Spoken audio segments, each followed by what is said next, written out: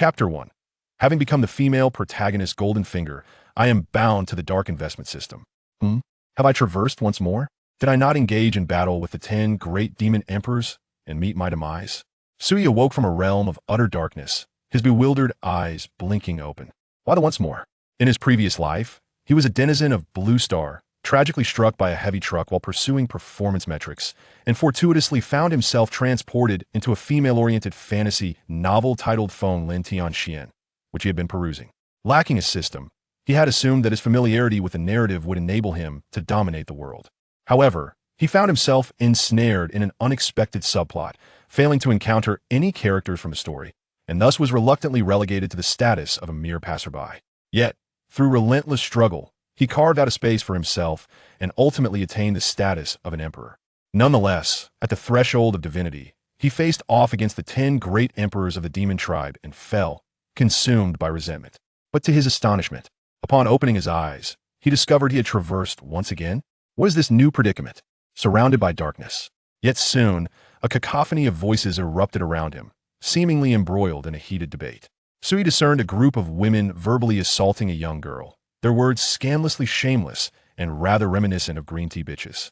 Xian, in sacred sect. Qing, Xian Hall. I never anticipated, Qinghuan, that your journey to Kunlun realm would yield 2 sacred herbs for our holy sect, one a century old, and the other a millennium. Should you consume them, you could directly gain decades of cultivation. However, Qinghuan, you possess extraordinary talent, having already reached the celestial sovereign realm at such a tender age. Consuming this millennium herb may not yield substantial enhancement. Perhaps it would be better to bestow it upon Meng. She is young and at a pivotal stage for refining her roots, making this millennium herb perfect for her cultivation. An elderly woman's voice echoed in the grand hall, her gnarled hands clasping 2 sacred herbs radiating a potent medicinal aroma, unmistakably indicating their extraordinary nature. Upon hearing the elder's words, the girl clad in white hesitated, a flicker of uncertainty crossing her stunning features. Qinghuan, you're the senior sister, you ought to make way for the junior sister. Have you forgotten the principles your master imparted to you? Selflessness is an indispensable quality for cultivators and a cherished virtue. Noticing the girl in white falter, the elder frowned and chided gently. Indeed, senior sister, you have already reached the celestial sovereign realm. A century or millennium holds little significance for you. Why contend with the junior sister? Exactly. Even if you use them, they would be of little benefit. It would be better to allow the junior sister to refine her roots. Surrounding girls chimed in, their chatter further bewildering the girl in white. Witnessing this scene, the girl in the green palace dress, concealed behind the elder, wore a smug smile, which quickly morphed into a thought of grievance as she softly remarked, Master, sisters, it's really nothing. These 2 sacred herbs were acquired by senior sister during her trials in Kunlun realm. Meng is deeply fearful and unworthy of them. Moreover, if senior sister is unwilling to give them to Meng, she could simply journey to Kunlun realm herself to seek sacred herbs for her own cultivation. As she spoke, the girl in the green dress clenched her fists, her small face radiating determination. Nonsense. The Kunlun realm can only be accessed by cultivators of the divine ability realm. You, little girl, would only be courting death. Upon hearing this, Tianjinren shot her a glare. Then, turning her gaze back to the girl in white, she frowned, her tone tinged with dissatisfaction. Qinghuan, Meng has reached the point where she must seek sacred herbs in Kunlun realm to refine her roots. As a senior sister, are you truly unwilling to lend this small favor? Indeed, who would have thought that a single millennium herb would reveal the depths of human malice? Sigh. Let's not even mention ourselves. It's likely that even if Master were gravely injured and in need of sacred herbs for healing, senior sister would hesitate to part with this millennium herb. Surrounding girls sighed in agreement.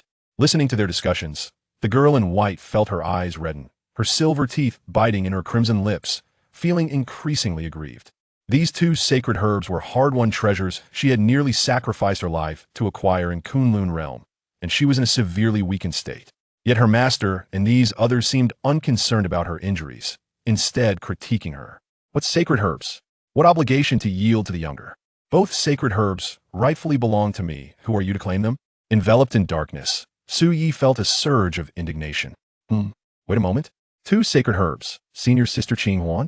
Isn't this precisely the opening scene of the female-oriented novel Feng Lin Tianxian that he had been reading? Had he finally crossed into the main storyline? The female protagonist, Luo Qinghuan, was bound by moral constraints, compelled to yield a millennium-sacred herb she had risked her life to obtain to her junior sister. Suyi had nearly been dissuaded from reading at that point, his anger boiling over. He longed to leap into the narrative and strike down that insufferable green tea junior sister. But just then, the surrounding darkness abruptly transformed into beams of radiant light. Suddenly, an elderly woman's unsightly visage appeared before him. Then, the people around him, including the green-dressed girl feigning innocence behind the elder, materialized in his view. At this moment, it seemed as though all their gazes were fixed upon him. Suyi was momentarily taken aback, instinctively raising his hand to observe his exceedingly slender fingers, delicate and beautiful. Gasp! In that instant, he staggered, his expression shifting dramatically. He inwardly exclaimed, "What the hell?" Good news. He had traversed once more. Even better news. He had found himself in the body of a female, and not just any female, but the very body of the female protagonist of Feng Tianxian. Wait, why is this even better news? So he felt compelled to clarify he was not a pervert. He was a decent individual, a paragon of virtue. Congratulations, host. You have bound to the exclusive dark investment system. At that moment, a cold electronic female voice resonated. Dark investment system? Upon hearing the system's voice, Suyi was momentarily stunned. Well, he hadn't been endowed with a system in his previous life, and now he was bestowed with a rather peculiar one. Under the host's influence, each time Luo Qinghuan undergoes a dark transformation, rewards will be granted.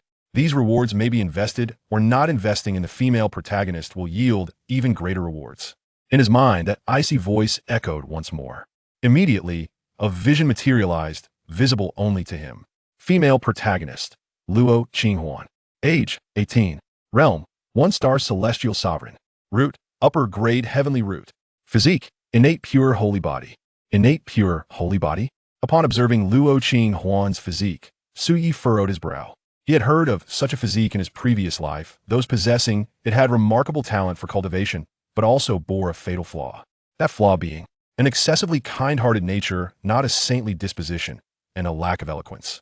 No wonder she was being forced into such a predicament. Luo Qinghuan had refrained from contesting with these green tea bitches, not out of lack of desire, but due to the influence of her physique which rendered her incapable of rebuttal.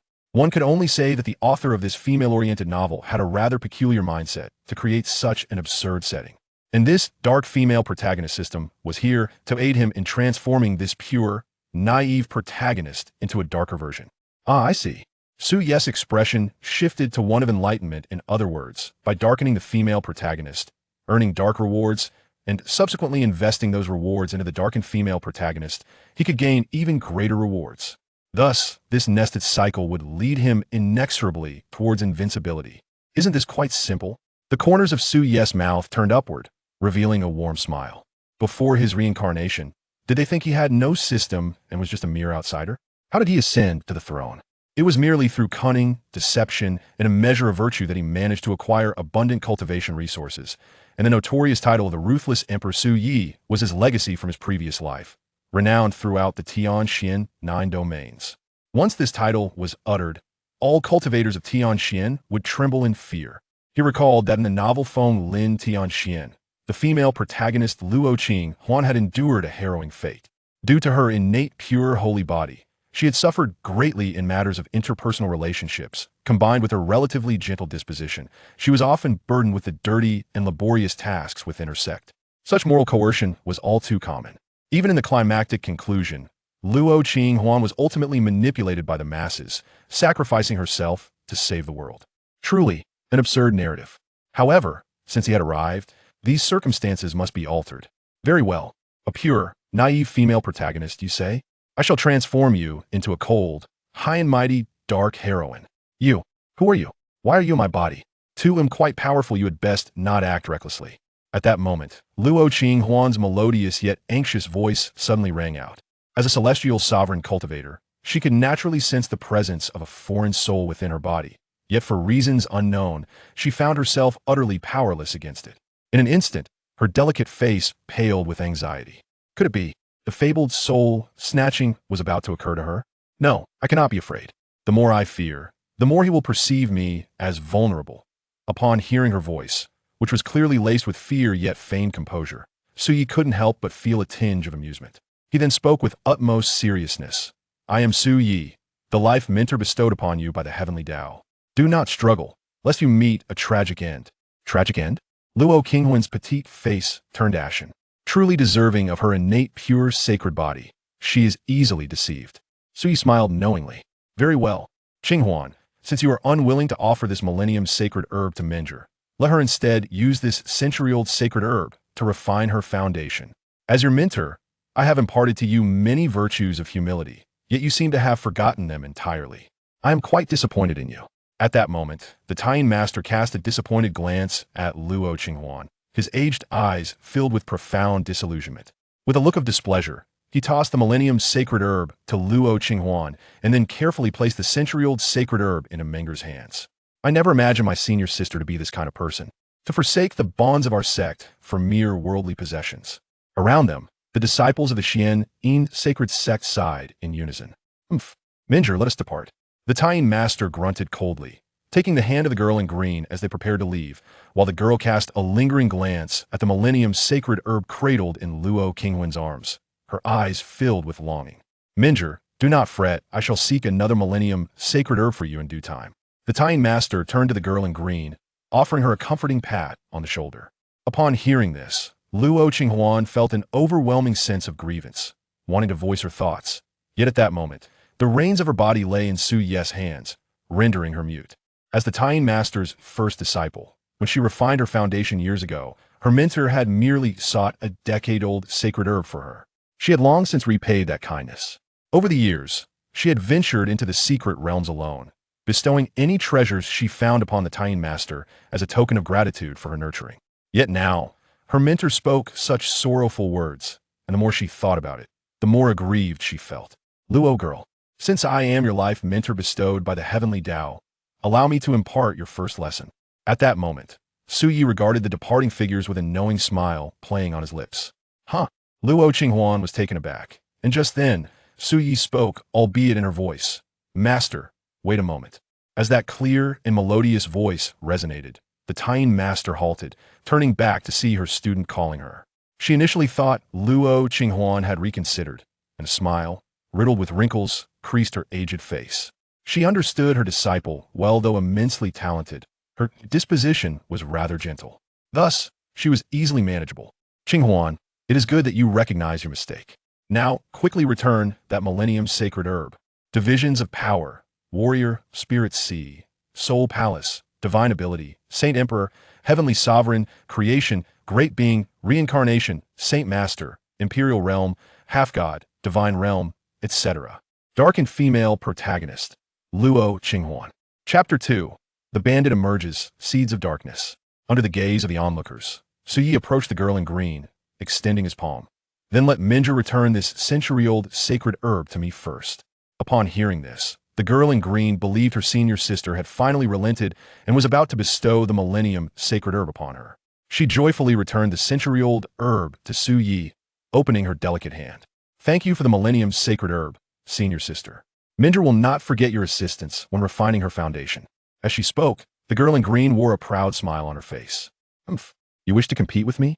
I am a cherished one in the hearts of the master and my senior sisters. The sacred herb you fought so hard to obtain will ultimately be used by me, whether you like it or not. Is that so? A scornful smile crept upon Su Yi's lips as he unapologetically snatched the century-old sacred herb from the girl in green. Then, amid the astonished gazes of the crowd, the storage ring in his hand shimmered, and he directly absorbed both sacred herbs within. Qinghuan, what do you mean by this? Upon witnessing this scene, the smile on the Taiyin master's face stiffened, leaving her momentarily dumbfounded. What are you doing? Luo Qinghuan, equally bewildered, felt a rush of shame as all eyes fell upon her. She longed to disappear into the ground. As a being of innate pure sacred body, if placed in Blue Star, she would be the epitome of social anxiety. Too kind-hearted, this girl. Such a dreadful constitution. Luo girl, this is the first lesson I wish to impart to you. Since both sacred herbs were obtained through your sacrifice, why should you bestow them upon her?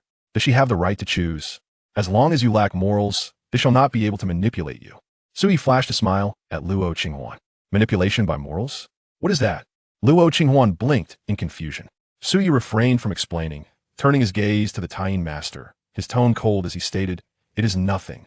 Both of these sacred herbs were obtained by me from the Kunlun mirror, and they rightfully belong to me. Even if they hold no value for me, I can toss them to the dogs, and you, master, seem to lack the authority to intervene.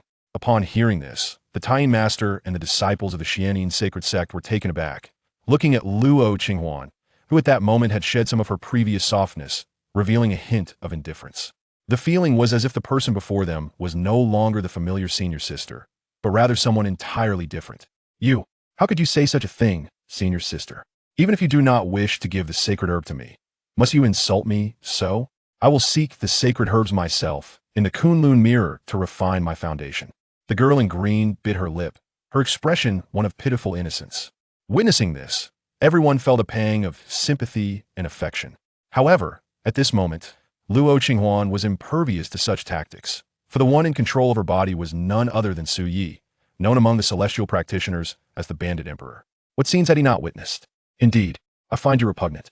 Su Yi nodded, openly admitting it. Do not speak of this millennium sacred herb. Even using a century-old herb on you would be a waste. 1 year of cultivation, and 15 years have passed. Now your cultivation barely amounts to the spirit sea realm.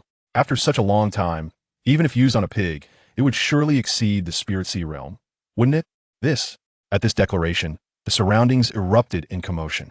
No one expected the usually gentle senior sister to reveal such sharpness and stunning rhetoric. Senior sister, even if you are materialistic and reluctant to give me the sacred herb, there is no need to demean me so. I will simply seek the sacred herbs myself. The girl in green gritted her silver teeth, maintaining her pitiful demeanor.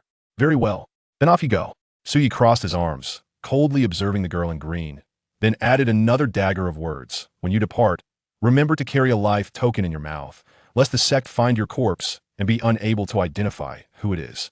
After all, only cultivators of the divine ability realm can enter the Kunlun mirror, and you, my dear, are far from it. The girl in the green dress was momentarily taken aback by Su Ye's remarks, her eyes gradually reddening until she burst into tears. Such a trifling green tea. How could her tactics possibly compare to those of the notorious Bandit Emperor? Luo Qinghuan, you have gone too far. How could you make your junior sister cry? Upon witnessing the girl's heart-wrenching sobs, Master Taiyin's expression darkened, and he scolded her sternly. Make my junior sister cry? Ah, master, you jest. It was clearly my junior sister who overstepped her bounds, attempting to venture to the Kunlun mirror and test her fate. As her senior sister, I merely dissuaded her with kind words, and she was so moved that she wept. How can this be construed as my fault? She replied, arms crossed, with a serious demeanor. You, Master Taiyin, biting down on her yellowed teeth, was taken aback by her disciple's unexpected demeanor. She then coldly huffed. You dare to defy your elders and bully your peers? I shall send you to the law enforcement hall for a period of reflection. Is that so? In response, Xia remained unfazed, maintaining her crossed arms and gazing at Master Taiyin with mockery. If my memory serves me right, our Xuantian sacred sect values strength above all. I'm among the most distinguished young prodigies of our sect. Should the sect leader learn that you are coercing a prodigious disciple to relinquish a millennium-old sacred herb, an invaluable cultivation resource, for someone whose aptitude pales in comparison, how might the leader reprimand you? You. At her words, Master Taiyin's lips twitched uncontrollably. She was well aware of such regulations, yet previously, due to Luo Qinghuan's gentle nature, she had been able to manipulate the situation at will. Now, however, she had not anticipated that this stubborn girl would suddenly adopt such a strong stance. For a moment, silence enveloped the surroundings. So, how does it feel, Luo girl? Is it exhilarating? Siyu asked with a smile, directing her question at Luo Qinghuan as they stood in silence. Luo Qinghuan bit her silver teeth, although these words were not her own. They escaped her lips as if she had experienced them firsthand, evoking an indescribable sensation.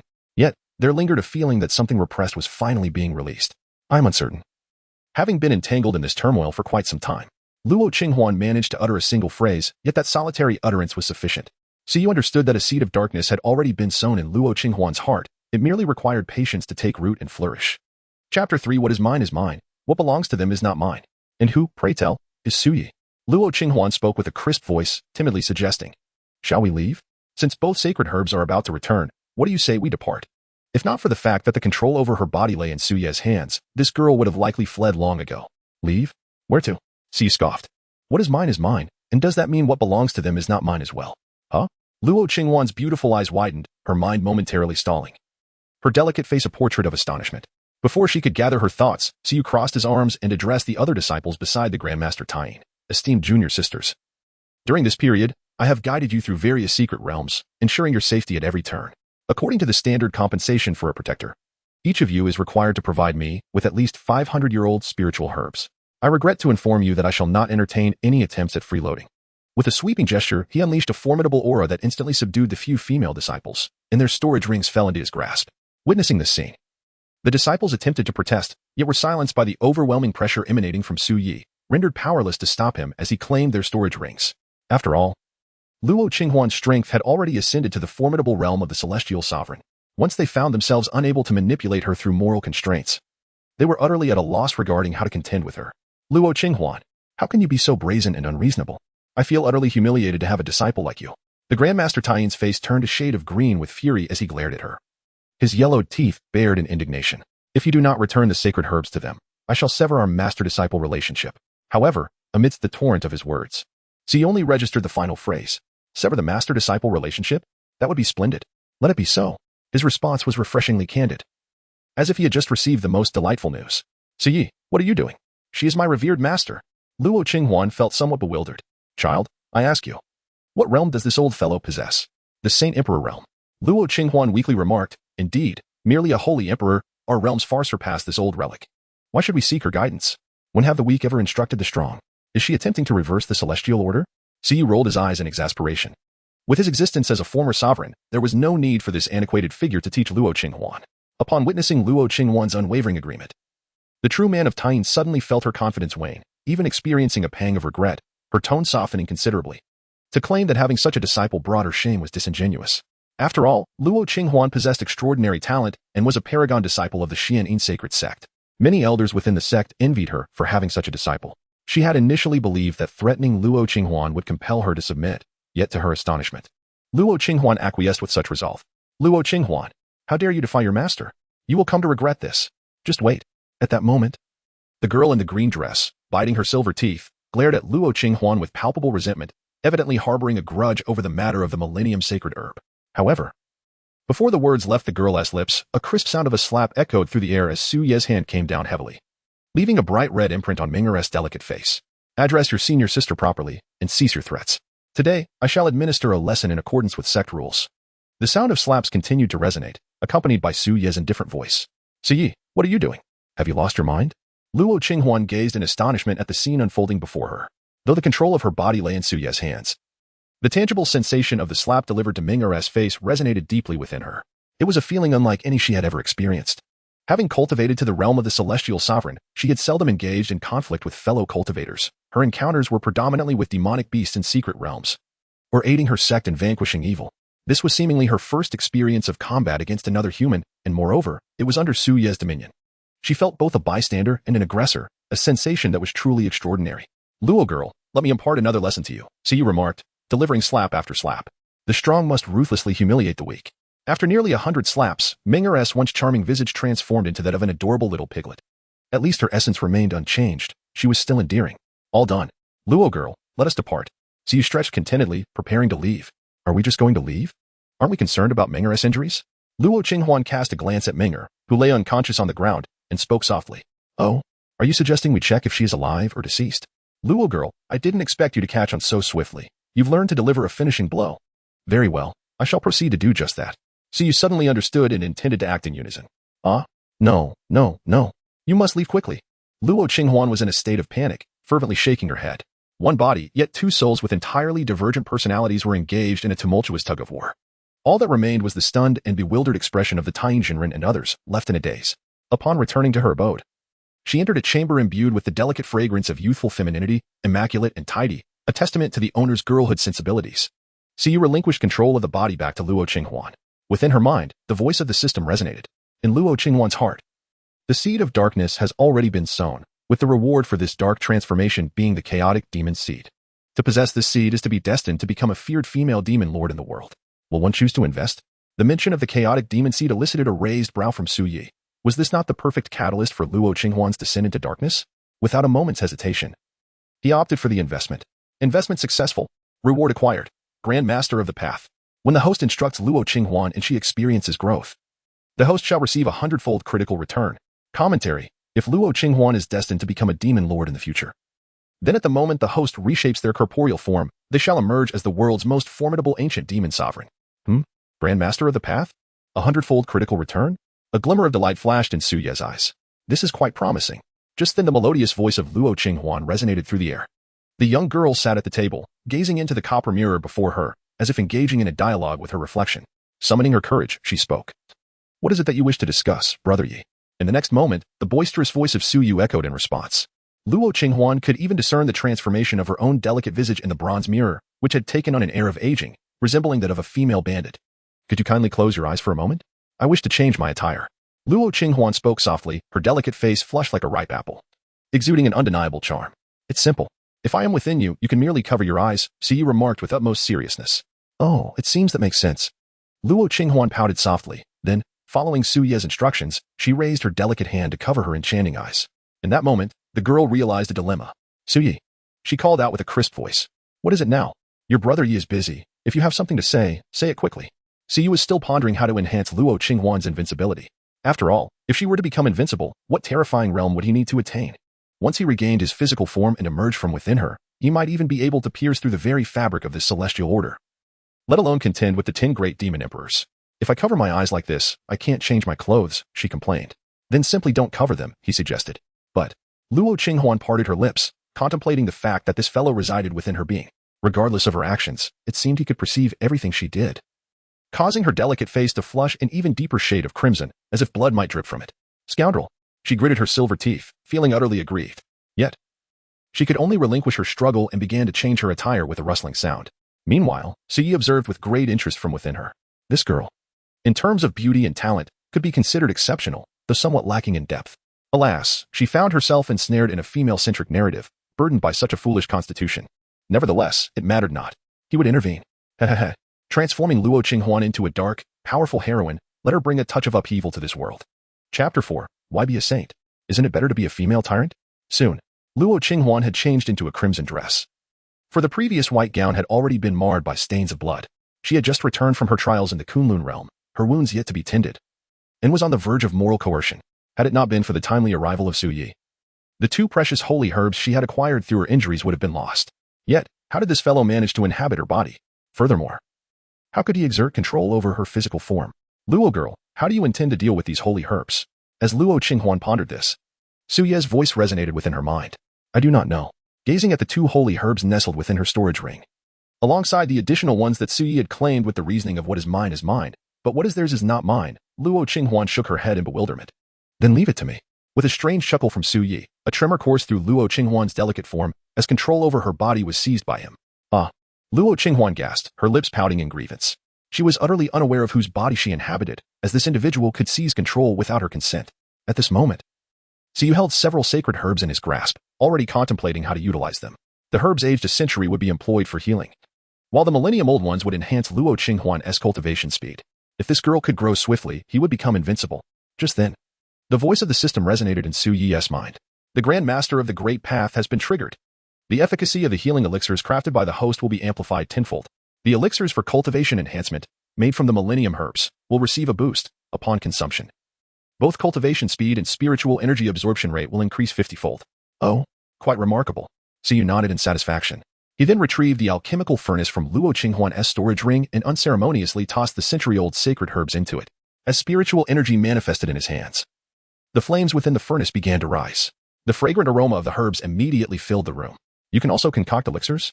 Luo Qinghuan gazed in astonishment at the scene before her.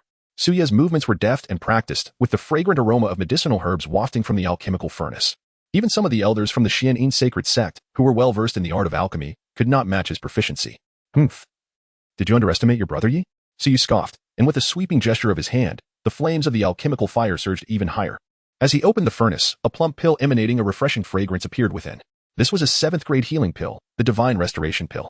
It is a pity, my dear girl, that your foundational skills in alchemy are lacking. Otherwise, you could have aspired to create a 9th-grade pill. Su Yu remarked with a hint of regret as he retrieved the pill from the furnace. 7th-grade pills, indeed? Luo Qinghuan covered her small mouth, unable to suppress a gasp. Within the Xuantian sacred sect, the ability to concoct 7th-grade elixirs was reserved for elders of the alchemy peak. Look at your naive demeanor. You should earnestly study the art of alchemy. Forget about the sacred grade elixirs. Even imperial-grade medicines could be crafted by your brother Yu. Su Yu cast her a sidelong glance. Imperial grade? The little girl was utterly terrified.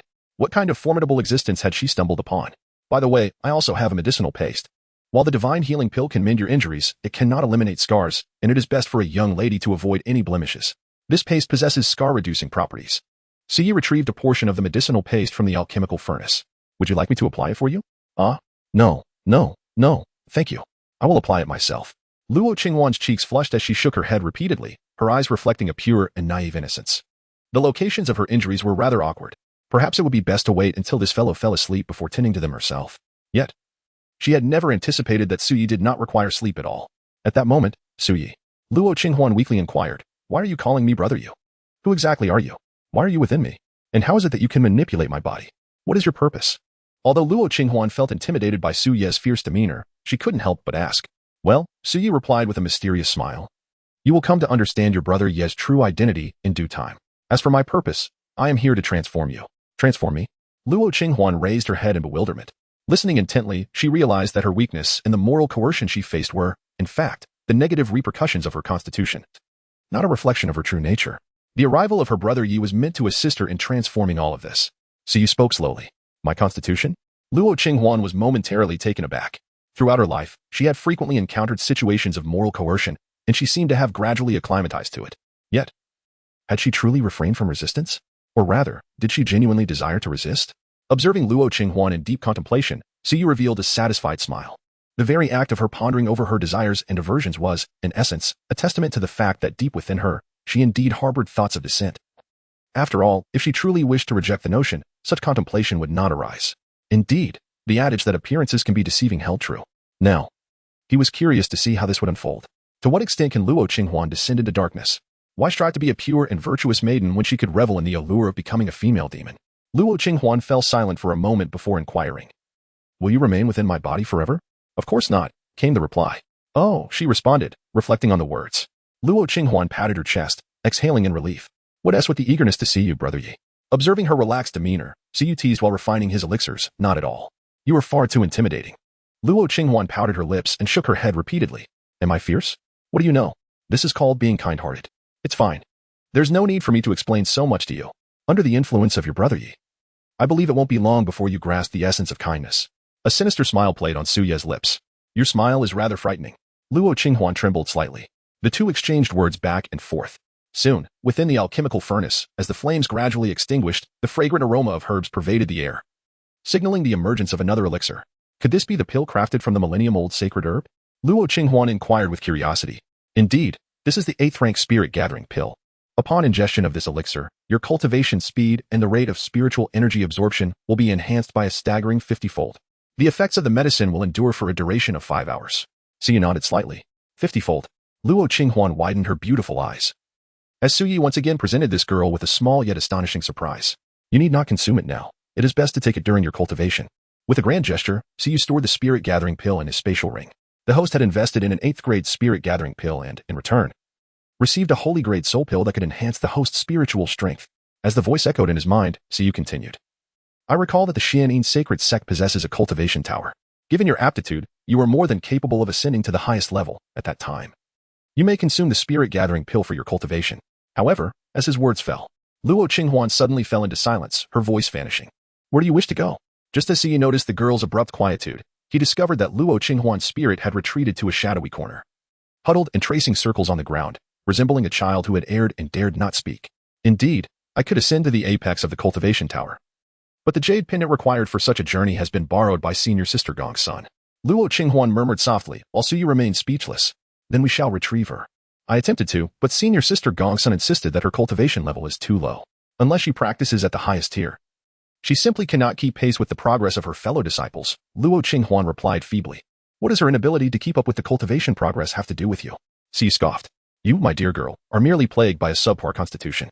Nevertheless, it matters not. Your elder brother Yi will intervene on your behalf." With that, he prepared to set off.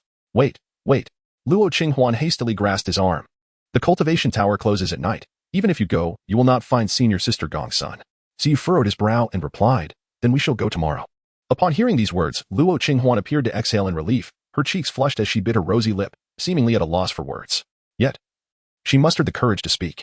"Suyi, could you please return my body? I just returned from Kunlun today, and I wish to take a bath. Consider it done." Suyi replied, raising an eyebrow with efficiency. "Thank you," Luo Qinghuan uttered softly. Hearing her gratitude, so you couldn't help but chuckle. After all, this body has always belonged to her. It made him think of those innocent university girls from his past life on Blue Star. If they were ever taken away, they would probably thank the captor as well. Yet, he pondered, while I say I'll return it, will I truly do so? Your brother you will help you wash. We're like family, he declared. Huh? What? As she watched Siyi take control of her body and stride into the bath, Luo Qinghuan stood frozen. Her face a deep crimson, her fragile spirit enveloped in a mist of embarrassment. The next day, at the Xuantian sacred sect training tower. Though the tower had yet to open, a throng of disciples had gathered outside, eagerly awaiting their turn. As a premier force in the Xuantian sacred sect had limited training resources, most of which were acquired by disciples during their expeditions into secret realms. The training tower represented one of the few communal resources available, hence its popularity among the disciples. The tower consisted of 9 levels, the higher the level, the denser the spiritual energy contained within. However, entry to the upper levels required a special jade pendant, typically awarded only to disciples with exceptional talents or significant contributions to the sect. At that moment, an elderly man appeared. Leaning on a cane and clad in a gray robe, his red hair striking contrast. He surveyed the crowd and proclaimed, "The time has come. Step back, children. I shall now open the training tower." With a thunderous roar, the tower responded, its doors swinging wide, a wave of heat surging forth. The training tower is now open. Disciples, please enter in an orderly manner. As the old man's words echoed, the disciples rushed eagerly into the tower. Outside, a group of young women huddled together. "Gongsun, aren't you entering the training tower? If you wait too long, there may not be any spots left," a girl in a pink dress remarked, glancing curiously at a girl in a red dress, who stood motionless by the open doors. And ran, "Don't worry about Gongsun. She can access the 8th level and won't be competing with us for the lower levels," another disciple chuckled, covering her mouth. "What? Gongsun can enter the 8th level?" And Ran exclaimed, her eyes widening in disbelief. "Isn't her talent the same as ours? How can she go to the top level?" "Humph." The girl in red scoffed, irritation flickering across her features. With a flicker of light from her storage ring, she produced a translucent jade pendant. "This is indeed a pendant for higher levels." And Ran's gaze widened in surprise as she recognized the character Luo engraved on the back. "This is Luo's pendant. She lent it to Gongsun?" "Indeed. Luo is so kind-hearted, lending even such valuable items. Once Gongsun is done with it, we should borrow it too. Luo is so generous, she'll surely lend it to us as well," a few other disciples chimed in, grinning. "Humph. Luo has extraordinary talent. The training tower is likely trivial for her. Since it would be a waste to leave it unused, why not let me make use of it for her? Luo should be grateful that I'm putting it to good use," Gongsun sneered, lifting her elegant neck. "All right, you go ahead. I wouldn't want the training tower to fill up," she waved her hand dismissively. Hearing this, and Ran and the others could only nod in envy. Just as they were about to turn away, a melodious voice rang out. "Gongsun." They turned instinctively to see a stunning girl in a white dress approaching, her beauty making even the flowers pale in comparison. Luo? And Ran blinked in surprise. "Qinghuan, what brings you here?" Gongsun asked, her brow furrowing slightly as she quickly concealed the jade pendant, masking her expression with a smile as she approached. At that moment, the girl nibbled her lip, her lovely face displaying a hint of conflict. "Luo, why are you still standing there? Hurry and ask for the pendant back." Cus' impatient voice echoed in her mind. I don't know how to ask," she stammered. Luo Qinghuan hesitated slightly. "Did I not instruct you on how to speak up? Or perhaps you wish for brother Yi to assist you once more during your bath?" I do not want that." Upon hearing this, Luo Qinghuan's delicate face instantly flushed a deep crimson. Listening to Luo, one realizes that in order to alter one's circumstances, it is imperative to overcome the detrimental effects of one's constitution. Striving to take that initial step is the true commencement of success, Siyu earnestly advised.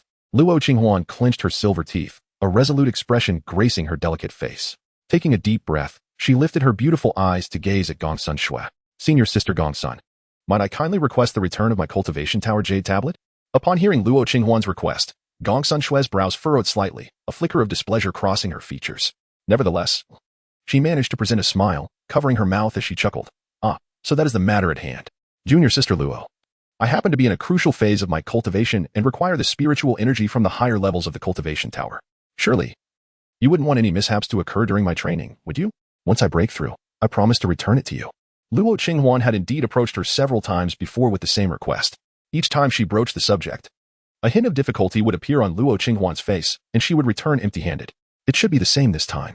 However, senior sister, I wish to cultivate as well. Yet, this time, the young girl gazed directly at her, though a hint of timidity lingered on her delicate face. Her gaze did not waver. Upon hearing Luo Qinghuan's words, Gongsun Shui was momentarily taken aback. She did not expect that the usually yielding Luo Qinghuan would express herself so boldly this time.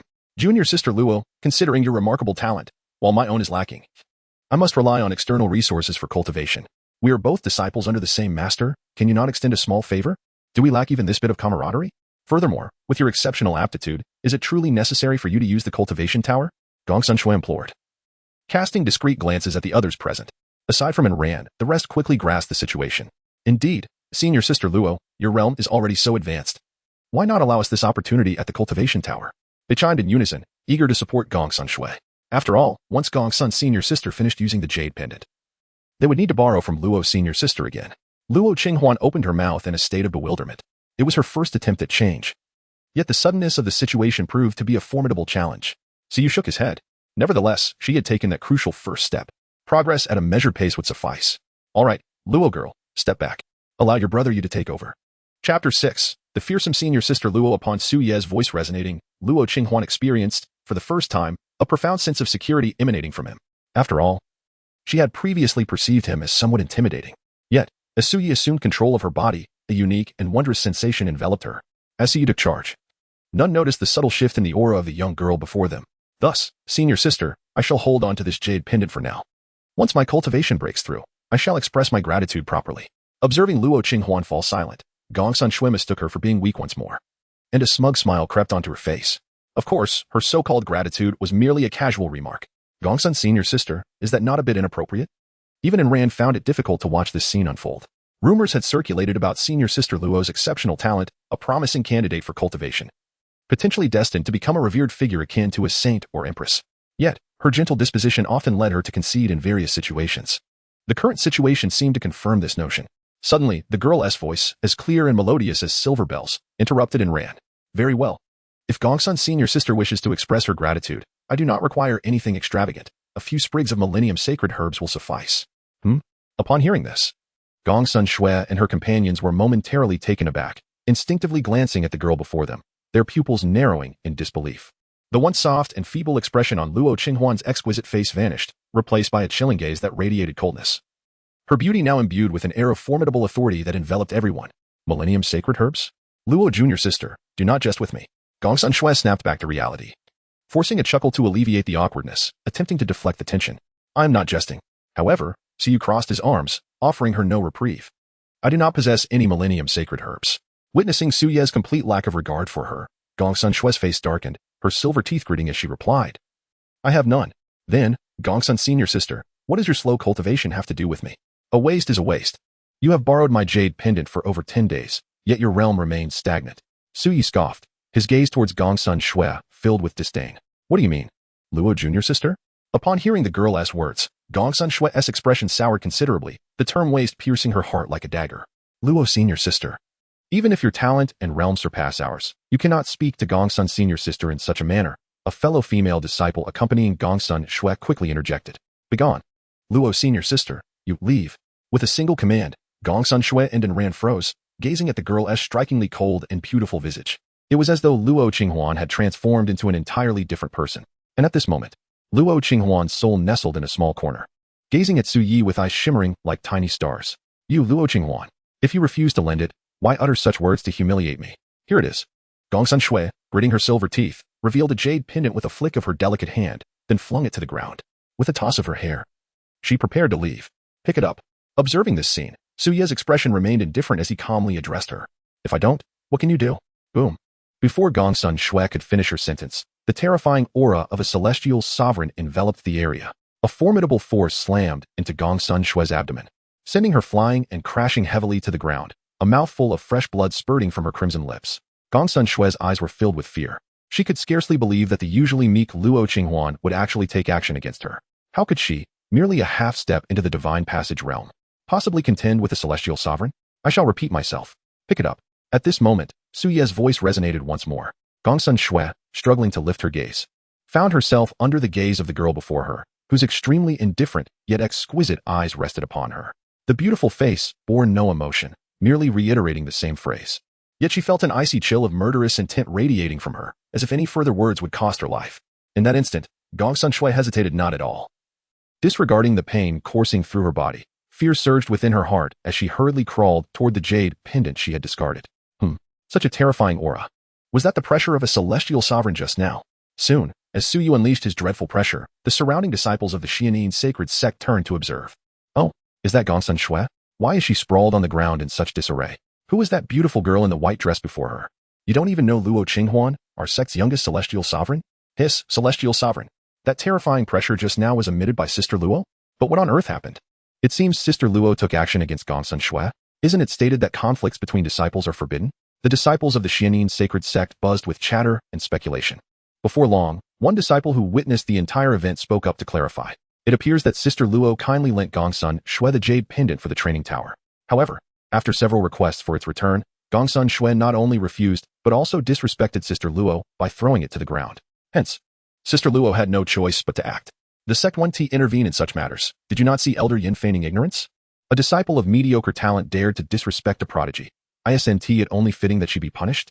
Upon hearing this, many turned their gaze towards Elder Yin, who sat with closed eyes, clearly indifferent to the situation. But didn't they say that Sister Luo has a good temperament and is quite gentle?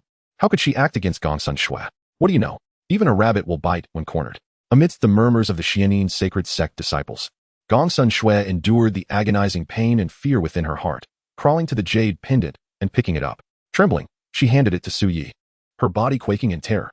Luo, sister, I return this pendant to you. This matter is my fault, and I apologize.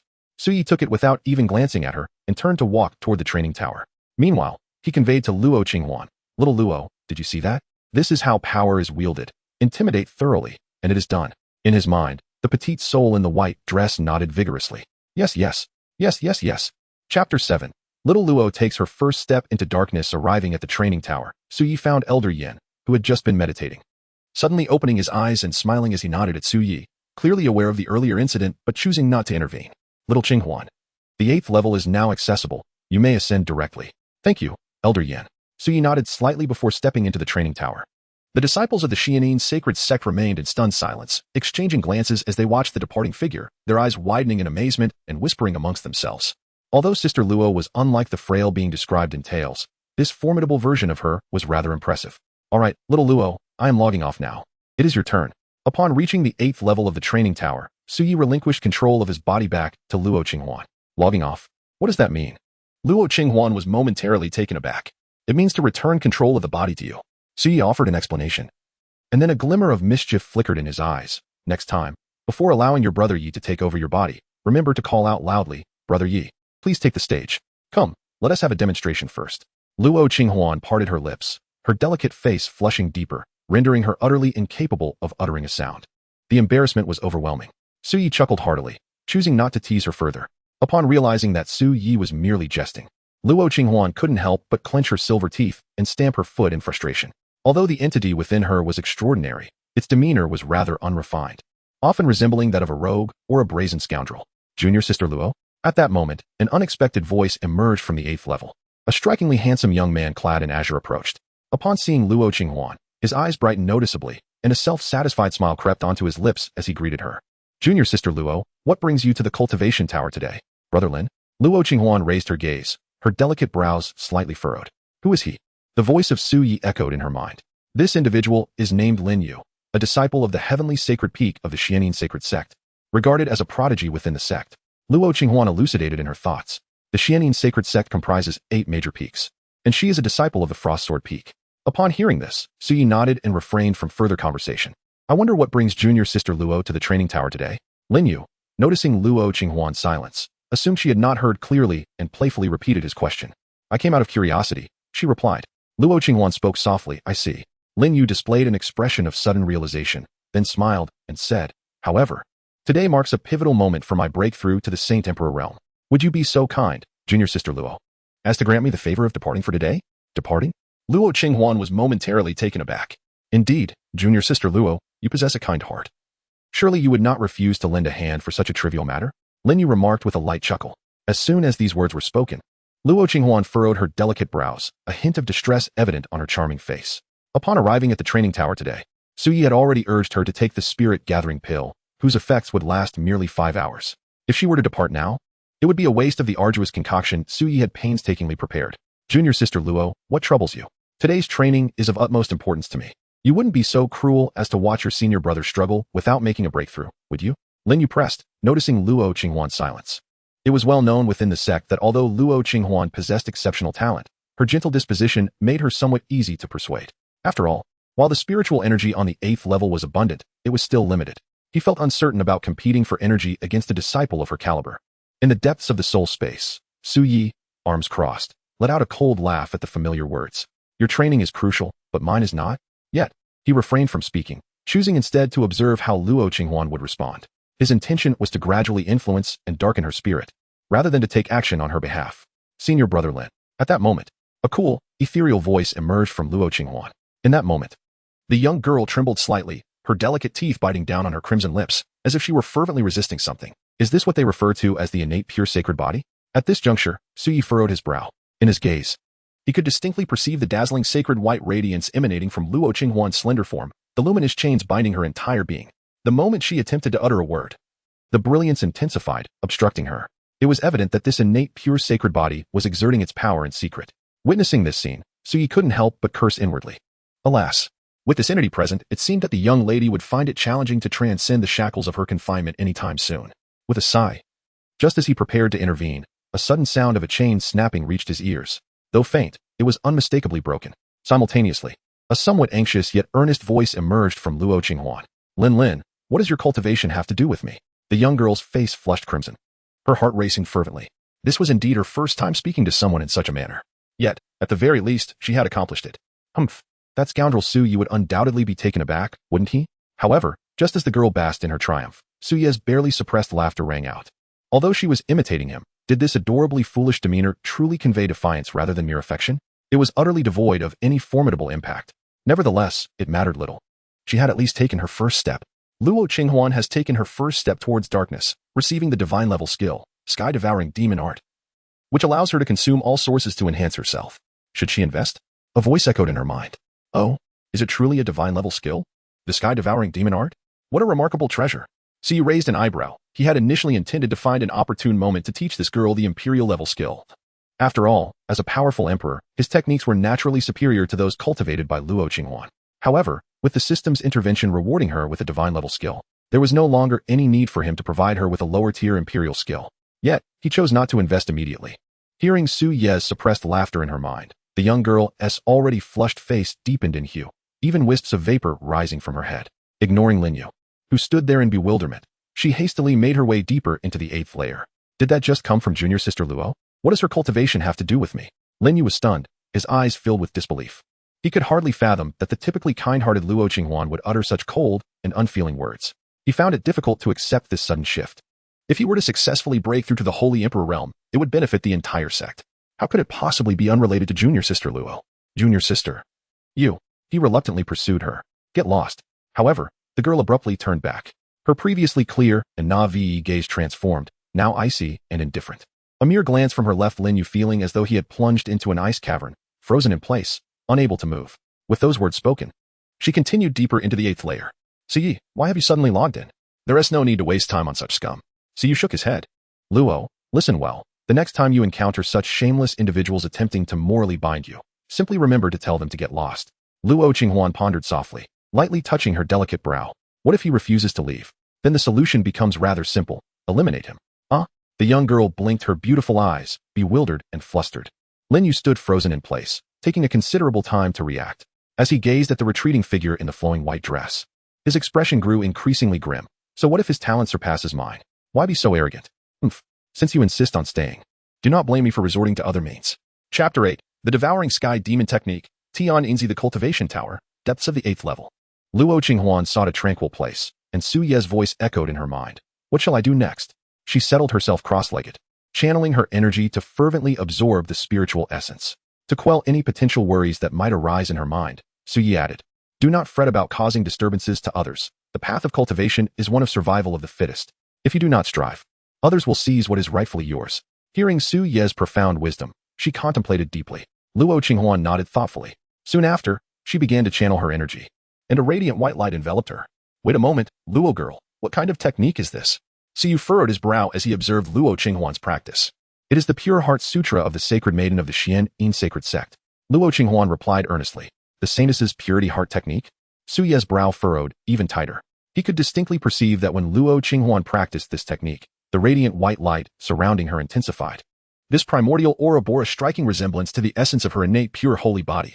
Should Luo Qinghuan continue to cultivate this technique, The constraints imposed by her innate pure holy body would only grow stronger.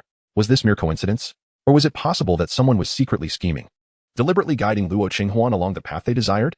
"Si, what troubles you?" The playful voice of Luo Qinghuan echoed.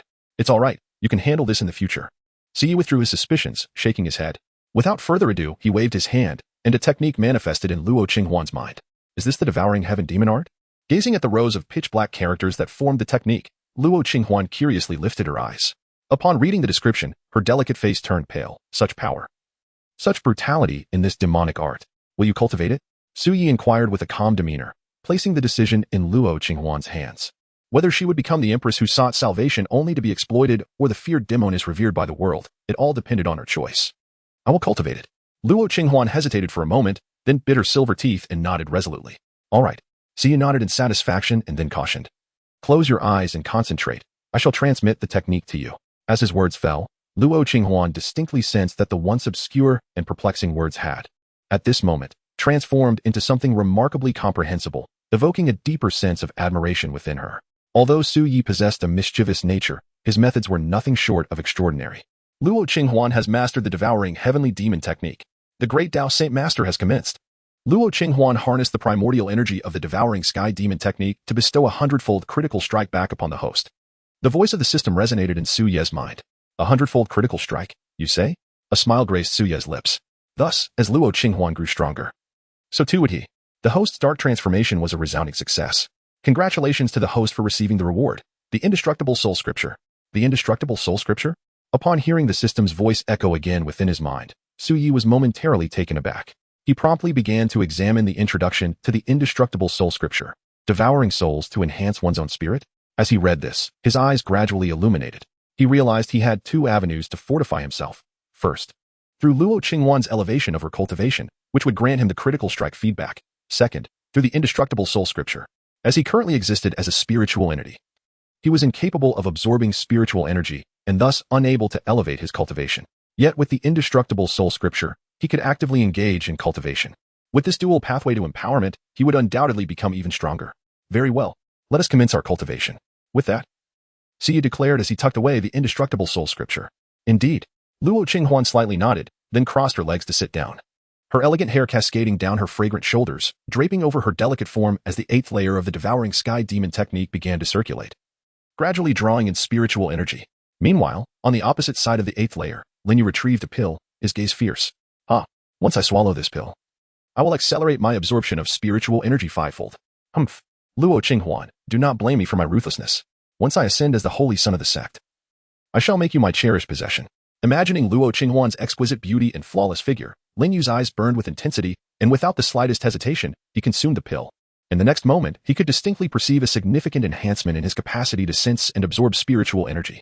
Immediately, Linyu began to greedily draw in the spiritual energy of the 8th layer. However, at that moment, a tremendous force erupted. The spiritual energy of the 8th layer vanished in the blink of an eye, like a river run dry, leaving not a single drop behind.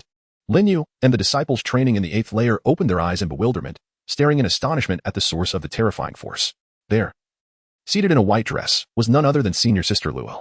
As Su Yi led Luo Qinghuan into the training tower, the Tang master had already arrived at the entrance of a tightly shut cave dwelling, dragging along the disheveled Ming'er. "Elder Tianyin, I come to seek an audience with Ming'er." "Ming'er?" Soon, a hoarse, unpleasant voice echoed from within the cave, akin to the grating sound of sawing wood. "My precious great-granddaughter is not in such a pitiful state." "Great-grandmother, I am truly Ming'er," she protested, her eyes brimming with tears. "What? You are really Ming'er?" With a resounding boom, the cave door swung open. A gaunt, hunched old woman appeared before them. Upon seeing the battered Ming'er, her expression shifted dramatically, a flicker of rage igniting within her hollow eyes. "Who dares to lay a hand on my precious great-granddaughter?" "Woohoo! Great-grandmother, you must seek justice for Ming'er," she cried, recounting Luo Qinghuan's atrocities with embellishments. "Humph. So you're saying this Luo Qinghuan possesses a millennium-old sacred herb, fully aware that you are in a critical phase of bone refinement, and yet, she refuses to assist you, even wasting the herb and humiliating you? Such lack of virtue and love. Does she not understand that aiding her fellow junior sister equates to aiding herself? Truly infuriating. Tianyin, how have you been educating your disciples?" Elder Tianyin's eyes were filled with fury as he fixed a penetrating glare on the trembling Tianyin master, reprimanding her. Upon hearing this, the Tianyin master's face flushed crimson as she hurriedly explained, "Elder Tianyin, please do not be angry. I had no idea that this rebellious disciple would act so unruly and disrespectfully. I do not teach her this way. As for supporting Meng'er, I am only at the Holy Emperor realm, while that rebellious disciple has already reached the Heavenly Sovereign realm. I am powerless to assist, and moreover, she has severed her master-disciple relationship with me. What? Severed the master-disciple relationship? How outrageous. She shows no humility, no respect for her teachers. She has truly gone too far. Elder Tianin's anger turned to mocking laughter upon hearing this. Tian, go, bring that wretch to me. I shall teach her a proper lesson. Yes, Elder Tianin. The Tian master nodded vigorously. Hearing that her great-grandmother would stand up for her, Meng'er's eyes sparkled with joy as she clung to the old woman's skeletal arm. Sweetly pleading, great-grandmother, that millennium-old sacred herb must be offered as an apology to your precious great-granddaughter. Elder Tianin affectionately ruffled Meng'er's disheveled hair, then coldly remarked, no, that is insufficient. At the very least, we need 10 such herbs. Thank you, great-grandmother. Meng'er's eyes shone with even greater delight. Elder Tianin, that rebellious disciple has already reached the Heavenly Sovereign realm. Her strength is considerable. The Tian master furrowed her brow. Heavenly Sovereign realm, is it? I do not fear her. Elder Tianin snorted dismissively, sweeping her sleeves, and the aura of a transformative realm expert enveloped the area. Why have you not captured that wretch to apologize to my precious great-granddaughter? Yes. Chapter 9. Words may be weak, but strength is enough to suppress all in the training tower. Lin Yu and the other disciples of the Xuantian sacred sect gazed in astonishment at the white-clad figure seated cross-legged. In merely a few dozen minutes, the entire spiritual energy of the 8th layer had been completely drained. Is that Senior Sister Luo? Does she possess such terrifying talent? How could she absorb all the spiritual energy of the 8th layer in less than an hour? At that moment, the disciples exchanged bewildered glances. Although Luo Qinghuan had visited the 8th layer before, she had only absorbed a small amount of spiritual energy and left. How could she now completely deplete the 8th layer? The most perplexed of all was Lin Yu. The pill he had painstakingly acquired was intended for use at the moment of his breakthrough to the Holy Emperor realm. Yet now, it was wasted, and his aspirations for the Holy Emperor realm had vanished. Boom. At this moment, as the massive influx of spiritual energy surged into her delicate form, Luo Qinghuan's aura steadily rose. Luo Qinghuan has ascended to the 3rd star of the celestial venerable realm. Congratulations to the host for receiving 100-fold critical feedback, resulting in an enhancement of the host's soul strength, accompanied by the continuous chime of system notifications in his mind. Suyi could distinctly sense the fortification of his soul's potency. In the blink of an eye, he soared from the initial martial artist level, forging his spiritual sea, establishing his soul palace, acquiring divine abilities, and breaking through both the sacred emperor and celestial venerable thresholds until he finally reached the realm of transformation. Is this the realm of transformation? Suyi raised an eyebrow, slightly taken aback. He had not anticipated that gaining such power would be so effortless. In his previous life, achieving the realm of transformation had required tremendous effort. He found himself eagerly awaiting the day when he could thoroughly corrupt Luo Qinghuan and reconstruct his physical form. What kind of terrifying existence would he become when that day arrived? When the host assumes control of Luo Qinghuan's body, he may choose to wield either her inherent power or his own, but he must ensure that the exertion remains within the limits of what her current body can withstand. At this moment, the system provided another reminder. Oh, is that so? That seems acceptable. Xia nodded slightly, reassured by the presence of such a trump card. Suyi, I have made a breakthrough, and I advanced 2 minor realms in one go. Is that too fast? The voice of the girl, tinged with a mix of apprehension and excitement, broke through. Fast? Xia replied with some annoyance. With your brother year-round, your cultivation speed will only accelerate further. Now, let us depart. Luo Qinghuan lightly nodded her head, rising gracefully. Just as she was about to depart from the 8th level, the disciples, still in a state of bewildered astonishment, finally came to their senses. Ah, so Sister Luo's talent is truly remarkable. It is the first time I have witnessed a disciple absorb such an abundance of spiritual energy from the 8th level in such a brief span of time. The disciples of the Xuantian sacred sect were utterly astonished. However, with Sister Luo having absorbed it all, what is left for us? As the crowd remained in shock, a timid voice suddenly broke the silence. Upon hearing this, the disciples exchanged glances of confusion. Indeed, she has absorbed it all. What is left for us? Luo Qinghuan, you are exceedingly selfish. You have consumed all the spiritual energy of the 8th level, leaving us, your fellow brothers, with nothing to cultivate. At that moment, Lin Yu, with a fierce glint in his eyes, stepped forward to chastise Luo Qinghuan. Yes, Sister Luo, while your prowess is undeniable, you must consider your fellow disciples as well. You have absorbed everything. What are we to do? The surrounding disciples of the Xuantian sacred sect seemed to find their voice, rallying in support. But I did not prevent you from absorbing the spiritual energy. If you chose not to, is that not your own decision? Faced with the collective outcry, Luo Qinghuan bit her lip, weakly countering. As her words fell, Lin Yu and the others' expressions turned dark as storm clouds. Huh. Suyi stifled a laugh. Though she may be clumsy with words, her retort struck true, leaving them defenseless. Of course, they wished to absorb it. but their innate talent paled in comparison to Luo Qinghuan's. Wasn't this merely an admission of their inferiority? I do not care. Luo Qinghuan, you must compensate me and our fellow brothers for the losses incurred. Ignoring the facts, Lin Yu's frustration boiled over. Indeed, Sister Luo must provide us with recompense. They had all heard tales of Sister Luo frequently visiting the Kunlun mirror for training. Surely she possessed a considerable supply of sacred herbs. Perhaps she could spare us a few to make amends for the spiritual energy she has taken from us. The surrounding disciples echoed in agreement. Luo Qinghuan was momentarily taken aback, suddenly recalling Su Ye's earlier words about dealing with shameless individuals. There was no need to engage with them. Simply telling them to leave would suffice. Thus, she shifted her tone and weakly uttered a single word, leave. Lin Yu and the others were momentarily stunned, still not fully grasping the situation. Luo, your tone lacks any real impact, they remarked upon hearing her. Luo Qinghuan took a deep breath, striving to emulate the state of emotional detachment that Su Yi exhibited when he controlled his body. Yet, no matter how hard she tried, she could not attain that sense of indifference. Suddenly, a spark of realization illuminated her beautiful eyes. Luo Shimi, you just said. At that moment, Lin Yu snapped back to reality, but before he could articulate his thoughts, the girl's delicate voice rang out once more. Leave. However, as her feeble voice echoed, an overwhelmingly terrifying aura erupted from her slender form. The formidable presence of a celestial sovereign surged forth, instantly causing Lin Yu and the others to pale, beads of cold sweat trickling down their brows.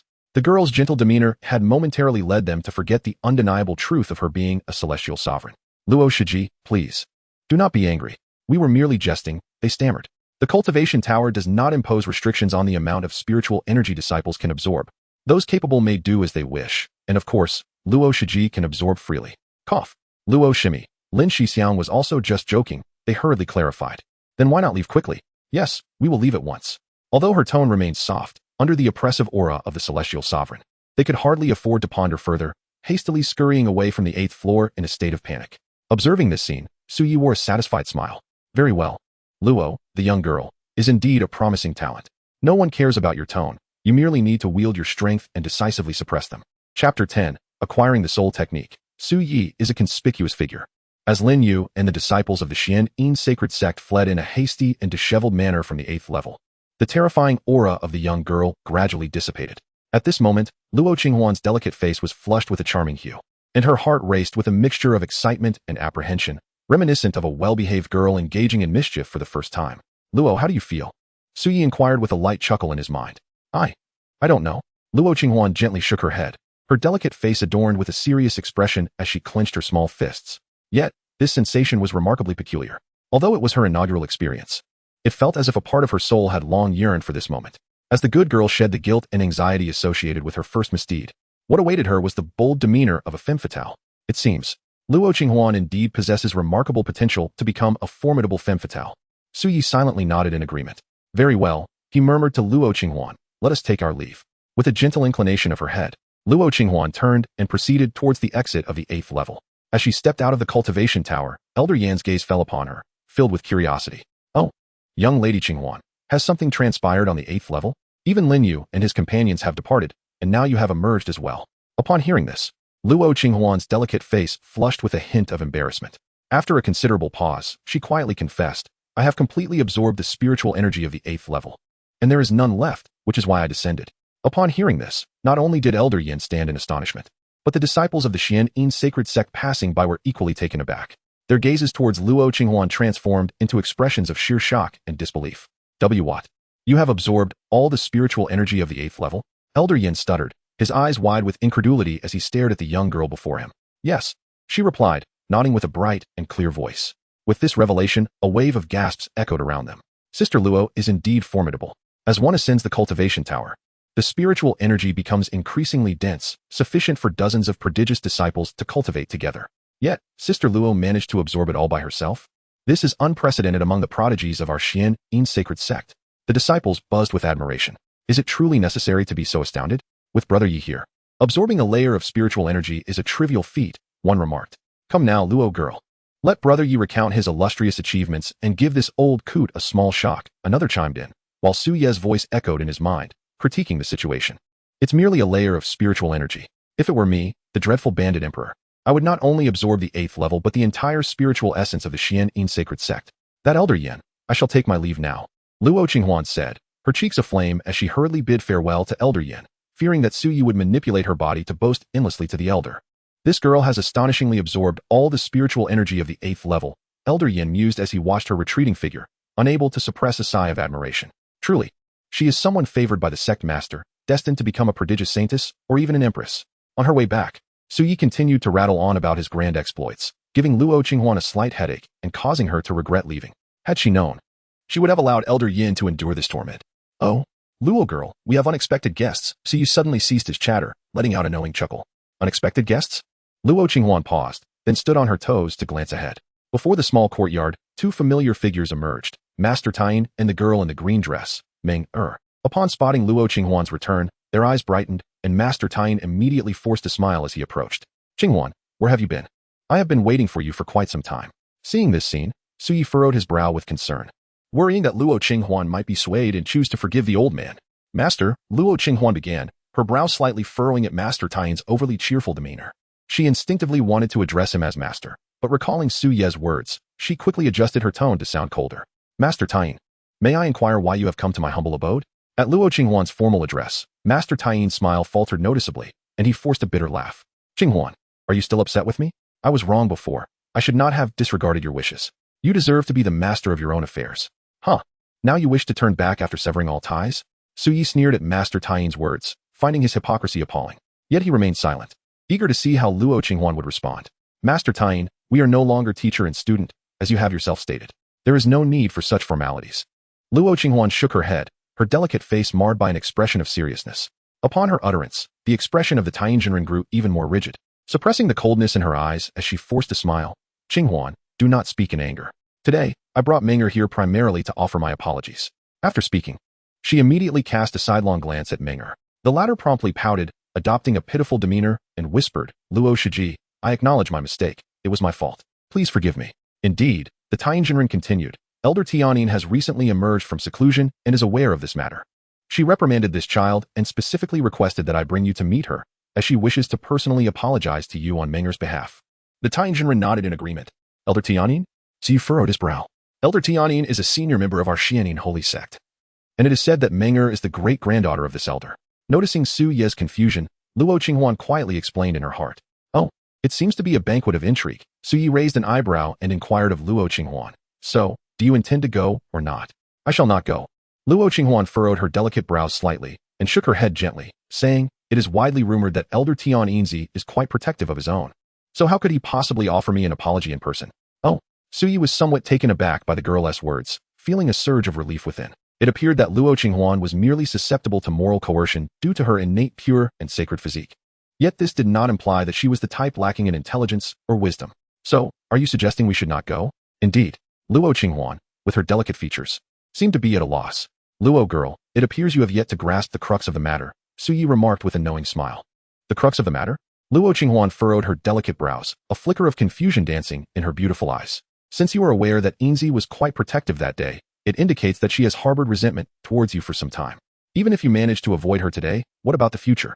Who's to say she won't covertly undermine you or create obstacles in your path? Su Yi elucidated. Upon hearing this, Luo Qinghuan furrowed her delicate brows, finding some merit in Su Ye's words. What should be done? Su Yi smiled mysteriously. I possess a benevolent solution. What solution? Luo Qinghuan inquired with curiosity. Let her pass away, and all will be resolved. Luo Qinghuan's beautiful eyes shimmered with uncertainty. You call this a benevolent approach, Su Yi? Is this what you deem kindness? Su Yi smiled silently. For a ruthless bandit, this was indeed kindness. It was said that Elder Tian Yin had reached the pinnacle of the celestial sovereign realm before his seclusion, and upon emerging, he must have ascended to the realm of creation. Certainly, I am no match for him. Luo Qinghuan shook her head. Creation? Huh. With you, Brother Yi, by my side. What is there to fear? You simply need to entrust your body to me. Hee hee. Su Yi chuckled softly. Upon hearing his light laughter, Luo Qinghuan instinctively wrapped her arms around herself, shivering.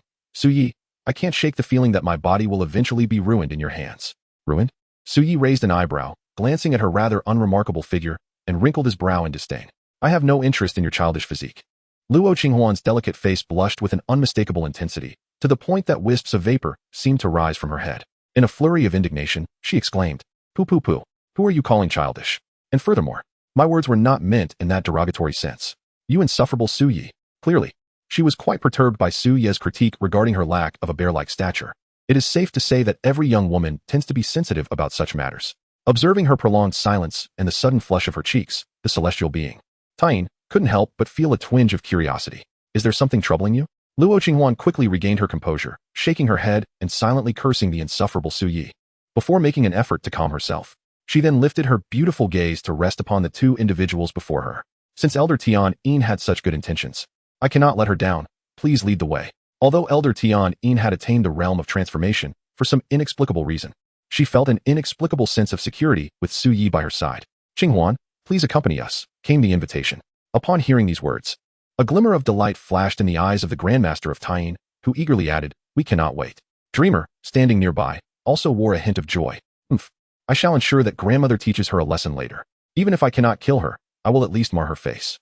And then, I shall make her search for 10,000-year-old sacred herbs. Soon, the three arrived at a secluded cave dwelling of the Xuantian sacred sect. Along the way, Su Yi noticed that the path taken by the Grandmaster of Tyne was sparsely populated, clearly intending to avoid detection. Qinghuan, Elder Tian is waiting for you inside. I shall remain outside with Dreamer, said the Grandmaster, halting and managing a smile as he turned to Luo Qinghuan. Senior Sister Luo, Dreamer acknowledges her mistake. If we encounter grandmother later, I kindly ask you to speak a few words in my favor, so that she does not punish me, Dreamer whispered from the side. Luo Qinghuan chose to ignore her, casting a glance at the characters Tian inscribed on the entrance of the cave, feeling a twinge of unease. Instinctively, she called out the name Su Yi. What are you calling brother Yi for? Upon hearing Su Ye's cheeky voice, Luo Qinghuan's apprehension began to dissipate, replaced by a sense of reassurance. It's nothing. She shook her head and pushed open the grand door of the cave, stepping inside. Observing this scene, the two individuals outside the cave exchanged glances that turned icy. Luo Qinghuan, I am quite curious to see how the great matriarch will deal with you. As Luo Qinghuan entered the cave, in the next moment, boom. Before she could react, an overwhelming force of pressure surged towards her. The oppressive aura of a powerful being? Observing this, as the ethereal energy manifested upon Luo Qinghuan's delicate form, her graceful figure darted away from the terrifying pressure. With a slight furrow of her brows, she gazed ahead, questioning whether Elder Tian truly intended to apologize to her on behalf of Sister Menger in such a manner. How amusing. Indeed. She was a prodigious disciple of the Xuantian sacred sect, capable of evading my strike with mere mastery of the heavenly venerable realm. Accompanied by a piercing laugh, an elderly woman, leaning on a cane, emerged from the cave dwelling. Her gaze settled upon Luo Qinghuan, and her smile was somewhat unsettling. Luo Qinghuan, you exhibit utter disrespect towards your elders, devoid of any humility or benevolence. I have yet to discipline you on behalf of the sect, and you dare to seek an apology from me on behalf of Menger? How utterly ridiculous. Elder Tian's cold laughter echoed. Ordinarily, such words might render Luo Qinghuan speechless. Caught off guard. However, after the past few days spent in the company of Su Yi, she was no longer one to passively accept insults. Humility, you say? In the eyes of Elder Tian, I too must be considered young. Why not bestow upon me a few millennium-old sacred herbs? If you refuse, it is you who lack virtue and compassion. Su Yi once mentioned that without morality, others cannot hold you hostage. If they attempt to morally bind me, I shall turn the tables and bind them instead. Elder Tian paused, taken aback by Luo Qinghuan's audacious retort, momentarily at a loss for words. Her old yellowed teeth clenched in frustration as she glared at the sharp-tongued girl. Humph. I shall not waste my breath with you. You have harmed my precious great-granddaughter, and I shall teach you a lesson.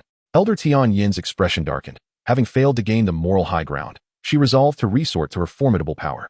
With a thunderous boom, as the aura of a formidable being emanated from her, she failed to notice the change in the girl's eyes.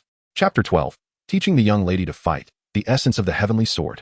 As Elder Tian concluded her words, she raised her skeletal staff high, gathering an abundance of sinister energy upon it, before bringing it down with tremendous force onto the ground. Boom, boom. In an instant, the sinister energy coalesced into a fierce wave, surging towards Luo Qinghuan. As she beheld the oncoming tempest, Luo Qinghuan's delicate face was marked with an expression of tension and seriousness, her mind momentarily blank. This was, after all, her inaugural encounter with a cultivator, and the martial arts she had previously studied seemed to have evaporated from her memory. Yet, as the wave of malevolent energy approached perilously close, her body instinctively reacted. The spiritual energy surged within her, and with a nimble step, she deftly evaded the onslaught. The serpent of sinister energy. Observing Luo Qinghuan's evasion, Tianzi had no intention of granting her a moment's respite. With a cold snort, he brought his staff crashing down upon the ground once more. At that instant, the skull atop the staff opened its maw, unleashing a torrent of chilling, white malevolent energy that coalesced into countless serpentine forms, resembling dreadful bones, and surged towards Luo Qinghuan. The sight of these sinister serpents was repulsive, with writhing maggots visible upon their grotesque forms. Witnessing this scene, Luo Qinghuan's delicate face suddenly turned pale. This scene could make even seasoned male cultivators feel a wave of nausea, let alone a young girl like her. Luo girl, why are you dawdling? Draw your sword and strike. At that moment, Suye's somewhat exasperated voice echoed in her mind. Huh. Oh. Realizing her situation, Luo Qinghuan swiftly summoned a spirit sword with a flash of brilliance from her jade hand and began to slash wildly at the approaching sinister serpent. Indeed, she swung her sword with her eyes closed, hacking blindly. Suye thought to himself, this girl has absolutely no experience in combat. Is this how one utilizes their cultivation at the celestial lord level? One cannot rely solely on instinct in battle, that simply will not do. Very well then, he decided. As a former bandit emperor, he would take it upon himself to teach her how to engage in a truly exhilarating fight. After all, in his past life, he wielded flower that could temporarily blind an emperor, and his technique for dismantling opponents' defenses struck fear into the hearts of the greatest sovereigns. Lacking any swordsmanship, it was utterly laughable. Observing this spectacle, Tian Yinzi could not help but sneer. Such childish swordplay could hardly pose a threat to her sinister serpent. As Luo Qinghuan swung her sword, the grand path of sword essence was activated. The essence of the heavens and earth infused into her sword's momentum, thus granting her the profound sword essence in return. Simultaneously, as Luo Qinghuan flailed her sword, the system's voice resonated.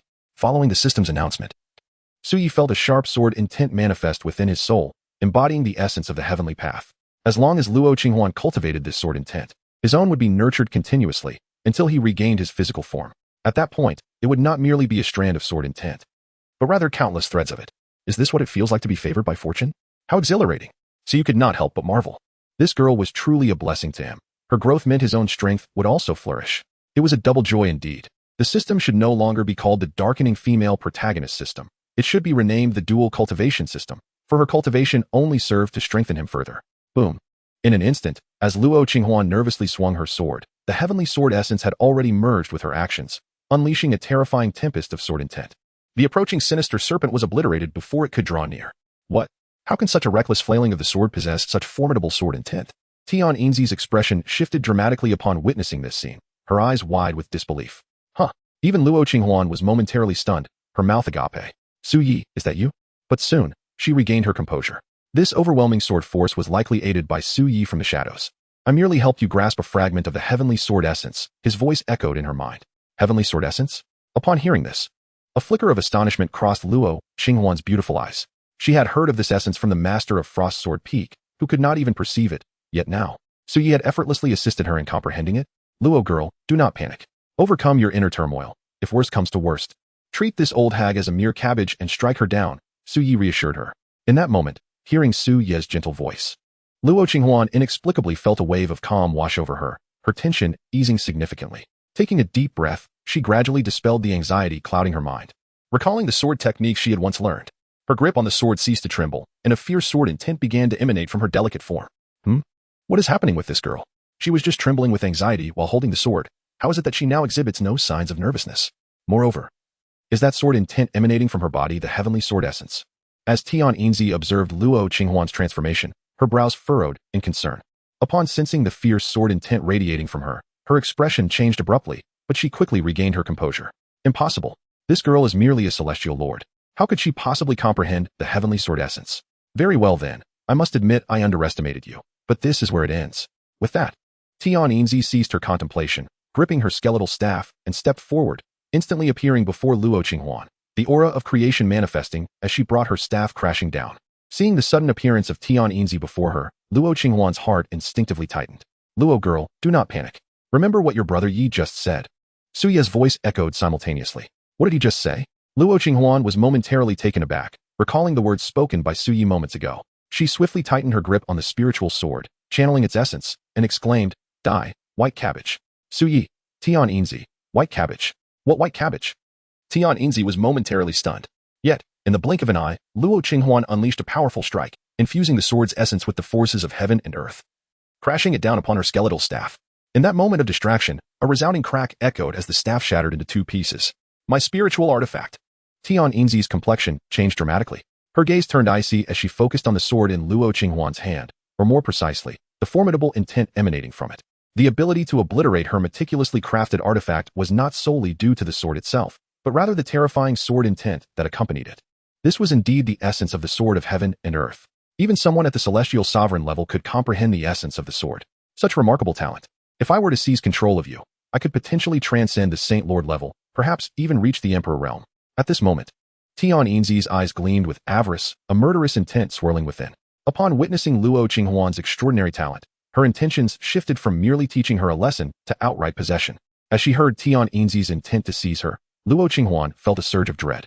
Luo Qinghuan's fair complexion turned pale as she gripped her spiritual sword tightly, resolutely determined not to allow Tian Yinzi to succeed. After all, she still had Su Yi within her. If there were two souls, wouldn't they drive each other mad? Boom. At that moment, Tian Yinzi unleashed the full force of his transformative power, finally ceasing to hold back, launching an assault towards Luo Qinghuan. Faced with the onslaught of a formidable adversary, Luo Qinghuan could do little but evade. It must be said that the female protagonists often possess a certain weakness. And coupled with her lack of combat experience, had she been another protagonist, she would have long since engaged in battles beyond her realm. Nevertheless, it mattered not. With Su Yi by her side, she would eventually evolve into an existence capable of surpassing even the male protagonists in combat prowess. Well then, my dear Luo, you have performed admirably. Now, allow your brother Yi to take over. Just as Luo Qinghuan felt she could no longer endure, Su Yi's comforting laughter resonated in her mind. It wasn't that he refrained from intervening. Rather, he wished for Luo Qinghuan to acclimate to battle, his goal being to transform her, not to dominate her. Everything must be accomplished by her own efforts, for that would be of no assistance to her. Upon hearing Su Yi's voice in her mind, Luo Qinghuan lightly nodded, feeling an inexplicable sense of tranquility wash over her. Gradually, the softness in her beautiful eyes faded, replaced by an air of indifference. Old dog, have you had your fun? Now, your Qinghuan shall play with you properly. As the girl's icy, rebellious voice echoed, a surge of transformative energy quietly flowed from her dainty figure. Chapter 13. She did not realize her mistake. She realized she was about to perish. As the girl's cold and rebellious words fell, Tian Yinzi appeared momentarily stunned, his brows furrowed, gazing gravely at the white-clad maiden before him.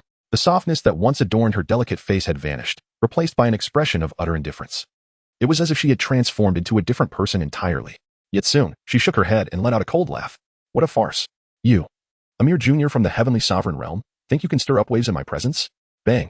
However, before Tian Yinzi's words could fully escape his lips, a phantom suddenly manifested before him. The girl's stunningly indifferent visage appeared, and she clenched her small fist, delivering a heavy blow to Tian Yinzi's gaunt and unsightly face, instantly caving it in. Bang. Tian Yinzi's form crashed heavily against the stone wall of the cave, a mouthful of blood spewing forth. Simultaneously, the girl's mocking laughter rang out. The heavenly sovereign cannot stir up waves? Huh. It's quite simple. I merely need to enter the transformative realm. As her words echoed, within the realm of souls, the petite white-clad spirit observed the scene, her beautiful eyes sparkling with admiration. Su Yi is so handsome. No, I can't praise him. He said I have no bear spirit. Otherwise, that insufferable fellow would surely take advantage of it. After spending these past few days together, she had come to understand just how shameless Su Yi could be. Su Yi looked down at the incapacitated Tian Yinzi, the aura of transformation emanating from him, suddenly calling out to the vengeful little spirit deep within her soul, Luo. My dear. Luo Qinghuan, still mumbling to herself, froze momentarily, raising her head in confusion. A flicker of guilt washed over her. Had he heard her muttering about the stinky Su Yi? What is it? She replied timidly, seeing her flustered expression. Su Yi couldn't help but chuckle. He paid it no mind. After all, he could always assist her with a good bath next time. Observe how your brother you fights. Your combat experience is far too limited. Pay careful attention and learn well. There will be consequences if you fail to answer correctly during the test. Oh. The girl nodded earnestly, pulling out a small notebook in preparation to take notes.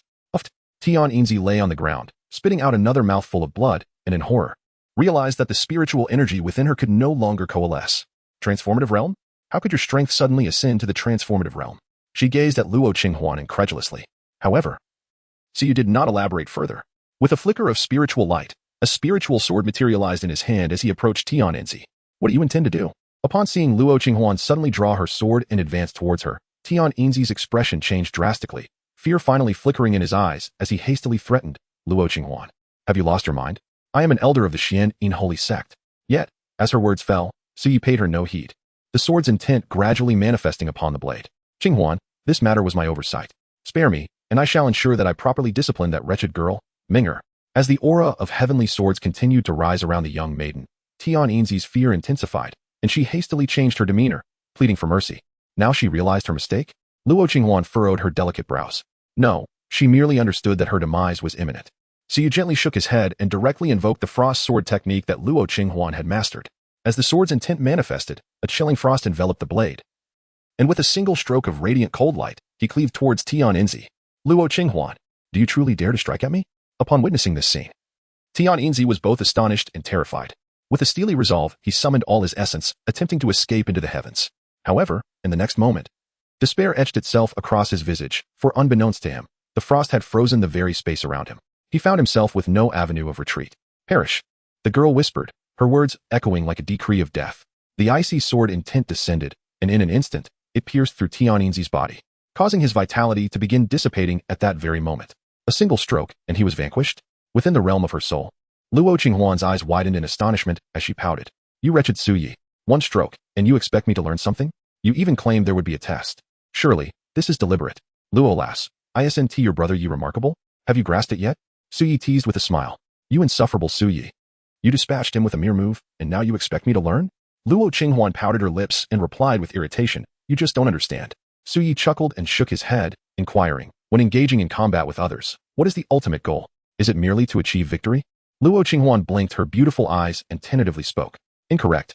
It is to take her life. Suyi shook his head. Ha, vulgar. Luo Qinghuan softly spat at him. Suyi, unfazed, chuckled and continued. The aim of those hundreds, or even thousands of moves is to take her life. Why should I complicate matters when I could simply end it with a single stroke? Upon hearing Su Ye's words, Luo Qinghuan pondered seriously. That insufferable Su Yi seemed to have a point. However, the simplicity you speak of is far from easy to achieve. Luo Qinghuan remarked with irritation. In battles among cultivators of the same realm, it is exceedingly difficult to determine a victor without engaging in hundreds of exchanges. There are hardly any, like Su Yi, who can dispatch an opponent of equal standing with a single stroke. However, the inability of others does not imply that one is incapable. Nevertheless, Su Ye's resolute declaration resonated profoundly upon utterance. Luo Qinghuan stood frozen in place, her cheeks slightly flushed, astonished that the insufferable Su Yi would place such trust in her. Heh, so it turns out, in your eyes, I am this formidable. A sense of quiet pride swelled within her, and she could not help but break into a silly grin. Observing her delight, Su Yi could not resist teasing her. It is not so much your strength, but rather the presence of your elder brother Yi that inspires such confidence. Ha ha. Luo Qinghuan. In an instant, a visible flush of crimson bloomed upon the girl's delicate face, and a wisp of steam seemed to rise from her head. How dare you, Su Yi? After a considerable pause, the little girl in the white dress finally calmed herself, patting her chest, catching sight of the gruesome corpse of the Tianyanzi on the ground. Her face paled slightly as she quietly inquired, what should we do with the Tianyanzi's body? Should we bury it? Bury it? Su Yi was taken aback. This girl was indeed too kind-hearted. Even after killing her, she was still considerate enough to offer help in burying her. No need. The real spectacle is yet to come. Su Yi shook his head, a faint smile gracing his lips, before glancing outside the cave and turning to walk out. Chapter 14. The chains are broken again. Am I really that inferior? Outside the cave, Tianjinren and Ming'er were entirely unaware of the events that had transpired within. For the Tianyanzi had previously set up a barrier to isolate his aura in order to deal with Luo Qinghuan. Unfortunately, this ultimately backfired on him. It had been nearly several dozen minutes. Has the old lady not subdued that wretched girl yet? Ming'er furrowed her brows, impatiently yearning to prick the face of that despicable Luo Qinghuan with her embroidery needle. After all, she was envious of her beauty. Could it be that even the formidable Tianyanzi could not subdue that rebellious disciple? Tianjinren's expression darkened. Now that Luo Qinghuan had severed her master-disciple relationship with her, the more powerful Luo Qinghuan grew, the more discomfort she felt, and the greater her regret became. However, she consoled herself, thinking that the rebellious disciple was not adept at combat, so it should not take long. At that moment, with a thunderous crash, the cave's entrance swung open. The two exchanged glances, their faces lighting up with joy, exclaiming in unison, Old lady, you have captured that wretched Tianyanzi, haven to you? Yet, before their words could fully escape their lips, silence fell abruptly, their expressions freezing in shock.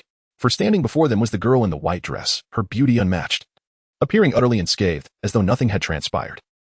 Senior sister Luo, how did you come out? Did the old lady not see you?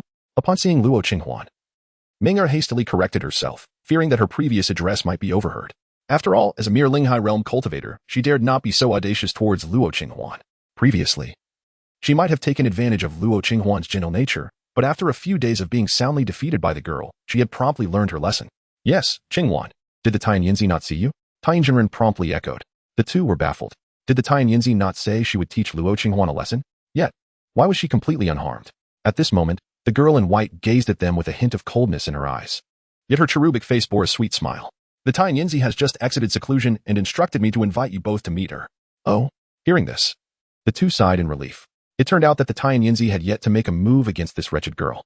However, how generous of the old lady to invite them to join in the torment. Very well, Qinghuan, you go in first, and we will follow shortly. Tianjinren smiled, then saw Luo Qinghuan turn to leave, making a gesture to Ming'er to close the cave's entrance tightly, lest Luo Qinghuan escape. As the sound of the door closing echoed behind them, Su Yi walked ahead, a smile gracing his face. He couldn't help but muse. People nowadays are quite considerate. Fearing I might escape, they helpfully shut the door behind me. Qinghuan, where's the Tianyinzi? Tianjinren and Ming'er hurried to catch up, smiling as they inquired. Over there. Siyu pointed towards a small courtyard ahead. Both were taken aback, turning to look. In the courtyard, the Tianyinzi lay peacefully on the ground, evidently lifeless. What? Tianyinzi? Upon seeing the corpse, their expressions transformed, disbelief flooding their eyes. Did the Tianyinzi not say she would teach Luo Qinghuan a lesson? How could she depart so suddenly? Qinghuan, what? What is happening? How could the Tianyinzi have passed away? At this moment, Tianjinren struggled to speak. Turning to face the girl, her body trembling as she observed the perpetual smile on her lips. A profound sense of dread began to blossom within her. I did. Yet. The girl merely smiled and nodded lightly. What? The moment these words escaped her lips, Tianjinren's countenance changed drastically, her eyes filled with terror. Forcing a smile as she attempted to maintain her composure. Ha ha ha, Qinghuan, do not jest with me. You are merely in the Tianzuan realm, while the Tianyinzi is in the Zhao Huan realm. How could you possibly have killed her?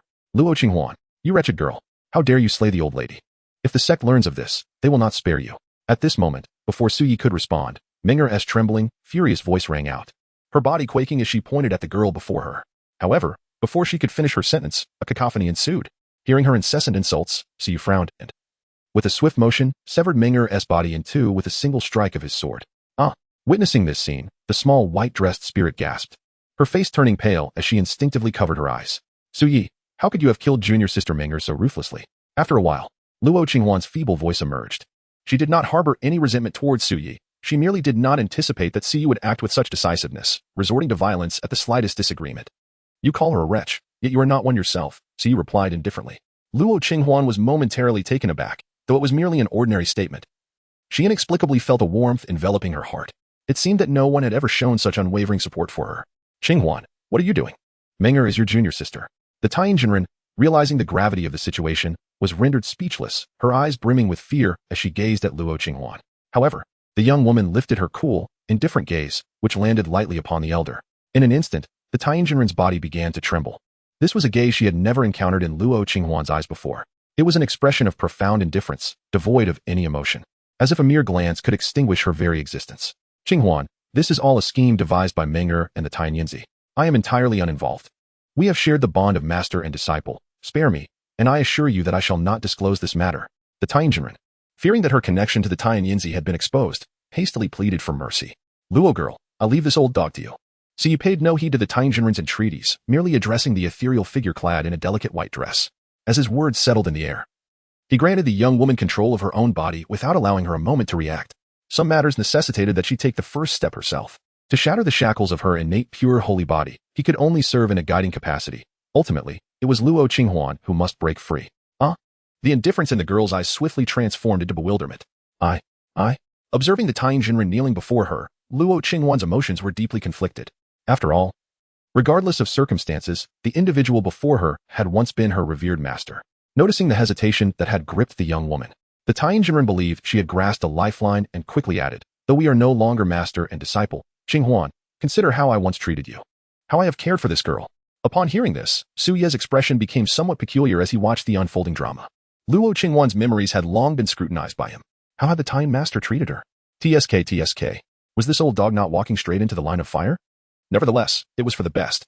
At this moment, upon hearing the Tian master's words, Luo Qinghuan was momentarily taken aback, a flicker of recollection shimmering in her beautiful eyes. Soon, she offered a self-deprecating smile. How had he treated me? When I quarreled with my senior brother, who was clearly at fault, he merely reprimanded me and insisted I apologize, showing no regard for my feelings.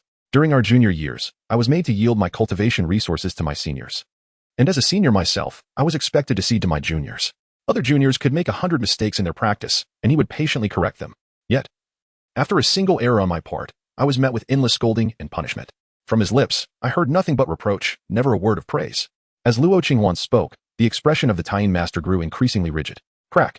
Unintentionally, Suyi seemed to hear the faint sound of a delicate shackle breaking. The young girl slowly lowered her head, her body trembling uncontrollably at that moment, as if releasing years of pent-up grievances. She murmured softly, am I truly that inadequate? Chapter 15. She was a radiant moon in the sky. Why should she be sullied by the dust of the mortal realm? Upon hearing the girl's murmurs, Suyi could not help but sigh. After witnessing this girl's entire history, his heart ached for her even more. Regrettably, he could only offer words of consolations. Unable to embrace her as he wished, he then spoke earnestly, Luo girl, do not doubt yourself. Your worth is always defined by you, not by the judgments of others. You are truly remarkable. Hearing Suye's incredibly earnest voice echoing in her mind, Luo Qinghuan was momentarily stunned. A mist rising in her eyes. Is my worth truly defined by myself? This was the first time she had heard such words. Her emotions swirled within her, complex and tumultuous. Meanwhile, the Taiyin master's expression became even more strained as he forced a smile. Qinghuan, you do not understand. I am teaching you that enduring hardship is the path to becoming a superior person. At this, Suyi could not help but scoff. The notion that enduring hardship leads to greatness is indeed valid, but it does not necessitate suffering unnecessarily. With Luo Qinghuan's astonishing and terrifying talent for cultivation, even if she claimed all the resources for herself, no one would dare to object. It is what she rightfully deserves. She was indeed a moon in the sky. So why must she be tainted by earthly matters? And why should she go to such lengths to prove that the mundane cannot overshadow the brilliance of the moon? The Taiyin master merely recognized the weaknesses of this pure and kind-hearted girl to manipulate her, maintaining control and preventing her from breaking free. Luo Qinghuan regained her composure, disregarding Taiyin Jinren, and softly expressed her gratitude to Suyi, her eyes glistening with unshed tears. Suyi, thank you. Who are we to each other? Why would you thank your brother Yi? Suyi retorted with a feigned annoyance, casting a reproachful glance at the girl. Next time, refrain from saying thank you. Luo Qinghuan broke into a smile through her tears. She understood that Suyi was merely sharp-tongued yet tender-hearted. It was her first time experiencing warmth from another. This feeling is truly delightful. Oh, I see now. Luo Qinghuan playfully stuck out her tongue. Oh, Qinghuan, dear Qinghuan, considering our master-disciple bond, please spare me. I assure you, I shall not disclose today's events to anyone. At this moment, the Grand Master of Taiyin, noticing Luo Qinghuan's prolonged silence, felt an overwhelming surge of fear within him. At this juncture, Luo Qinghuan's enchanting gaze fell upon the true man of the Taiyin. She gently shook her head, her frost-laden spirit sword gradually dissipating. Her tone surprisingly tranquil. You may leave. Really? Qinghuan, thank you. Upon hearing these words, a flash of elation crossed the true man's eyes, and she hurriedly dashed towards the cave's entrance as if fleeing. Witnessing this scene, Suyi furrowed his brow. However, before he could utter a word, a sudden drop in temperature enveloped the surroundings. Gradually, traces of frost began to manifest. The true man of the Taiyin, preoccupied with her escape, paid no heed to this phenomenon. As she beheld the cave's entrance within arm's reach, her aged eyes brimmed with delight, and a cold sneer emerged in her heart. Humph! You Luo Qinghuan, how dare you harm a fellow disciple? Once I escape, you shall have no place to rest in death. Yet, just as she cursed within her heart, a chilling crack echoed. The temperature plummeted abruptly, and a wisp of sword intent materialized behind her. In the next moment, the sword intent pierced through her body, and her vitality began to wane. No, the true man of the Taiyin turned around in disbelief, gazing at the delicate figure in white. She could hardly fathom that Luo Qinghuan would truly strike against her. As she watched her life force ebb away, despair enveloped her. In Luo Qinghuan's beautiful eyes, a mist began to form, her delicate frame trembling as crystalline tears cascaded down. Her feelings towards the Grand Master of the Taiyin were intricate. They encompassed both the gratitude of nurturing and the resentment of disrespect. Yet at this moment, it was primarily a release of her pent-up grievances. The first sword of darkness. To first slay the foolish master. Were it not for the Grand Master's ruthlessness, how could she have forged such indifference? Observing the weeping maiden, Suyi sighed, helplessly watching her cry, unable to offer even the simplest embrace. Suyi, I no longer have a master, the girl wept softly. It's all right. You still have your brother Yi, he replied with an extraordinary tenderness, devoid of his usual playful bravado. I have no family left, she lamented. It's all right. You still have your brother Yi, he reassured her. It's all right. Thus, the girl poured forth her grievances in tears, while Suyi softly comforted her with gentle words. After a long while, Luo Qinghuan had just managed to calm the tumultuous emotions within her. Are you no longer weeping? Suyi inquired with a gentle laugh. I am no longer weeping. Luo Qinghuan shook her head. You, brother Yi, have captured the image of my tear-streaked face. Should I weep again? I shall be exposed. Suyi jested, his tone lightening the mood. You. The young girl bit her silver teeth and pouted. I certainly will not cry again. Is that so? Suyi chuckled softly. Meanwhile, in her mind, the system's voice echoed once more. Luo Qinghuan underwent a transformation, receiving the reward of an unyielding heart. With a mind liberated from moral constraints, he would no longer be shackled by ethics, allowing him to draw his sword with divine prowess. Should he invest? Without hesitation, Suyi affirmed the investment. The host had completed the dark transformation investment, and congratulations were in order for the host's acquisition. 3 Imperial Strikes. The Imperial Strike card. Upon usage, it temporarily elevates one's power to the Imperial realm, delivering a formidable blow. It can be employed thrice. The Imperial Strike card? Upon hearing this, Suyi's eyes narrowed. He had not anticipated such a bountiful reward this time. It seemed he now possessed a trump card sufficient for self-preservation. Subsequently, he cautiously stowed away the reward, and then, as if struck by a thought, he added, By the way, girl, do not neglect their 3 corpses. Utilize the devouring sky demon technique to absorb their fundamental essence. Understood. Luo Qinghuan gently lowered her exquisite head, then began to channel the devouring heaven demon technique, consuming the cultivation essence of the three individuals. Siyu quietly observed from his soul space.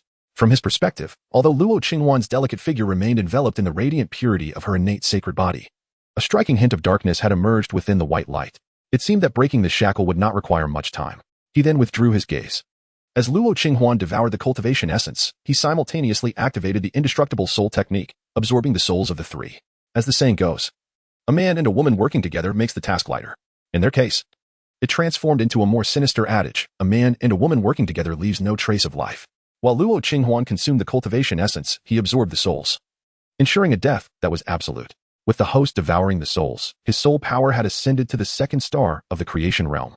At that moment, Luo Qinghuan also completely devoured the original essence of the three individuals. Luo Qinghuan has absorbed the essence of cultivation, granting the host 5,000 units of primordial power. The voice of the system resonates incessantly in his mind. Primordial power? Siyi is taken aback. Soon, the system provides an explanation. Primordial power can be transformed into the essence of any energy, cultivation, sword and tint, alchemy, forging techniques, and so forth. Utilizing it in these domains will lead to enhancement. Furthermore, the host may choose to apply it to either himself or Luo Qinghuan. Oh, this item is akin to a universal experience for all-encompassing upgrades. Siyu suddenly comprehends. This is indeed commendable. Moreover, it can also be bestowed upon Luo Qinghuan. Naturally, the choice to empower this girl is paramount.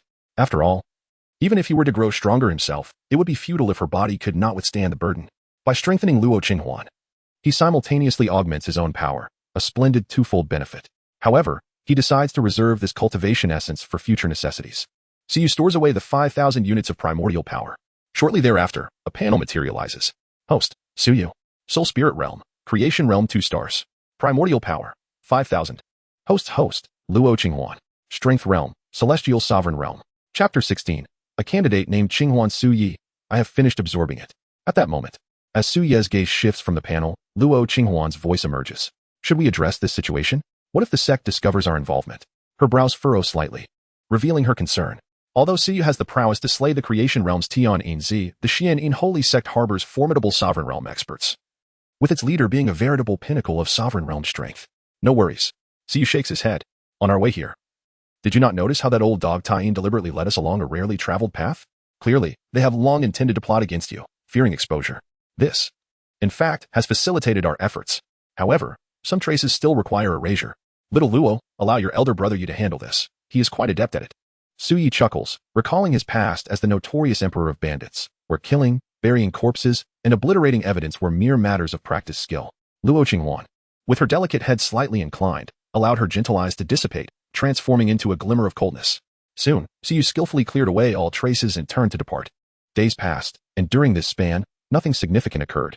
Suyi enjoyed a leisurely existence, spending each day alternating between instructing and teasing Luo Qinghuan, which left her cheeks flushed with indignation as she gritted her teeth in frustration.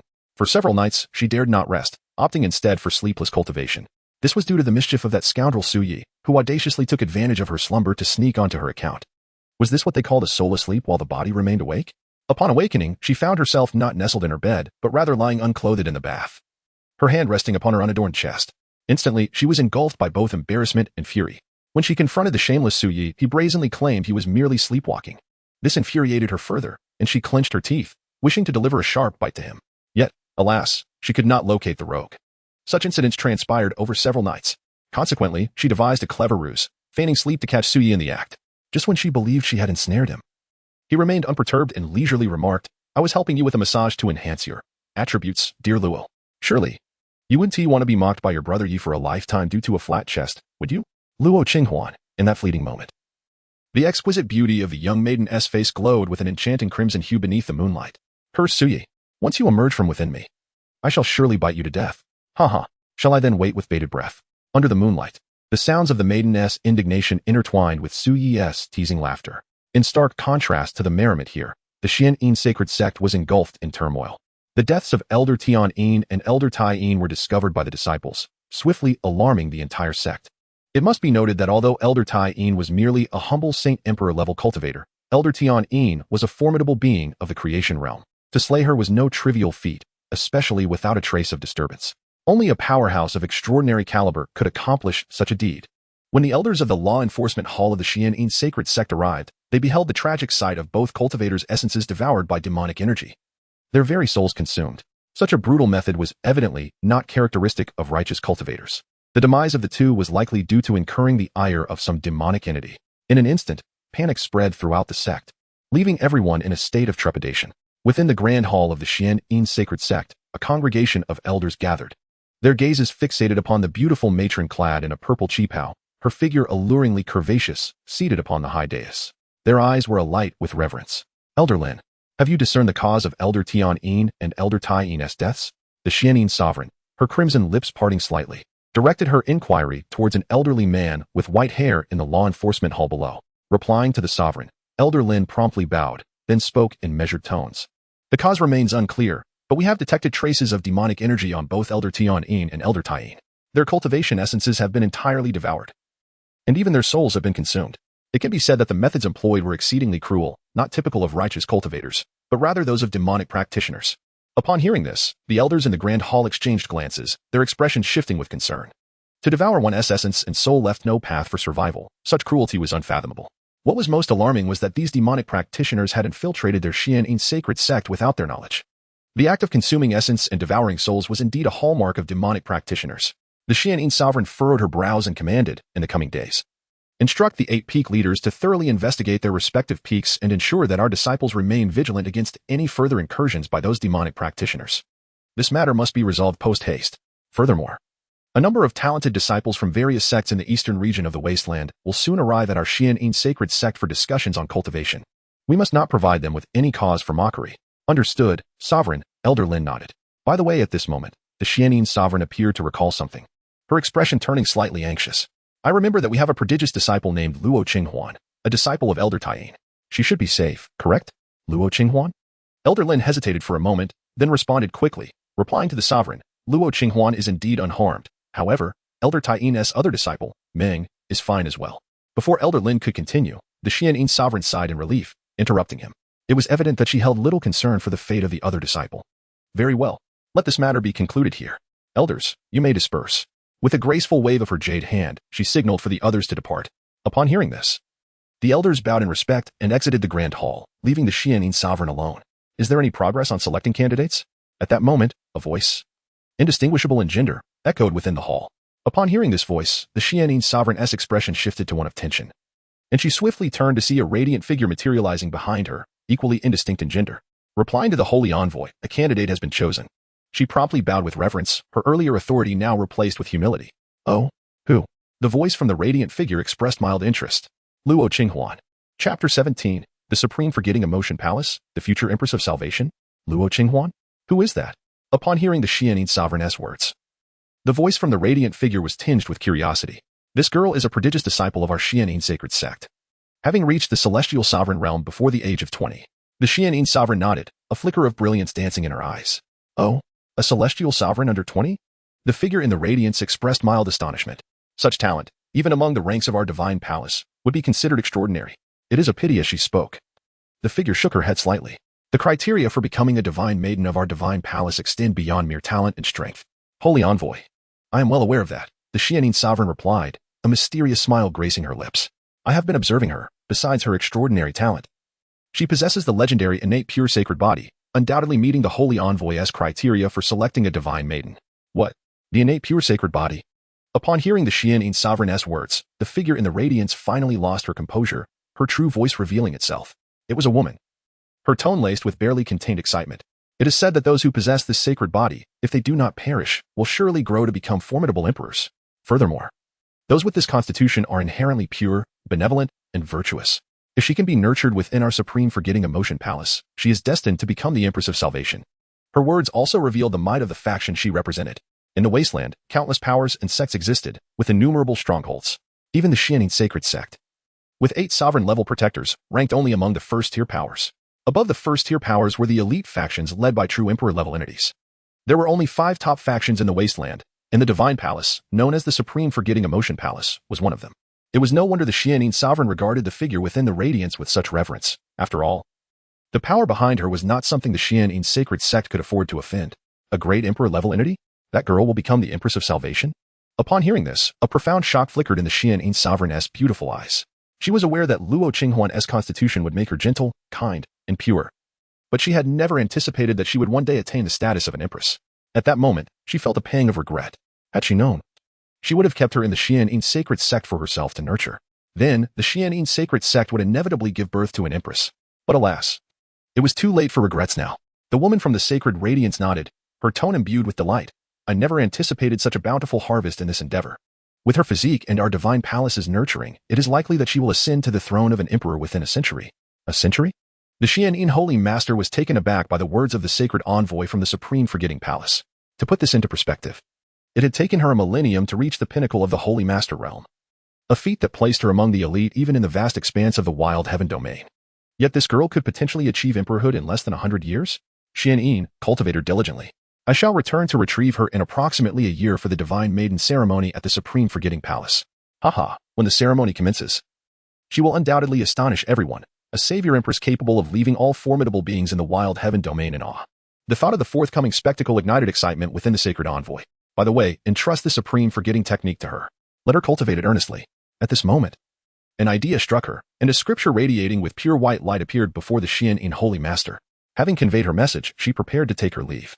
Envoy, regarding the matter that your esteemed palace promised me.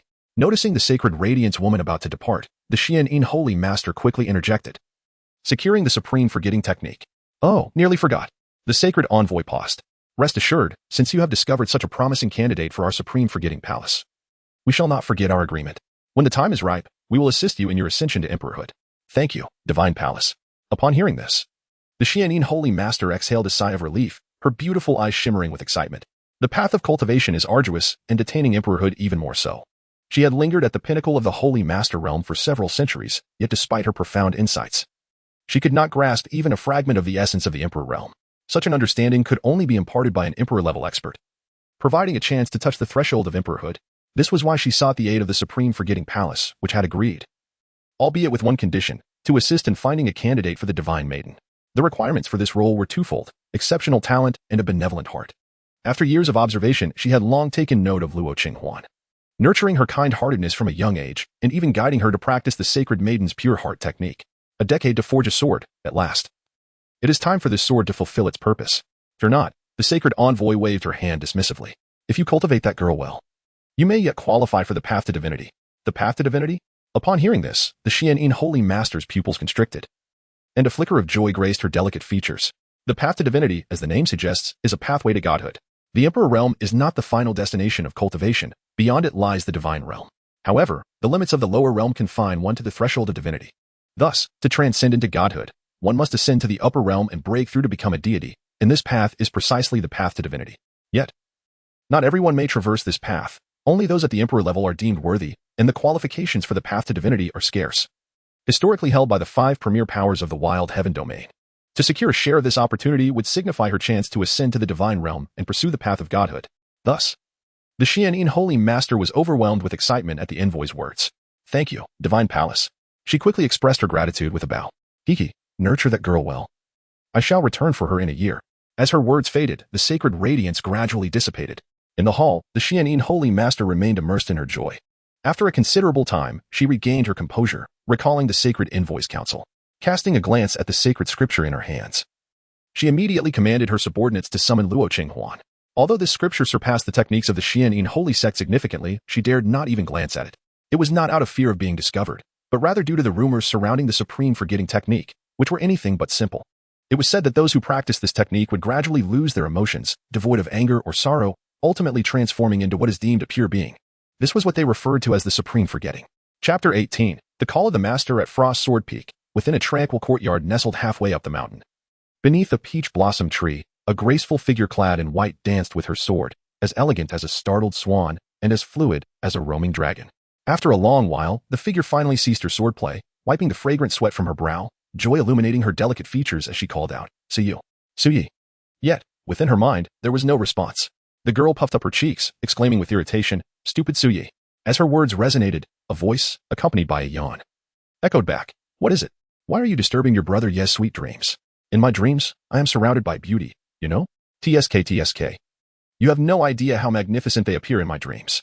Pervert, do not indulge in those salacious dreams while residing within my body. Otherwise, I shall strike you. Hearing Su Ye's teasing, the girl's face flushed a deep crimson as she shot him an indignant glare, threatening him fiercely. Subsequently, she cast her gaze down, feeling a tinge of melancholy. Does he really care that much? Humph, that lecherous fellow. I must grow up. Then I shall truly astonish him. The girl clenched her tiny fist, silently vowing. Luo girl, why are you calling for your brother Yi? After their playful banter, Su Yi turned serious and inquired. I have made breakthroughs in the swordsmanship you taught me, and I have absorbed several strands of the sword essence from heaven and earth. Luo Qinghuan lifted her delicate face and promptly spoke, her demeanor resembling that of a child playfully addressing Su Yi. Humph, praise me. Observing the girl's innocent charm, Su Yi couldn't help but smile, yet he indulged her wish and earnestly replied, impressive. In less than half a day, you have managed to grasp it once more. With Luo Qinghuan's innate understanding, as long as Su Yi helped her comprehend the first thread, the essence of the sword from heaven and earth would continually flow towards her. The girl beamed, and in that instant, the wind ceased, as if captivated by her breathtaking smile that rendered even the heavens and earth pale in comparison. Under the guidance of her master, Luo Qinghuan comprehended the essence of the heavenly sword. The master's swordsmanship had ascended to an extraordinary level. At that moment, the sound of the system echoed in Su Ye's mind. A powerful surge of sword intent coursed through his ethereal form. Oh, has it reached an extraordinary level? Quite impressive. Su Yi nodded in satisfaction. In the Tianxin continent, swordsmanship is classified among the 3,000 paths, with realms divided into 8 stages: initial understanding, minor accomplishments, integration, extraordinary mastery, exceptional talent, pinnacle achievement, transcendence, and metaphysical enlightenment. 3,000 paths? Even in his past life as a formidable emperor, he had only grasped fewer than 100 paths before his demise. Suddenly, Su Yi was struck by a bold thought. The system's reward of the Grand Master of the Paths was astonishingly powerful, and combined with Luo's terrifying comprehension, if he could teach her the 3,000 paths, how formidable would they become under 100-fold enhancement? With this in mind, Su Yi felt an eager anticipation. However, he also understood that such matters could not be rushed. Luo, after several hours of sword practice, you must be tired, right? Su Yi said with a warm smile. I'm all right, just a bit sweaty and uncomfortable, she replied. Luo Qinghuan paused momentarily upon hearing his words and replied candidly, is that so? Then perhaps we should indulge in a bath? Luo Qinghuan pondered for a moment. Very well. No, wait. Suddenly, she crossed her arms, her small face brimming with vigilance as realization dawned upon her. This scoundrel must have ulterior motives with such a question. Surely, he intends to sneak in while she bathes. After all, this fellow had done so before. Humph, lecher. Heh, you've been active for long enough. It's high time for you, Yigo, to stretch your legs. Accompanied by a triumphant smile, the girl's gaze softened momentarily before turning cold. A wicked grin curling at the corners of her mouth as she pivoted towards the backyard bathhouse. Off to bathe now. Stinky Su Yi. Return control of my body to me. And you want me to beg? I beg you. But if I truly do, will you grant it? Aha. You. Deep within her soul, the little figure in a white dress felt her cheeks flush crimson, having held back for so long. She finally uttered the most venomous words she could muster. Stinky Su Yi. You. Fool. You're wicked. You lecher. You shameless creature. Yet, upon uttering these words, she felt a surge of pride, believing Su Yi would be utterly humiliated by her insults. However, what awaited her was his callous laughter. That day, she only recalled Su Yi laughing heartily, her face burning with shame, wishing she could vanish into thin air. Before long, the girl emerged from the bathhouse. Her face still flushed, and spat vehemently. Stinky Su Yi. That rascal, he was so rough. It's not even your body. Luo Qinghuan pouted, feeling increasingly aggrieved. Just then, a series of knocks echoed from outside the small courtyard. Upon hearing the knock, both Luo Qinghuan and Su Yi were momentarily taken aback. Wondering who could possibly arrive so unexpectedly, Luo Qinghuan gracefully waved her delicate hand, and a radiant glow enveloped her exquisite figure. Clad in a flowing white gown that draped over her enchanting silhouette, she approached the entrance of the courtyard. Upon opening the door, she beheld a beautiful woman dressed in emerald attire standing before her. Elder Qingwei? Luo Qinghuan recognized this individual. She was none other than the esteemed Elder Qingwei of Frost Sword Peak. The unexpected visit from Elder Qingwei left her pondering the purpose of such an unannounced arrival. Luo Qinghuan inquired with a hint of confusion. Although she was acquainted with Elder Qingwei, their relationship had not reached the level where the elder would personally visit her. It was undoubtedly in relation to matters concerning the sect. Qinghuan, have you just finished bathing? Elder Qingwei remarked with a smile, glancing at the young girl's still damp hair, which bore a few droplets of water, and couldn't help but ask. Upon hearing Elder Qingyue's words, Luo Qinghuan instinctively recalled the embarrassing scene from earlier in the bathhouse when Siyu had marked her, causing her delicate face to flush a deep crimson. Observing the girl's blushing demeanor, Elder Qingwei couldn't help but smile knowingly. Indeed, this girl was as innocent as the master had described, becoming flustered merely from discussing her bathing. Little did she realize, the girl's blush was not due to her, but rather a certain insufferable fellow. Is there something you need, Elder Qingwei? The girl regained her composure and inquired. It is as follows. The master has commanded me to take you to meet her, Elder Qingwei replied with a gentle smile. The master? Upon hearing this, both Luo Qinghuan and the Suyi residing within her furrowed their brows, a sense of trepidation settling in their hearts. Could it be that Tian Inzi and Tainjinren had cast their suspicions upon them? Suyi, what shall we do? Luo Qinghuan instinctively inquired. At this moment, unbeknownst to her, Suyi seemed to have become her pillar of support. It's all right, with you, brother Yi, by my side, I can face anything. Suyi shook his head, his tone calm.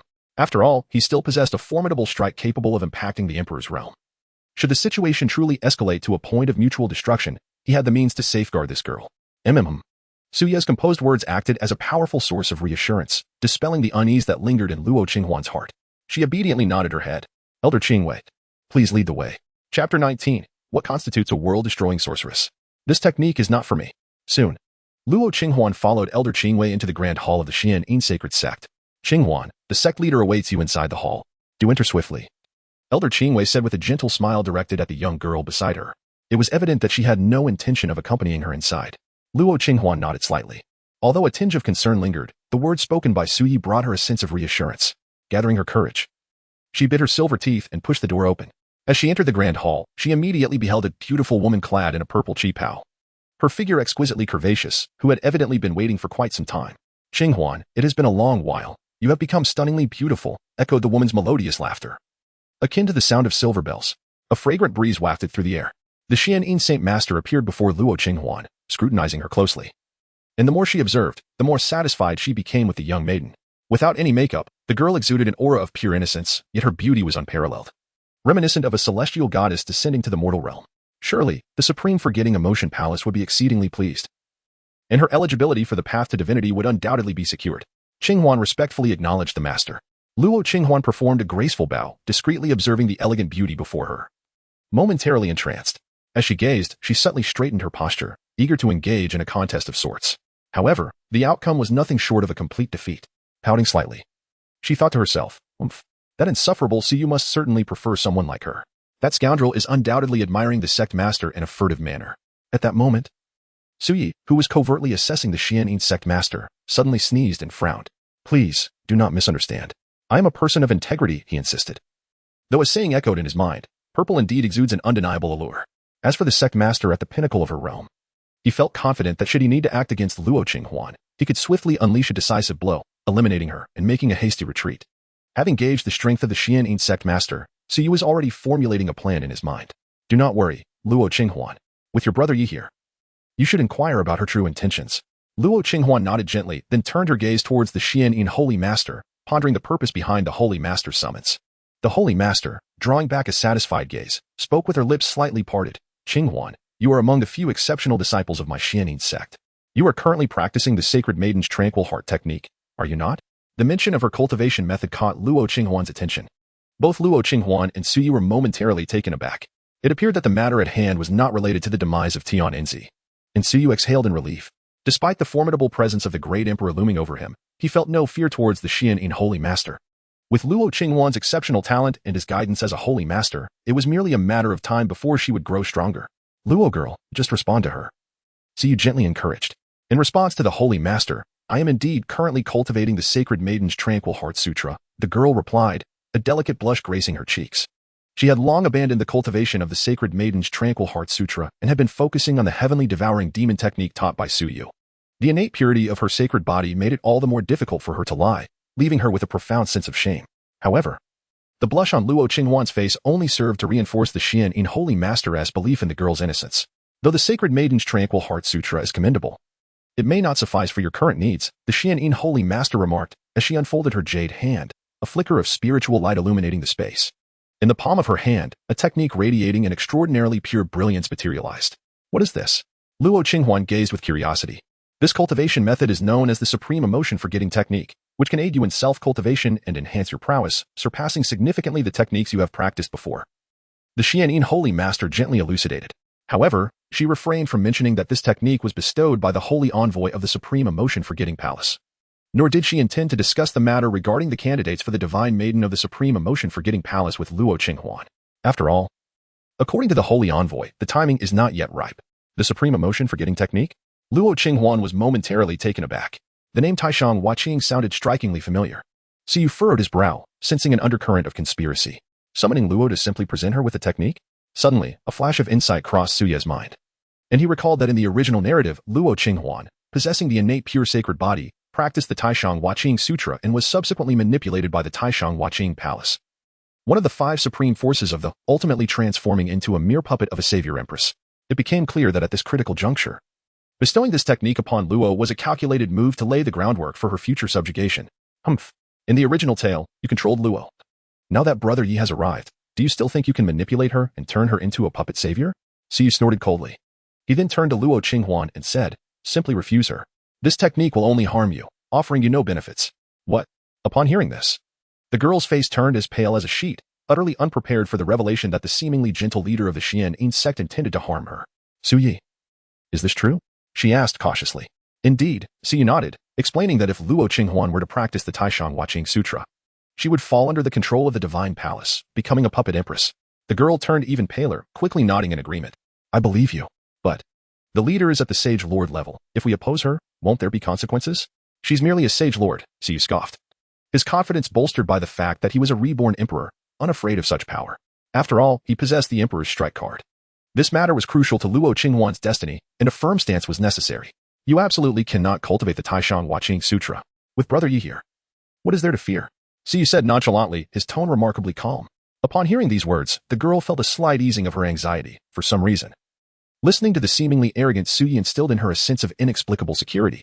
Gathering her courage, she looked at the leader of the Xuantian sect. Leader. I refuse to learn this technique. Chapter 20. A little shock from the bandit emperor what? When the Xuantian leader heard Luo Qinghuan's seemingly weak yet resolute declaration, she was momentarily taken aback, a glimmer of astonishment flashing in her eyes. After a considerable pause, she regained her composure. Frowning. Her tone turned icy as she questioned the girl. Why? Do you not wish to learn? Luo Qinghuan shook her head. She certainly could not admit that it was Suyi who forbade her from studying. The Xuantian sect leader furrowed her brow, initially believing that the girl simply lacked the desire to learn. Therefore, she extolled the virtues of the technique, yet omitted any mention of its drawbacks. Nevertheless, the girl remained resolute in her refusal.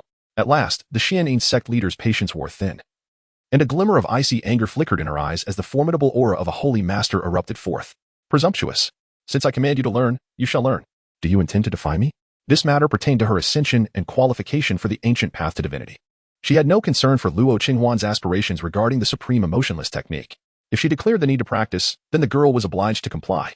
If persuasion proved ineffective, then force would be employed. Boom. In an instant, the oppressive presence of the holy master bore down upon the girl, causing her delicate face to pale and her lips to pout in distress. Siyi, woo-woo, save me. Fear not, your brother Yi is here. Siyi replied with a slight smile. In his mind, the system's voice echoed. Emperor's strike card has been used, remaining uses too. Boom. As the words fell, an overwhelming aura suddenly enveloped the entire hall.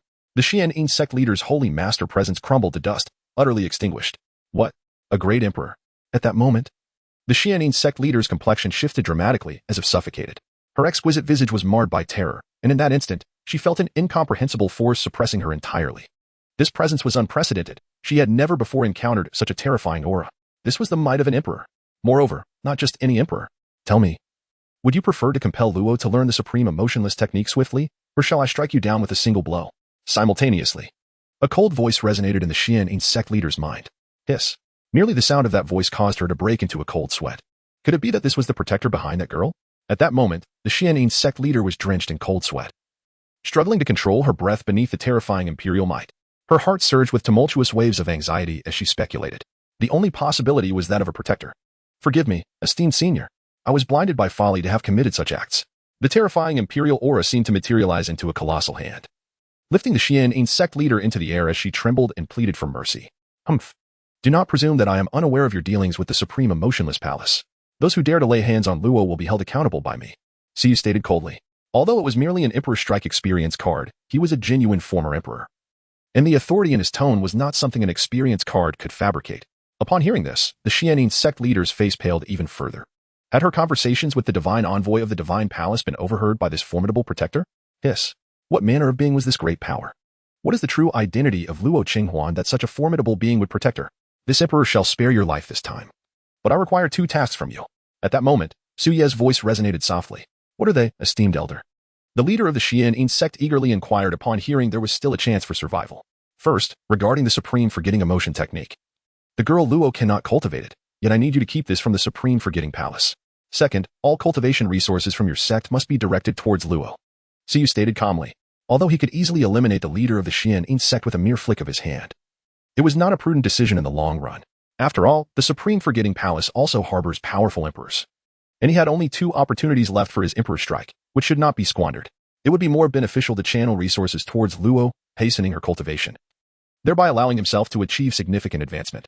Once he regained his emperor status, he would no longer fear the supreme forgetting palace. Yes, I shall remember your words. Esteemed elder. The leader of the Xuantian sect nodded vigorously, without a hint of hesitation. She could distinctly sense the terrifying power of this protective elder. A fear so profound that even the master of the divine palace had never instilled such intensity within her. His strength undoubtedly surpassed that of the divine palace master. From this day forth, all resources shall be directed towards Qinghuan. Very well, Siyu replied with a dismissive snort. By the way, if you're willing, you could allow Qinghuan to participate in the upcoming debate conference, where the rewards are considerable. Not limited to the resources of my Xuantian sect, but also those from other sections. At this moment, the leader of the Xuantian sect whispered. The debate conference. You say? Understood, Siyu replied indifferently. All right, Luo, let us depart. Yes. At this moment, the girl's beautiful eyes sparkled with admiration. Siyu's just so handsome. To which Siyu merely smiled faintly. This is nothing more than a slight display of shock from a fierce emperor. Upon returning to the small courtyard on the mountainside, the girl remained entranced by Su Ye's charm, her eyes glimmering with stars. So, what do you think? Wasn't your brother you just splendid? Su Ye's lips curled slightly. Humph, just barely passable, nothing extraordinary. Upon hearing his words, the girl huffed, knowing that if she praised him, this mischievous fellow would undoubtedly take it too far. Though the crisis had been resolved, some countermeasures were still necessary. Siyu remained unconcerned, narrowing his eyes. Since the Supreme Forgetting Palace can manipulate those who cultivate the Supreme Forgetting Emotion technique, he would make slight modifications to the technique. If they enjoy control, then I shall turn the tables on them. As an emperor, modifying a technique is trivial. Soon, the voice of the system echoed in his mind. The host has modified the Supreme Forgetting Emotion technique. Upon reaching a certain realm, the host may control the Divine Palace individuals in return. Excellent. Luo, your brother Yi has made a slight alteration to the Supreme Forgetting Emotion technique. Once your realm rises, we can treat the people of the Divine Palace as puppets. Siyu remarked with a smile. Since they enjoy puppets so much, it should be fine for me to play the part of a puppet, right? Upon hearing Su Ye's words, the girl was taken aback. To control in return? Oh, Su Yi, you are quite devious. Oh, you dare to tease your brother Yi? Do you believe I won't discipline you? Siyu raised an eyebrow. It's only permissible for you to jest with me. I can't tease you, can I? The girl retorted playfully, her eyes sparkling with mischief. Besides, you lack a physical form. Shouting about spanking me daily won't amount to anything. However, within the small courtyard, as the girl let out a surprised gasp, her beautiful eyes shifted, and she unexpectedly raised her delicate hand to rest upon her soft, pert rear. Who said your brother you lacks a physical form and cannot spank you? Siyu triumphantly huffed. He then relinquished control of his body back to her. Bullying. The girl's expression changed, her little mouth pouting in grievance, and she clenched her small fist, silently vowing that when that scoundrel Siyu regained his physical form, she would viciously retaliate. What are you doing? Siyu shot her a glance. Nothing at all. The girl immediately panicked, dropping her small fist, appearing guilty as a thief. Seeing this scene, Siyu couldn't help but chuckle. Over time, he had clearly observed Luo Qinghuan's transformation. She was no longer the gloomy girl she once was but had become more joyful. You scoundrel Suye, you were laughing at me again. As Suye's laughter faded, the girl's playful protest rang out like blooming peach blossoms. After some light-hearted banter, Siyu finally broached a serious topic, his demeanor shifting to one of gravity. All right, Luo, since we aim to turn the Divine Palace individuals into puppets, our immediate task is to rapidly elevate our realms, for the Divine Palace also possesses emperors. How do you feel at present? This is my first attempt, striving for over 1,000,000 words. Chapter 21. The Buddha Demon Body? Reconstructing the physical form? Investment is essential. Luo Qinghuan gently tilted her delicate head. By the way, what is the matter regarding the discussion and cultivation mentioned by the Lord of Xuantian? Siyu recalled another piece of advice from the Lord of Xuantian before leaving the Grand Hall, and could not help but inquire. The discussion and cultivation refer to the various influential sects of the Eastern Wilderness sending their most gifted disciples to our Xuantian sacred cult for dialogue and training. Those who emerge victorious in this cultivation will be rewarded with resources and techniques for their advancement. Luo Qinghuan explained, however. I am unaware of the specifics regarding the discourse on cultivation. You truly do not know? Siyu inquired, somewhat taken aback. After all, as a prodigious disciple of the Xuantian holy sect, Luo Qinghuan should have had the opportunity to partake in such a discussion on cultivation. Luo Qinghuan bit her silver teeth, displaying an expression of apprehension towards Su Ye's potential reproach, and softly remarked, I initially intended to participate.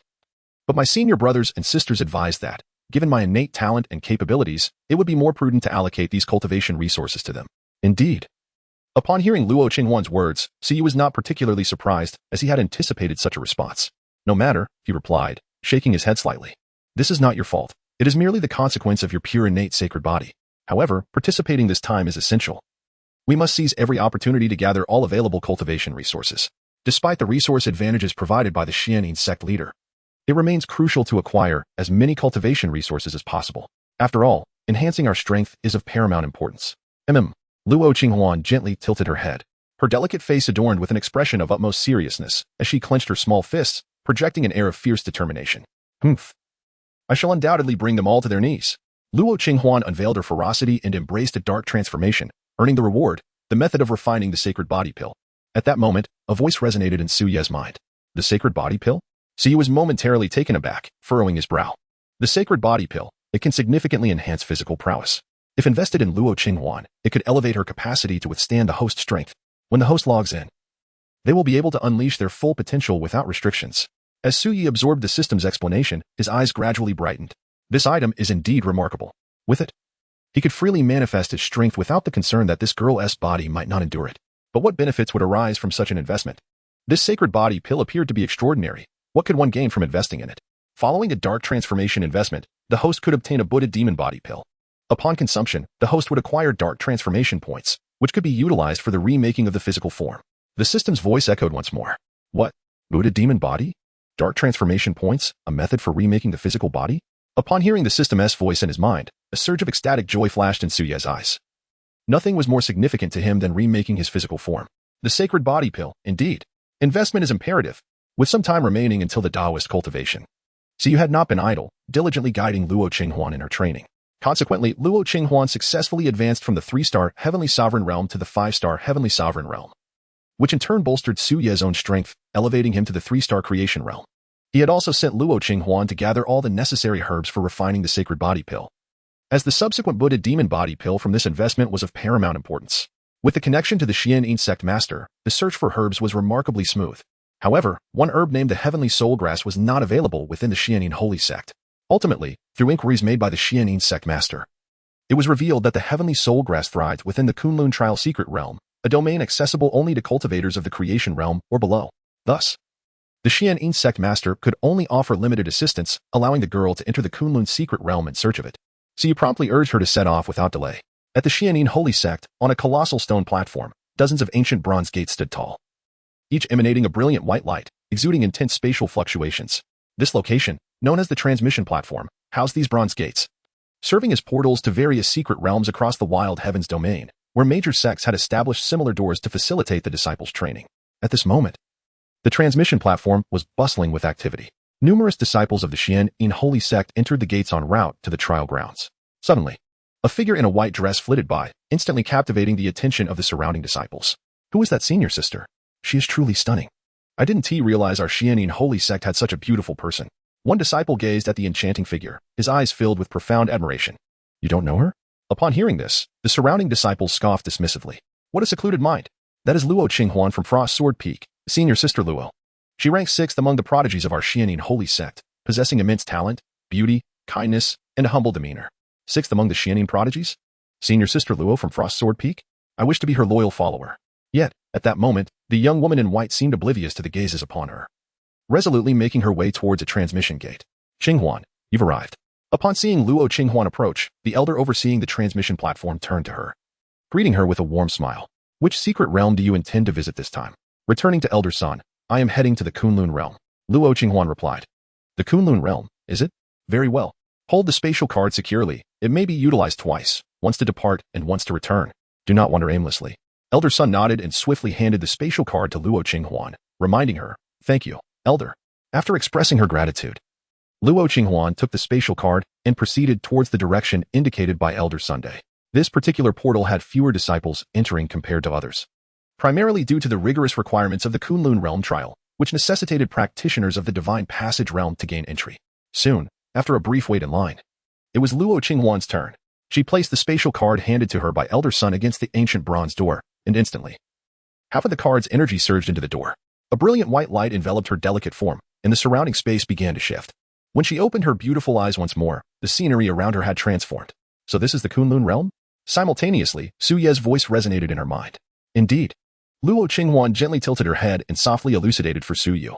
It is said that the realm of Kunlun should rightfully be named the Kunlun Mirror, for it is a world ensconced within a mirror. The Kunlun Mirror was once a treasured artifact of the Kunlun Emperor, who enshrined all his cherished possessions within its depths. However, following the Emperor's demise, the world within the mirror gradually transformed into reality, giving rise to the mysterious land known as Kunlun. Regrettably, most of the precious items have been thoroughly scavenged. Otherwise, it would not have been opened up, allowing disciples from various sects of the wilderness domain to venture forth and hone their skills. Upon hearing this, Siyu raised an eyebrow. An imperial artifact capable of creating its own space? That is indeed a remarkable treasure. It is certainly a marvelous item. Though it is a pity that the essence of the Kunlun Mirror has long since vanished, lost with the fall of the Kunlun Emperor. Luo Qinghuan expressed a hint of regret, pondering the whereabouts of someone unknown. Perhaps it is fate that binds us. Siyu murmured softly before urging, "All right, Luo girl. Let us set forth." "MHM," Luo Qinghuan replied with a slight nod. At that moment, an unexpected voice filled with delight emerged from nearby. "Oh, Sister Luo?" Chapter 22. Refusing to be taken for granted, I shall not accompany. "Sister Luo, you have come to the Kunlun realm as well?" From a distance. Amidst a crowd adorned in the attire of the Xuantian holy sect, a young girl in a pink dress was exuberantly waving at Luo Qinghuan. "Sister Anren?" Luo Qinghuan recognized the familiar figure in the pink dress. Luo Qinghuan was momentarily taken aback. The young woman before her was none other than her junior sister, Anren, whom she had encountered previously in front of the training tower. Anren was the only one among the few present at that time who believed that Gongsun Shui had acted unjustly. "Junior sister Anren, what did you just say? Luo Shiji? Could it be that you were referring to the prodigy of Xuantian Peak, Luo Qinghuan?" Upon hearing Anren's words, the surrounding disciples of the Xuantian sacred sect were momentarily stunned, their eyes lighting up with excitement as they eagerly inquired further. "Indeed," Anren affirmed, her face glowing with admiration. During their previous encounter at the training tower, she had witnessed Luo Shiji's remarkable poise. It was simply breathtaking. So, she is indeed Luo Shiji. Upon seeing her today, she is undoubtedly a paragon of beauty. Not only is Luo Shiji stunning, but she is also likely ascended to the realm of Celestial Sovereign. Her prowess is extraordinary. What? Celestial Sovereign? A collective gasp of astonishment escaped the lips of the disciples upon hearing this revelation.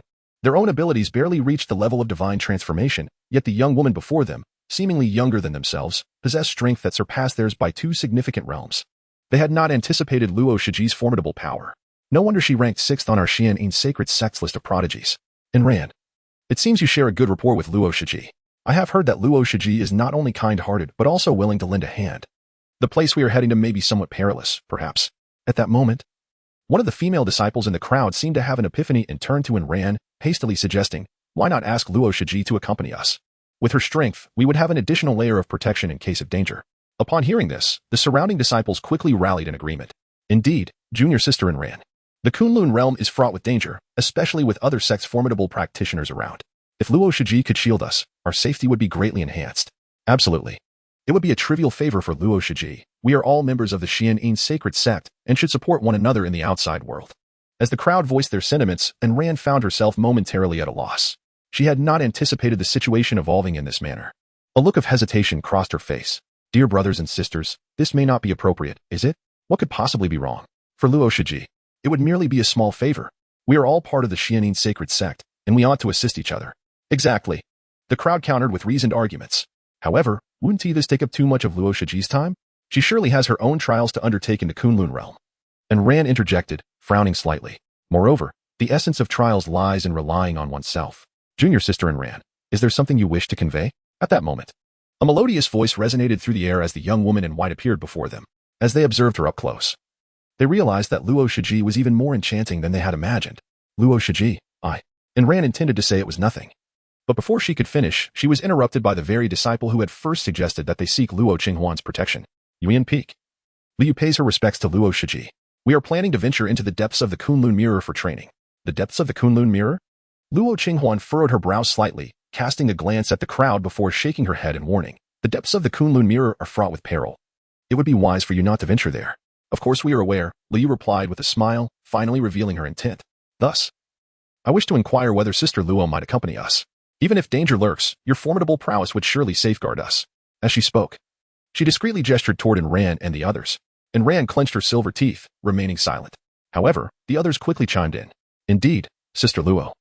We are all disciples of the Xuantian sacred sect. It is only natural for us to assist one another. We have heard of your beauty and kindness. Surely you would not refuse to lend us this small favor? Sister Luo, you wouldn't want to bear the guilt of not helping us if we were to find ourselves in peril, would you? Upon hearing such audacious remarks. So you could not help but let out a cold laugh. Very well. Just as the crowd began to feel a twinge of anxiety over whether Luo Qinghuan would acquiesce. The young woman pondered for a moment and then nodded slightly. However, she continued, her voice ringing out once more before the crowd could display their joy. What benefits can you offer me? Luo Qinghuan's captivating gaze fell upon Lu Yu as she earnestly inquired, that scoundrel Su Yu has proclaimed a refusal of all free handouts. Should you wish for my protection, it is imperative that you offer the appropriate compensation. Only with resources can this be achieved. In response to Luo Qinghuan's declaration. It was Lu Yu who found herself momentarily stunned, her eyes reflecting a flicker of astonishment. Clearly, she had not anticipated such a retort from Luo Qinghuan and evidently had no intention of granting her any favors. With a slight gnash of her silver teeth, she displayed an expression of discomfort. Sister Luo, the spiritual spring we seek possesses limited spiritual energy, just sufficient for us practitioners of the divine passage realm to absorb. There is no surplus to allocate to you.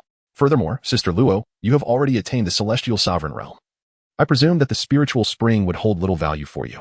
Oh, Luo Qinghuan narrowed her eyes, her gaze fixed on Lu Yu, interrupting her words.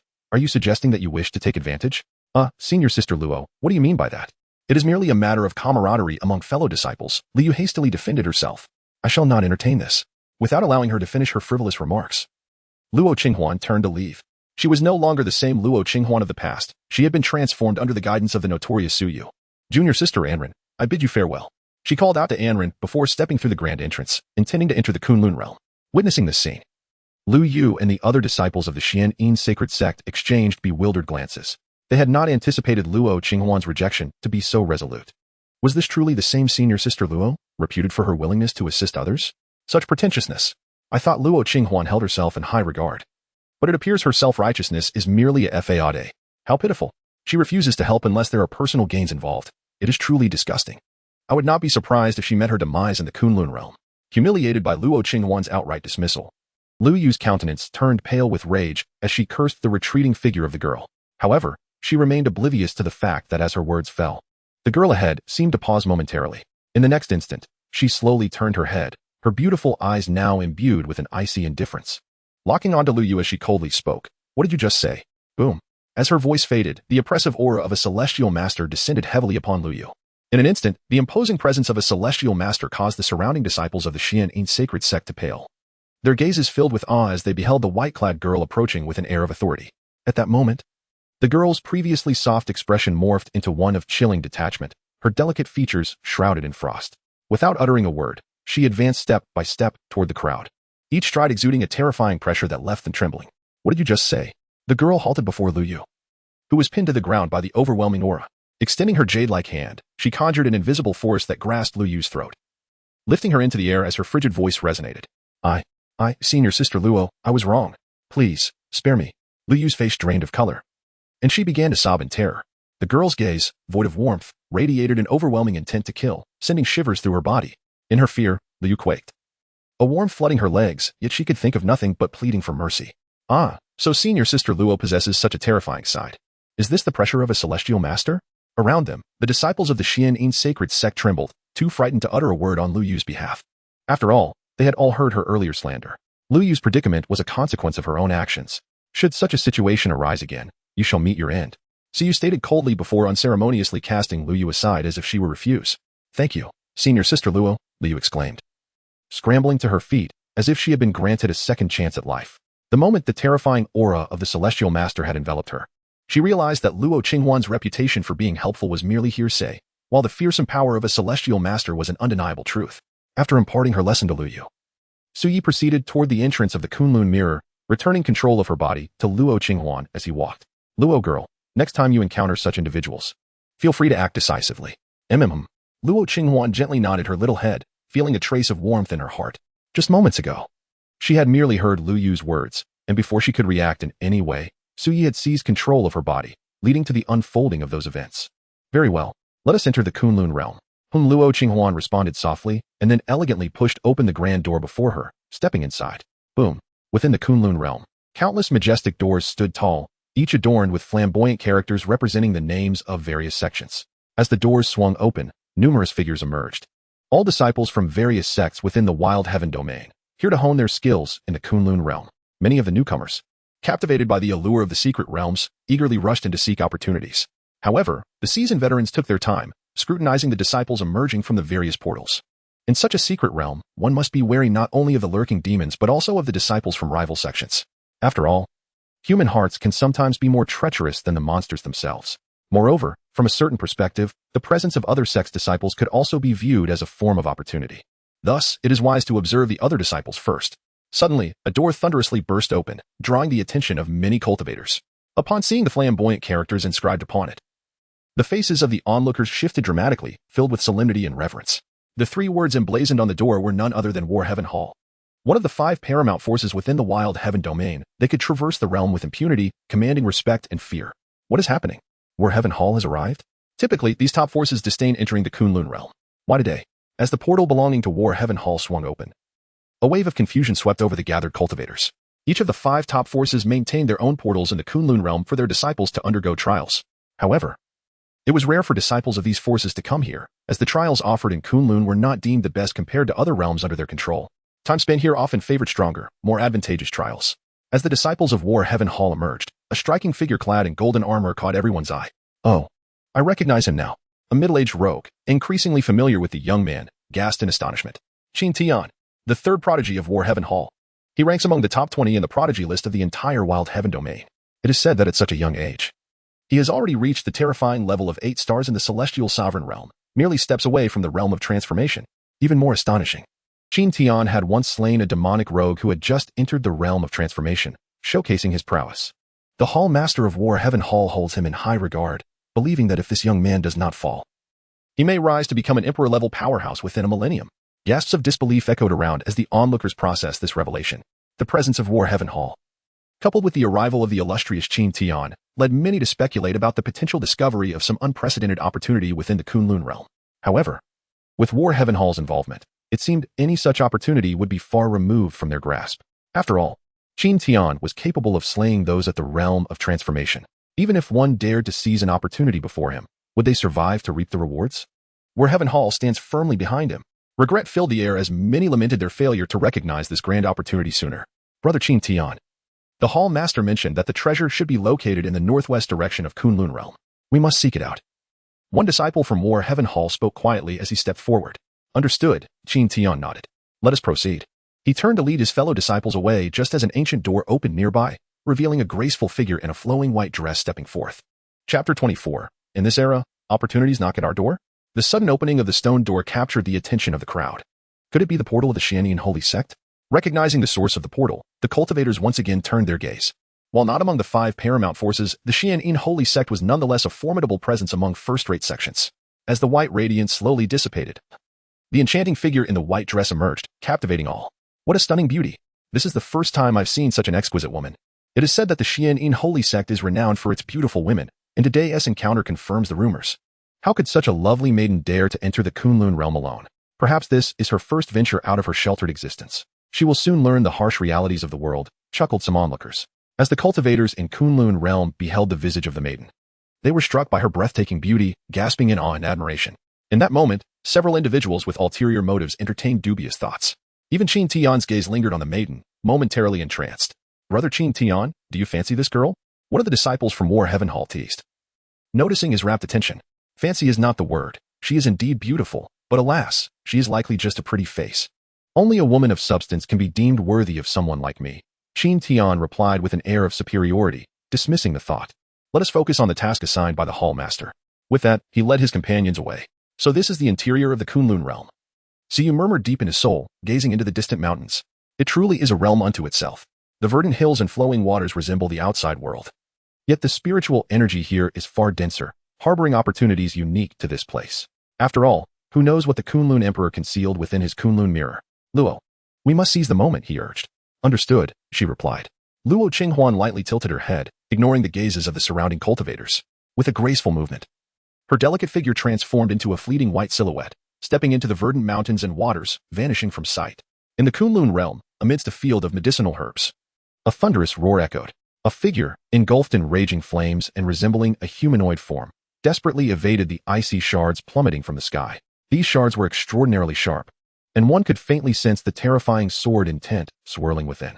Above, a slender figure clad in white stood suspended in midair, a frost-covered spiritual sword in hand. Its sword intent radiating. In the next moment, before the creature could react, the white-clad maiden stepped forward, her sword intent slicing downwards towards it. Please spare me, esteemed one. I am but a 1,000-year-old flame ginseng, and my cultivation has been arduous. I implore you to grant me a chance at survival. Seeing that it could not escape the impending strike, the creature, in a moment of desperation, knelt and pleaded for mercy. The maiden paid it no heed. Yet the sword in her hand seemed to linger momentarily. Observing this, the flame ginseng's eyes lit up with hope, and it hastily continued to speak. However, as it spoke, countless roots beneath the earth converged silently, surging towards the maiden. Esteemed one, you, but before it could finish, the frost-laden sword intent manifested out of thin air, instantly piercing through its body. Simultaneously, the sharp roots that had coalesced beneath the ground withered away. Its form emitted a radiant glow before gradually shrinking, transforming into a palm-sized, flame-lit spiritual herb. 1,000-year-old flame ginseng. Indeed, it could be used to concoct several burning spirit pills. Upon seeing this herb, Siyu could not help but chuckle softly. Burning spirit pills? What are those?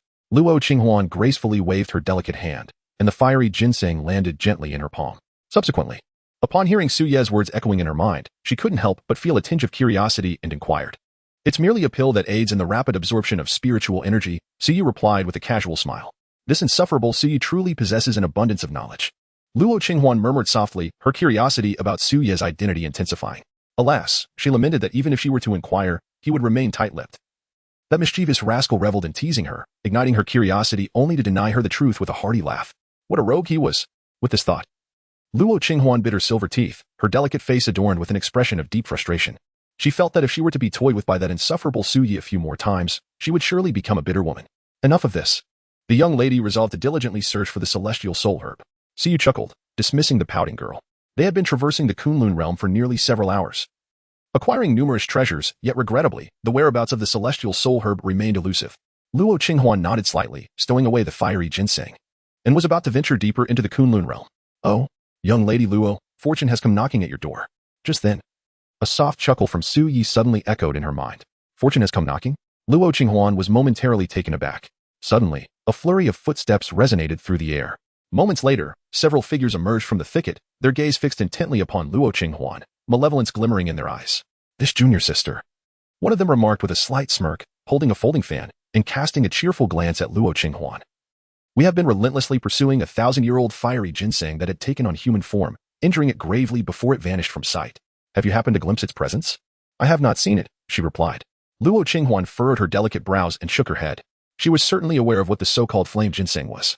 However, contrary to what this individual claimed, the flame ginseng was not a treasure that could only be found in a severely injured state. When she encountered it, it was in perfect condition. Is that so?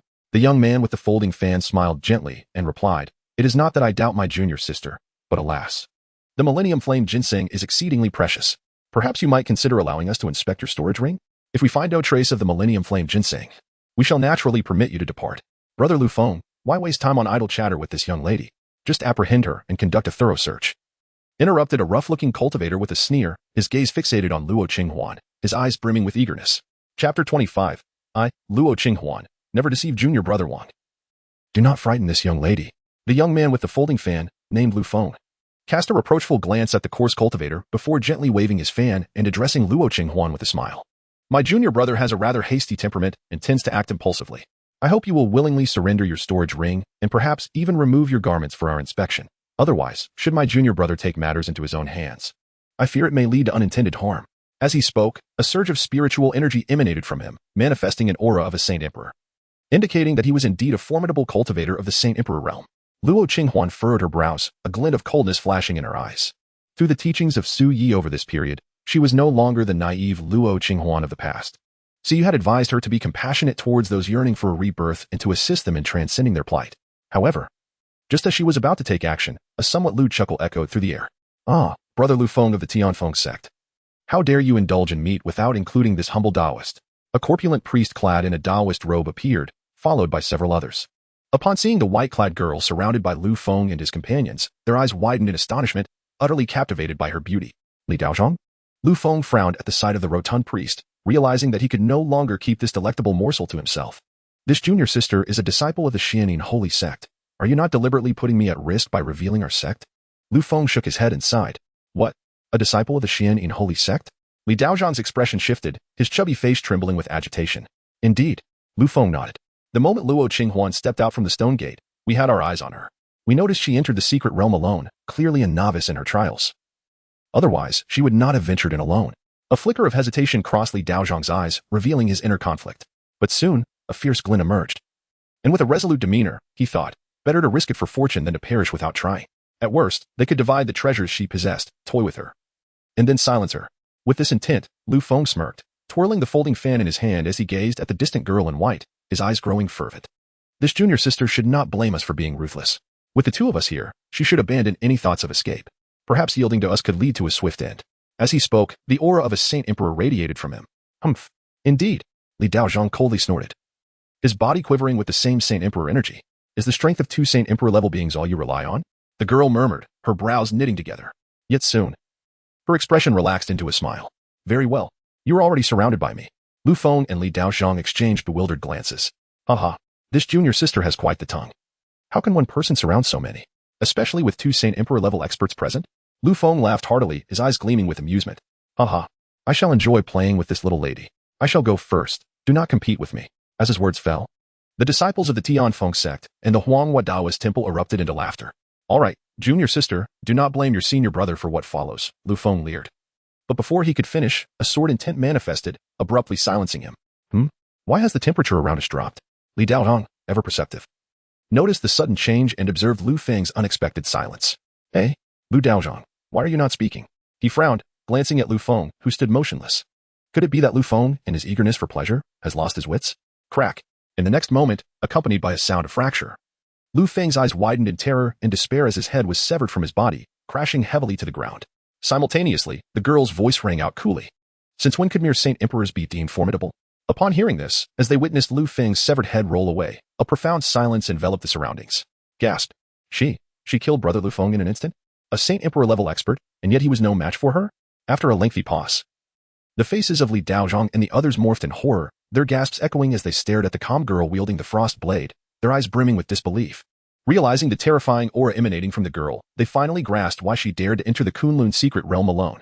She possessed strength that allowed her to look down upon the masses. At that moment, beneath her composed exterior, the girl felt a twinge of pride. Addressing Suyu in her mind. Stinky Suyu, look, I have learned the technique you taught me for a swift kill. Very good, Suyu nodded with appreciation. He had gradually nurtured her decisiveness in combat. Forgive us for our ignorance, esteemed lady. Please show mercy and spare us. Yes, we were wrong. Feeling the overwhelming aura of a heavenly sovereign emanating from Luo Qinghuan, they hastily begged for mercy. A heavenly sovereign, even if they banded together, they would likely fall before a few of her strikes. Observing their desperate pleas, Luo Qinghuan furrowed her brows slightly, pondering, as per Stinky Suyu's advice. It was time to demand their storage rings. Perhaps she might spare their lives. Is that true? Li Daozhang's crafty eyes darted. Luo Qinghuan, do not deceive. The girl affirmed with a nod. Upon hearing this, Li Daozhang and the others sighed in relief as if they had regained their lives, hastily presenting their storage rings without a moment's hesitation. At this moment, they cared little for their losses. After all, survival was paramount. Luo Qinghuan took the storage ring and, with a casual glance, intended to gather all its contents. After receiving instruction from Su Yi, she had become quite adept at frugality. Any resources that came her way could not be overlooked. After all, Su Yi had once proclaimed, "What is mine is mine. What belongs to them does not belong to me." Just then, Su Ye's voice suddenly echoed, Is it this herb? Luo Qinghuan searched for a moment, and in her hand emerged a delicate sprig of pale blue grass. This was the Xianling grass, thriving in the same habitat as the Tianhun grass we seek. Inquire of this rotund fellow where he discovered the Xianling grass. It may prove beneficial to our quest, Su Yi remarked, casting a glance at the fragile blue sprout. Very well. Luo Qinghuan gently lowered her delicate head, then picked up the ethereal spirit herb and gazed at Daoistly. From where did you procure this enchanting herb? Daoistly promptly replied, Esteemed lady, I discovered this herb in the serene waters of the Kunlun realm's Yushui forest. The Yushui forest, you say? Very well, I understand. Luo Qinghuan nodded. Well then, can we take our leave? After all, you just mentioned that you never tell lies, Daoistly said cautiously. Of course, I, Luo Qinghuan, never deceive. Having proclaimed that I shall not harm you, rest assured, I shall not. Luo Qinghuan spoke, a glimmer of cunning flashing in her eyes. Therefore, I have chosen to grant you a new beginning. What? Upon hearing this, the expressions of Daoistly and the others shifted dramatically. What the hell? You have no sense of martial ethics. In the next moment, as the cold light of the frost sword flickered, a chorus of anguished cries erupted. Chapter 26. The reversed heavenly gang of young Luo deep within the Kunlun realm. In the enigmatic water forest, a graceful figure appeared. Is this truly the enigmatic water forest? Luo Qinghuan cast a glance ahead, her slightly furrowed. The towering trees here possessed an eerie quality, even before stepping into their midst. She could feel the unsettling sensation of being scrutinized by countless unseen eyes. The forest floor was veiled with a delicate layer of ethereal blue water. It is truly a pity for this rootless, ghostly water. A sigh of regret escaped Su Ye's lips in her mind. Rootless, ghostly water? A flicker of confusion danced in Luo Qinghuan's beautiful eyes. A substance that can enhance one's cultivation, Su Ye elucidated, then shook his head. However, it has now been entirely consumed by this group of demonic trees. Little Luo, exercise caution when you enter this forest. These trees are known to devour humans. Devour humans? A pale hue washed over Luo Qinghuan's delicate face. All right, my dear Luo, just step inside. Do not fret. For your brother Yi is here to ensure that the malevolent tree does not consume you. After all, I have yet to taste its fruit myself. So how could I allow you to fall prey to it? Su Ye remarked with a mischievous grin. Ba ba ba. Upon hearing his playful banter, Luo Qinghuan's cheeks flushed a deep crimson as she spat 3 times in disdain. You insufferable Su Ye. Your mind is filled with nothing but vulgar nonsense. Yet, comforted by Su Ye's words, she felt a measure of reassurance, her heart racing as she inhaled deeply, preparing to venture into the ominous and perilous depths of the ghostly water forest. Senior Sister Luo? Just as Luo Qinghuan was about to enter the forest, a voice filled with surprise rang out. Turning around, she was greeted by the sight of Inran. Junior Sister Inran? What brings you here? Did I not convey that the depths of Kunlun are no place for you? Luo Qinghuan furrowed her brow slightly. The fabled place of opportunity spoken of by Senior Sister Lu was indeed within this realm, and they had already ventured deep into the mysterious waters of the forest. However, I have steadfastly adhered to your counsel, Senior Sister Luo, hence I relinquished the chance presented by Senior Sister Lu and chose to remain here, awaiting their return. Inran promptly remarked. You are correct. This place is not one you should enter. Luo Qinghuan gently shook her head. Even the loathsome Su Ye had remarked upon the perilous nature of this place, where man-eating demon trees thrived. Considering that Lu Yu and her companions were merely cultivators at the Divine Passage realm, entering such a treacherous domain would indeed be tantamount to seeking death. Stay here and wait for me. I shall return with them. Luo Qinghuan cast a glance at Inran and spoke softly. Oh, you intend to rescue them? Su Ye, with arms crossed and eyebrows raised, replied, certainly not. Luo Qinghuan shook her head, a serious expression adorning her face as she stated, I have already cautioned them. They refuse to heed my warnings and insist on courting disaster. I have done all I can. What I mean is to retrieve their life tokens. Indeed, the child is worthy of guidance. You have not disappointed your elder brother Ye's diligent teachings. Now speak, Luo girl, how do you intend to repay me? Su Ye inquired with a smile. Shall I pledge myself to you? Luo Qinghuan blinked her beautiful eyes. Su Ye exclaimed, cough, isn't this a bit too hasty? Little Luo, but then again, what can be done? After all, your brother Ye's charm is undeniable. Falling for me is not entirely your fault. Do not misunderstand. When I speak of devotion, I merely mean for you to log in. As Su Ye indulged in his whimsical thoughts, a glint of mischief flickered in Luo Qinghuan's eyes, and she solemnly began to explain. Su Ye was taken aback. What? This is disastrous. The tables have turned. This girl actually dares to tease me in return. No. This calls for a strict reprimand. A smirk crossed his face as he thought, ah, stinky Su Ye, this is what you get for bullying me every day. Witnessing Su Ye's rare moment of embarrassment, a look of triumph sparkled in Luo Qinghuan's eyes. However, in the next instant, as her expression abruptly shifted, her charming face flushed crimson, and an uncontrollable, shameful sound escaped her lips. And Ran, observing Luo Qinghuan's unusual behavior, was momentarily taken aback, filled with confusion. And no, it's nothing. Luo Qinghuan's delicate face flushed slightly as she shook her head, striving to compose herself, while inwardly cursing Su Ye. That insufferable Su Ye. How dare he sneak a glance and pinch her bottom? Shameless. A lecher. That wretched Su Ye. Meanwhile, Su Ye remained entirely oblivious to the girl's apparent distress, which seemed on the verge of erupting into a tempest. Alas, if only it were his hand instead of hers, the sensation would undoubtedly be more gratifying. Ah! The desire to reconstruct one's corporeal form was overwhelming. Very well. Stay here and do not wander off. The demon trees in this place are known to devour humans. Luo Qinghuan suppressed her melancholic emotions and spoke briefly to Inran before drawing her sword and turning to enter the Yushui forest, swiftly vanishing into the dense thicket. Can it devour humans? Inran was momentarily taken aback, struggling to comprehend her words. Yet, in the next instant, she witnessed a chilling sight, as Luo, the senior sister, stepped into the forest. Ghastly faces emerged from the surrounding twisted trees, their mouths emitting piercing wails that echoed like demonic whispers, ensnaring all who heard them in a momentary stupor. Following this, countless sharp branches, glimmering with a cold light, surged towards the girl in white.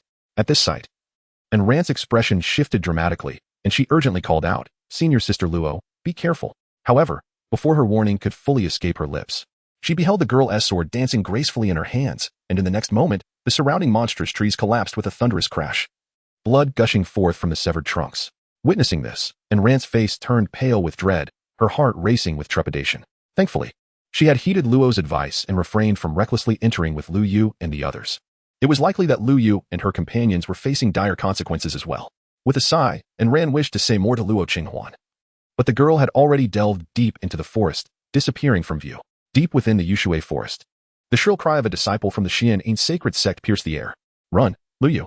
A disciple was cleaved in two by a single stroke, and a bald monk stood atop the corpse, pulling the blade from the lifeless body, his eyes glinting with mockery as they settled on the women before him. Flee. Where to? Lu Yu was paralyzed with fear. Upon entering the Yushui forest, there was no turning back. They had encountered the man-eating trees before they could even seek their fortune, and several had already fallen victim to the beasts. After barely escaping the treacherous grove, they had stumbled upon the so-called spiritual spring, only to be ambushed by a group of ruthless cultivators. You dare to attack us? We are disciples of the Xuantian sacred sect. Do you not fear the repercussions of our sect's wrath? Lu Yu, glancing at the fallen comrades of her sect, was overwhelmed by terror and quickly attempted to threaten them. Xuantian sacred sect? The bald monk sneered, viciously trampling the body beneath him. Indeed. We do not wish to provoke the Xuantian sacred sect, but this is Kunlun realm. If I were to kill you all, who would know who took your lives? I do enjoy feasting on the fat prey that emerges from the major sections. These bandit cultivators thrived in the secret realms, preying on those who emerged from powerful sections. The disciples, accustomed to their high status, often assumed they were invulnerable, but this was a trial realm filled with countless bones, undetectable by the powerful from the outside world. As long as they were all slaughtered, no one would ever know who was responsible for their demise. Upon hearing this, despair etched itself across Lu Yu's face, her eyes brimming with resentment. It's all Luo Qinghuan's fault. If she had followed us, my fellow disciples wouldn't have perished here. It's all that wretched girl's doing. At that moment, her base nature was laid bare, even as death loomed. She could not reflect on her own arrogance, instead casting blame on another. Suddenly, Lu Yu seemed to spot something, her eyes flashing with excitement. Not far off, a figure in white appeared. Luo sister, save me. All my fellow disciples have been slaughtered by these fiends. You must avenge them. Lu Yu frantically waved her arms, calling out to the distant silhouette in white. Another one? The bald monk followed her gaze, observing the approaching girl in white, whose beauty and ethereal grace were evident even from afar. What a stunning little beauty. He then shot a mocking glance at Lu Yu, who he had intended to toy with before killing, realizing that with the arrival of this girl, she no longer had any reason to live. Without a moment's hesitation, the bald monk unleashed his formidable aura, swinging his blade down with lethal intent. Luo sister, save me. Realizing her powerlessness to resist, Lu Yu cried out desperately. Yet, the girl in white remained unperturbed, gliding toward them without haste. Luo sister? Lu Yu was momentarily stunned. However, the next instant, she was met with the bald monk's terrifying blade, which cleaved her body in two. Such a cruel heart, ignoring the pleas of your fellow disciple. How can you remain so indifferent? The bald monk rested his great sword on his shoulder, casting a cold gaze at the approaching girl, his voice laced with disdain. Upon hearing this, the girl in white paused for a moment, her brow furrowing in contemplation. How should she respond to such words? She recalled. With a radiant smile that captivated the heart, she replied, thank you for the compliment. Seeing this, the bald monk's expression grew tense, his demeanor shifting as he regarded the fearless girl. Are you not afraid of us? As his words fell, the others around him silently encircled her, their powerful auras revealing them to be formidable cultivators. Without a top-tier prodigy leading them, ordinary disciples would stand no chance against such strength. Afraid? Do celestial beings fear mere mortals? Su Yi yawned, reclining with his arms crossed, and addressed Luo Qinghuan. Hurry, my dear Luo. I sense that the Tianhan grass we seek is nearby.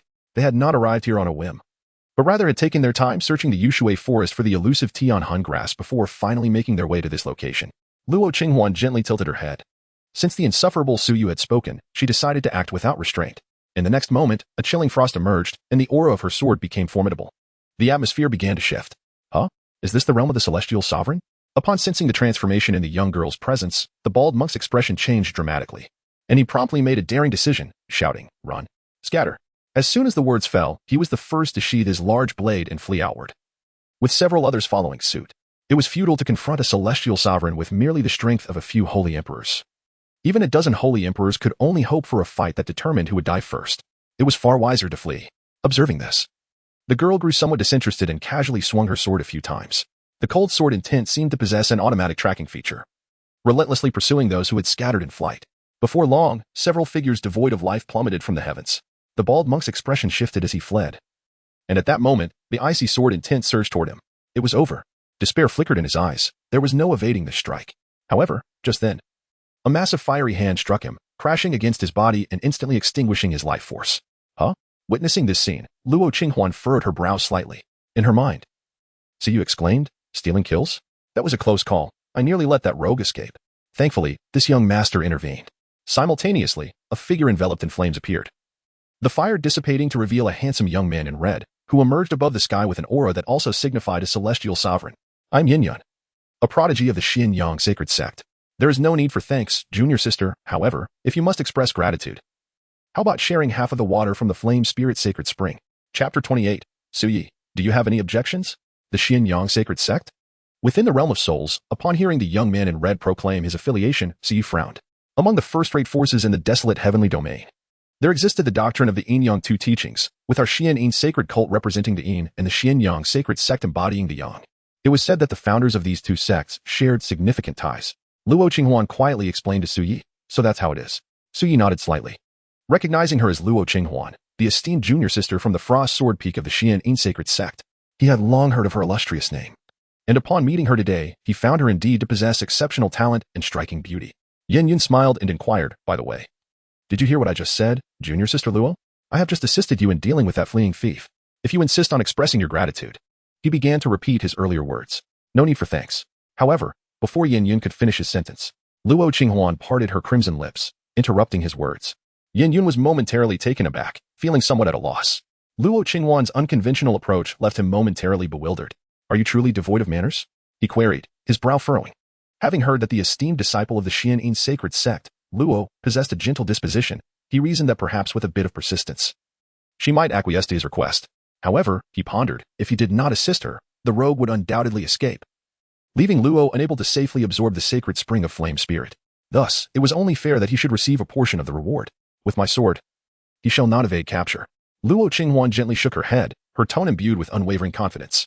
Having spent considerable time with Suyi, the extent of this moral coercion no longer held any sway over her. Following Suyi's words, she understood the methods required to deal with such individuals. Luo Qinghuan narrowed her beautiful eyes, and a frosty chill emanated from the spiritual sword in her hand. "Or perhaps, brother Yin, you wish to give it a try?" As her words fell, a resounding boom echoed. Upon the delicate form of Luo Qinghuan, the imposing aura of the fifth level of the celestial sovereign realm emanated forth. The fifth level of the celestial sovereign realm. How have you cultivated so swiftly? Perceiving her formidable presence, Yun's expression shifted dramatically as he gazed incredulously at the young maiden before him. Due to the close ties between their respective sects, he was privy to certain information regarding the Xianyin holy cult. If his memory served him correctly, Luo Qinghuan was ranked 6th on the cult's talented individuals list, while the individual ranked 5th, whom he was acquainted with, possessed a mere 2 stars in the celestial sovereign realm. How could it be that Luo Qinghuan, the 6th-ranked prodigy, surpassed the 5th in strength by such a considerable margin? Aha. Junior sister Luo, you jest. The flame spirit sacred spring is solely yours, with no bearing on me whatsoever. Yin chuckled awkwardly, hastily shaking his head. Though his own prowess was also at the celestial sovereign realm, he possessed only 2 stars. And in light of the 3 minor realms that separated them, he lacked the confidence to consider himself a match for Luo Qinghuan. However, despite his words, he did not depart. The flame spirit sacred spring was of immense significance. Not only could it aid cultivators in enhancing their cultivation, but the layer of flame spirit fire enveloping it was not to be underestimated, proving invaluable to his own cultivation methods.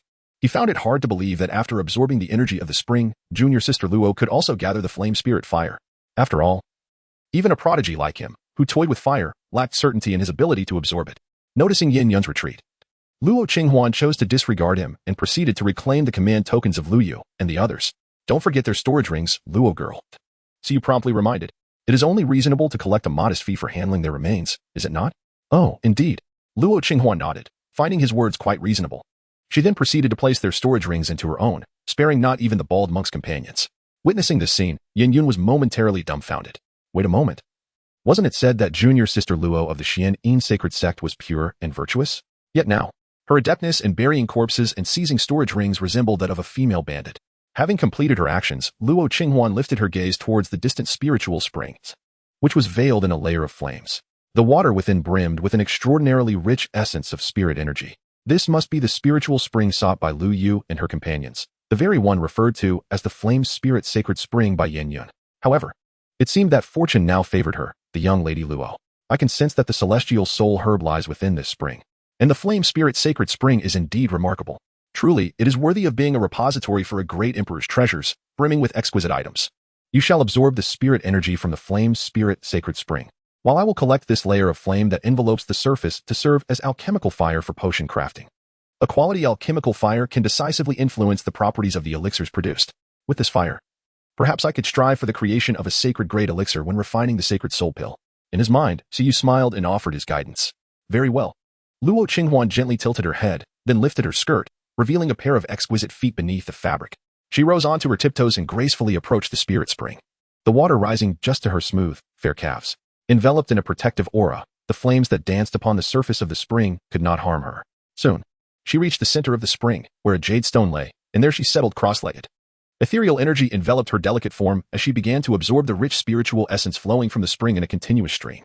Meanwhile, in Suye's mind, the system's voice suddenly resonated.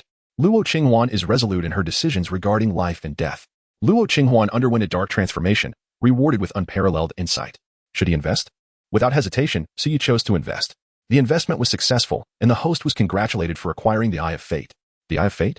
Suyi furrowed his brow. Soon, the system provided an explanation. The Eye of Fate allows one to seek the creations of the universe and the opportunities within the world, enabling the search for the most potent chance within a designated range.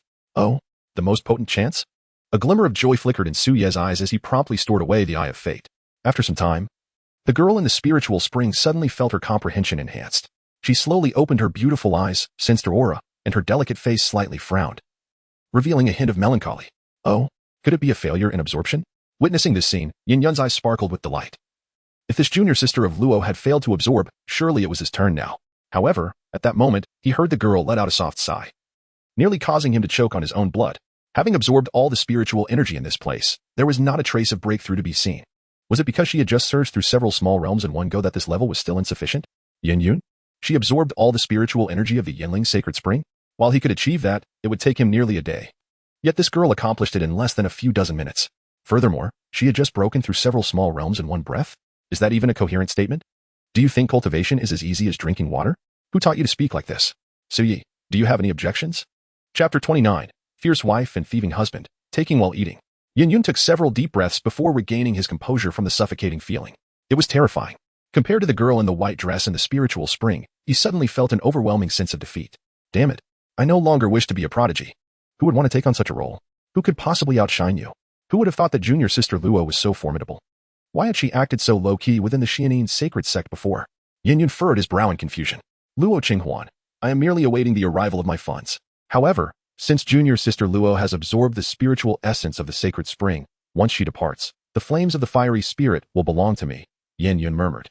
Yet, before he could finish his sentence, his voice abruptly ceased, his pupils contracting in surprise.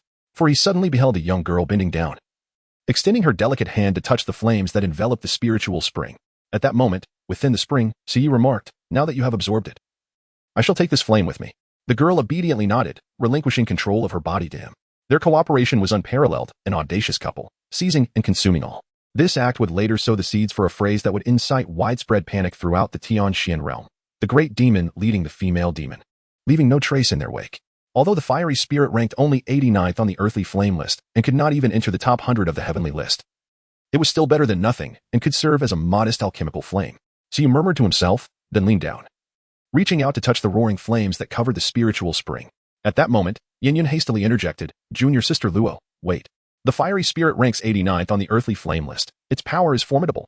Even someone like me, who has cultivated the flame technique, would not dare to approach it lightly. You must proceed with caution. So you disregarded his warning, merely extending his fingertip to gently touch the surface of the spring. In the next moment, ripples danced across the water, causing the flames to surge upwards, coalescing into a small orb of fire, which then entered the girl's brow. What a jest! When my brother Yi was an emperor, what flames had he not seized or witnessed? All right, Luo girl, move that jade stone aside. The celestial soul herb we seek lies beneath it. Having gathered the fiery spirit, Su Yi relinquished control back to Luo Qinghuan and spoke to her. Upon hearing this, Luo Qinghuan promptly stepped lightly with her delicate feet, standing amidst the spiritual spring, channeling her spiritual energy to move the jade stone aside. Indeed, she beheld a small herb radiating a gentle blue luminescence standing there. It was, without doubt, the celestial soul grass. The purpose of this journey was thus fulfilled. Su Yi chuckled softly. Luo, my dear, we may now depart. Luo Qinghuan nodded gently, plucking the celestial soul grass and cautiously placing it into her storage ring before making her way towards the outskirts of the mysterious water forest. Throughout her journey, she paid no heed to Yen Yun, who stood nearby, eyes wide with shock, seemingly petrified in place. It was only after the ethereal figure in white vanished from sight that Yen Yun emerged from his stupor, albeit the lingering astonishment remained etched deep within his gaze. Did she merely give a light tap? Did she truly absorb the flames ranked 89th on the Earth list? What, then, does that render my decades of arduous cultivation, through which I painstakingly absorbed the flames ranked 99th, a mere trivial effort?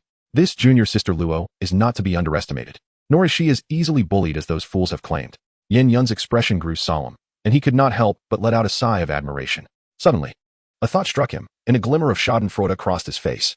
He chuckled softly. Rumor has it that during this debate of the Xuantian holy sect, many have regarded the easily bullied junior sister Luo as their prey. It seems they are in for a rude awakening. Seeing An Ran still waiting patiently in place without wandering, Luo Qinghuan couldn't help but admire her. An Ran was indeed one of the few individuals in the Xuantian sacred sect that he found appealing. Luo Shiji, you have returned. Upon noticing that Luo Qinghuan was safe and sound, An Ran let out a sigh of relief. What about Lu Yu Shiji and the others? She then glanced behind Luo Qinghuan, only to find no one there. They're right here. Luo Qinghuan tossed a storage ring to An Ran, within which lay the life tokens of Lu Yu and her companions. If they do not heed the warnings, even celestial beings cannot save them. I have eradicated the malevolent cultivators responsible for their demise, thus avenging them. An Ran, my junior sister, please return with their life tokens to report back. Understood, senior sister Luo. Gazing at the life tokens within the storage ring, An Ran could not help but sigh. Had Lu Yu and the others heeded senior sister Luo's counsel, they would not have met such a tragic fate. Soon, An Ran departed with the storage ring in hand. Your junior sister is quite commendable. At least she is obedient and pleasing to the eye, Suyi remarked, casting a glance at An Ran's departing figure. Indeed, Luo Qinghuan agreed with this sentiment. However, at that moment, Suye's murmurs continued. Moreover, her physique seems to surpass that of this girl by quite a margin. Luo Qinghuan, as soon as these words were spoken, a charming blush rapidly adorned the young girl's delicate face, clearly visible to the naked eye. She bit her luscious lips tightly, her exquisite countenance filled with a sense of grievance. Curse Suyi, come forth. I challenge you to a duel. I shall not emerge. Yet I possess the ability to manipulate your body for our confrontation. Luo Qinghuan, what difference is there between this and striking myself? Bah, despicable Suyi. Just wait. When I am small, you disregard me. When I am grand, you cannot aspire to me. The young girl, her cheeks flushed, uttered fierce words. Aspire? Suyi was momentarily taken aback, his mind conjuring images of a colossal hand overshadowing the majestic snow-capped mountains. He couldn't help but clear his throat and said, ahem. Luo girl, actually, that would suffice. Bah. The girl spat vehemently, her face still crimson. Get lost. After a playful exchange, Suyi became serious, stating, all right, Luo girl. Prepare to follow the route I suggest. Brother Yi will take you to seek the finest treasures within the Kunlun realm. The finest treasures? The blush on the girl's fair face gradually faded, her expression turning to one of perplexity upon hearing Suyu's words. Indeed, Suyi replied enigmatically, nodding. And then he directly activated the Fate-Seeking card. System, activate the Fate-Seeking Divine Eye. Range, Kunlun Realm. Activating the Fate-Seeking Divine Eye. Seeking range, Kunlun Realm. The system has located the most formidable opportunity within the Kunlun Realm for the host. As the system's voice concluded, a faint glimmer appeared in Suye's vision, seemingly guiding him toward the so-called strongest opportunity. All right, Luo girl, follow my designated route. Understood, the girl nodded. Chapter 30. Diligent and frugal Luo Qinghuan under Suye's guidance. The young girl swiftly traversed the secret realm. Numerous disciples from various sects, upon catching sight of her breathtaking figure, were momentarily struck with awe. Just as they intended to approach her, in the blink of an eye, she vanished, walking upon the air. Witnessing this scene, the expressions of those present shifted dramatically. Walking upon the air, a powerhouse of the celestial venerable realm? Luo Qinghuan, guided by Suyi, ventured deep into the Kunlun realm, where she beheld 8 ancient bronze towers majestically standing. Each tower was bound by an iron chain, a total of 8 chains converging towards a central object, which radiated a dazzling white light, enveloping it in an aura of chaos that obscured any discernible presence. The guiding light of the Seeking Fate card also pointed towards this sealed entity. Was this the most formidable opportunity within the Kunlun realm? Suyi furrowed his brow, his gaze fixated on the object shrouded in white light. He yearned to discern its true nature, yet the surrounding chaos rendered it imperceptible. It seemed that only through direct contact could the essence of this opportunity be revealed. Luo girl, what lies within these 8 chains is the fortune we seek. Approach a little closer. Let your brother Yi discern what it truly is, he urged her. At this moment, Luo Qinghuan had developed an unwavering trust in Suyi. and she gracefully stepped forward towards the luminous object. However, just as she was nearing it, a forceful surge of golden spiritual energy abruptly assailed her. "Luo girl, be careful." Suyi promptly cautioned against the unexpected attack. Reacting swiftly, Luo Qinghuan summoned her spiritual energy, evading the fierce strike with a deft sidestep. As the golden energy crashed violently into the ground, creating a vast pit. Frowning slightly, she raised her gaze towards the source of the attack, where she spotted a young man clad in golden armor, his imposing demeanor scrutinizing her. The powerful golden aura in his hand gradually dissipated, revealing him as the architect of the earlier assault. This man was none other than Xuantian of the Battle Heaven Palace. You are from the Xuantian Holy Sect? To have evaded my strike, I must admit, I underestimated you."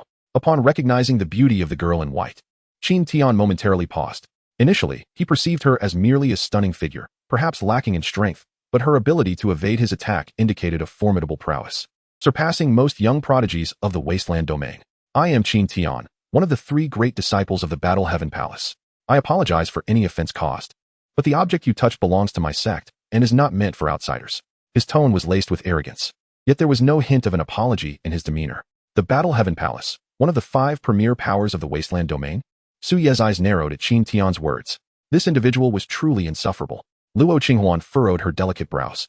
This fellow's indiscriminate attack on her was clearly displeasing to the young girl. "Why do you dislike such a good person?"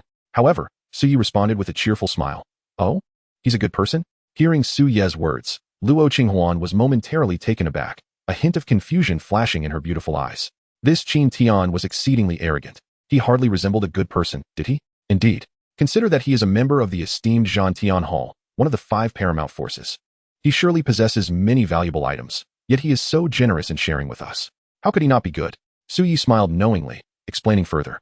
The young girl paused for a moment, and then a look of sudden realization crossed her face as she grasped the essence of Su Ye's statement. Upon reflection, it did seem that the Xuantian Hall's Xuantian might indeed be a good person, but do not misconstrue this. They were not coveting the treasures within Xuantian's storage ring. According to Su Ye's words, they were merely assisting Xuantian in severing his ties to worldly possessions, allowing him to focus on his cultivation.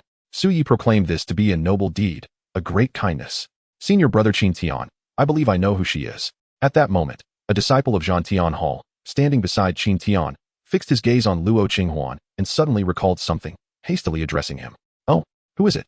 Xuantian raised an eyebrow, interest gleaming in his eyes as he looked down at Luo Qinghuan with an air of superiority.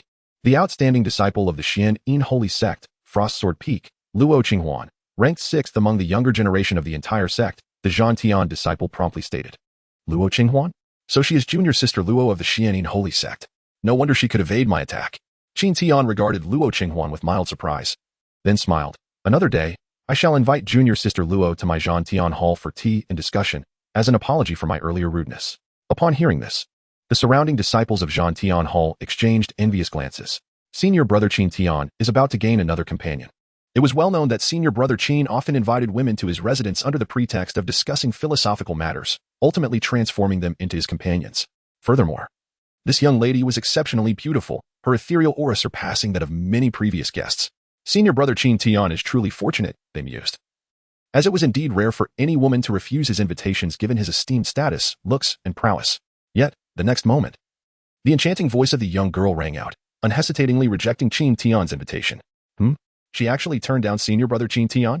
The disciples of Xuantian Hall were momentarily stunned, but that astonishment quickly morphed into schadenfreude. There had been women who had previously rejected senior brother Qin, but the consequences had been dire. Either their families were destroyed, or their factions obliterated, leaving them as mere playthings of Xuantian. Is junior sister Luo refusing to give face to our esteemed brother? They thought. Indeed, when the young girl spoke, a glimmer of coldness flickered in Xuantian's eyes. That is not the case. The young girl shook her head. If Taoist Qin truly wishes to apologize, perhaps something more substantial would suffice. Oh, I see. I happen to possess a golden phoenix jade hairpin. It would surely look splendid atop junior sister Luo's head.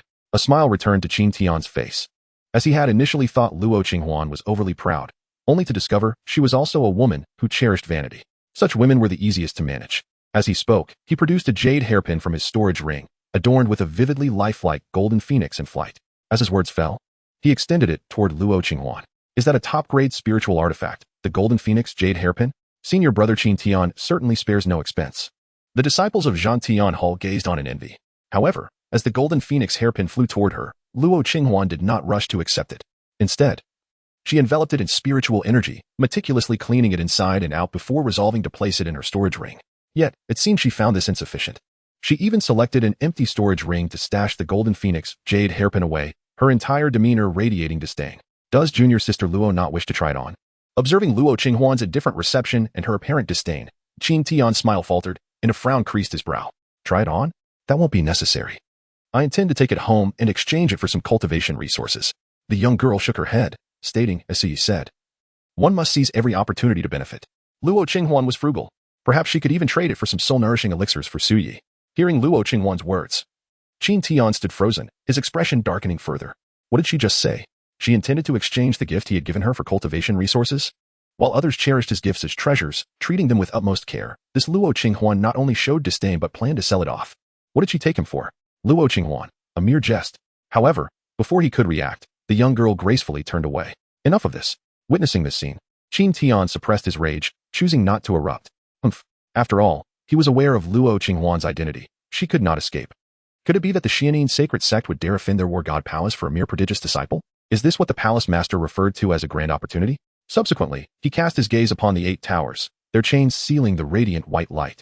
His eyes sparkling with excitement. As long as I can bring this opportunity back, I shall certainly be rewarded with resources from the palace master. Perhaps even attempt to break through to the creation realm in one fell swoop. At that time, I shall no longer be the 3rd disciple but ascend to the 2nd or even the 1st. As he contemplated this, Xuantian grew increasingly exhilarated and was about to reach out to touch the white light. Just then, a graceful figure silently appeared before the brilliance, extending a delicate hand to touch the luminous glow. Xuantian was momentarily taken aback. The girl before him was none other than Luo Qinghuan, who had returned unexpectedly. By the time he realized, her slender hand had already made contact with the white light. He immediately shouted in reprimand, Luo Qinghuan, what do you intend to do? This belongs to our war god palace. Do you dare to lay your hands on it? Do you wish to provoke our war god palace? Yet, the girl paid him no heed, inwardly inquiring of Suyi, stupid Suyi. Have you discerned what this opportunity is? Not yet. Suyi shook his head, then closed his eyes in concentration. Soon a glimmer of joy flickered in his gaze. Indeed. I have a connection to this. Within it lies the remnant soul of the Kunlun Mirror's spirit. The Kunlun Mirror? The Imperial Kunlun Mirror? A trace of astonishment crossed the girl's beautiful eyes. Indeed, while the Kunlun Mirror may be lost, its spirit's remnant soul is sealed within. If I consume this spirit's remnant soul, I shall gain dominion over the Kunlun realm. Suyi nodded and instructed, you must hold Xuantian off. I will consume the remnant soul of the Kunlun Mirror's spirit. Xuantian is merely at the 8th star of the celestial sovereign realm. He is just the right opponent to test the fruits of Luo's recent cultivation. Upon finishing his words, a golden light surged from the center of the girl's brow, unnoticed by anyone, directly entering the white light.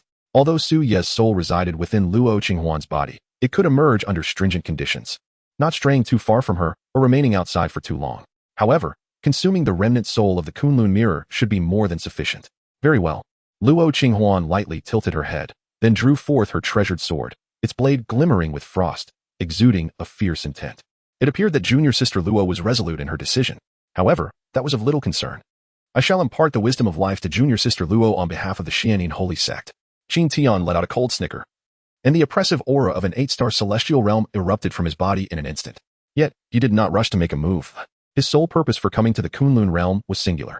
That was to seize control of the remnant soul of the imperial artifact, the Kunlun Mirror. Xianlao, I entrust that remnant soul to you. Xuantian spoke solemnly within his heart.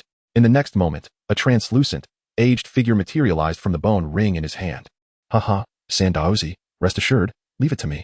The elder laughed heartily and charged straight into the radiant white light, disappearing within moments. Clearly, the Battle Heaven Hall was well aware of the means to control the remnant soul of the Kunlun Mirror. Thus, Xuantian had long prepared a bone ring containing the remnant soul of a fallen elder from their Battle Heaven Hall. Once Xianlao grasped the remnant soul of the Kunlun Mirror, their Battle Heaven Hall would effortlessly seize dominion over the entire Kunlun realm. Suyi observed this scene. Luo Qinghuan was momentarily taken aback, a wave of concern washing over her. Suyi was still ensnared within this realm of white radiance and chaos. The remnants of the old man's soul had ventured inside. Surely he would not come to harm? Nevertheless, this fellow was quite boastful, often regaling her with tales of how formidable her brother Yu was. So he should be capable of handling the old man, shouldn't he? Luo junior sister, allow me to entertain you for a while. Upon witnessing Xianlao plunge into the swirling white chaos, Xuantian's previously anxious heart found solace. To him, the Kunlun Mirror had already become a prized possession of their Battle Heaven Hall. As his words faded, A surge of golden spiritual energy erupted from his being, exuding an overwhelming force far surpassing that of ordinary cultivators by several folds. This was attributable to the formidable technique he practiced, the Overlord Scripture. In the next moment, enveloped in a radiant aura of golden energy, Xuantian charged fiercely towards Luo Qinghuan. Observing this, Luo Qinghuan could only suppress her worries. She could not afford to disappoint Su Yi. Immediately, a surge of spiritual energy emanated from her delicate form, and the essence of the heaven and earth sword manifested, causing the surrounding air to feel as though it had frozen, the sword intent exuding an unparalleled sharpness. The essence of the heaven and earth sword? Witnessing this scene, a hint of gravity flashed in Xuantian's eyes. He distinctly remembered that just days ago, the Daozi of the Battle Heaven Palace had comprehended a wisp of the heaven and earth sword essence, even drawing praise from the palace master for his remarkable talent. Yet, compared to the essence before him, the Daozi's meager understanding seemed inconsequential. How extraordinary is Luo Qinghuan? Excellent. Junior sister Luo, you have now earned the right to be my cherished one. A wicked smile crept across Xuantian's face, his gaze growing ever more fervent. Upon hearing this, the young woman furrowed her delicate brows, an unusual coldness gracing her fair countenance as her jade hand tightened around her spiritual sword. In the words of the loathsome Su Yi, this Xuantian has already chosen his path to death. In an instant, the overwhelming pressure of a celestial lord enveloped the surroundings, making it difficult for the disciples of the Battle Heaven Palace to breathe. Chapter 32, The Guidelines of the Ruthless Emperor Boom. The commotion quickly attracted the attention of disciples from various sects engaged in trials nearby. However, upon their arrival, they could only witness two figures colliding in the skies above, various martial arts being unleashed, and an aura of terror manifesting. Is this a battle of celestial lords? Observing the two figures traversing the sky and feeling the terrifying energy, the expressions of the trial disciples shifted dramatically, their eyes filled with astonishment. That golden spiritual energy is remarkably domineering, and that figure looks familiar. Could it be the Daozi of the Battle Heaven Palace, Xuantian? No wonder it's so terrifying. It turns out to be Xuantian of the Battle Heaven Palace. As they beheld the figure brimming with golden spiritual energy, the trial disciples' expressions changed further. Marveling at the prowess of a prodigy hailing from one of the 5 premier forces, whose terrifying aura surpassed even some elders within their own sections. Yet, who is this individual daring to confront Xuantian? How could someone in the Kunlun mirror be so audacious as to challenge him? Soon, the trial disciples grew curious about the identity of the person battling Xuantian, but their strength was insufficient to discern the figure's form. Boom! Suddenly, in the sky, Xuantian clenched his fists, countless strands of golden tyrannical spiritual energy coalescing upon them, before he unleashed a formidable punch. The sheer power was so terrifying that even the onlooking trial disciples, positioned far away, turned pale, their hearts stirred with trepidation. Is this the caliber of a top 20 prodigy in the wilderness realm? Xuantian is truly formidable, though they were all juniors. The chasm between them and Xuantian felt insurmountable. With such a punch, victory seemed inevitable, right? The trial disciples' hearts tightened as they sensed the impending doom. However, with the descent of a chilling sword intent, the terrifying force of the punch was effortlessly cleaved apart by a single strike. What? A single sword stroke negated the Daozi's fist technique? The surrounding trial disciples' faces shifted, their eyes widening in disbelief. It is known that Xuantian specializes in the way of the fist, if only that were to be considered. None among the juniors of the wilderness realm could stand against him. Yet, that recent sword stroke easily dismantled Xuantian's prideful technique? Could the individual facing Xuantian also be a prodigy from the 5 premier forces? Junior sister Luo, I did not expect you to withstand my punch. I have indeed underestimated you. At this moment, having his punch thwarted, Xuantian did not hastily strike again, but instead frowned as he gazed at the graceful figure before him. Junior sister Luo, the one contending with Daozi Xuantian is, in fact, a woman? Upon hearing Xuantian's words, the trial disciples finally realized, and when their gaze fell upon the individual engaged with Xuantian, a look of astonishment flashed in their eyes. It was a young woman in a white dress wielding a sword, her beauty ethereal, her aura transcendent. Oh, that is senior sister Luo from the Xuantian sacred cult, ranked 6th among the elite juniors of the sect. Who would have thought that she could contend so fiercely against Xuantian of the Battle Heaven Palace? Upon recognizing the otherworldly presence of the white-dressed maiden, disciples from allied forces of the Xuantian sacred cult exclaimed in disbelief. What? A 6th-rank prodigy from a first-rate force can battle so evenly with the 3rd prodigy of a top-tier force? Moreover, Daozi Xuantian's strength is that of an 8-star celestial lord, while senior sister Luo is only a 5-star celestial lord. Hiss. As these words echoed, the trial disciples collectively gasped in awe. Humph. Since junior sister Luo is so resolute, do not blame me for being merciless. Hearing the discussions surrounding him, Xuantian felt his pride pricked. He snorted coldly, unleashing the full force of his 8-star celestial lord aura. In response, the young woman remained silent. merely lifting her sword as countless frost crystals materialized behind her, seemingly capable of freezing the very heavens. Observing this, Qin Tian's expression grew increasingly grave. Meanwhile, Luo Qinghuan approached with her sword drawn, a flicker of exhilaration igniting within her heart. Is this what Su Yi referred to as a liberated battle? It feels rather exhilarating. A radiant smile blossomed upon the young woman's face, causing the surrounding trial disciples to collectively inhale sharply. Had their strength been sufficient, they would have rushed to assist Senior Sister Luo in pummeling Qin Tian. Senior Sister Luo's smile is so sweet. Today, I have finally witnessed what pure and sweet beauty looks like. However, this seemingly enchanting smile was only understood by Su Yi. This was no innocent smile. It was undeniably the grin of a little devil. Simultaneously, within the white radiance of the chaotic 8 towers, an aged transparent figure searched within. Strange. Why can I not find the remnant soul of the spirit? It was none other than Elder Xian, who had been searching for quite some time without catching a glimpse of the spirit's remains. Are you looking for this? Just then, a light laugh echoed in the silent space. Elder Xian paused, instinctively turning around. Not far away, a handsome young man clad in black was smiling at him, holding a golden chaotic substance in his hand. The spirit's remnant soul? Who are you? Elder Xian's brow furrowed tightly. How could there be another? You have found your way into this Kunlun mirror. Could it be that you do not know who I am? Yet, the young man in black merely chuckled lightly, inadvertently revealing a trace of imperial majesty. What? You? Could it be that you are the Kunlun Emperor? Xian Lao's expression changed dramatically as he was struck by the uncanny resemblance between the young man in black and the esteemed Kunlun Emperor. The oppressive aura emanating from him was undeniably that of an emperor. The only plausible explanation for his presence here was that he was the lingering soul of the Kunlun Emperor. With urgency, he quickly bowed in respect, addressing himself as Xian Ming from the Battle Heaven Hall. However, before he could finish his sentence, the young man in black suddenly lunged forward and struck him squarely in the chest. In the next moment, the vitality of this fragment of soul began to fade away. Even in his final moments, Xian Lao could not comprehend why the Kunlun Emperor had chosen to attack him so unexpectedly. The young man in black was none other than Su Yi, who effortlessly masqueraded as the Kunlun Emperor. After all, he was a former emperor himself, and such an imperial presence came naturally to him without the need for pretense. The rationale behind his ambush was simple. Though Xian Lao had become a mere remnant of his former self, he still possessed formidable strength, having reached the stage of creation. The immediate priority was to absorb the spirit of the Kunlun mirror, and there was no time to waste on this old man. This approach was typical of the ruthless emperor. He preferred to strike from the shadows rather than confront an opponent head-on, dispatching foes with a single blow rather than engaging in lengthy exchanges. Chapter 33. Kunlun Emperor. A revitalizing revelation for Su Yi. The individuals from the Battle Heaven Hall were truly generous, bestowing opportunities upon him.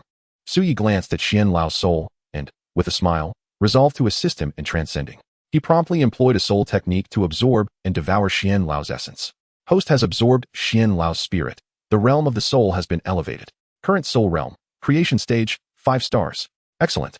Next, he merely needed to consume this entity. Su Yi nodded in satisfaction, then turned his gaze towards the spirit of the artifact.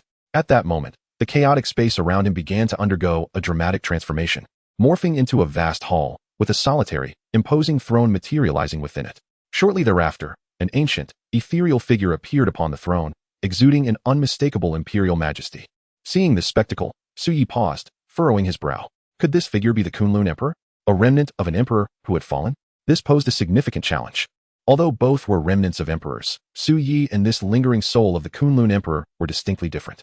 One was a reborn spirit with a chance to reconstruct a physical form, while the other was a fallen soul devoid of such opportunity. Just as Su Yi was contemplating how to outwit this lingering soul, the ancient figure on the throne spoke. Please, take a seat. As his words echoed, a magnificent throne materialized before Su Yi, even grander than the one occupied by the ancient figure. Taken aback by this development and the Kunlun Emperor's invitation, Su Yi hesitated. While it was customary for other emperor-level beings to address him as senior during his time as the ruthless emperor, he had been reborn. Could the Kunlun Emperor truly recognize him? Do you know me? Su Yi inquired, taking his seat and furrowing his brow. Although the imperial might of the elder had dissipated, the innate aura of the ruthless emperor was unmistakable. He had heard tales of the elder's legendary deeds thousands of years ago, and it was astonishing to encounter him once more after all this time. The Kunlun Emperor's aged voice carried a hint of excitement. I had heard of your exploits many millennia ago, yet I never anticipated meeting you again, albeit in this spectral form. There was a tinge of melancholy in his tone as he spoke of his solitary battles against the 10 demon emperors, where he had fallen but vanquished 7 and severely wounded 3. In this moment, he mistakenly believed Su Yi to be merely another remnant of a soul like himself. But you, Brother Yi, are different. You possess the means to be reborn. However, upon hearing the Kunlun Emperor's words, Su Yi seized upon the implication. Wait a moment, thousands of years ago? His initial crossing into this realm had not only been a return to the past, but had also placed him in the timeline of the original narrative. He had arrived earlier than anticipated. This meant his rebirth did not negate the events of his previous life. Rather, he had returned to a point in the original story. His former connections and resources were still accessible. With this realization, Su Ye's furrowed brow relaxed, as it became evident that his prior efforts had not been in vain. If you wish to take the Kunlun mirror, then do so, he offered. After all, the treasures I have gathered within it were merely inspired by your own exploits. The Kunlun Emperor's lingering soul chuckled lightly. Inspired by me? Su Yi raised an eyebrow. When did I engage in acts of thievery? Indeed. It should be said that you borrowed from me. The Kunlun Emperor corrected himself. Huh. It is amusing to think that my fragment of a soul has survived within this artifact. And now I can once more encounter one I once idolized. It seems to be fate that has brought us together. The Kunlun Emperor laughed heartily, as if fulfilling a long-held aspiration. Gradually, his soul dissipated into specks of light, leaving the mortal realm. Witnessing this scene, Su Yi felt a pang of regret. A once great emperor, now reduced to a mere specter, had met such an end. At least do not vanish so easily. Let me absorb you with my soul technique first. He lamented. Though he had failed to absorb the emperor's remnant, the Kunlun Emperor had imparted crucial information. He had crossed into the timeline thousands of years ago, and his rebirth had not overturned the events of that era. He had simply returned to the unfolding narrative of the original story. The connections he had forged and the borrowed items from thousands of years in the past were still intact. And then there were those 3 individuals. In his previous life, he had slain 7. In this life, he would eliminate them all. He narrowed his eyes, referring to the 3 surviving demon emperors. However, after so many years, they had likely ascended to the divine realm. No matter. In his previous life, he had nearly obliterated them without the aid of his powers. Now, having returned with an advantage, he would surely subdue them decisively. Taking a deep breath, Su Yi began to absorb the spirit of the artifact. Meanwhile, outside, the world erupted in chaos. As the flickering shadows of swords danced, the golden holy fist relentlessly countered the piercing intent of the blades. In a mere span of several dozen minutes, the situation in the celestial sphere underwent a dramatic transformation. Initially, it was only Qin Tian's fierce offensive, leaving Luo Qinghuan with no choice but to defend herself. However, as time progressed, Luo Qinghuan appeared to gradually acclimate to the battle, even beginning to take the initiative in her attacks. The overwhelming sword intent, imbued with the essence of the heavens and earth, surged towards her relentlessly. Despite the evident 3 minor realms of disparity between them, in the eyes of the young woman, such differences seemed non-existent. This woman is merely using me for practice. Qin Tian soon realized this, his heart churning with tumultuous waves. Although the girl before him was merely at the 5th star of the celestial sovereign realm, the pressure she exerted was akin to that of the top 10 talents on the celestial rankings. Yet, this was to be expected. After all, even without Su Yi, Luo Qinghuan was the protagonist of the original narrative, inherently gifted. With Su Yi's assistance, her prowess had become astonishingly formidable. Frost-cold dragon dance. At this moment, the young woman murmured, and the frost-laden sword manifested in her hand. As she swung the blade, sword energy erupted forth, coalescing into a fearsome ice dragon that roared towards Qin Tian. Roar. Upon witnessing this, Qin Tian's expression shifted, a fierce glint flashing in his eyes. Luo Qinghuan, you have forced my hand. With that, he waved his large hand, revealing a pitch-black pill, which he promptly swallowed. As dark blood surged forth from his body, his aura abruptly soared. Celestial Sovereign Realm, 9th star. Transformation Realm, 1st star. Ultimately, it stabilized at the 3rd star of the Transformation Realm. This Luo Qinghuan is truly formidable, capable of compelling me to resort to a forbidden pill. Observing this scene, the disciples of the Battle Heaven Pavilion were solemn expressions. Resorting to pills when one is unable to win. The young woman pouted at this display. Qin Tian was not one to play fair. Just then, a soothing voice echoed in her mind. All right, Luo girl, leave the rest to your brother Yi. In the celestial sphere, after Qin Tian ingested the forbidden pill, his aura exploded forth. Faced with the ice dragon form from the young woman's frost sword energy, he no longer felt trepidation. With a savage grin, he unleashed a powerful punch. Boom. Crackle, crackle. The ice dragon shattered. However, the fierce sword intent was not obliterated by this blow. Rushing towards Qin Tian like a tempest. Whoosh. Whoosh. Blood tyrant armor. Seeing this, Qin Tian bellowed, and the dark blood enveloping him swiftly transformed into a suit of armor under the guidance of the blood tyrant aura, barely managing to withstand the young woman's relentless sword intent. Such a profound understanding of sword intent. Luo Shimi, I must concede. You are the most adept individual with sword intent among the younger generation of the wasteland. Yet, this is merely the beginning. Once I capture you and bring you back to the Battle Heaven Pavilion, I shall train you as my sword servant, justifying the consequences of consuming this forbidden pill. Qin Tian sneered, his terrifying aura continuing to coalesce. This is the transformation realm. Hiss.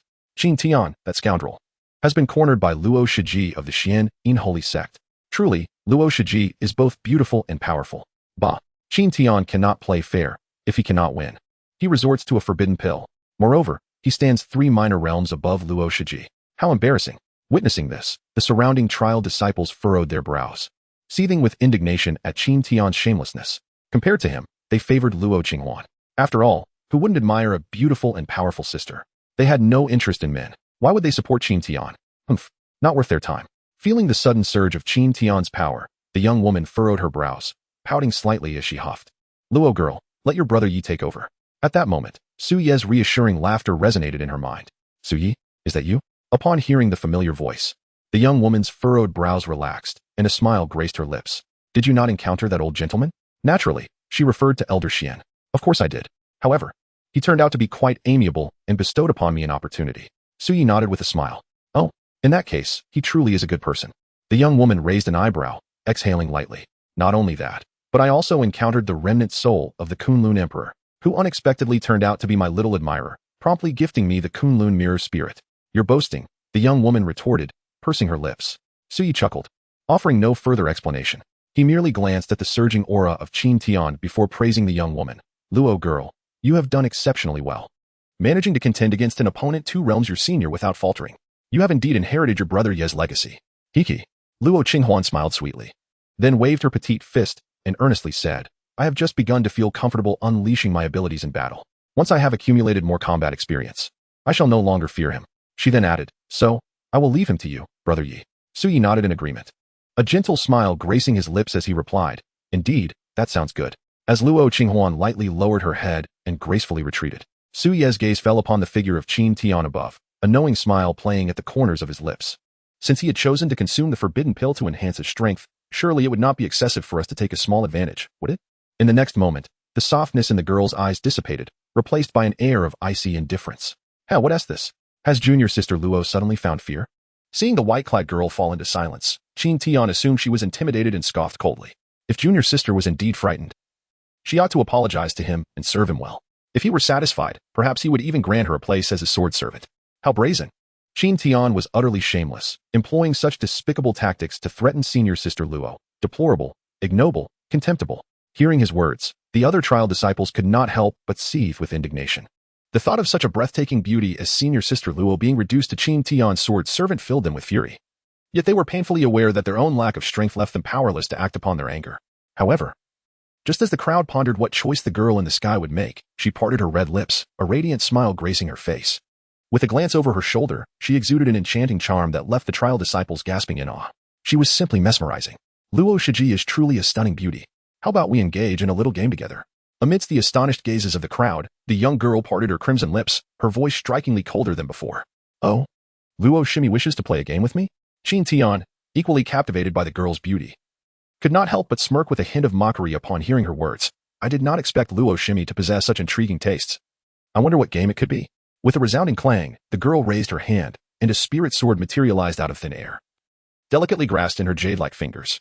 Then, lifting her gaze, her eyes met Qin Tian's, cold and indifferent like ancient ice. Let us wager on how many strikes it will take for you to meet your demise beneath my blade. As her words echoed, an overwhelming aura emanated from her petite form, and with a mere flick of her wrist, she swung the sword toward Qin Tian. Humph. Luo Shimi, you truly underestimate yourself.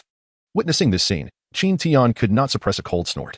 Perhaps he was indeed outmatched by Luo Qinghuan earlier, but now, having consumed the forbidden pill, his strength had surged to the 3rd level of the creation realm. Conquering this little Luo Qinghuan would be as trivial as a child's play. However, clang. With a piercing sound of the sword, Qin Tian's expression abruptly shifted. Although the girl merely appeared to have unleashed an unremarkable sword intent, he sensed a tempest brewing within it, an overwhelming dread of death rising from the depths of his soul. Wait, how could your sword suddenly become so formidable? In that moment, Qin Tian finally realized something was amiss. The girl before him, in terms of both strength and sword intent, was on an entirely different level than before. Even with the significant enhancement from the forbidden pill, facing this girl now invoked an unbearable sense of suffocation, as if he were completely outmatched. What is happening? This is impossible. Panic-stricken, Qin Tian hastily summoned his powers from the creation realm, conjuring a massive blood armor composed of countless dark crimson droplets, hoping to shield himself from the seemingly innocuous strike of the girl. Is Qin Tian truly that afraid of death? for such an unassuming strike. He resorts to this extravagant defense. As the onlooking disciples witnessed the girl's casual swing, they were puzzled by Xuantian's reaction. Yet, the next moment, they understood the gravity of his choice. As the sword intent descended, a sharp crack resonated, and the blood armor that Xuantian had painstakingly conjured shattered in an instant. Chapter 35. Who says I dare not kill you? My goodness! My goodness! Goodness! As the blood armor crumbled beneath the sword's intent, the surrounding disciples erupted in exclamations of shock, their eyes wide with disbelief as they gazed at the girl in the sky. Luo Qinghuan's seemingly unremarkable sword strike concealed an immense and terrifying power. That wretched Xuyi was remarkably strong. How I wish I could attain such strength. Deep within my soul, the petite figure clad in white gazed wide-eyed. With a resounding clang, this sword intent effortlessly shattered Xuantian's 100-zhang blood armor. Continuing its descent towards him, and his gaze filled with despair, it pierced through his body. In an instant, a grotesque wound appeared on Xuantian's chest, revealing the rhythmic beating of his heart within. He coughed up blood, teetering on the brink of death, grievously injured. It seems you cannot even withstand a single strike. Siyu, sword in hand, looked down upon the severely wounded Xuantian with a gaze of indifference. At this moment, the surroundings fell silent, save for the gasps of astonishment echoing in the air. Who could have anticipated that Xuantian, after consuming the forbidden pill, would have his fortunes reversed by Luo Qinghuan's single strike, resulting in such severe injury? This is utterly absurd. Her unparalleled beauty is stunning enough to captivate the world. Yet who would have thought that Luo Qinghuan's innate talent surpasses even her looks? At this moment, Xuantian lay on the ground, his eyes still reflecting profound terror as he spat blood. However, he uttered not a single word. His gaze fixated on the white glowing entity ensnared by the chains within the 8 tower. If Xianlao could consume the spirit remnants, he might still have a chance. Are you waiting for him? Yet Xuyi, perceiving his thoughts, chuckled softly and waved her hand. In the next moment, the chains of the 8 tower shattered, and the white glowing entity flew directly into her palm. What? Witnessing this scene, Xuantian's expression shifted dramatically, his pupils constricting in disbelief. Why would the Kunlun mirror's spirit heed her command? Where is Xianlao? Did he not enter that white light to consume the spirit's remnants? Where are the others? In that moment, Xuantian felt a surge of panic. You people from the Battle Heaven Palace are all good individuals, just like that old gentleman. And you have granted me such a fortunate opportunity. At this moment, Siyu chuckled lightly, delivering a subtle stab. To kill, one must strike at the heart. What? Are you implying Xianlao? Upon hearing this, Xuantian's eyes widened, his anger surging, and he spat out another mouthful of blood. The young girl before him had been engaged in combat. How could she have time to deal with Xianlao attempting to consume the spirit's remnants? Could it be that all of this was within her control? Luo Qinghuan, I truly underestimated you. You are far from simple. Xuantian gritted his teeth. Thank you for the compliment, but you need not belittle yourself. At the very least, you are rather straightforward. The girl in the sky responded with a beaming smile. Upon hearing this, Xuantian could no longer withstand it, spitting out a mouthful of old blood, nearly fainting. Xuyi, you are truly wicked. Seeing this unfold, Luo Qinghuan could not help but tease. Luo girl, remember, to kill, one must strike at the heart. Xuyi smiled. Oh, I understand now. Deep within her soul, the petite figure in white began feverishly jotting down notes. Luo Qinghuan, do you dare to kill me? I am but a disciple of the Battle Heaven Palace, one of the 5 top forces. If you kill me, you will be opposing the entire Battle Heaven Palace. Do you truly believe that a mere Xuantian sacred sect can protect you? Haha. Even your Xuantian sacred sect could not withstand the wrath of my Battle Heaven Palace. As Xuantian coughed blood, he laughed maniacally. His arrogance stemmed from the backing of the Battle Heaven Palace. Hearing this, Siyu furrowed her brow. The Battle Heaven Palace indeed posed a challenge for both her and Luo Qinghuan at this moment. However, if they truly killed Xuantian, apart from the Xuantian sacred sect, perhaps the Supreme Forgetting Emotion Palace might intervene, as they held considerable regard for Luo Qinghuan. Yet, should that occur, seeking assistance from the Supreme Forgetting Emotion Palace would mean incurring a debt of gratitude, placing Luo Qinghuan in a precarious position. Reflecting on this, Siyu felt a surge of frustration. The time since his rebirth was too short, leaving insufficient time for him and Luo Qinghuan to grow stronger. In the past, dealing with someone like Xuantian would have been effortless. If the Battle Heaven Palace sought trouble, it would merely be a matter of delivering a single blow. Killing him would undoubtedly attract attention from the many cultivators around, and even if he wished to eliminate them all, the sheer number posed a risk of leaving survivors. Luo girl, shall we kill him, or not? He asked Luo Qinghuan solemnly. If she wished to strike, then so be it. Should the Battle Heaven Palace cause trouble? He could always deploy the Emperor's Strike Experience card, delivering a blow to the Battle Heaven Palace before fleeing this desolate realm with her. Deep within her soul, the petite figure in white remained silent for a moment before nodding firmly. Kill. If we do not eliminate him, he will surely pursue us after returning. And if they capture me back to the Battle Heaven Palace, they might discover your existence. At that point, they would certainly not spare you. In that moment, the girl was not worried for herself, but for Xuyi within her. If they uncovered Suye's presence, they would undoubtedly go to great lengths to harm him. Upon hearing this, Siyu paused, warmth flooding his heart. Then he shook his head, his tone earnest. Luo girl, I will not perish, nor will you. Just then, the system voice suddenly resonated. Luo Qinghuan, resolute and decisive, embraced a transformation into darkness. Congratulations to the host for acquiring the Great Memory Dissipation card. Upon the system's announcement, a glimmer of brilliance flashed in Su Ye's eyes. The system was indeed a timely savior. With this item in hand, even if he were to slay Xuantian, there would be no lingering concerns. After all, who would know they were the ones responsible for his demise? There was no need for investment in this tool. It could be used directly. What's this? Are you afraid to kill me? Xuantian taunted, his laughter echoing with arrogance. Is that so? Who said I wouldn't kill you? The girl responded with a soft chuckle, causing his expression to shift once more. She approached, sword in hand, her steps light and graceful, as if a female reaper were advancing towards him. No, please don't kill me. Chapter 36, Su Yi, have we become wealthy? Clang. With the sound of the sword ringing out, Xuantian's desperate scream filled the air at that moment. No, I am a disciple of the Battle Heaven Hall. Luo Qinghuan. You cannot kill me. Xuantian glared at the girl advancing with the sword, attempting to ward her off. Yet, he could only see the frost on her delicate face and the indifferent killing intent in her eyes. All his confidence evaporated in an instant, replaced by a growing panic. No, please, don't kill me. I'll give you anything. In the next heartbeat, the girl's sword descended mercilessly, the intent sharp and unyielding, striking Xuantian with overwhelming force, obliterating all traces of his vitality. In the blink of an eye, his life force dissipated entirely, leaving him in utter disbelief until his last breath. Hiss. The surroundings fell into a profound silence, as all present gazed in disbelief at the scene before them. Sister Luo truly managed to slay Xuantian. How dare you kill senior brother Xuantian? You are finished. The Xuantian sacred sect shall brace itself for the wrath of the Battle Heaven Palace. Upon witnessing Luo Qinghuan actually vanquishing Xuantian, the disciples of the Battle Heaven Palace turned pale, desperately suppressing the terror in their eyes as they attempted to intimidate her. However, the only response they received was the flash of the young maiden's blade. Clang. This strike was so powerful that even Xuantian, who had consumed forbidden pills, could not withstand it, let alone his sycophants. As the blade fell, silence enveloped the surroundings, broken only by the lifeless bodies that lay scattered about. Gasp. Sister Luo is silencing witnesses. The trial disciples were left speechless, utterly shocked by the girl's ruthless decisiveness. Yet, this scene felt somewhat incongruous. Wasn't Sister Luo of the Xuantian sacred sect known for her pure and kind-hearted nature? How was it that she now appeared more like a merciless demoness? At that moment, the girl's cold voice echoed, her beautiful eyes sweeping over the crowd with an unexpectedly benevolent smile. Upon hearing her voice and witnessing her exceptionally sweet and gentle smile, the trial disciples shuddered in astonishment. Sister Luo, fear not. We have seen nothing of this matter. Indeed, we shall remain tight-lipped and not breathe a word of it. To be honest, I was blind just a second ago.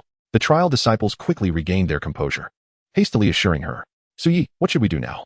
In the depths of his soul, the petite spirit in a white dress could not help but inquire. Do not worry, my dear sister. I have my ways. We merely need to erase their memories of this incident. Su Yi smiled faintly, considering that silencing witnesses through murder was far too cumbersome. Given the presence of hundreds of cultivators, there would inevitably be one or two who might slip through the cracks. Thus, he opted for a powerful memory-erasing card to ensure they would forget this encounter. Erase their memories? The petite spirit in white opened her lips slightly, surprised that Su Yi possessed such an ability. However, since they would forget, it might provide an opportunity for further gains. A faint smirk played on Su Ye's lips, as if he had just conceived a brilliant idea. Hand over your storage rings, he commanded, his voice cool and collected. However, even before he could finish speaking, the trial disciples reacted swiftly, unhesitatingly removing their storage rings and tossing them toward the young maiden. After all, their lives were far more precious than any treasures they possessed. Seeing their compliance, Su Yi could not help but smile. With a wave of his hand, he collected their storage rings without any pretense. After all, he was about to erase their memories. When they awoke, they would have no idea who had taken their belongings. Little Luo. Taking advantage of others is the essence of humanity. We must elevate this essence to new heights, Su Yi said with a grin directed at Luo Qinghuan. MHM. The petite spirit in the white dress nodded thoughtfully, thoroughly influenced by his words. Now, you may leave, Su Yi waved his hand dismissively. Thank you, Sister Luo. The trial disciples, feeling as if a great weight had been lifted, exhaled deeply and hurriedly prepared to depart. Simultaneously, Su Yi silently invoked the memory-erasing card. Activate the memory dispersion. With this command, the trial disciples were made to forget the events that had just transpired. As the system's voice echoed, the disciples suddenly froze in place, their expression shifting to one of confusion. Where am I? As bewilderment clouded their eyes, Su Yi waved his hand, and an invisible force enveloped them, causing spatial ripples to manifest around their bodies. In the next moment, the trial disciples vanished without a trace. Were they truly alive? Luo Qinghuan was momentarily taken aback. I have already mastered the spirit of the Kunlun mirror, Thus, the space created by the Kunlun mirror naturally falls under our control. Is it not entirely reasonable to let them leave? Suyi smiled and explained. In the future, the Kunlun realm will no longer be a secret domain accessible to the cultivators of the wild heaven domain, but rather a sanctuary exclusively belonging to us. Everything within the Kunlun secret realm will be ours. Upon hearing this, the petite spirit adorned in a white dress exhibited a flicker of astonishment in her beautiful eyes. Suyi, are we wealthy now? Indeed, Suyi replied with a smile, nodding in affirmation. He then cast a glance at Xuantian and the corpses of the disciples from the Battle Heaven Hall. Luo girl, don't forget to devour the cultivation essence of these fellows using the devouring heaven demon art. After saying this, he relinquished control of his body back to Luo Qinghuan. Meanwhile, outside, a tremendous uproar had erupted. Numerous disciples who were undergoing trials in the Kunlun realm, initially engaged in their cultivation, suddenly felt an overwhelming spatial force that propelled them out of the secret domain. Moreover, the most outrageous aspect was that many disciples discovered that their storage rings had mysteriously vanished upon their exit. In an instant, wails filled the air. Damn! How could the Tian Yuan Den I painstakingly found just disappear like that? Crap! The ancient divine attire I finally located. Rumor has it that wearing it could enhance one's figure. Who the hell stole it from me? Wah! My beloved maiden illustration. That ultimate limited edition, which I hadn't even dared to unseal. Who was the scoundrel that took my treasured maiden illustration? At that moment, within the various factions of the wild heaven domain, lamentations echoed and cries of despair resounded. When these trial disciples attempted to enter the Kunlun realm through their faction's teleportation portal, they found themselves utterly unable to gain entry. Chapter 37. A Rebuke to an Emperor? As chaos erupted among the factions, the Battle Heaven Hall, one of the 5 premier powers of the wild heaven domain, was equally unsettled. Within the Grand Hall, numerous elders of the Battle Heaven Hall had gathered, their expressions somber. Prominently displayed in the center of the hall were several damaged life tokens, with one golden token bearing the name Xuantian particularly striking. Upon seeing this name, the expressions of the elders grew even darker. This is the life token of Sandaozi. Wasn't he supposed to be in the Kunlun secret realm? How could he have perished?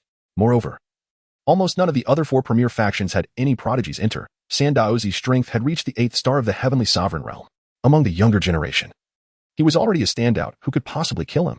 In the hall, the elders of the Battle Heaven Hall frowned deeply and engaged in fervent discussions. Tiana. At that moment, a woman's heart-wrenching cry pierced the air. A noblewoman rushed into the hall, her skirt in hand, her face awash with tears as she collapsed over the pile of life tokens, weeping profusely. A middle-aged man in a blue robe stood beside her, patting her back and offering comfort with a sigh. He then rose and cast a concerned glance at an elderly man with white brows in the hall. Tian Yuan Elder. Who was Xuantian's master? Tian Yuan Elder. Who has harmed Tianer? I recall he recently broke through to the 8th star of the heavenly sovereign realm, and he possessed a forbidden pill I provided, which could temporarily elevate his strength to the creation realm. With his power entering the Kunlun realm, he should have had no adversaries, right? This matter is beyond my knowledge, Master Qin, Tian Yuan Elder replied, furrowing his brow and shaking his head in resignation. Qin Tian's identity is not simple. He is not only Sandaozi of the Battle Heaven Hall, but also the scion of the ancient Qin family. Although the ancient clan has declined somewhat, it remains formidable. My lord, I refuse to accept this. If we cannot identify the murderer of Tianer, then I demand that everyone who entered the Kunlun realm today accompany Tianer in death. The noblewoman's voice was filled with a chilling intensity. Madam, please calm down. Xuantian's father responded with a frown. Although the loss of his son filled him with sorrow, he remained composed. How many prodigious disciples from various factions are involved in the Kunlun realm to demand their deaths alongside Tiana? Even the Battle Heaven Hall would not dare to make such reckless assertions, let alone our declining ancient family. Rest assured, Master Qin and Madam Qin, Tiana is not only a member of your Qin family but also Sandaozi of our Battle Heaven Hall. Whoever dares to harm him does not regard our Battle Heaven Hall with any respect. Once this matter is thoroughly investigated, our Battle Heaven Hall will not let it go unpunished. Tian Yuan Elder vowed, his murky old eyes glinting with murderous intent. It was a rare opportunity to cultivate such a gifted disciple, only for him to vanish in the Kunlun realm. Very well. We shall rely on the Battle Heaven Hall then. Upon hearing this, Xuantian's father nodded. The Battle Heaven Hall was indeed one of the 5 great powers of the wild heaven domain, with strength that surpassed their Qin family. What is happening? Just then, a voice filled with authority resonated throughout the hall. Accompanied by the sound, a rift in space tore open, and a middle-aged man with sword-like brows and bright eyes, clad in golden attire, stepped forth. As he entered, an overwhelming imperial aura instantly enveloped the entire hall. In an instant, everyone held their breath, a suffocating pressure weighing heavily upon them, and faces turned pale with deep respect. Even the previously distraught noblewoman ceased her cries, hastily lowering her head. Hall Master. We pay our respects to the Hall Master. The crowd quickly bowed in unison. This man was none other than the Hall Master of the Battle Heaven Hall, the most formidable powerhouse in the wild heaven domain, Xuantian the Great. Rise, the hall master uttered calmly, dissipating the oppressive imperial aura. Only then could the crowd breathe freely, their hearts filled with trepidation. Returning to the hall master, Xuantian has not returned since entering the Kunlun secret realm, and his life token, Tian Yuan Elder, quickly interjected. Indeed, hall master, my Tianer cannot have died in vain. The noblewoman added hastily, but before she could finish, she was silenced by a fierce glare from Xuantian's father. Silence. The hall master does not require a woman's counsel. The noblewoman obediently fell silent. Qin's boy is dead. Upon hearing Tian Yuan Elder's words, the atmosphere within the battle heaven hall turned icy, everyone sensing a sudden drop in temperature. Hand over the life token to this emperor. I shall uncover the truth. Yes. Tian Yuan Elder promptly handed it over, realizing that the life token was bound to Tiana's soul, perhaps revealing glimpses of his final moments and shedding light on who had dared to strike him down. In an instant, within the grand hall, the atmosphere shifted as the gathered crowd looked towards the War Heaven Emperor with hopeful anticipation. The War Heaven Emperor took the command token, and an overwhelming imperial aura surged into it. The token slipped from his grasp, levitating in midair as a radiant light emanated from it, suggesting that an image was about to materialize. Here it comes. I'm curious to see who possesses the audacity to lay hands on the third prince of the War Heaven Palace. As this spectacle unfolded, Elder Tian Yuan let out a cold huff, drawing the attention of the attendees, including the head of the Qin family. However, as the anticipated image began to surface, it revealed a murky haze, obscuring all sight and sound. My lord, Elder Tian Yuan and others were momentarily taken aback. The War Heaven Emperor furrowed his brow, his expression growing increasingly grave as he murmured, "This is peculiar. I cannot perceive any memories from the spirit within the command token." What? Even you, my lord, cannot see? The moment these words escaped, the faces of the War Heaven Palace's assembly paled in shock. This was an emperor-level powerhouse. If even the lord could not achieve this, what could they do? Fear not, the War Heaven Emperor waved his sleeve, allowing the token to drop to the ground. I have extracted a fragment of the young Qin spirit, a contingency for the unfortunate demise of these talented disciples. If we can locate his remains and infuse that fragment into his body for a time, he may be revived. Is that true? Can Tianer truly return to life? The head of the Qin family and the noblewoman's eyes sparkled with newfound hope. I shall make haste to the Kunlun realm and retrieve Tianer's remains, Elder Tian Yuan declared, promptly heading towards the spatial portal within the War Heaven Palace. Elder Tian Yuan departed swiftly and returned just as quickly. My lord, it seems the spatial portal to the Kunlun realm is malfunctioning. I cannot enter. He frowned. Malfunctioning? The revelation stunned the assembly within the grand hall. The spatial portal was crafted by their strongest formation elder and forged by a sovereign-level powerhouse. How could it be broken? I shall investigate, the War Heaven Emperor asserted, stepping forward and vanishing from sight. When the others arrived at the portal, they found the War Heaven Emperor with a furrowed brow. The portal is not broken, rather, the spirit of Kunlun realm has been seized by someone, rendering it a private possession and preventing others from entering. It seems the one who controls the Kunlun mirror is the very person who plots against Xuantian. Nevertheless, they cannot obstruct me. With that, the War Heaven Emperor stepped forward, finding himself in a shadowy spatial passage. Ahead, a glimmer of light hinted at the Kunlun realm's expanse. Yet, just as he attempted to breach the threshold, an abrupt voice rang out, commanding him to depart. With that utterance, the War Heaven Emperor was forcefully expelled from the spatial passage. What? The onlookers were taken aback. Upon recognizing the figure that had been ejected, their expressions turned grave, confusion clouding their faces. This is the War Heaven Emperor. My lord, are you unharmed? The members of the War Heaven Palace were momentarily stunned before rushing to inquire. I am fine. The War Heaven Emperor waved his hand, stabilizing his form, but his brow remained knitted, his eyes reflecting a simmering anger as he fixated on the spatial passage, an imperial might subtly coalescing around him. It was evident that being rebuffed in such a manner had roused his ire. Yet, just as the assembly anticipated that their lord would unleash his imperial might to shatter the passage, he instead frowned, allowing the concentrated might to dissipate. It seems I cannot retrieve Xuantian's remains. He shook his head slightly. From that space, I sensed an unusual force. Even I cannot discern its nature. What? Even a being of your caliber cannot penetrate its depths? At this revelation, the expressions of those in the War Heaven Palace shifted drastically, astonishment flickering in their eyes. The head of the Qin family and the noblewoman turned pale, despair creeping into their features. The one who conspired against Tiana possesses such formidable power? If even the War Heaven Emperor cannot fathom it, how can we hope to avenge Tiana? In that moment, the entire assembly of the War Heaven Palace fell into a profound silence. The War Heaven Emperor raised his gaze, his eyes burning with intensity as they fixated on the spatial passage. If I could harness this power, not only the arid heavenly domain, but even the entire 9 domains would bow before me. Meanwhile, within the Kunlun realm, a slender figure sat cross-legged atop a jade stone, her flowing hair cascading down to conceal her delicate form. As she absorbed the immense essence of cultivation, Luo Qinghuan slowly opened her enchanting eyes. Luo Qinghuan has ascended to the 7th star of the celestial sovereign realm. The host soul has been elevated to the 7th star of the creation realm. In Suye's mind, the system's voice reverberated incessantly. Indeed, at this pace, returning to the status of an emperor is merely a matter of time. After gauging the strength of his soul, Suyu nodded in satisfaction. Suyu remarked, just now, while I was cultivating, it seemed I heard your reprimanding voice. What transpired? Luo Qinghuan glanced curiously at Suyu. It's nothing, merely swatted a bothersome fly. He waved his hand dismissively, yet inwardly scoffed. A great emperor, indeed. Humph. Merely having survived the 6 tribulations of the emperor's calamity. Your brother Yi, in his prime, was a 9-tribulation emperor. Now that the Kunlun mirror has rightfully belonged to him, even an emperor cannot lay a finger on it, especially with the presence of the system. All right, little Luo. Return to the Xianyin sacred sect. From now on, we can enter this Kunlun realm whenever we please, and all the treasures within will be ours. Haha. This journey has been worthwhile. Suyu exclaimed with hearty laughter. Hiki, we are now wealthy. The young girl giggled playfully. By the way, I have severed the connection to the storage ring we acquired earlier and placed it into your storage ring. Be sure to check for any valuable treasures. After a few days of rest, once your brother Yi thoroughly refines that flame spirit fire, we shall concoct the sacred soul pill. Suyi recalled something and reminded her. All right. Luo Qinghuan nodded obediently, turned, and stepped out, leaving the Kunlun's secret realm behind. Chapter 39. The odious Suyi is truly unworthy as expected. When the news of the imperial artifact, the Kunlun mirror, being once again controlled by someone, spread throughout the vast expanse of the wild heaven domain, it immediately stirred up a tempest of speculation regarding the identity of the formidable being capable of wielding such power. Yet, after much conjecture, no discernible clues emerged. Meanwhile, the true instigator was comfortably concealed within the sanctuary of the young girl's soul, diligently refining the flame spirit fire. That night, at Frost Sword Peak, in a tranquil courtyard halfway up the mountain, Suyu was engrossed in refining the flame spirit fire, enhancing its compatibility for the creation of the sacred soul pill. The girl, seated upon a wooden chair in the courtyard, gazed up at the moon, her delicate feet idly swinging, but soon she recalled Su Ye's words. Ah, yes. That insufferable Su Ye mentioned that the storage rings acquired through dubious means were within, so I might as well see what treasures lie inside. If there are any elixirs for nurturing the soul, I could offer him one as well. As this thought crossed her mind, the storage ring in her hand glimmered momentarily.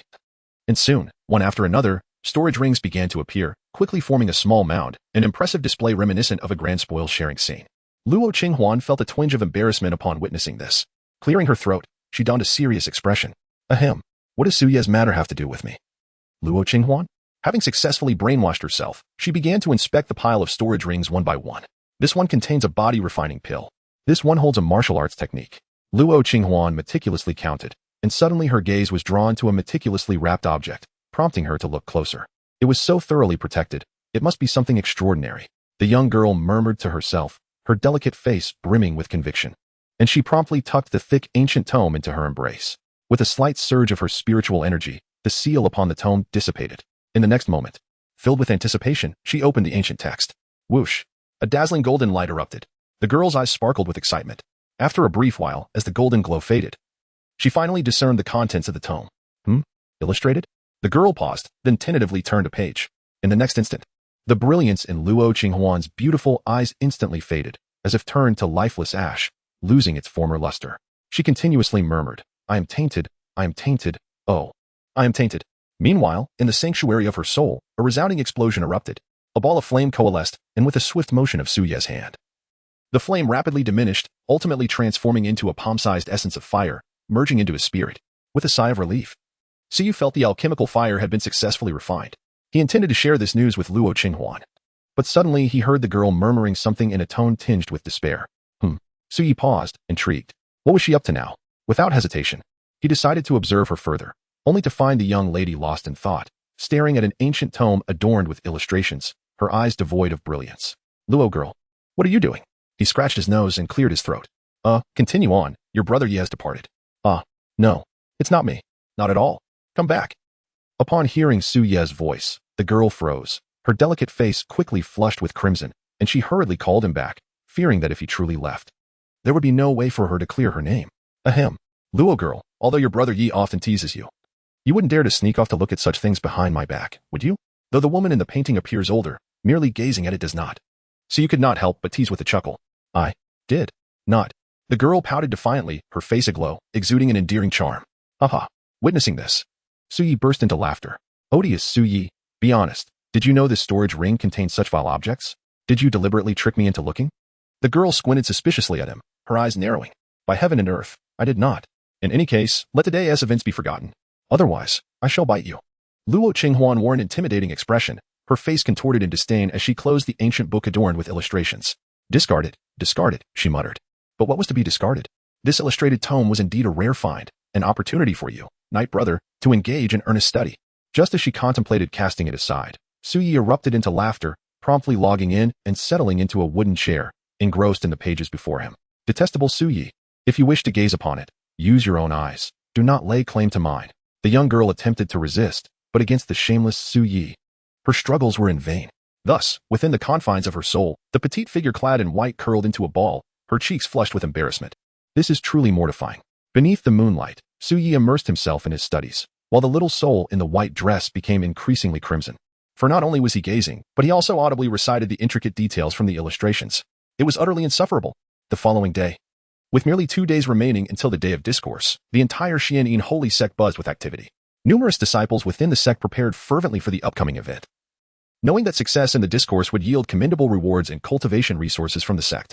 Meanwhile, on the Alchemy Peak, one of the 8 summits of the Xuantian holy sect, the girl in white made her way along the mountain path toward the grand hall, her heart heavy with uncertainty. Detestable Suyi, speak honestly, did you sneak in while I was asleep last night?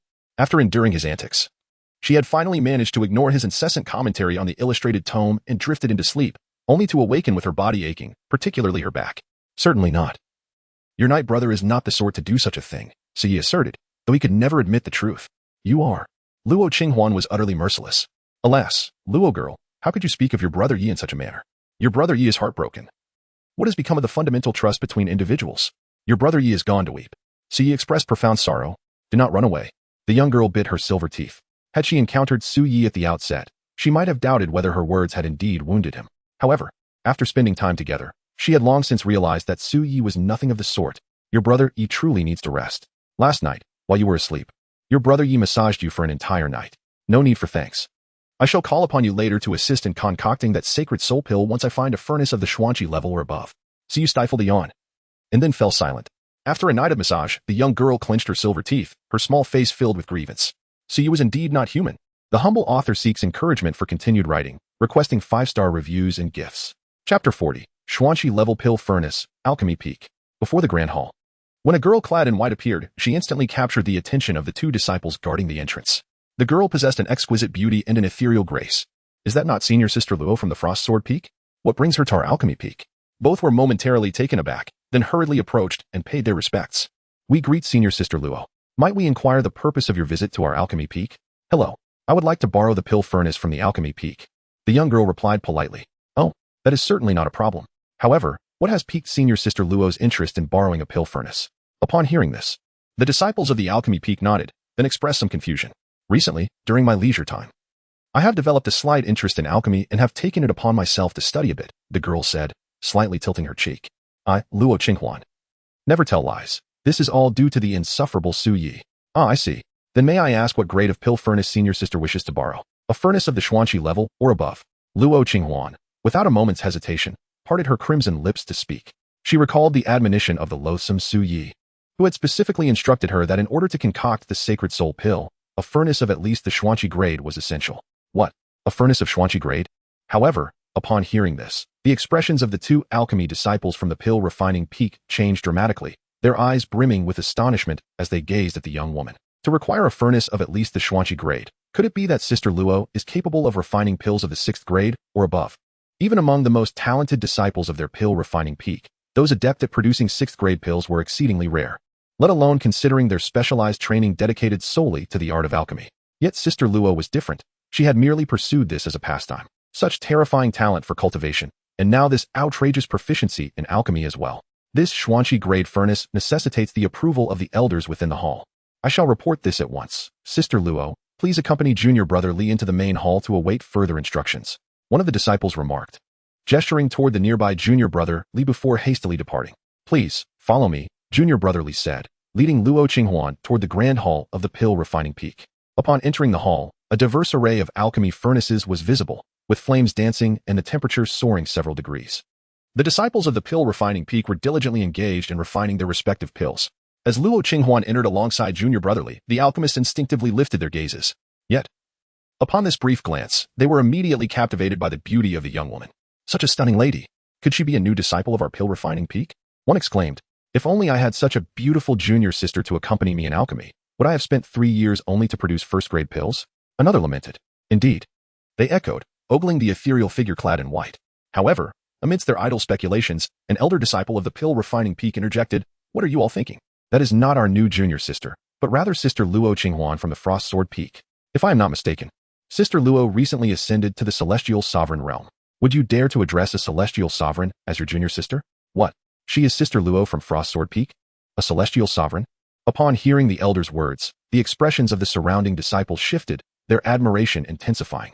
They were enamored with a beautiful sister, and one possessing formidable strength was even more appealing.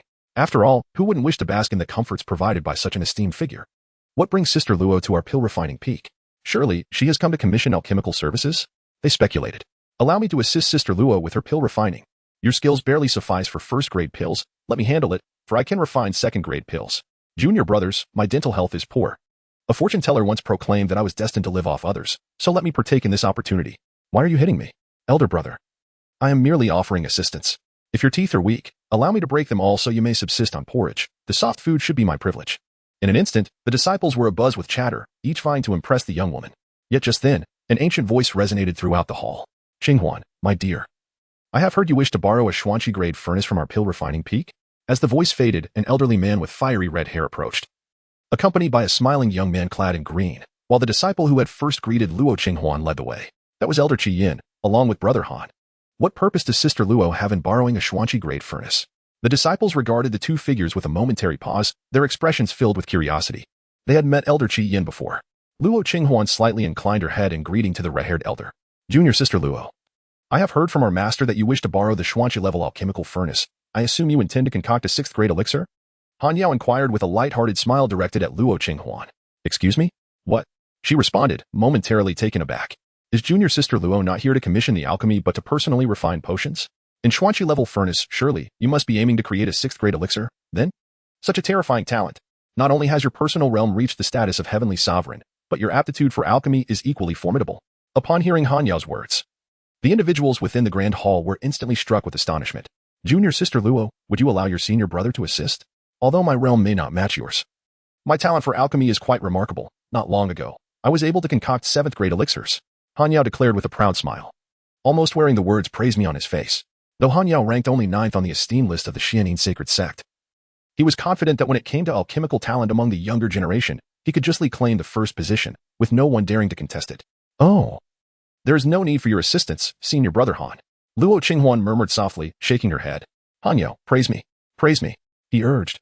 "If Junior Sister Luo does not need my assistance in alchemy, a word of praise would suffice." Han Yao approached with a grin, yet Luo Qinghuan disregarded him entirely, rushing past him to address the elder with crimson hair beside her. "Elder Qiyin, may I borrow a Xuanqi-level alchemical furnace?" Han Yao stood frozen in place. He essayed it again, he thought. His constant yearning for Junior Sister's compliments was well known, but she regarded him with disdain, as if he were some sort of freak. After all, there was that incident when she unexpectedly surfaced from her bath seeking praise, and another when she spotted him through the window while attending to her business. Who would dare to compliment him under such circumstances? Witnessing this scene, the other disciples of the alchemy peak could only sigh in exasperation. "Of course." Elder Qiyin replied with a hearty laugh, stroking his beard, his old eyes sparkling with intrigue. "However, before you borrow the Xuanqi-level furnace, you must first pass a test." Chapter 41. The Shock of Elder Qiyin. It was evident he wished to ascertain the extent of Luo Qinghuan's alchemical prowess. "Very well. I shall abide by Elder Qiyin's words." Luo Qinghuan nodded slightly. Boom. With a grand gesture, Elder Qiyin summoned an alchemical furnace into the hall, which boasted 10 fire platforms. "Qinghuan, this is the furnace for testing your alchemical talent. The more fire platforms ignited, the greater your innate ability. You see, Han Yao is currently the most outstanding disciple of our alchemy peak, having ignited 7 fire platforms," he continued. Upon hearing this, the previously petrified Han Yao sprang back to life, inching closer. "If Junior Sister Luo finds me impressive, feel free to praise me openly. No need to hold back." "Enough. Han Yao, be quiet," Elder Qiyin interjected, his murky gaze now fixed upon the girl. "Let us see how many fire platforms you can ignite." Boom. However, before he could finish his statement, a flame erupted within the hall, the temperature soaring as 9 fire platforms in the testing furnace ignited instantaneously. 9? Elder Qiyin's mouth twitched in disbelief. Han Yao turned to stone once more, while the other disciples gaped in shock, rendered speechless. "Only 9? At this moment?" Luo Qinghuan furrowed her brows, expressing a hint of dissatisfaction. Hearing her murmur, the entire assembly, including Elder Qiyin, was collectively bewildered. Did she just say that? Is it not too few? As the disciples exchanged incredulous glances, Luo Qinghuan's cheeks flushed slightly. During this time, Siyu had imparted his alchemical wisdom to her. Claiming it was a simple task, just ignite the fire and toss in the medicinal ingredients to concoct a pill. Having been influenced by his simplistic remarks, she couldn't help but think that igniting only 9 platforms was inadequate, especially since Siyu had insisted that alchemy was straightforward. Upon hearing this, Elder Qi Yin spat out a mouthful of blood. In my day, I only ignited 7 platforms. And yet, you, a mere child, have ignited 9 and still find it insufficient? Goodness. The Grand Elder has fainted. Quick. Administer artificial respiration. I'll do it. My mouth is foul. I should be the one to save my master, Han Yao exclaimed, rushing forward, seemingly eager to assist. But only after hearing his own words and witnessing him stuff a few stinky pills into his mouth, did the other disciples nearly buy into his act. Get lost. Han Yao. Before long, Elder Qi Yin regained consciousness, his curses echoing through the hall, as Han Yao was sent flying by a single punch, vanishing like a shooting star.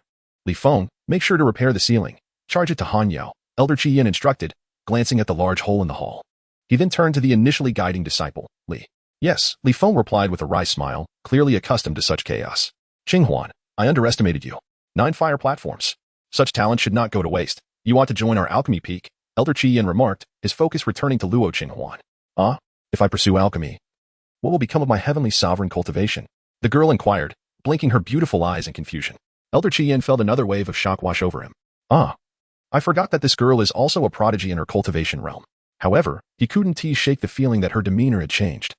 Her words seemed to carry an unusual sting. Had she been influenced by some ill-intentioned individual? Suyi, it's you. Who called you Brother Yi? Very well, Luo. You have passed the test. The Xuantian level alchemical furnace is in that alchemical chamber, Elder Qi Yin declared, shaking his head and gesturing towards a nearby room. Moreover, he added, if you have the time, feel free to visit our alchemy peak for further study. I would be delighted to teach you. Thank you, Elder Qi Yin, the girl nodded. But she did not take his words to heart. After all, if Siyu discovered she intended to seek Elder Qi Yin's guidance, he would surely become agitated. As he would say, why seek an old man for instruction when you have me, Brother Yi, who is far more capable? With that, she gracefully made her way towards the alchemical chamber. Upon opening the door, a rich aroma of medicinal herbs greeted her. In the center stood a towering bronze alchemical furnace. 2 meters high, with intricate formations etched into the surrounding walls, clearly designed to contain any explosive backlash from alchemical processes.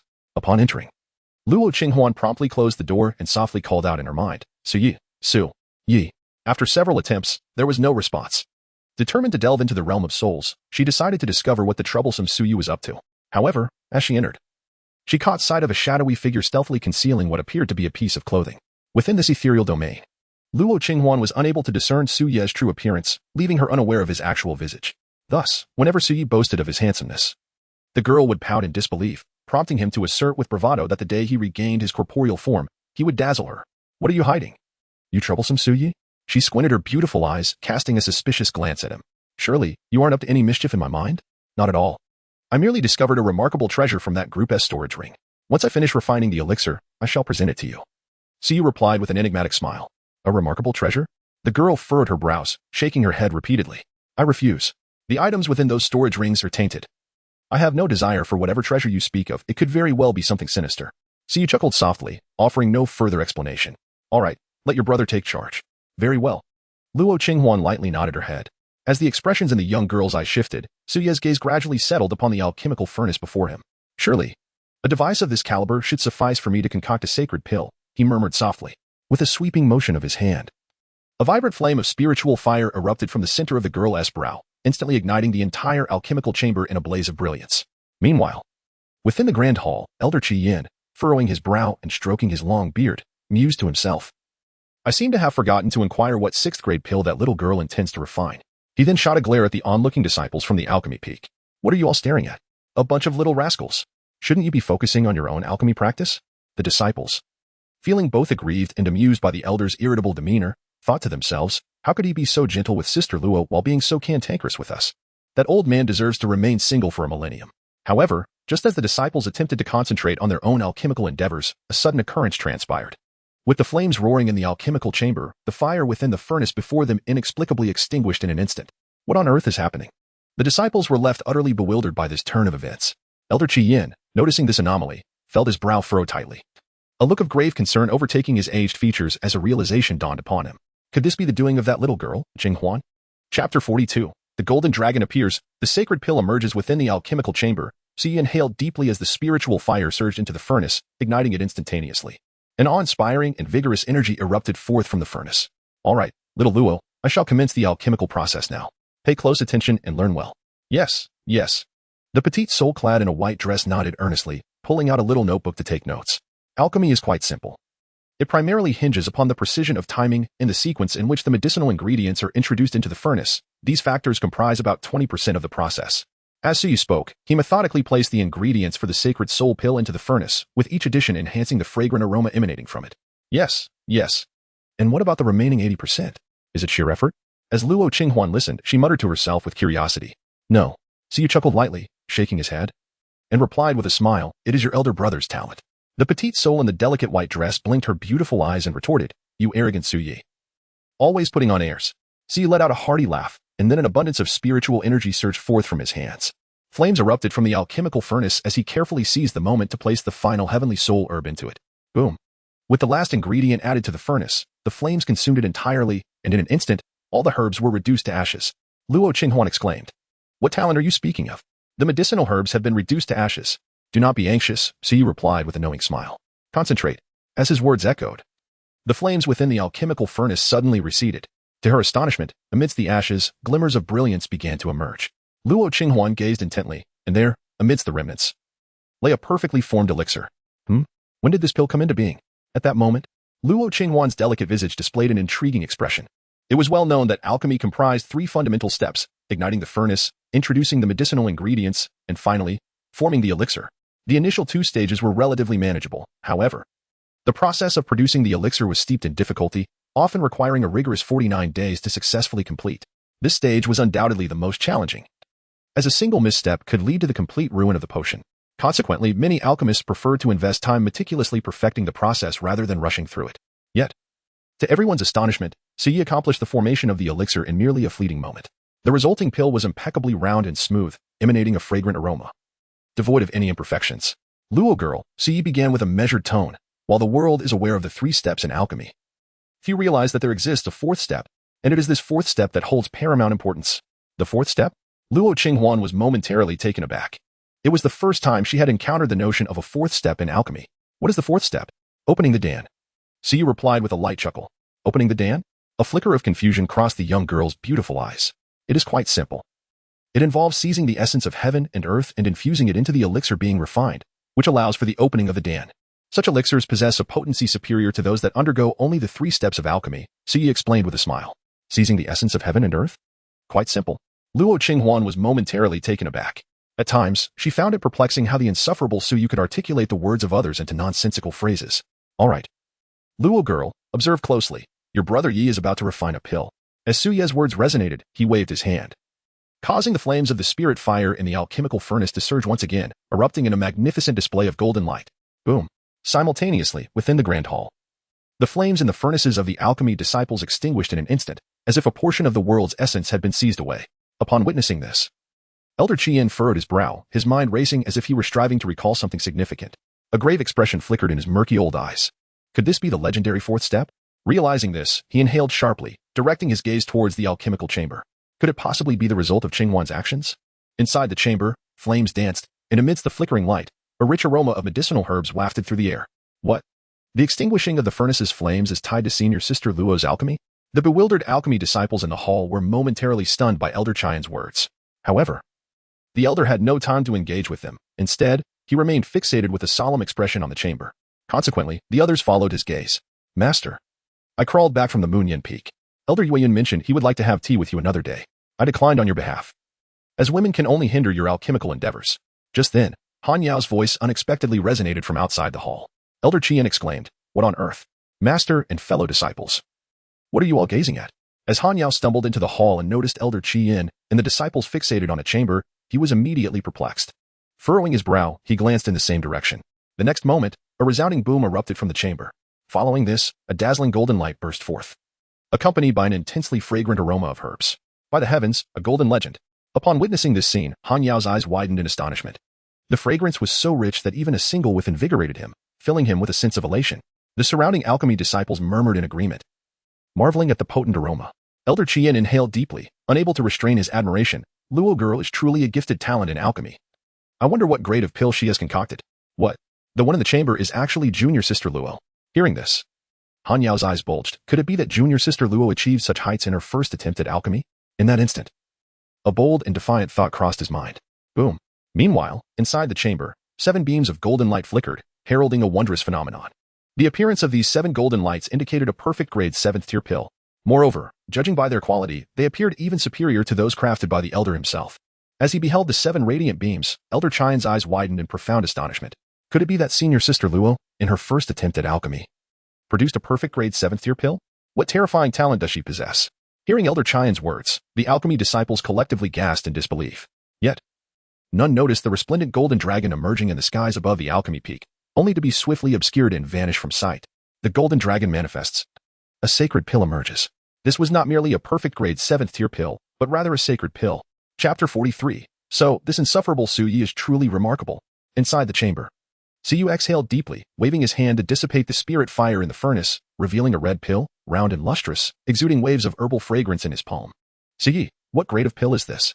The girl in the white dress inquired curiously, having witnessed the extraordinary celestial phenomenon just moments ago. Apart from the dazzling golden light, there was even a golden dragon swirling in the furnace, which soon soared into the sky, concealed by Su Yi's gesture. They say, when the golden dragon appears, a sacred pill is born. What grade of pill would you say this is? Su Yi replied with a smile. A sacred grade? The girl's beautiful eyes widened. Even the master of their alchemy peak had no absolute confidence in producing a sacred pill in a single attempt. In the entire wasteland domain, perhaps only the leader of the Pill Alliance, one of the 5 supreme forces, could achieve such a feat yet. Su Yi not only succeeded, but he also appeared remarkably at ease. Moreover, he utilized her body, and at present, her mastery of alchemical arts was not particularly strong. Despite this, Su Yi managed to accomplish it effortlessly. Just how formidable must his alchemical skills be? Then why did you conceal the celestial phenomenon, revealing those 7 golden lights? Luo Qinghuan, filled with confusion, inquired further. Concealing the heavenly signs perhaps stemmed from a desire to keep the miraculous creation of the sacred elixir a secret. Although this extraordinary elixir was crafted by Su Yi, to the outside world, it was attributed to her. The notion that a novice alchemist could produce a sacred elixir was undeniably alarming and would inevitably provoke speculation. She understood the principle that a towering tree attracts the wind. Su Yi was, in essence, safeguarding her. Yet, why did he choose to reveal 7 rays of golden light? By showcasing a fragment of his talent without fully disclosing it. The Xuantian sacred sect would regard her with greater importance, refrain from excessive conjecture, and provide her with more cultivation resources. Was this not a perfect balance? Upon hearing the young maiden's perplexity, Su Yi smiled and elucidated. How is a fierce bandit forged? Do you believe this is my utmost limit? That is a grave misconception. Each time you think I have reached my threshold, I can always push a little further. It creates an impression of greatness, yet remains forever inscrutable. Luo Qinghuan nodded thoughtfully.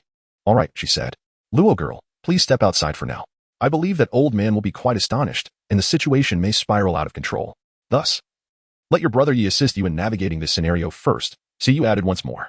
Though the shackles of her innate pure holy body had recently loosened somewhat, they still imposed certain limitations on her. To confront the astonished Elder Qian would likely result in her merely tilting her head and stating, I, Luo Qinghuan, never deceive. Luo Qinghuan gently lowered her graceful head, feeling a profound sense of tranquility. Shortly thereafter, Su Yi tucked away the sacred soul pill, pushed open the door to the alchemy chamber, and stepped outside. Within the grand hall, although the strange phenomenon had dissipated, the lingering fragrance of medicinal herbs remained. Creak. At that moment, as the door to the alchemy chamber swung open, everyone turned their attention, only to behold the young girl in a flowing white dress slowly emerging. Upon seeing her, senior sister Luo was met with expressions of reverence from the disciples of the alchemy peak. After all, that was a 7th grade perfect elixir. How could they not hold her in high esteem when she had achieved such quality on her very first attempt at alchemy? Junior sister Luo, please accept me as your disciple. At that moment, Han Yao hurriedly approached the girl in white, bowing 3 times with great fervor. Indeed, he had defied his master's orders with this decision to seek a new mentor. Elder Qian, watching from the side, thought to himself, do you really think I am invisible? The sudden commotion caused him to wince in discomfort. Su Yi remarked. It appears Han Yao is about to incur Elder Qian's wrath again. Inside the soul's receptacle, the petite spirit in the white dress could only helplessly facepalm at this scene. Su Yi, please do not agree. All right, I understand. Su Yi nodded reassuringly.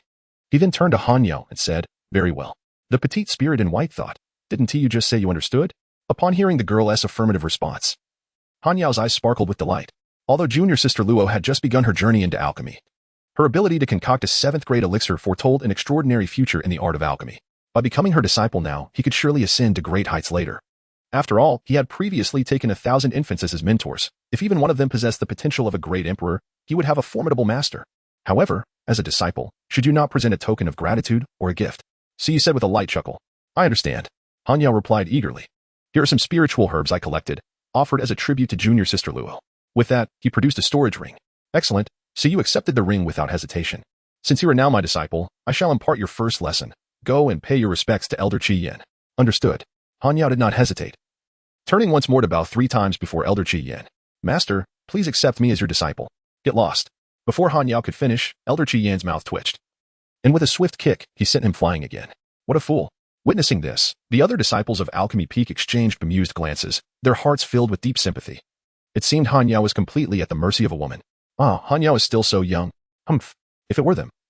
They certainly wouldn't be so easily manipulated. Dear fellow disciples, I require some spiritual herbs to concoct a spirit elixir. Just then, the sweet voice of the girl rang out, a charming smile gracing her face as she looked at everyone in the hall, captivating all with her beauty. Senior sister Luo. I have some too. Damn it, don't fight with me. I want to be senior sister Luo's loyal hound. Senior sister Luo, use mine. In the next moment, the disciples in the hall erupted with fervor. Damn you, Suyu. Hurry and log out. Deep within her soul, Luo Qinghuan felt her cheeks flush intensely upon witnessing the uproar, urging Siyu to log out immediately. It turns out this fellow was here to take advantage of the situation. If he lingered any longer, her carefully crafted persona would crumble. Qinghuan dear, did you perhaps employ the legendary 4th step of alchemy during your recent concoction? The step that seizes the essence of heaven and earth? Elder Qi Yan could no longer contain his curiosity. Huh? What 4th step? Luo Qinghuan slightly turned her face away. She was aware of the truth yet remained silent. Legends speak of a great emperor who emerged thousands of years ago among the human race.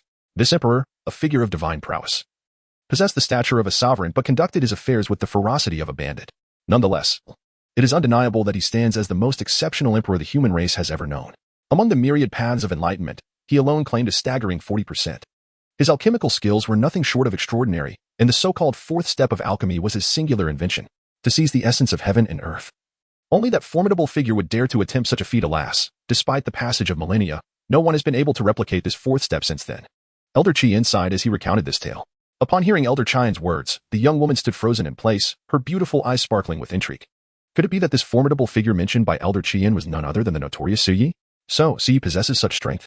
Elder Qi remained oblivious to the brilliance flickering in the young woman's eyes and was unaware that the powerful being he spoke of resided within her at that very moment. Curiously, this powerful figure's methods were entirely inscrutable.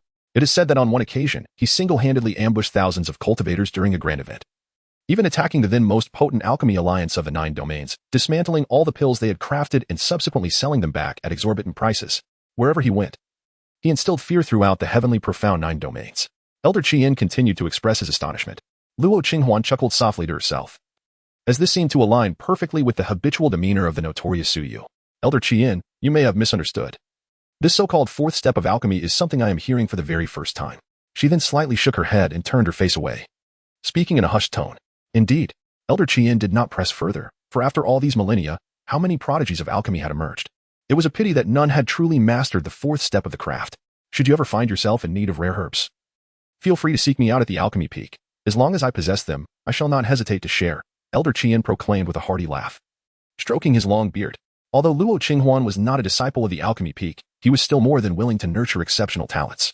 Thank you, Elder Qi. Luo Qinghuan gracefully performed a bow. Thus, she had unwittingly become part of Suye's plan. By the way, Luo girl, just before her departure, Elder Qi unexpectedly called out to Luo Qinghuan. Might I have the privilege of examining the elixir you have concocted? He inquired, seemingly a bit embarrassed. Upon hearing this, Luo Qinghuan's delicate brows furrowed slightly, concerned that Elder Qi might discern that the elixir crafted by Suyu was not of the 7th grade, but rather a sacred grade. No harm, let him take a look. He won't see through it. Suyu chuckled lightly in his mind, his tone imbued with calm confidence. Very well. With Suye's reassurance, Luo Qinghuan felt a sense of relief and took the crimson elixir from her storage ring, presenting it to him. This is the elixir you crafted, young lady Qinghuan? Elder Qi gingerly accepted it, cradling it in his palm and examining it with utmost seriousness. What remarkable alchemical talent. Goodness. This girl was truly born to refine elixirs. The more he scrutinized it, the more astonished he became, unable to suppress a gasp of awe. After a considerable time, he reluctantly returned the crimson elixir to Luo Qinghuan and cleared his throat, saying, cough, indeed. This elixir is quite exceptional. However, cough cough, compared to my own creations, there remains a slight disparity.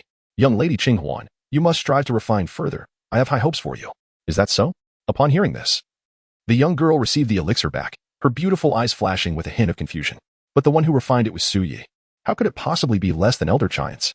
That old fellow is merely vain, Xuyi remarked inwardly as he crossed his arms. Of course, hearing Luo Qinghuan's retort, Elder Qian coughed once more, his face reddening, and he promptly ushered Luo Qinghuan out of the grand hall of the alchemy peak. Young lady Qinghuan, it is getting late. You may take your leave now. After speaking, Elder Qian hastily shut the grand hall doors. Very well, Luo girl, return now.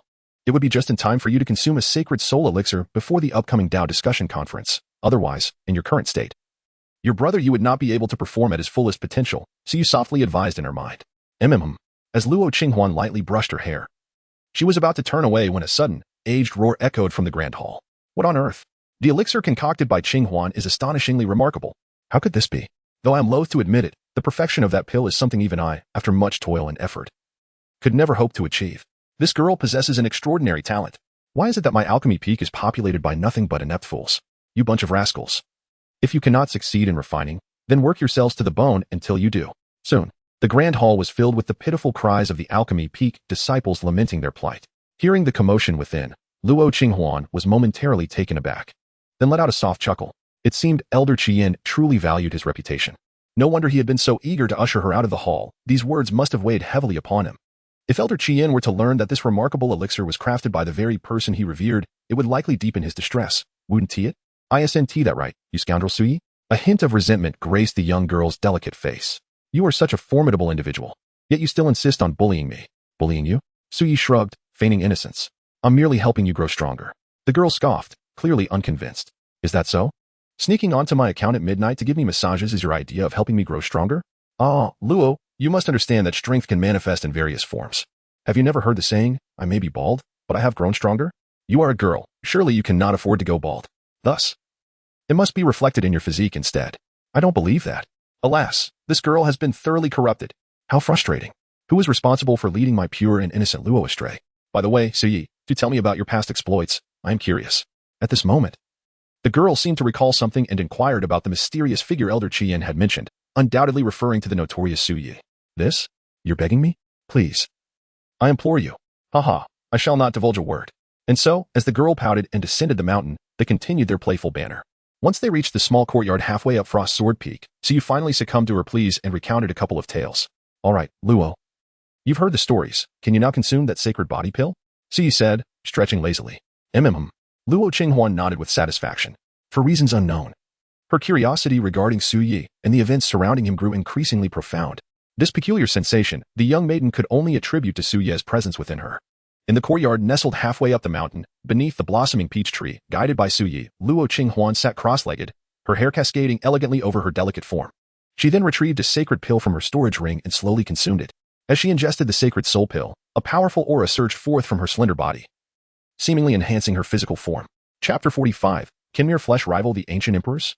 The host has invested in a sacred body pill. Reward acquired, the Buddha demonic body pill. Cu exhaled in relief. This crucial investment reward was finally within his grasp. Simultaneously, the system's voice echoed once more. The great path sage has been triggered. Luo Qinghuan's physical prowess has significantly increased. As her physical strength continues to grow, when the host reshapes her body, she would be able to rival the ancient emperors solely with her corporeal form. The system's voice echoed once more. To rival the ancient emperors merely with one's physical form? Upon hearing this, Xuyi's eyes narrowed slightly, a glimmer of brilliance flashing within them. Having a cheat is truly exhilarating. Moreover, there seems to be no upper limit. If he were to cultivate Luo Qinghuan into an emperor of flesh, then when he reshapes his own body, it would not merely be on par with the ancient emperors but could potentially rival the divine. This girl is indeed a treasure to him. Xuyi's gaze fell upon the young lady sitting cross-legged beneath the peach blossom tree, his eyes gleaming with admiration. He then promptly swallowed the pill of demonic body transformation. The host has ingested the pill of demonic body transformation.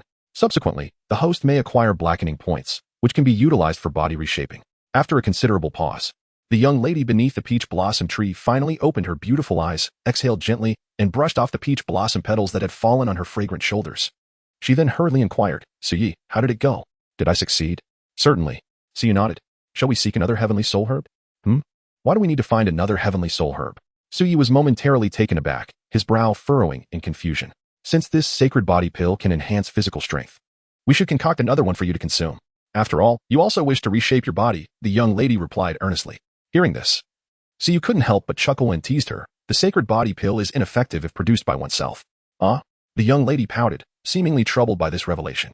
However, after a moment, she clenched her small fist with determination and declared, "Then I shall strive to improve my alchemical skills. I will concoct this sacred body pill for you." Aha. Upon hearing her words, Siyu could no longer contain his laughter, warmth flooding through his heart. No need for that. Your brother Ye's body reshaping would not be significantly influenced by just one sacred body pill. He responded with a smile, then shifted his tone. Or perhaps, after hearing the illustrious tales of your brother Yi, you simply cannot resist the urge to behold his handsome visage? Absolutely not. The young lady's face flushed crimson as she hastily shook her head in denial. All right, little Luo, it's getting late. In a couple of days, the day of the discourse will arrive. Do you wish to attend the conference in such a disheveled state? Siyu remarked with a smile. Disheveled? Luo Qinghuan was momentarily taken aback. Then, as if struck by a sudden realization, she raised her hand and inhaled deeply. In the next instant, her delicate face flushed a vibrant crimson. Ugh, how foul. Enhancing one's physical prowess is akin to returning to one's essence, expelling the impurities within the body. This is quite natural. Perhaps you should take a bath, Siyu elucidated. Luo Qinghuan nodded her little head. You must not log in secretly. Recalling the mischief this fellow had caused last time, she remained extra vigilant this time. All right, are you certain? Suyi, never deceive. Luo Qinghuan, why does this sound so familiar?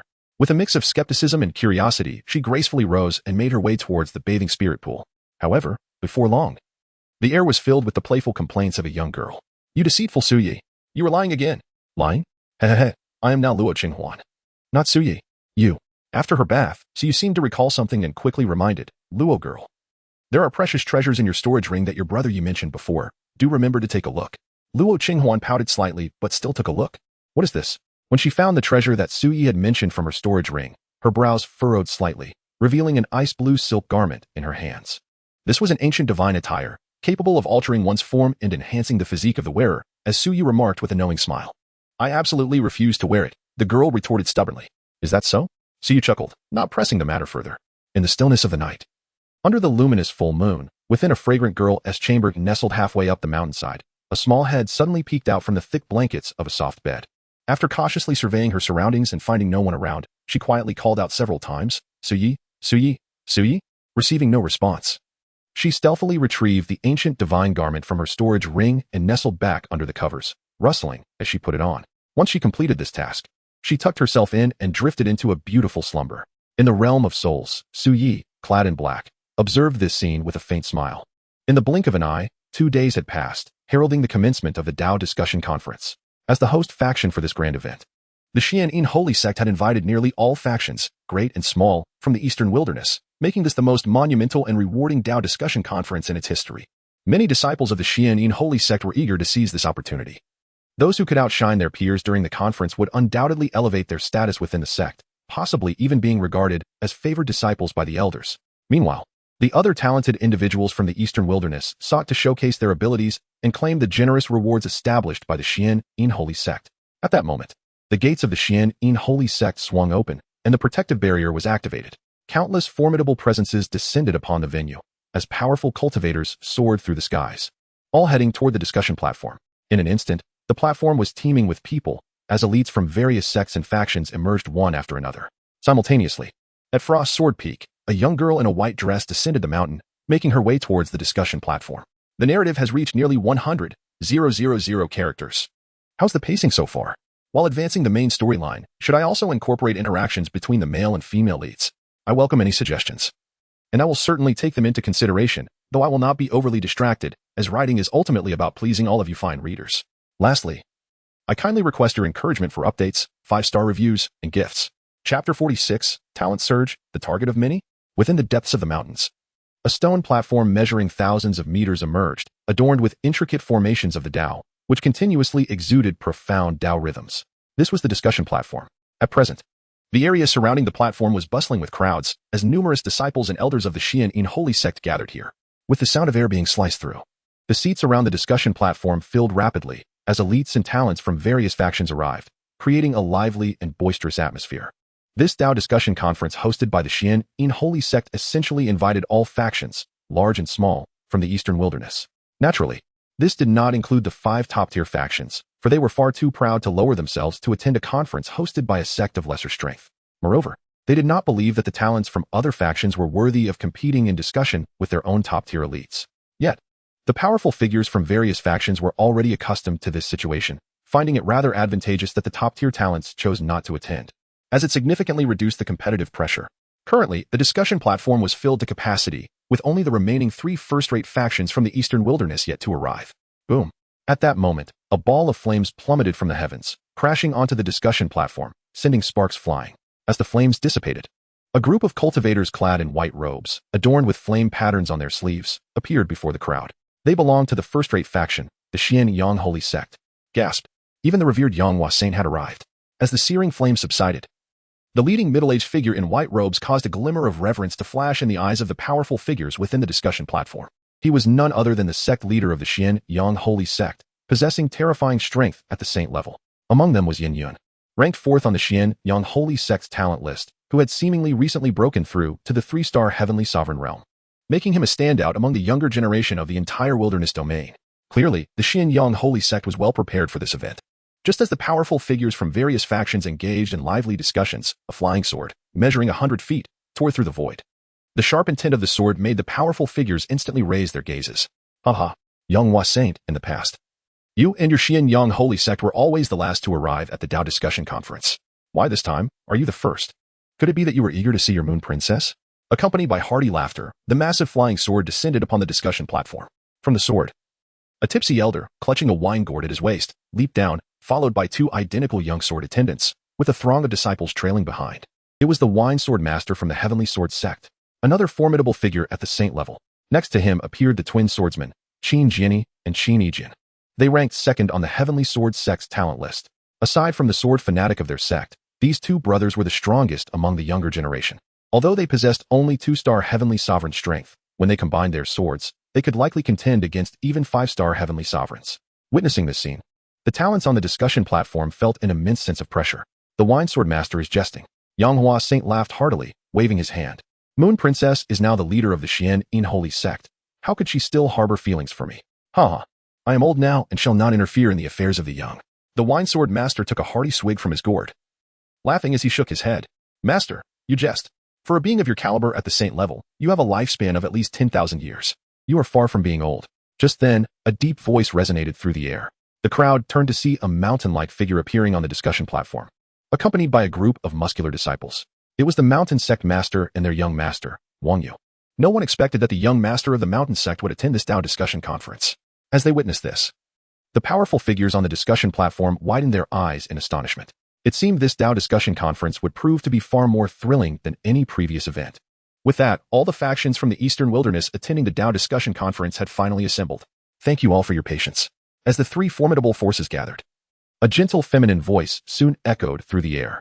A graceful figure clad in a purple qipao emerged, revealing herself to be the leader of the Xuantian sacred teaching.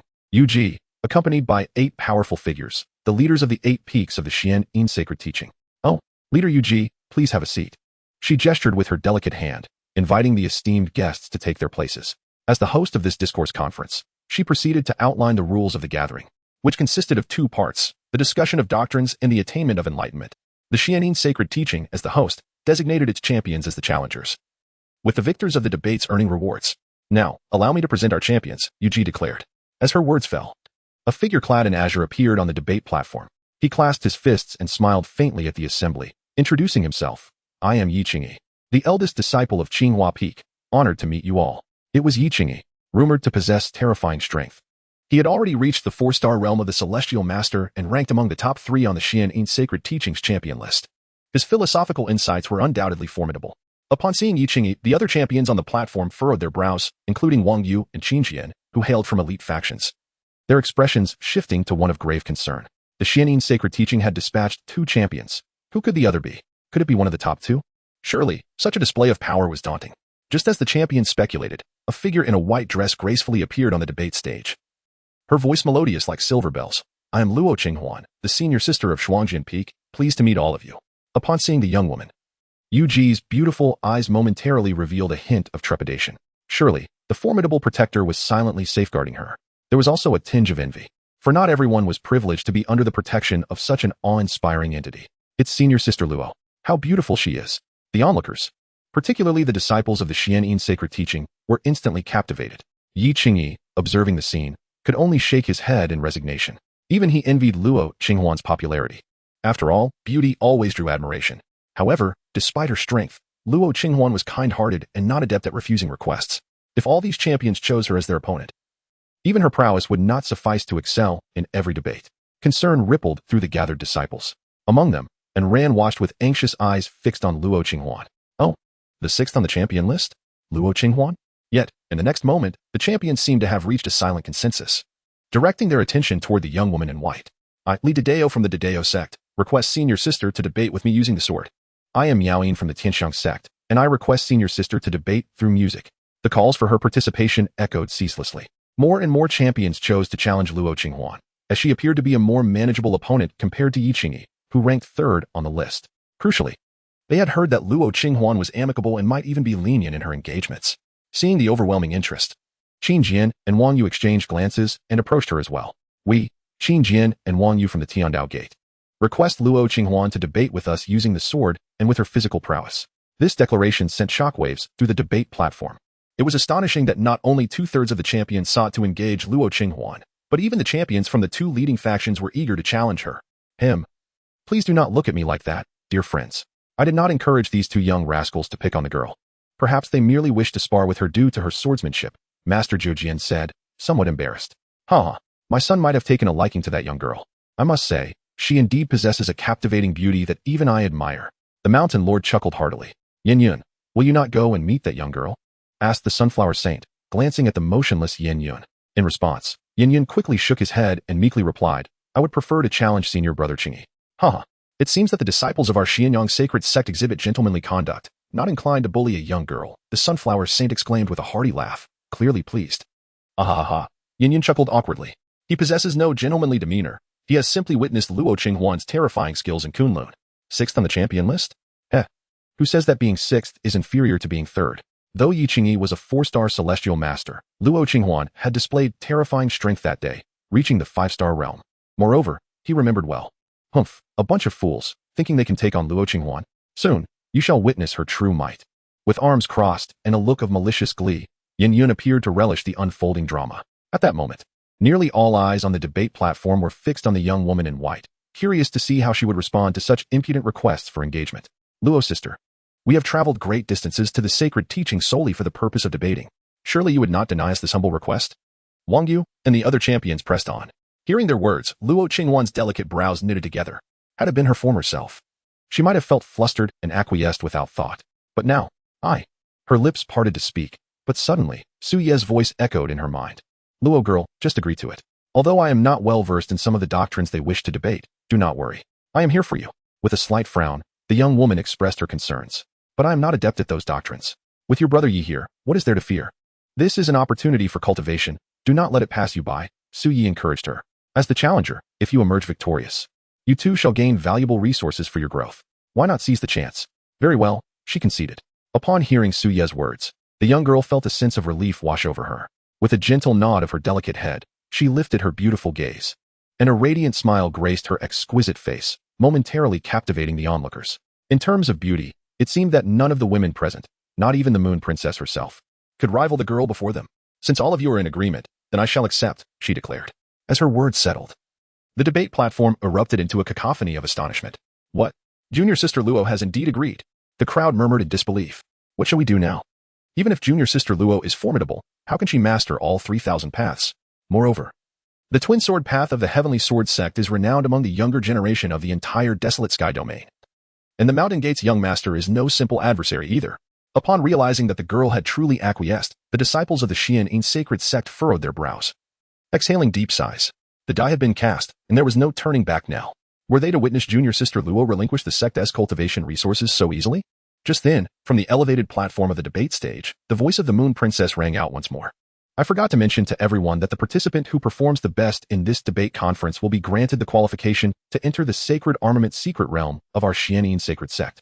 This proclamation plunged the debate platform into a profound silence, followed by an audible intake of breath. What? Qualification for the sacred armament secret realm? It is said that only 2 slots are available for the top-tier forces in the entire desolate sky domain.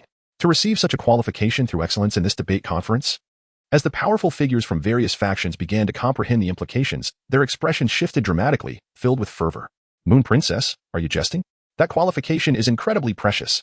Even the likes of the esteemed Yang Hua and Master Jian exchanged bewildered glances with the Moon Princess. Adding a little incentive makes the debate conference all the more thrilling, does it not?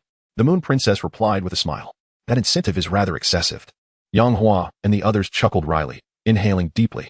Moon Princess, we hope you won't blame us for our disciples' fervor. What is this sacred armament secret realm? Siyu furrowed his brow, the name sounding somewhat familiar. Although he had once been an emperor, thousands of years had passed since his fall, and he could not be aware of all that had transpired. It was said to be the site where an emperor had perished, filled with countless forged divine weapons, sacred artifacts, and even imperial tools. Rumor had it that someone had even encountered half-divine weapons within that realm. As long as one gained the acknowledgement of the trials, they could bring forth divine armaments. However, the number of those who could enter was exceedingly limited, with even a first-rate force like the Xuantian sacred sect possessing only 2 slots. Hearing Su Ye's puzzled inquiry, Luo Qinghuan softly explained in his mind. What? The emperor perished amidst divine weapons? Could it be the old man who forges weapons? Su Ye's expression changed upon hearing Luo Qinghuan's words. In the entire 9 domains, if there was a place filled with divine weapons after someone's demise, the only person he could think of was that blacksmith. Could it be that the so-called sacred armament secret realm is the tomb of my old friend? 10,000 words. Please urge for more updates. 5-star reviews. Follow-up readings. Gifts. This is very important for the children. I earnestly request. Life and death are but a fleeting dream. Su Yi sighed. After tens of thousands of years, he never expected even that old blacksmith had fallen. It was known that even the emperors of the 9 domains once coveted the old blacksmith's ability to forge a peerless imperial weapon. Such a figure could also meet his end. What had transpired in the world over these thousands of years? Were any of his old friends still well? Su Yi? What is the matter with you? Noticing Su Ye's sudden silence, Luo Qinghuan was taken aback, sensing an inexplicable sorrow emanating from the depths of his soul. It's nothing. Su Yi shook his head gently. Luo, perform well in the debate conference. We must enter the sacred armament secret realm. The girl paused for a moment, taken aback by Su Ye's unusually serious demeanor, and cautiously asked, Su Yi, what is in the sacred armament secret realm? Just the tomb of an old friend. Ah. Hearing this, the girl became flustered, realizing she had asked an inappropriate question. She wanted to comfort him, but was at a loss for words, appearing disheveled and confused. Luo, it's all right. I merely wish to pay my respects to an old friend. Observing her helplessness, Siyu smiled softly. Very well. I will perform well. And I will certainly strive to earn the qualification to meet your old friend. Upon hearing this, the girl clenched her small fists, her face filled with determination. For Su Yi, you need not blame me, Luo Qinghuan, for being ruthless. Meanwhile, the geniuses on the debate platform suddenly paused, sensing the terrifying aura that erupted from the girl nearby. They blinked in bewilderment. What just happened? Who provoked her? Everyone, since the stakes have been raised. Let the debate conference commence, the Moon Princess announced with a light laugh. Immediately, the sounds of debate filled the platform. Beyond the discussions among the elite disciples of various factions, even ordinary disciples had the opportunity to engage in debate. However, at this moment, nearly everyone's attention was fixated on the girl in white. Can this junior sister Luo from the Xuantian sacred sect truly handle such a multitude of debates? These scoundrels are utterly shameless. A group of grown men, collectively bullying a single girl. If they had the capability, they should target that pretty boy over there. Exactly. Yi Qingyi remarked, what is going on? In an instant, the crowd of cultivators outside the debate platform rose in indignation. The elite disciples on the platform, however, paid no heed to the insults. As long as they could win in the debate and secure cultivation resources, they would resort to any means necessary. This esteemed friend from the Xuantian sacred sect, would you care to engage in a debate with me? Yi Qingyi took a deep breath, glancing at Yin Yun beside him. Not yet. Yin Yun waved his hand, his gaze remaining fixed on the debate platform. What could be more entertaining than this? Oh. Upon hearing this, Yi Qingyi followed his gaze and looked at the girl in white, a slight frown appearing on his brow. It seems Brother Yin is quite concerned for junior sister Luo. Not at all. Yin Yun shook his head. Junior sister Luo is so strong. Why would I concern myself with her? One must express concern, particularly for the vulnerable. I have merely prepared a collection of medicinal elixirs for treating injuries and restoring one's moral compass, intending to offer them to fellow Taoists in need. Once I am able to reap substantial profits, I shall engage in philosophical discussions with Brother Yi. Yin Yun, somewhat impatient, rubbed his hands together. Ever since witnessing Luo Qinghuan's terrifying prowess and extraordinary talent in the Kunlun realm, he understood that many prodigies would likely choose the seemingly manageable Luo Qinghuan as their opponent during this upcoming philosophical conference. At that moment, they would come to realize the truth, the terrifying nature of Sister Luo. Just as they find themselves crushed by Sister Luo, their hearts shaken and questioning their existence, He will seize the opportunity to emerge and sell elixirs for restoring their shattered spirits at an extraordinary price, thus reaping substantial profits. Yi Qingyi inquired, Brother Yin Yun, do you believe Sister Luo will prevail? Huh? Are you unaware of Sister Luo's formidable prowess? Upon hearing this, Yin Yun was somewhat astonished. How could Yi Qingyi, a disciple of the Xuantian sacred sect, be oblivious to Sister Luo's might? Hiss. No, this only serves to illustrate how profoundly cunning Sister Luo is. Far from the naive and virtuous legend depicted, she is undoubtedly a wolf in sheep's clothing.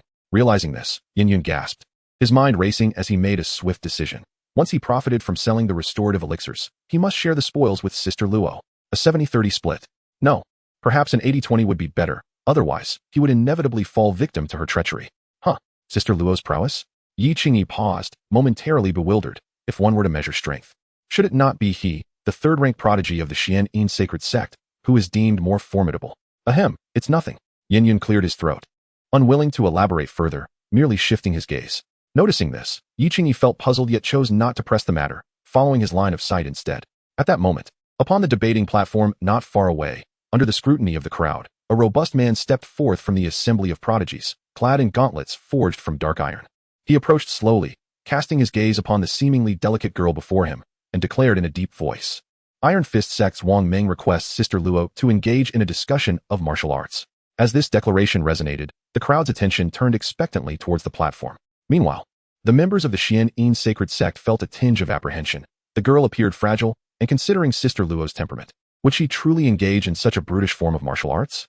Please, the girl responded, her enchanting eyes glancing at Wang Meng, her head nodding lightly. Although she had not practiced martial arts, the insufferable Su Yi had remarked that the myriad paths ultimately stem from the same source, and with her exceptional comprehension, she could learn on the fly. At that moment, Su Yi, overhearing the girl's inner musings, thought, what is this girl babbling about? Can't comprehend, add some. Source power. At 500 martial arts. The source power is a unique energy generated from Luo Qinghuan's cultivation of the devouring heavenly demon technique, which absorbs and refines the essence of the source. It can transform into any form of energy, including cultivation, sword intent, alchemy, forging skills, etc., and applying it in such a manner grants enhancement. To date, having absorbed the source, the girl possessed a staggering 7,000 units of source power, ample for her to augment at will. Boom. As Su Ye's words fell, the girl suddenly felt a surge of martial intent coursing through her body. What is this? Luo Qinghuan was momentarily taken aback. She had yet to fully grasp that the funds had been credited. Luo girl, your brother Yi has imparted a modicum of boxing insights to you. Though it may be scant, it is ample enough to vanquish this fellow. Echoed Su Ye's light laughter in her mind. Chapter 49, A Fortuitous Coincidence. Thank you, thank you. Hearing Su Ye's words reverberate in her mind, the girl appeared dazed, her eyes reflecting a crystalline simplicity, and she instinctively responded. Su Yi mused, what a simpleton she seems to be. The darkness has yet to fully take hold. Let us delve deeper. Under the host's guidance, Luo Qinghuan comprehended the essence of boxing, reaching a state of profound understanding. The host's mastery of boxing had ascended to a remarkable pinnacle. Simultaneously, a voice echoed in Su Ye's mind. Thanks for nothing. What kind of relationship do we have? You're not thinking of having your brother Yi massage you again, are you? Su Yi remarked with a hint of annoyance. Did I forget? The girl pouted, initially intending to retort, but upon contemplating that this rascal might secretly intrude and bully her, she decided it prudent to remain silent. Moreover, she had stubbornly donned that ancient divine garment, in secret. Should the insufferable Su Yi discover it during a massage, he would undoubtedly mock her. However, her concerns were entirely unfounded. Sister Luo, my apologies. At that moment, Wang Meng inhaled deeply, his rugged voice booming as he clenched his iron fist. An invisible force of the great Tao coalescing within his grasp, manifesting the essence of boxing. In discussions of the Tao, the focus is typically on mastery over the path, irrespective of one's own level. Such formidable boxing prowess, it seemed that Wang Meng of the Iron Fist sect had already achieved a modest level of success. One could only wonder how Sister Luo of the Xuantian sacred sect would respond. As this scene unfolded, all eyes were fixated on the discussion platform. Yet, Wang Meng's ascent was swift, and the momentum was equally rapid. Luo Qinghuan lightly clenched her fist, offering no opportunity for Wang Meng to counter. With a graceful step, she instantly appeared before him and unleashed a powerful punch. Su Yi once said, if one can defeat an opponent in a single strike, there is no need for prolonged engagement. This is to consider the psychological well-being of the opponent. If you can defeat them with one blow but choose to toy with them, they will only feel humiliated. This is meticulously noted in her little notebook. With a resounding crash, Wang Meng found himself unable to lay a finger on Luo Qinghuan. Confusion flickered in his eyes as he felt the overwhelming force of her punch, his body crashing heavily against the stone wall. Then, he saw the girl smile sweetly and say, Thank you for your kindness. Wang Ming was bewildered. Despite his diligent study of martial arts, he had lost without even throwing a punch. He didn't even comprehend how she had appeared before him or executed that strike. What had all his years of training amounted to? Was he merely a jester, amusing others? The more he pondered, the more a sense of despair gnawed at his heart. At that moment, a young man in a red robe appeared beside him, offering a comforting pat on the shoulder and a sympathetic glance, then retrieving a pill from his storage ring. This is a pill to stabilize your resolve, Brother Wang Ming. Please take it. Wang Ming was taken aback, deeply moved as he accepted the pill and swallowed it. As soon as he did, he noticed the red-robed youth extending his hand. 10,000 spirit coins. Wait, the stability pill costs 10,000 spirit coins?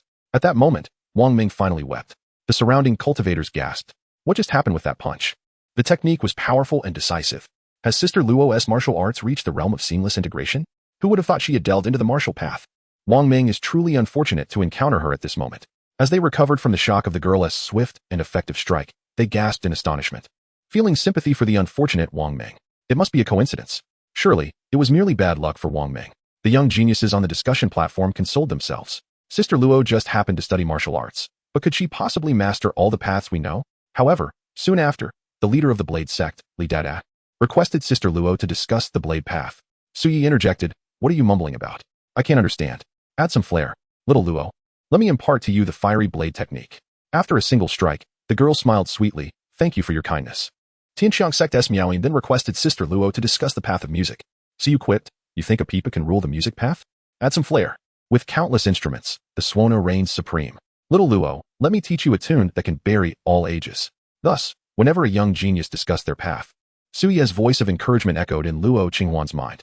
Initially, the group of young geniuses insisted this was mere coincidence. A coincidence? Surely it had to be. But how could one explain repeated coincidences? With each successive coincidence, the young geniuses' expressions tightened, and their patience finally snapped. "You're barely scratching the surface."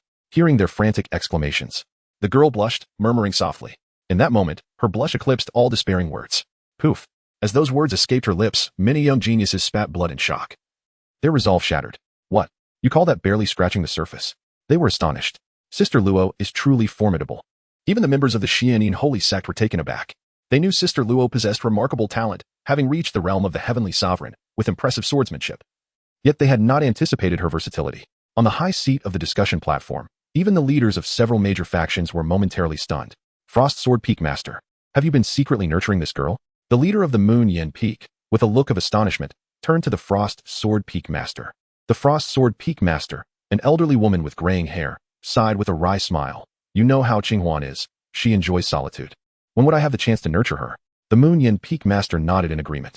Furthermore, at that moment, the Frost Sword Peak Master's tone turned helpless. "Even if I wish to nurture her, I lack the means. Who among us here possesses such comprehensive knowledge?" The leaders exchanged glances, bewildered. What is happening? Why does it suddenly feel like we're drenched in sweat during this discussion? Yet at that moment, Moonji remained remarkably composed. Isn't this to be expected? Have you considered who her guardian deity is?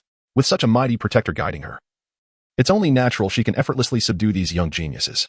"Ah, it appears your sect has produced an extraordinary talent," the master of the wine sword commented, stroking his long beard, narrowing his cloudy, aged eyes.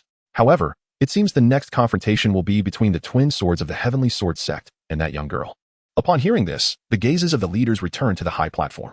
They beheld two figures stepping forward simultaneously toward the girl in the white dress. Are those the twin swords of the heavenly sword sect? What does it mean for both to step forward? Are they joining forces? That seems rather unfair. Witnessing this scene, the onlookers frowned. Qin Jiani of the heavenly sword sect requests Sister Luo to discuss the sword path. The two spoke in unison. And then Qin Jiani added with a smile, "My brother and I practice the twin sword technique. When our swords unite, they form the strongest sword path. Thus, if Sister Luo wishes to discuss the mightiest of paths, my brother and I must present our strongest form in combat with you. You have no objections, I trust?" Upon hearing this, the crowd erupted in indignation, berating the two for their shamelessness. Indeed, the sword path is ferocious. Without the aid of spiritual energy, its full potential cannot be realized. I propose we unleash our true strength, utilizing not just our mastery of swordsmanship, but also our realms of power, shall we? Qin Jiani added. At this, Siyu chuckled. It truly was not coincidence before, but now it seems it is indeed a coincidence. The greatest strength of Luo Yato lies in her swordsmanship and her formidable prowess. Why seek trouble where it is unwarranted? The realm of the soul is a sanctuary. Su Yi took a small stool and settled down, ready to witness a splendid display. Chapter 50. Su Yi's turning enemies into friends. What? Not only must the twins join forces to contest swordsmanship with senior sister Luo, but they also intend to employ their full strength? Is this not a tad excessive? Though these two possess merely the second star of the celestial sovereign realm, their combined swordplay can vanquish even those at the fifth star of the celestial sovereign. How shameless. Upon hearing the words of Xuantian and Xuantian, an uproar erupted within the debating arena, and the assembled cultivators voiced their disdain for the duo's audacity. On the high platform, Yuji furrowed her brows. Ahem. Master Jian, do not burden me with this matter, she said, her tone indicating a need for clarification. These two have been inseparable since childhood, even in the most mundane of tasks. If they part, their sword intent diminishes significantly. Their choice to stand together is a testament to their regard for that girl. Is that so? Yuji's brows knitted tighter as her gaze fell upon the young woman in white on the debating stage, eager to discern her decision. At that moment, not only she, but nearly every eye on the platform was trained upon the girl. Even Yin Yun, who had initially held confidence in Luo Qinghuan, wore a frown. Though the girl's strength was indeed formidable, being at the fifth star of the celestial sovereign realm, the so-called twin swords combined did not fear even those of that caliber. Faced with such an impertinent demand, how would Sister Luo choose? Under the gaze of the crowd, the young girl lightly nodded her head, and with a fleeting flicker of cold light from her jade hand, a spirit sword materialized within her grasp. She glanced at the two individuals and softly spoke. All right. Gasps of astonishment rippled through the onlookers. Sister Luo truly agreed. Oh, how kind-hearted she is, unable to refuse these two newcomers. Upon hearing this, the crowd sighed in unison. It was already rumored that Sister Luo from Frostsword Peak was both beautiful and benevolent, and witnessing it firsthand today confirmed the truth of those whispers. This girl, perhaps, is too kind, too pure. The innate pure holy body is indeed formidable. No wonder the divine palace holds her in such high regard. On the high platform, Moon Princess crossed her arms, her delicate brows furrowed, unable to suppress a sigh. The existence of this pure holy body makes it even easier for the supreme palace of forgetfulness to completely dominate the young girl. Then we must thank Sister Luo for her cooperation. We did not intend it this way. We simply hold Sister Luo in such high esteem that we must give our all. Qin Jinny chuckled, exchanging a knowing glance with Qin Jin, both their eyes glimmering with a hint of triumph. They then retrieved their swords from their storage rings. Sister Luo, it seems your brother you need not assist you now. In his mind, see you leisurely stretched. No need. Heh. My swordsmanship is quite formidable. The girl shook her head, clenching her small fist with a fierce demeanor. Then her beautiful eyes fell upon the two men, her red lips parting slightly. Since the two brothers value Qinghuan so much, then I too shall give my utmost effort. I hope I do not offend you. As soon as the words left her mouth, the overwhelming aura of a two-star celestial sovereign erupted from the two men, their spirit swords glimmering with a sharp light. As their sword intentions intertwined, two streaks of sword energy surged toward Luo Qinghuan. The twin swords fusion. To everyone's surprise, they unleashed their most powerful technique right from the outset. Two sword energies flowed together, merging into a magnificent sword that spanned 100 feet, flooding the entire debate stage with its fierce aura. Such powerful sword intent. Individually, these two may not possess great strength, but when their swords unite, their power escalates exponentially. They evidently intended to give Sister Luo no chance to react. Witnessing this scene, the spectators frowned. Rest assured, Moon Princess, these two will know their limits. Master Jian said, glancing at the frowning Moon Princess with a reassuring smile. Indeed, Moon Princess nodded. If Luo Qinghuan were to suffer any harm, it would be difficult for her to explain to the Supreme Palace of Forgetfulness, especially since Luo Qinghuan was pivotal to her aspirations of becoming an emperor and qualifying for the ancient path to divinity. Such formidable sword intent. Among the juniors of Frostsword Peak, none possessed sword intent that could rival the twins. The Peak Master of Frostsword Peak lamented enviously. You're jesting, Peak Master. After all, my heavenly sword sect specializes in swordsmanship with the full strength of the sect, while you are merely one of the 8 peaks of your esteemed sect. Achieving such a feat is commendable, Master Jian chuckled, his tone laced with a hint of pride. He then turned his gaze to the girl on the debate stage, shaking his head. This girl is indeed strong, but unfortunately, however, before Master Jian could finish his sentence, a resounding explosion echoed from the debate stage. The white-clad girl suddenly radiated a tremendous aura, and with a light step, she soared into the air, appearing before the 100-foot spirit sword in an instant. She extended her jade finger and gently tapped it. Buzz! In the next moment, ripples emerged upon the surface of the 100-foot spirit sword. To the astonishment of Qin Jian, and the surrounding crowd, that very sword turned its sharp tip around, now aimed directly at the two who had unleashed it. Qin Jinny and Qin Jian? This girl possesses remarkable comprehension, he mused as he savored the soul pills bought for him by Luo Qinghuan. A tinge of envy in his voice. Had he possessed such a terrifying comprehension in his past life, none of the 10 demon emperors would have escaped. Yet, it mattered not. The stronger she became, the stronger he would be. To his surprise, she had quickly mastered the technique of turning enemies into allies. Su Yi raised an eyebrow. He had taught this technique to Luo Qinghuan in recent days, its effect being quite literal. In the skies above, The girl delicately tapped the hilt of the 100-foot sword in tint, her red lips moving as she uttered a single word. Go. Boom. In the next instant, the 100-foot spirit sword plummeted towards Xuantian and his companion with ferocious force, its might far surpassing that of moments before. How is this possible? The two men's expressions changed drastically, utterly bewildered as to how the sword in tint they had unleashed was now under the control of the girl before them. Turning against them, they had no choice but to muster their strength to counter with a few fierce sword strikes. What is happening? How can Sister Luo control the twin sword in tint? The crowd on the debate stage was utterly captivated, exclaiming in disbelief. Clang. Several sword in tints clashed with the 100-foot sword, the sound resonating throughout the debate stage. Xuantian and his companion exerted tremendous effort to finally resolve the threat posed by the 100-foot sword. However, before they could catch their breath, a breathtaking figure materialized before them. Chapter 51. The tower appearing in the Soul Dantian, the girl swung her sword, her seemingly ethereal sword in tint concealing an overwhelming power. What? Celestial Sovereign 8th Star? Feeling the terrifying aura emanating from the girl, Xuantian and his companions' expressions morphed into horror as they raised their swords in defense. Yet in the next moment, Frost Dragon Sword. With a soft utterance from the girl, the sword in tint transformed into a ferocious ice dragon that crashed into the two men. Puffed. Accompanied by a spray of blood, the two were violently slammed onto the debate stage, rendered unconscious. The seemingly formidable twin swords of Heavenly Sword Sect were no match for a single strike from the girl.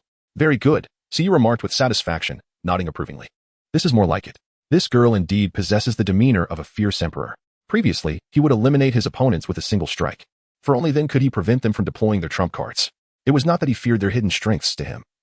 It was merely a matter of delivering an extra blow. The reason for his swift victories was to ensure they wasted their trump cards. What could he seize from them afterward? Surrounding the debate stage, an eerie silence enveloped the crowd. Everyone stared in astonishment, their eyes wide with disbelief as they gazed at the white-clad girl, who was slowly sheathing her sword on the debate stage. What? Sister Luo, at the 8th star of the Celestial Sovereign Realm. In an instant, the expressions of all around, whether disciples of the profound holy sect or the esteemed talents of various factions gathered for discourse, transformed dramatically as they collectively inhaled sharply.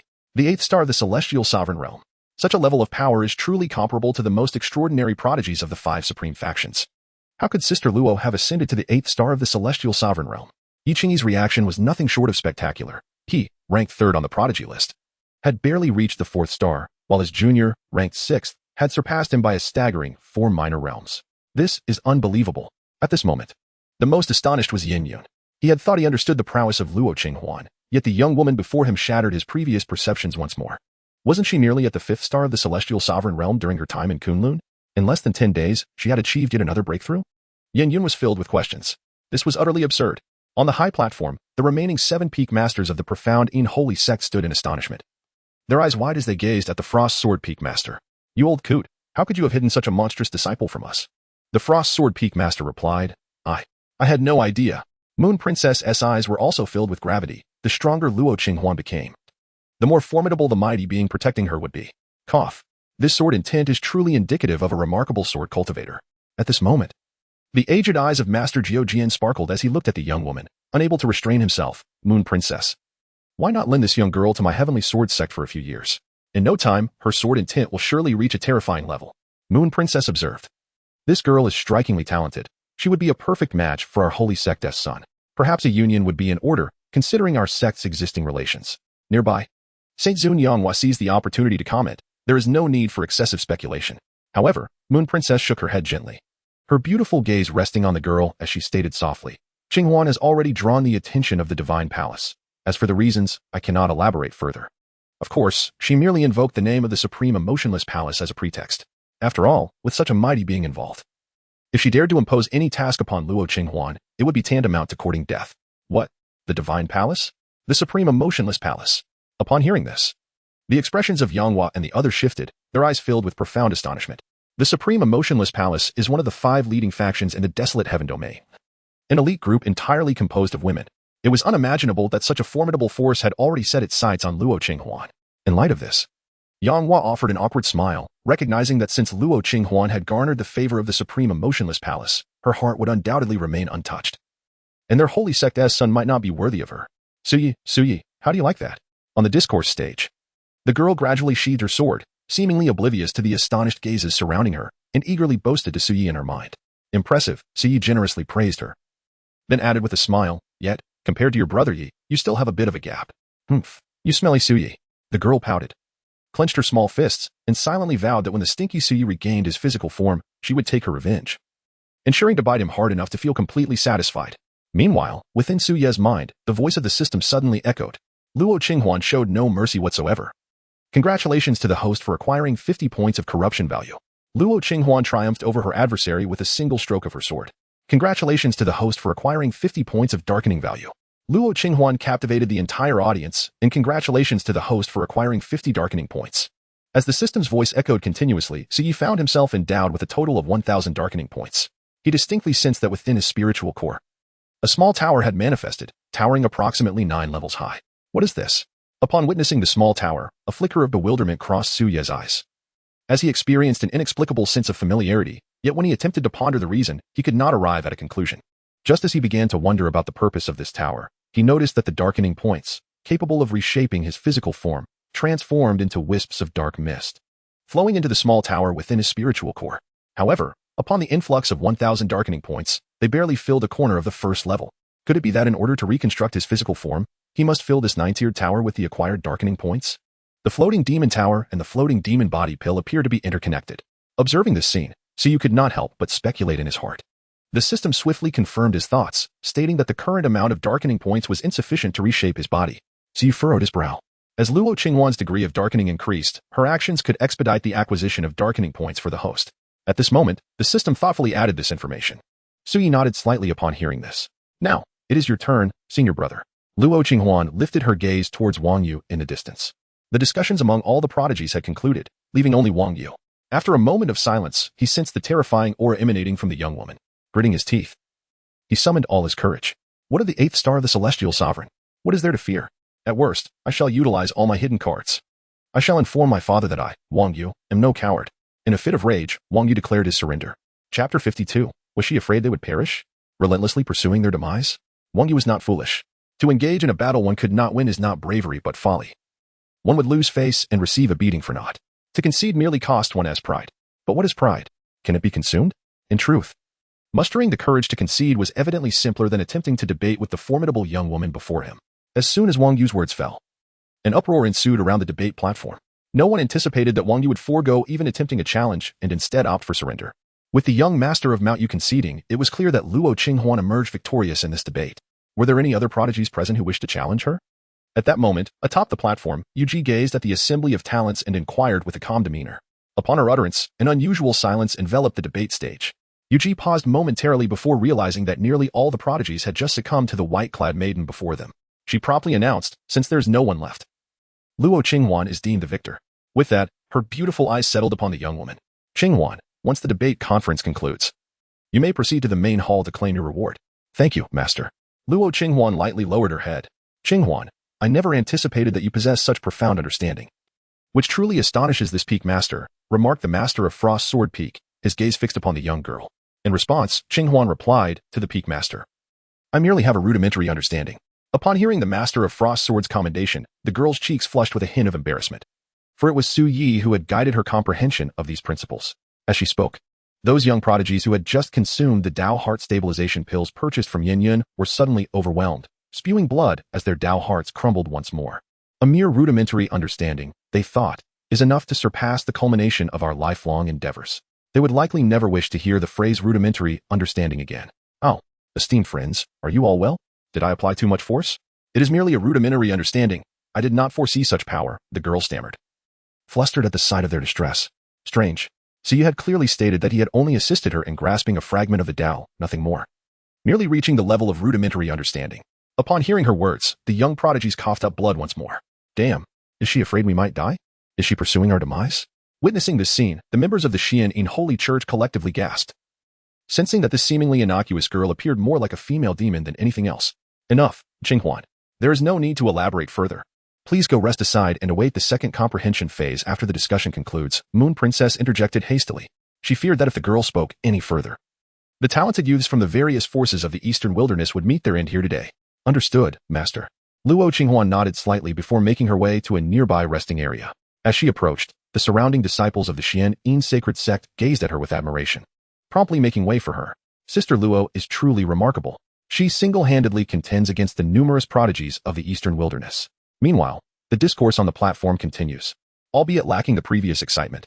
Once Yin Yun and Yu Qingyi conclude their discussion, he promptly scurries over, despite having received a thorough beating from Yu Qingyi. His face bruised and battered, yet a radiant smile adorns his countenance. Sister Luo, oh no, Sister Luo. He waves at Luo Qinghuan. Even adjusting his position with a sense of eagerness, Luo Qinghuan gazed ahead, ignoring him. Luo girl, why do you disregard him? Yu raised an eyebrow, glancing at the exuberant Yin Yun beside him. Last time, this fellow attempted to seize my belongings, and I have no desire to engage. Luo Qinghuan shook her head. Yu remarked, does this girl hold such a grudge? Surely, she hasn't kept a record of my actions as well. Waiting for the moment I restore my physical form to retaliate? Upon contemplating this, Yu couldn't help but break into a smile. If, upon my rebirth, this girl dares to seek vengeance, the outcome would be inevitable. She would face a counterattack. Regardless of whether one is an emperor or a deity at that time, they would all receive a swift reprimand. After all, this individual has come bearing gifts for us. If she chooses to ignore it, then let brother Yi take the lead. Yu chuckled, his words laden with significance. Gifts? The girl paused, then nodded slightly. Then you should proceed. Isn't that a bit inappropriate? Yu scratched his nose. Luo Qinghuan paused for a moment, finally realizing the source of the mischievous laughter. Her cheeks flushed a deep crimson, transforming her into a steam spirit. As she bit her silver teeth, her beautiful eyes misty with emotion. You scoundrel Yu. Shameless rogue. Get out of my head, you absurd distraction. She lamented. Yu chuckled heartily, successfully teasing the young girl once again. As the saying goes, one should seize the opportunity to tease a little white rabbit before it turns dark. Otherwise, who knows what might happen if she becomes vengeful. All right, allow your brother Yi to handle this. As Suye's words fell, the shy expression in the girl's eyes swiftly morphed into a cool indifference. He had just observed that Yin Yun was nothing short of a cunning merchant. To deal with such a rogue, it was essential for someone with his audacity to intervene. Lao Shiji? Lao Shiji? Yin Yun called out from the side. What is it? The girl lifted her gaze, her expression frosty as she regarded him. Sensing her piercing stare, Yin Yun's countenance shifted, overwhelmed by an oppressive, suffocating aura that lingered for quite some time before he regained his composure. What just happened? Was that just my imagination? He blinked, shook his head, and finally spoke. I am here to divide the spoils with Lao Shiji. After recounting the events, he concluded, so, your intention is to split these spirit coins 80-20? Yu narrowed his eyes. Indeed, Yin Yun nodded earnestly. My suggestion is that it would be best if you handed over all the ill-gotten gains to me.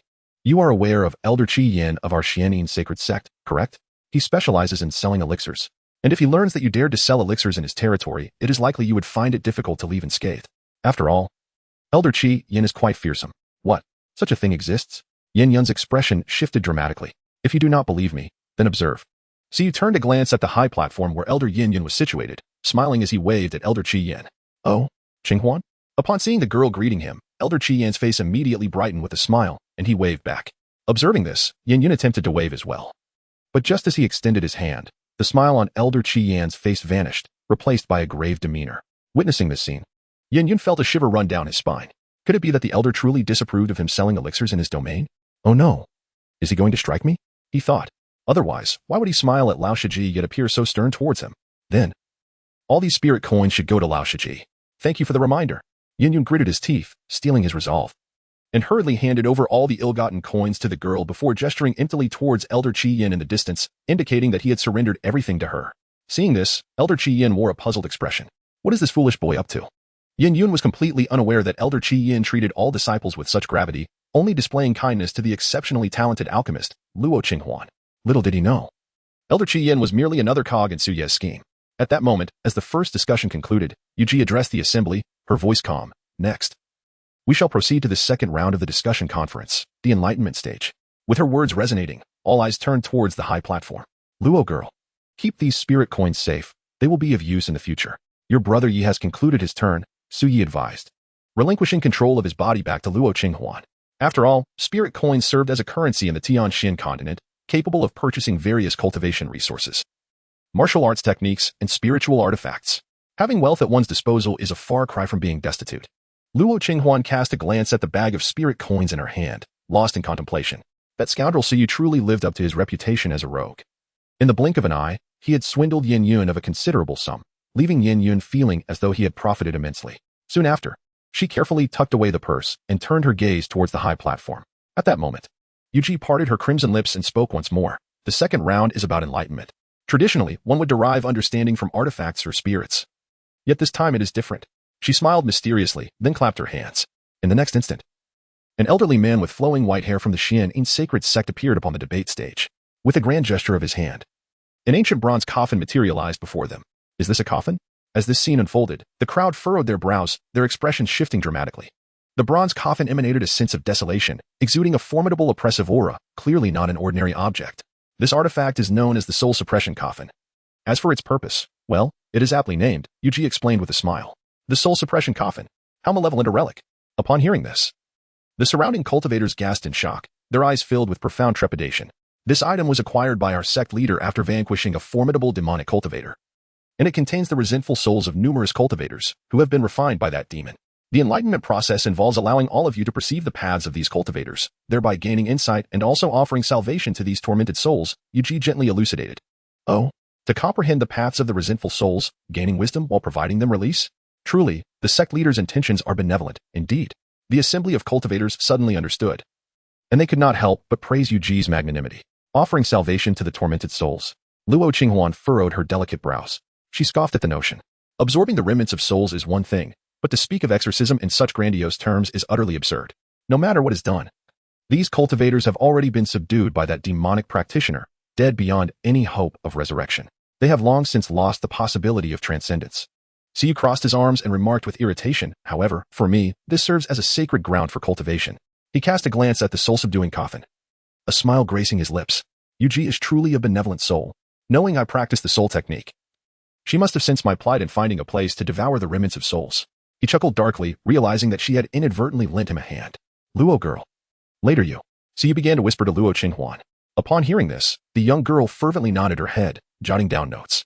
Meanwhile, on the high platform, Yuji addressed the assembled prodigies with a chilling tone. However, this soul-subduing coffin possesses a certain malefic nature.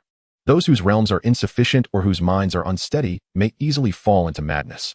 Therefore, only those prodigies who have cultivated to the celestial sovereign realm may approach. As these words were spoken, the number of eligible prodigies diminished significantly, leaving only those from the four leading factions and a select few who had just crossed into the first tier of the celestial sovereign realm with the opportunity to touch the soul-subduing coffin and seek enlightenment. Now, channel your spiritual energy, step forward, and reach out to touch the coffin, then immerse yourself in contemplation, Yuji instructed, glancing at the dozen or so participants. Yes, Master, the chosen prodigies nodded in unison before making their way toward the soul-subduing coffin. Luo Qinghuan was naturally among the crowd, yet at this moment, the gazes of the other prodigies participating in the comprehension of the Tao were tinged with a hint of fear. With such terrifying talent, could they truly rival her in the pursuit of enlightenment? However, as the Moon Priestess had stated, there were numerous remnants of souls within the soul-suppressing coffin. Even if one were to concede 1,000 steps, the sheer brilliance of Luo's talent, which could only be described as monstrous, could not possibly render them incapable of grasping even a fragment of the essence of the soul, could it? They reassured themselves that there should be no issue. As the prodigies gathered around the soul-suppressing coffin, the Moon Priestess promptly addressed them. Upon hearing her words, the prodigies ceased their hesitation and reached out to touch the coffin. Instantly, an icy and sinister sensation of tearing erupted within their minds, causing many to turn ashen and involuntarily emit cries of anguish. What is this sensation? It feels as though my soul is being torn apart. In that fleeting moment of contact, several who had just ascended to the celestial sovereign realm cried out in pain, instantly releasing their grip and collapsing to the ground, thereby declaring their failure in comprehension. Although Wang Yu and others nearby did not suffer as severely, their expressions remained grave as they struggled to endure. This was the soul-suppressing coffin, which exerted a suppressive force on souls. Moreover, within the coffin lay countless remnants of souls, steeped in heavy resentment. The Moon Priestess elaborated from her elevated platform, observing the scene unfold. Luo Qinghuan furrowed her brows slightly, took a deep breath, and then placed her delicate hand upon the soul-restraining coffin.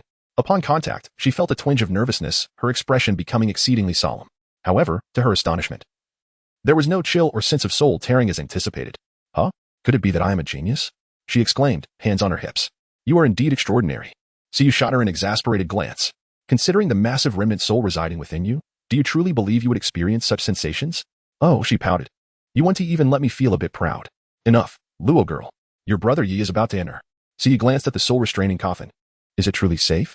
The girl appeared somewhat anxious. Just moments ago, Siyu had informed her that once her hand touched the coffin, he would enter it, embarking upon his own journey of enlightenment. Although she was unaware of what that entailed, she couldn't shake the feeling that it might be perilous.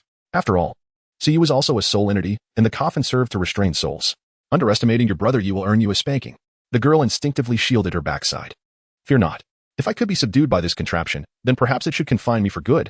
Siyu laughed heartily, gesturing for her to relax. After offering her a few words of reassurance, he transformed into an imperceptible golden light and surged into the soul-restraining coffin. Inside the coffin, darkness enveloped the realm. As if it were a world unto itself, wandering souls drifted aimlessly. Witnessing this scene, a glimmer of excitement flashed in Suyu's eyes. Fear not, everyone. Your brother Yu shall promptly guide you to the afterlife. Chapter 54. How could we, a group of prodigies, be bullied by a remnant soul? Within the coffin. Observing the multitude of souls, a spark of brilliance ignited in Su Yi's gaze. This was, without a doubt, a perfect sanctuary for cultivation. Without a moment's hesitation, he raised his hand, channeling his soul energy to conjure a darkened Xuantian. He activated his soul technique, and a mournful tune resonated, beginning to devour the surrounding souls. Meanwhile, outside the coffin, Yi Qingyi and the other prodigies had overcome the coffin's chilling sensation that pierced their souls, all drenched in cold sweat, their faces pale. After a deep breath, they extended their senses into the coffin. Having endured so much hardship, we cannot return empty-handed. They steeled themselves. Upon perceiving the interior of the coffin, their eyes brightened. They beheld numerous remnant souls, each radiating profound rhythms of the great Tao. Their hearts leaped with joy. The suffering was indeed worthwhile. They prepared to comprehend the insights of these remnant souls. Suddenly, a thunderous sound reverberated, echoing a sorrowful Xuantian melody. Yi Qingyi and the other prodigies froze, instinctively turning towards the source of the sound. However, their pupils dilated in shock the next moment. They beheld a dark soul hovering in the heavens, its features obscured. Its form is formless as chaos itself, wielding a Xuantian from which the mournful melody emanated. Under the Xuantian's influence, the wandering souls within the coffin momentarily froze, gradually converging towards it. Yi Qingyi and the other prodigies could distinctly discern traces of reverence upon the faces of the remnant souls. What is happening here? Who is that soul? It exudes an unfathomable aura. Is this the way of music? I have never encountered such a terrifying manifestation of the Tao. Could it be that this soul is also one of the enlightened spirits within the coffin? The prodigies exchanged bewildered glances, their expression shifting to fervent anticipation. This soul seemed extraordinary. What if they could absorb its essence and gain insights into their own paths? With this thought, they settled cross-legged, attempting to comprehend the dark soul. In the meantime, Su Yi, who was consuming the remnant souls within the coffin, thought, how audacious. Trying to seize my opportunity? He was far less forgiving than Luo Qinghuan. With a wave of his hand, the consciousness of the prodigies was instantly scattered, casting them out of the coffin. Outside the coffin, Yi Qingyi and the others blinked in confusion, their expressions a mix of disbelief. Wait, did we just get bullied by a remnant soul? They struggled to comprehend. Yet this only solidified their recognition of the dark soul's extraordinary nature. Fueled by determination, they resolved to re-enter the coffin. However, upon re-entering, they were met with a shocking scene. What happened to all the enlightened remnant souls?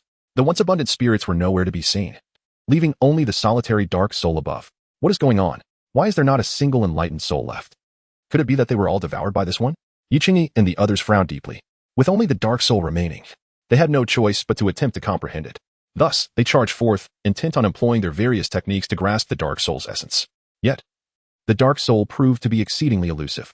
Regardless of their efforts, they could not attain enlightenment, and instead faced relentless torment at its hands, a sight utterly pitiful. Just as they were being mercilessly tormented, a figure clad in white suddenly appeared within the coffin, striking the dark soul with a single palm. Luo, is that you? Yi Qingyi and the others were momentarily stunned. Brothers, retreat behind me. I shall protect you, the girl said earnestly, her small face alight with determination. Thank you, Luo sister. Yi Qingyi sighed in relief, his expression one of salvation. Don't mention it. The girl slightly tilted her head, then cleared her throat, her hands glowing with a pure white light, enveloping the dark soul. Everyone, step back. I will purify it. Wow, Luo's sister is so gentle. What a wonderful person. Upon witnessing this scene, Yi Qingyi and the other prodigies could not help but exclaim in awe. Soon, under the radiant glow of the maiden's purity, the pitch-black soul emitted a reluctant and mournful wail, ultimately appearing to be purified and absorbed into the maiden's being. Observing this spectacle, Yi Qingyi and the other prodigies wore solemn expressions, and then expressed their profound gratitude to the girl in white. They were astonished that such a malevolent spirit had emerged from the soul-sealing coffin, devouring all other souls.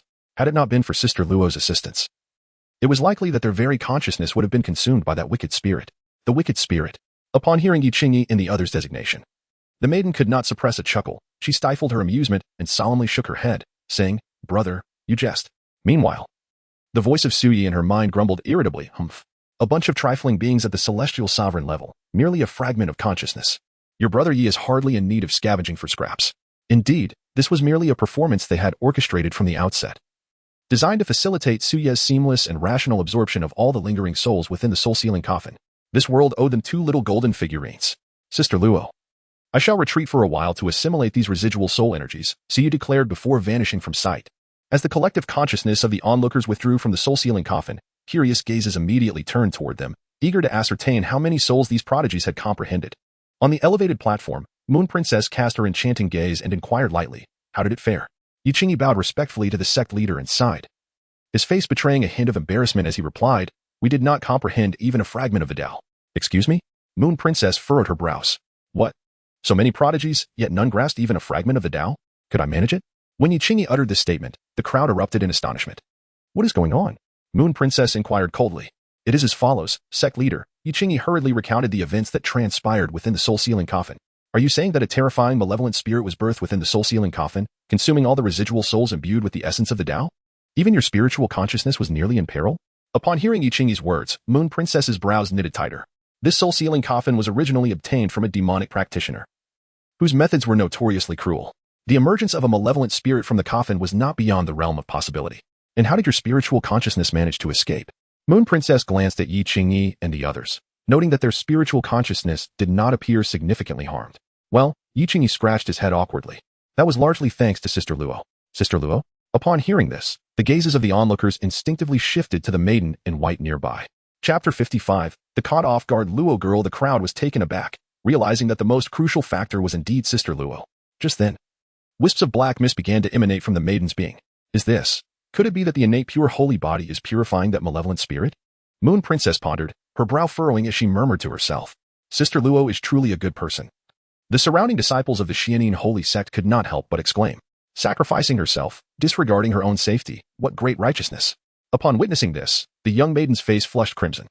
Observing her blush, the crowd marveled at Sister Luo's innocence.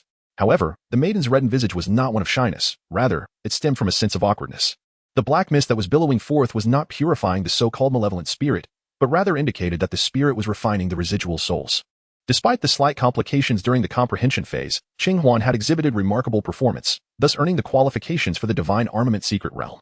"I trust there are no objections from all of you?"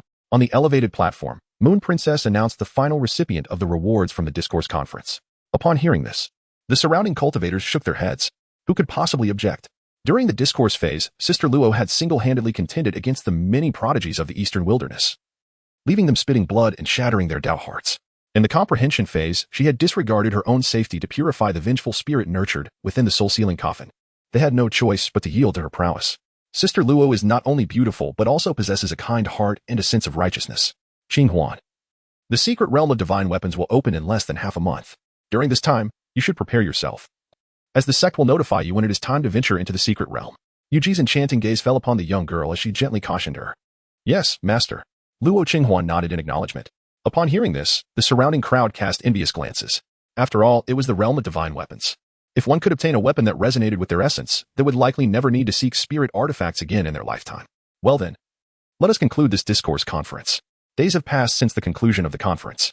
During this time, Siyu remained silent, solely engaged in secluded cultivation within the sanctuary of his soul. Occasionally, Luo Qinghuan would check on him, only to find him enveloped in dark energy. Bored by the sight, the young maiden took out her soul brush and began to doodle on him. The host had consumed the remnants of the souls within the soul suppression coffin, leading to an enhancement in his soul power, which now stood at the 9th star of the creation realm. Simultaneously, a voice resonated in Su Ye's mind, signaling another breakthrough in his soul power, now reaching the 9th star of the creation realm. To attain the creation realm's 9th star merely requires one to achieve great prowess and, after reincarnation, enter the sacred realm, thus enabling them to once more approach the threshold of the imperial realm. Siyu murmured in anticipation. Although it seemed there were only a few realms, he, as one who had experienced it, understood that the path ahead grew increasingly arduous. He wondered how Luo Qinghuan fared during his absence. Taking a deep breath, he opened his eyes. The moment he did, he beheld a small soul in a white dress, busily drawing on him with a soul brush. For a brief moment, his eyes widened in surprise. Caught in the act, the girl cast a guilty glance at Su Yi and hastily concealed the brush behind her back. Su Yi, you're awake, she stammered. Siyu silently surveyed the bizarre array of drawings adorning his soul body, 3 lines of black appearing on his forehead as he regarded her with a benevolent smile. Luo Qinghuan, what are you up to? Feigning innocence, the girl maintained her facade. Then, from beside her small soul head, a light bulb flickered past. I'm not Luo Qinghuan. I'm the stinky Su Yi. Just now, it was the stinky Siyu logging in, the girl declared earnestly, tilting her face slightly. All right. A fine I am not me UV got there. This is the soul space, the sanctuary of souls. I cannot log in, Siyu replied inwardly. The little white-dressed soul blinked in confusion. Soon, her mind raced, recalling something Siyu often said. Why must I, Luo Qinghuan, explain my actions to you? Siyu paused for a moment before taking a deep breath. In the next instant, he felt a sensation at his rear, prompting the girl to blush deeply, glaring at him in embarrassment. What are you doing? I, Suyi. Pinched your bottom. Why should I explain myself? He said calmly. Luo Qinghuan. In this moment, she clearly comprehended why the ancient saying goes, old ginger is spicier. Luo. My dear, have you secured the qualification for the divine weapon secret realm? So you no longer teased the girl, whose face was flushed as if it might bleed, and instead spoke earnestly. Yes, indeed. Luo Qinghuan lightly nodded her delicate head. That will suffice, she said. So you returned the gesture with a nod. As long as he secured the qualification to enter the divine weapon secret realm, he would have the opportunity to reunite with an old friend and, in passing, glean the knowledge of what transpired in the millennia following his demise. When will the divine weapon secret realm be opened? In less than half a month. Luo Qinghuan obediently replied, and then seemed to recall something. That's right. I have yet to claim the rewards from the Dao conference. Oh, that must not be overlooked. Let us go. See, you raised an eyebrow. Very well. Luo Qinghuan nodded obediently. These treasures were hard-earned through her and the insufferable Su Ye's efforts, and they were not to be discarded lightly. As she was halfway through writing, an earthquake struck. Determined not to interrupt her writing, she resisted the urge to flee, finding the experience quite terrifying. Chapter 56, The Longevity Herb Field. Soon, the two returned from the grand hall where they had received rewards for the Dao discussion conference. The young girl clutched a shimmering storage ring in her hand. According to the elder, all the rewards from the conference were contained within this ring. Upon reaching their small courtyard halfway up Frost Sword Peak, Luo Qinghuan promptly closed the courtyard gate before making her way to the peach blossom tree, where she gracefully seated herself. Luo girl, quickly see what treasures we have. See, urged in her mind. The girl nodded obediently. And then a dazzling light flashed from the storage ring, revealing a pile of rewards that resembled a small mountain. Wow. Suyi, We've struck it rich again. The girl's eyes sparkled at the sight of the bountiful rewards. This was the fruit of her and Su Ye's diligent toil. Indeed, the Xuantian sacred sect is not as stingy as one might expect. Su nodded in satisfaction. Let us see what we have. Upon hearing this, the girl squatted down before the mound of rewards, beginning to count each item. Su watched silently. Oh, these are some spiritual herb seeds? Su remarked as he noticed Luo Qinghuan extracting several seeds from the pile. Just right, as there are some blessed lands within the Kunlun Mirror, rich in spiritual energy and fertile soil, perfect for cultivating these herbs. Luo girl, we must plant these spiritual herbs immediately. Otherwise, their growth may be affected. The girl nodded, her expression shifting with understanding. Once he completed the necessary incantations, he waved his hand, summoning an ancient bronze mirror, the Kunlun Mirror, into his grasp. This imperial artifact had been concealed within his soul since he acquired it. Luo Qinghuan, due to her current lack of strength, was unable to wield the Kunlun Mirror. Thus he had to activate it for her. Unfortunately, the Kunlun Mirror was damaged and could not fully exhibit its imperial capabilities. It could only serve as a self-contained space for now. If only it could be repaired, Su Yi mused, furrowing his brow with a sigh. With a decisive step, he activated the Kunlun Mirror's brilliance, instantly transporting them into its self-contained space. Once inside the Kunlun realm, Su Yi silently relinquished control of the body back to Luo Qinghuan. Though they had acquired the Kunlun Mirror, it was regrettably a bit late. It was said that many treasures left by the Kunlun Emperor had already been thoroughly scavenged by the 5 leading powers. Luo Qinghuan cast a wistful glance at the vast expanse of the Kunlun realm and lamented softly. Not necessarily. Su Yi replied with a knowing smile and a shake of his head. The young lady looked on in confusion. Su Yi continued to elucidate. When the Kunlun Mirror was damaged, it activated its protective mode. What the 5 paramount factions have scavenged is but a mere fraction. The majority of its treasures remain sealed within. Once we restore the Kunlun Mirror, we will be able to access them. As fortune would have it, I have recently honed my control over the Kunlun realm, allowing me to lift one of its seals. Come, before the seeds of the spiritual herbs. Your brother Yu will lead you to uncover the treasures. Su Yi laughed heartily. Upon hearing this, a certain young lady named Luo felt a twinge of guilt as she nervously tugged at her collar, seemingly attempting to conceal the precious item she wore. Soon, they followed the path indicated by Su Yu. Luo Qinghuan found herself before a luminous screen. Witnessing this scene, a flicker of perplexity crossed her beautiful eyes. Although she had frequently ventured into the Kunlun realm for training, she had never encountered such a screen before. This was the guardian screen of the Kunlun Mirror, visible only to those who had subdued it. Even an emperor would remain oblivious if he had not. Su Yi elucidated, stating that the treasures once collected by the guardian of Kunlun Emperor could also be considered a form of protection for their master. Just touch the screen lightly to unlock it, my dear Luo, he advised. Understood. Luo Qinghuan nodded slightly, then gracefully approached the luminous screen, extending her delicate jade-like finger to gently tap upon its surface.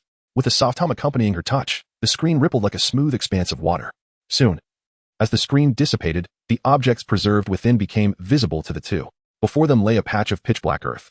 Yet the vibrant life force and rich spiritual energy emanating from it spoke volumes of its extraordinary nature. What could this be? Luo Qinghuan cast a curious glance. Su Yi's gaze also fell upon the dark, rich soil, and after a moment of contemplation, a glimmer of light flickered in his eyes. He had not anticipated that the Kunlun Emperor possessed such remarkable treasures. Remarkable treasures? The young girl was taken aback. Indeed, this is a medicinal field, known as the field of eternal life. By planting spiritual herbs upon it, one can accelerate their growth and enhance their potency. Xi explained with a smile. How wondrous. Luo Qinghuan slightly parted her crimson lips, exclaiming in astonishment, accelerated growth. Doesn't that imply that the planted spiritual herbs can age more rapidly, transforming into herbs that are hundreds, thousands, or even tens of thousands of years old? Indeed, Suyi replied with a smile, nodding in affirmation. However, the girl furrowed her brows in concern, lamenting that the rewards for their scholarly pursuits consisted only of a few seeds of spiritual herbs. With such a wondrous medicinal field, it would be ideal to cultivate more spiritual herbs, yet the seeds were exceedingly scarce. Just then, as the girl wore a distressed expression, a sudden thought illuminated her beautiful eyes, and a smile graced her delicate face. We could ask Elder Qian for a few spiritual herb seeds. Oh, at her words, Xi was momentarily taken aback, casting a surprised glance at the girl. He had not anticipated that she would so swiftly grasp his approach to borrowing resources. Truly, she possessed remarkable insight. This girl has captured my admiration. Luo Qinghuan has reached the next stage of her dark transformation. Congratulations to the host for acquiring 50 points of dark transformation value. Congratulations to the host for obtaining the herb field enhancement card. At that moment, the voice of the system echoed incessantly in her mind. Within the first level of the pitch-black tower in Su Ye's Dantian, a massive dark mist began to coalesce. An herb field enhancement card? However, at this moment, all of Su Ye's attention was focused on the dark transformation rewards. What is its purpose? He furrowed his brow. Soon, the system provided an explanation. Upon utilizing the herb field enhancement card, the herb field would possess the ability to elevate the grade of spiritual herbs. This brief statement brought a flicker of joy to Su Ye's eyes, prompting him to unhesitatingly use the herb field enhancement card, as this investment would be wasted on Luo Yatu. Little sister Luo, your brother Yi has employed a few methods to enhance this herb field. Now, the eternal herb field can not only facilitate rapid growth but also elevate the grade of the spiritual herbs planted within it. Spiritual herb grade?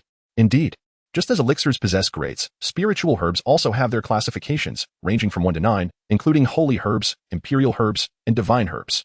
Even a first-grade spiritual herb that has aged for a millennium may have lesser efficacy than a newly sprouted holy herb. Hence, it is imperative for spiritual herbs to not only possess a high age but also a high grade. Now, the spiritual herbs planted in this eternal herb field are capable of elevation. Let your brother you log in and plant all these spiritual herb seeds. Upon hearing this, the small soul clad in a white dress within the realm of souls covered her mouth, her beautiful eyes sparkling with stars. Suyi is truly remarkable. Chapter 57, Divine Grade Martial Arts? Luo Yata has crashed. After planting the spiritual herbs, all that remains is to wait for their growth and elevation. At that time, he will assist in refining these spiritual herbs into elixirs. With Suyi, a terrifying being who has pioneered the fourth step of alchemy, coupled with this eternal herb field, it can be said that Luo Qinghuan will have an abundance of elixirs in the future, even indulging in imperial elixirs as if they were mere candies. After logging off, the two departed from the Kunlun realm. The young girl began to sift through the multitude of rewards, discovering numerous martial arts techniques among them.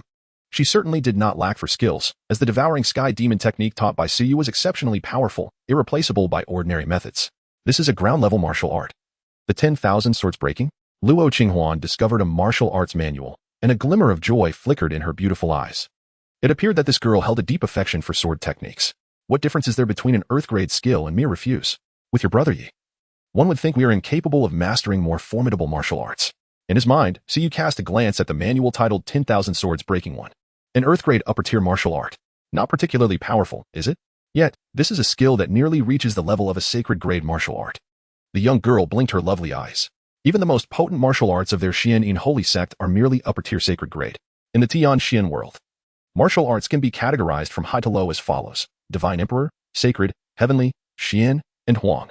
Throughout the vast wasteland domain, aside from the 5 top-tier forces possessing imperial-level warriors, the strongest martial arts techniques of other first-rate forces are also confined to the sacred grade.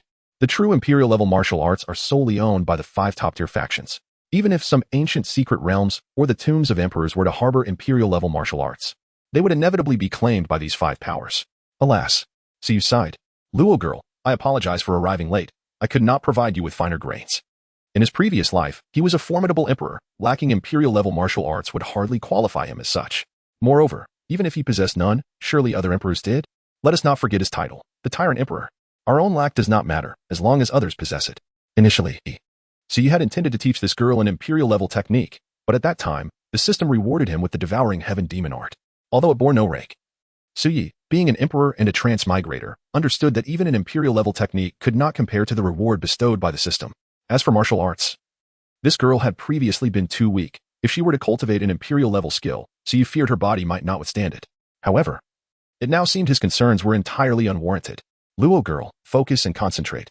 Your brother Yu will impart to you a sword technique that, by its attributes, should be quite fitting for you, Suyi said in a solemn tone. All right. Upon hearing Su Ye's words, a serious expression immediately graced Luo Qinghuan's delicate face, and she proceeded to follow his instructions.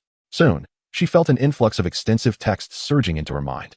The young girl quickly glanced over, witnessing ancient characters coalesce into 4 grand words, dancing like dragons and phoenixes. Frost Dragon Sword Technique. Luo Qinghuan murmured softly, nearly uttering the name of this swordsmanship. She felt the terrifying imperial might coalesce, an extremely frigid sword in tint that roared like a dragon-esque cry. Could this be an imperial-level martial art? The young girl was somewhat astonished.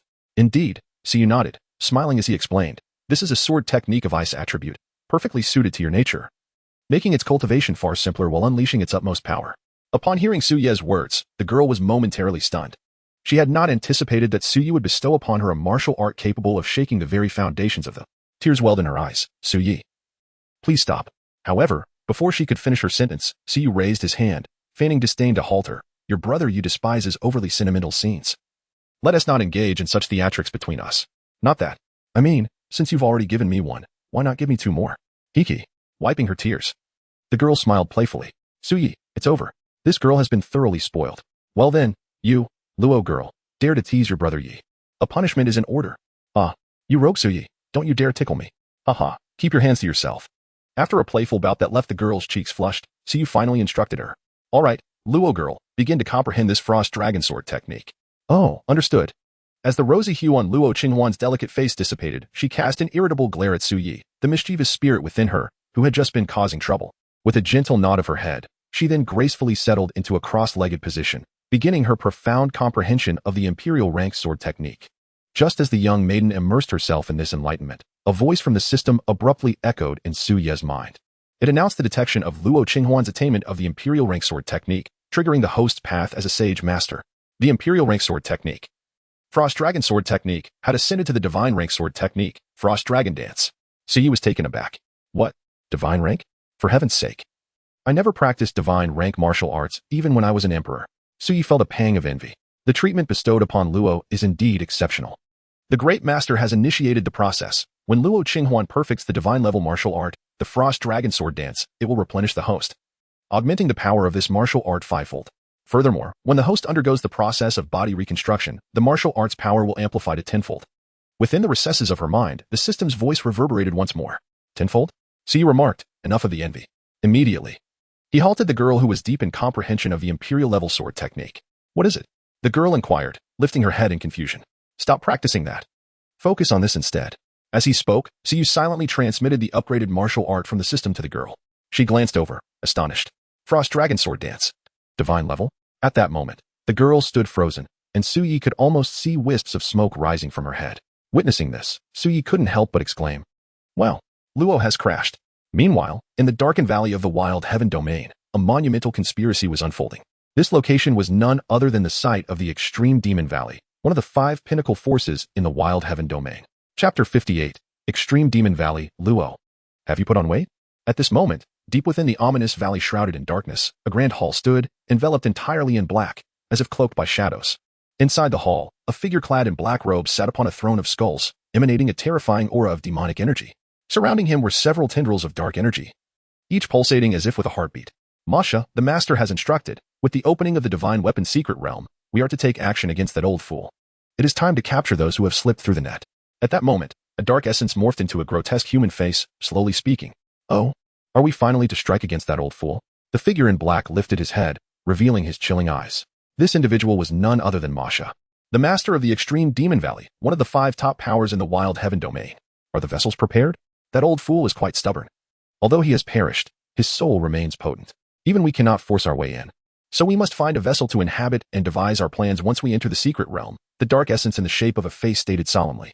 Naturally, Masha nodded in agreement. With a wave of his hand, 3 figures emerged from beyond the hall.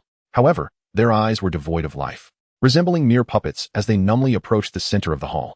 Feng Yuan, the fourth prodigy of the extreme demon valley. Yi Tiansheng, the fifth prodigy. Song Han, the sixth prodigy. Masha introduced the three, then glanced at the surrounding dark essences, saying nonchalantly, 3 vessels, who among you will go? An excellent vessel. Haha, I shall not let this chance, recognized by the master, slip away. The grotesque, elderly face laughed sinisterly, then without giving anyone a chance to react. It surged into one of the figures. Hee, if that old fool has gone, I cannot fall behind. Another voice echoed, and soon, 2 more dark essences rushed into the remaining 2 bodies. The other dark essences could only dissipate in defeat. Once the vessels were occupied and the surrounding dark essences dissipated, Masha gestured towards the 3 figures. Instantly, the eyes of the 3 regained their luster, no longer resembling puppets. We pay our respects to the master. Upon recovering, the 3 figures immediately displayed a look of reverence and bowed to him. Rise, Masha said, casting a faint glance at them. You 3 are designated as the participants in the Divine Weapon Secret Realm. Yes. Thank you, master. We will not disappoint your expectations. The 3 were momentarily taken aback, but their eyes soon sparkled with joy as they hurriedly expressed their gratitude. Enough. You may withdraw. Masha waved his hand, and the 3 promptly exited, their faces still alight with excitement. Once they departed, silence enveloped the hall. Masha's expression darkened, if it were not for that accursed human emperor from tens of thousands of years ago, who single-handedly slew 7 of our demon emperors. Our clan would not have fallen to this state.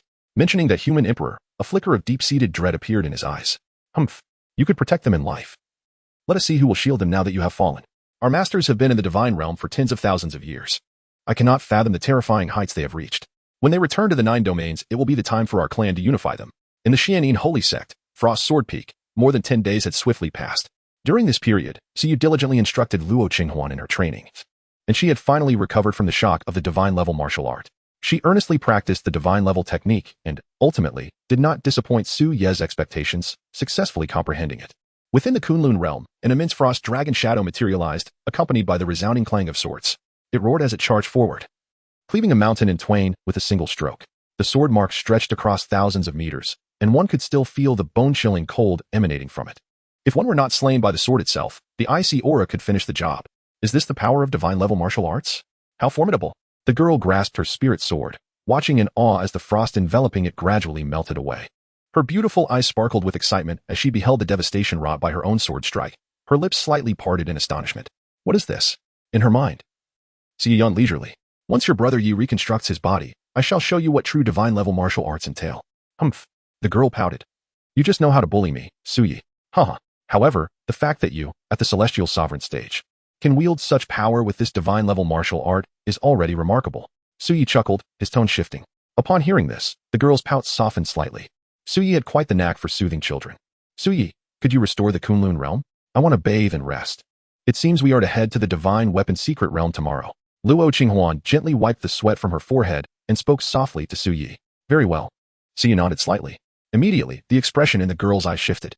Ah, it has been such a long time since I last engaged in physical activity. Suyi logged in, stretching lazily. During this period, he had been guiding Luo Yatu in her cultivation, which left him scarcely logging in himself. He felt as though his soul was stiffening from lack of movement. Oh? At that moment, Suyi seemed to discover something, expressing a note of confusion. What is the matter? In the abode of souls, the petite spirit clad in white raised her head in bewilderment upon hearing his query. Luo Yatu, have you recently gained some weight? Suyi furrowed his brow. Gained weight.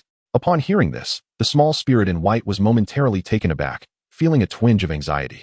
Indeed, regardless of the world, women tend to be quite conscious of their weight. Yes, Suyi nodded, continuing, I can't shake the feeling that my chest feels heavy. Really? However, before he could finish speaking, a glimmer of excitement flashed in the beautiful eyes of the white-clad spirit within the abode of souls, and she joyfully responded. But she quickly regained her composure. Ahem, that might just mean you have indeed gained weight. Oh dear, let us not dwell on that. Let us focus on restoring the Kunlun realm first. The girl lightly coughed, hastily urging him. It seems that the ancient divine garment has begun to manifest its effects. I must let that scoundrel see you find out. Otherwise, he would undoubtedly mock me. Chapter 59, the first of the Xian'in sacred sex talents, Han Feng. Is that so? Upon hearing the girl's words, Siyu raised an eyebrow, stifling a laugh. This girl believes she is keeping her secret well hidden. Little does she know. He had discovered it the very first time she sneakily wore it.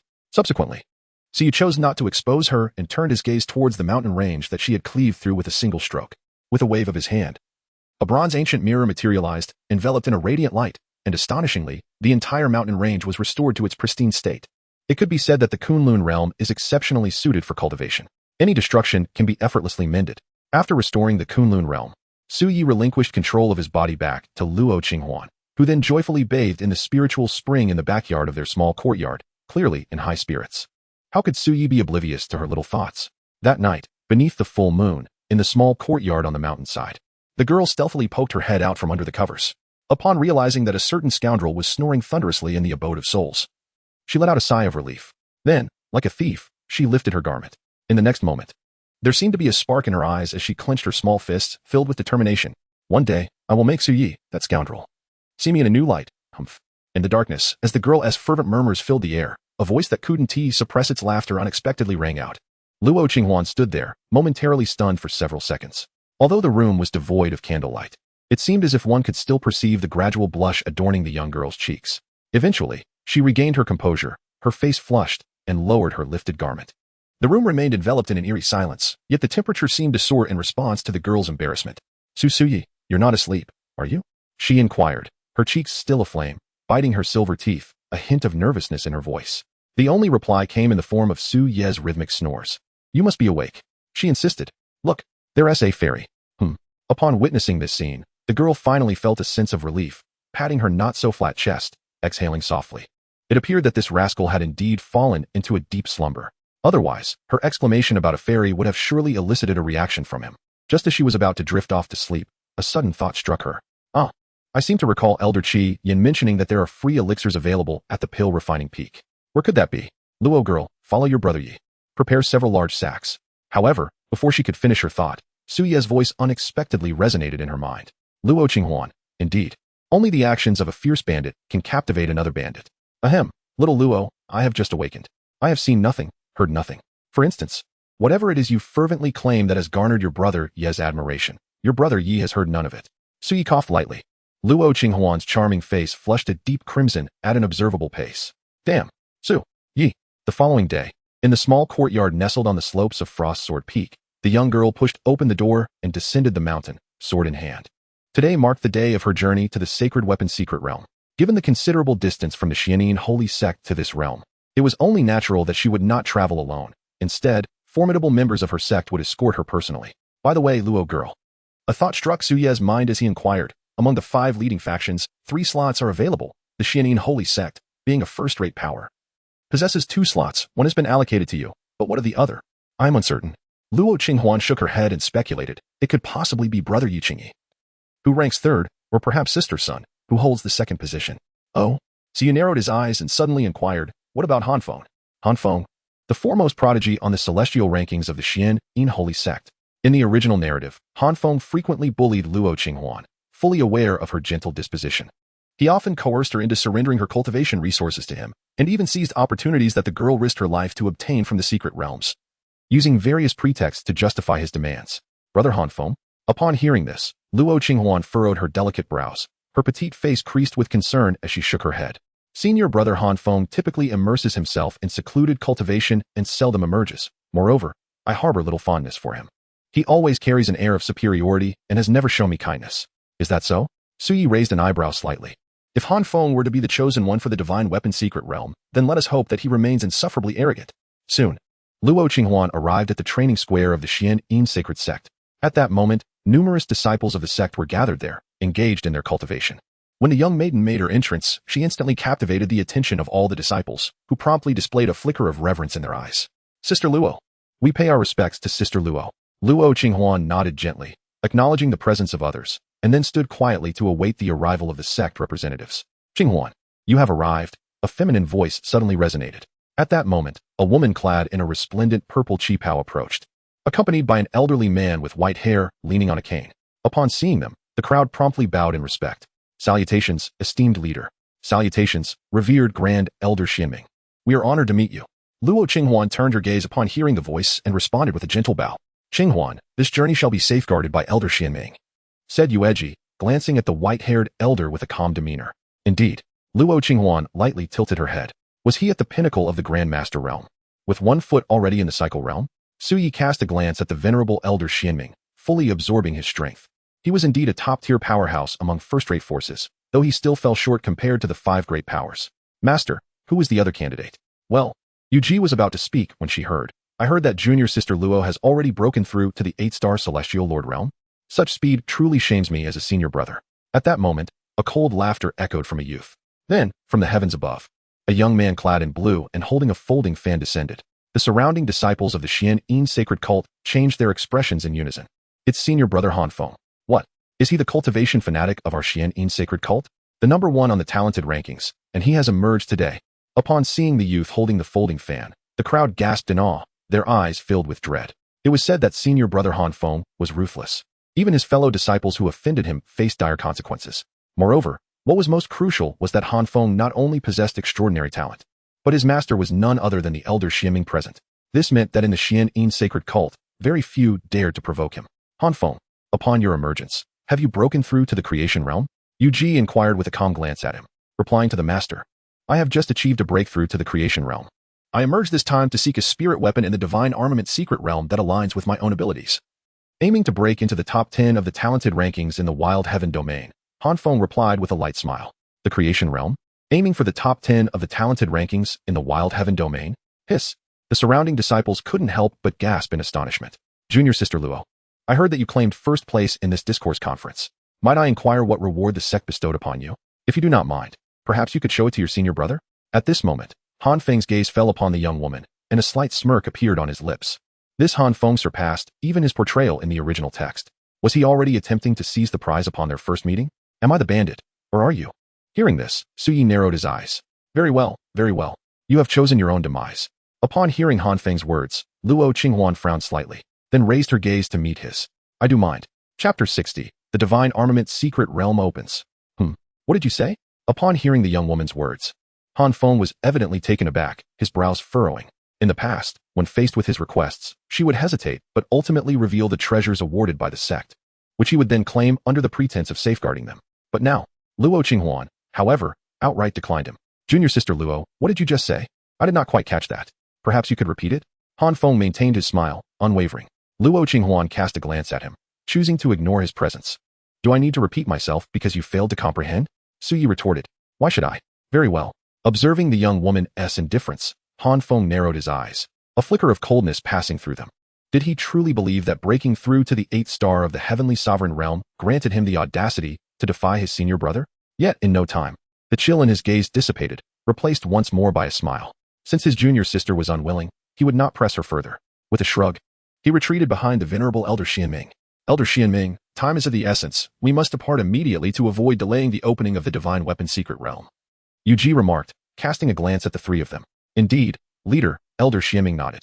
He then hurled his staff into the air, which instantly expanded to several dozen feet in length, hovering majestically above. He leapt onto it first and beckoned to the two below. Fenger, little Qinghuan, come aboard. The two nodded in unison, leaping onto the staff. Once they stabilized their positions, Elder Xianming addressed Yu Ji below, saying, Leader, we shall take our leave. With that, he waved his grand sleeves, and the enormous staff soared into the sky, piercing through the clouds and vanishing in the blink of an eye. The divine weapon secret realm is situated in the central region of the desolate heaven domain. It is said that as the moment of its opening approaches, both possessed and unclaimed spiritual artifacts in the vicinity resonate, as if mourning for the fallen divine weapon emperor. Meanwhile, more and more talented individuals from various factions, qualified to enter the divine weapon secret realm, made their way toward its location. The location of the Xuantian holy cult is not particularly close to the central region. Even a formidable being like Elder Xianming, who is on the verge of the reincarnation realm, requires a full day to reach it. During this time, Luo Qinghuan secluded herself in a corner of the staff, keeping her distance from Han Feng, although she appeared to be quietly cultivating with her eyes closed. She had actually retreated into her soul space to chat with Suyi, while Han Feng did not actively seek trouble. The occasional cold glances he cast toward the young woman indicated that he was certainly harboring ill intentions. Soon, a day had passed. Fenger, little Qinghuan, prepare yourselves. We are nearing our destination. Elder Xianming's voice suddenly resonated from atop the staff. Luo Qinghuan emerged from the realm of souls, slowly opening her exquisite eyes and gazing in the direction indicated by the venerable Elder Xianming. Before her lay an expanse of desolate wilderness. Surrounding her for 100 miles was an arid desert, devoid of any semblance of life, resembling a forsaken land. At the very heart of this barren expanse stood a colossal broken sword, soaring hundreds of feet into the sky, piercing the heavens above. A flicker of confusion passed through the young woman's beautiful eyes. That was the entrance to the sacred weapon secret realm. Leaning on his staff, Elder Xianming fixed his solemn gaze upon the broken sword, his expression grave as he could not help but exclaim. It is said that this broken sword was once an imperial weapon. Since the fall of the sacred weapon emperor, Countless powerful beings of the Holy Sovereign Realm, and even those of the Emperor Realm, have sought to draw forth that sword for their own possession. Yet all have returned defeated. Upon hearing this, Su Yi, within the confines of the soul's abode, crossed his arms and let out a disdainful scoff. What nonsense! Although the old weapon master may not be particularly formidable in combat, the divine weapons he forges are beyond the reach of any imperial powerhouse. For as long as he does not permit it, none can claim the weapons he has crafted. Oh, so that esteemed sacred weapon emperor is quite formidable, then? Luo Qinghuan inquired with curiosity. So you had mentioned that this was the grave of an old friend, and that so-called friend must be the legendary divine weapon emperor. An emperor is never weak. The Grand Elder Xianming shook his head. The true strength of the divine weapon emperor lay in his forging skills. The imperial weapons he crafted were coveted by all formidable beings within the 9 domains. All right, Fenger, Qinghuan, prepare yourselves. We are about to descend, the Grand Elder Xianming declared, manipulating his staff towards the broken sword. As they drew closer to the shattered blade, the number of surrounding cultivators steadily increased. Clearly, these were the elite disciples from various factions preparing to enter the secret realm. Boom. At that moment, a resounding roar echoed. A demonic blade plummeted from the heavens, crashing forcefully before the broken sword. The powerful gust instantly sent the Grand Elder's staff flying. Fortunately, the 3 managed to stabilize themselves and avoided falling. Not only did the trio feel the impact, numerous flying artifacts belonging to nearby factions were also affected. Many cultivators, caught off guard, tumbled to the ground, furious exclamations escaping their lips. Damn it! Can't they see all these people? Are they in such a rush to meet their end? Fool. However, before he could finish his tirade, a companion beside him swiftly restrained him. His companion, pale-faced, pointed downward. Upon seeing the blood-clad elder and the 3 blood-clad youths beside him, his expression immediately shifted to one of terror, and he hastily shut his mouth. The surrounding cultivators, who had been eager to vent their frustrations, quickly abandoned such dangerous thoughts. This was due to the formidable identities of the individuals wielding the demonic blade. They hailed from the extreme Demon Valley, one of the 5 foremost factions in the wasteland. Such status indeed endowed them with the audacity to behave so arrogantly. We should descend as well, the Grand Elder Xianming remarked, a frown creasing his brow as he observed the newcomers. He then maneuvered his staff to glide down, halting several hundred meters away from the broken sword. This divine weapon secret realm was not merely a doctrinal assembly for the Xuantian Holy Church. Such a site, capable of attracting the entire wasteland, had only one true focus: the 5 top factions, with 3 stars in the reincarnation realm and another 3 in the creation realm. These 3 youths were likely the elite from extreme Demon Valley participating in this divine weapon secret realm. They were not particularly strong. Even without my intervention, Luo could easily handle these 3. Soul Sanctuary. Su Ye's gaze fell upon the 4 from extreme Demon Valley, and he swiftly assessed their strengths with clarity. Suddenly, just as he intended to withdraw his gaze, his brows knitted tightly, as if he had uncovered a clue. Chapter 61, The Phoenix Goddess. The final encounter when Su Ye's gaze landed on the 3 elites from extreme Demon Valley, his brow furrowed, sensing a familiar aura emanating from them, an aura that was decidedly unpleasant. Su Yi, what is wrong? Luo Qinghuan inquired, having sensed the shift within him. It's nothing. Su Yi replied, shaking his head. After casting one last glance at the trio, he withdrew his gaze.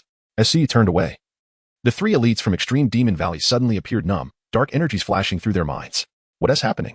Why do I feel as if I've been scrutinized by an overwhelmingly terrifying presence? Do you both feel it as well? The gaunt elder among them furrowed his brow, urgently questioning the others. Yes, and it's quite terrifying, as if it's imprinted deep within my soul, the other 2 replied, their faces pale.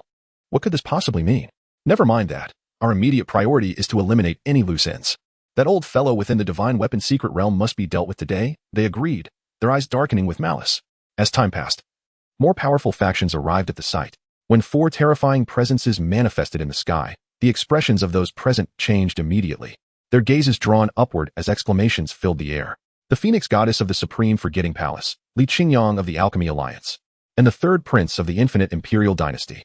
These figures were among the most prominent elites of the top 5 factions. Clearly, all 5 factions were intent on seizing this divine weapon secret realm. And the War Heaven Palace?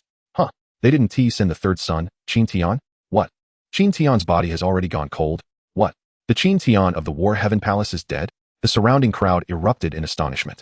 No one had anticipated that Xuantian, the 3rd son of the War Heaven Palace, had already perished. Who could have accomplished such a ruthless deed? At that moment, among the crowd, a young woman slightly turned her face, humming a tune. It's that scoundrel Su Ye's doing. What does it have to do with me? Luo Qinghuan.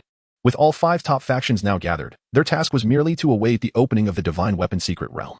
Meanwhile, the Grand Elder Xianming, along with Han Feng and Luo Qinghuan, remained in a quiet corner, allowing the 2 to rest and prepare for their imminent entry into the secret realm. You are Luo Qinghuan? Suddenly, a cold female voice pierced the air. The group raised their eyes and beheld a woman clad in a fiery red dress. adorned with a phoenix motif, striding towards them. She folded her arms, gazing intently at the girl in white before her. This individual was none other than the Phoenix Goddess of the Supreme Forgetting Palace. What is this about? Why had the Phoenix Goddess approached someone from the Xuantian Holy Church?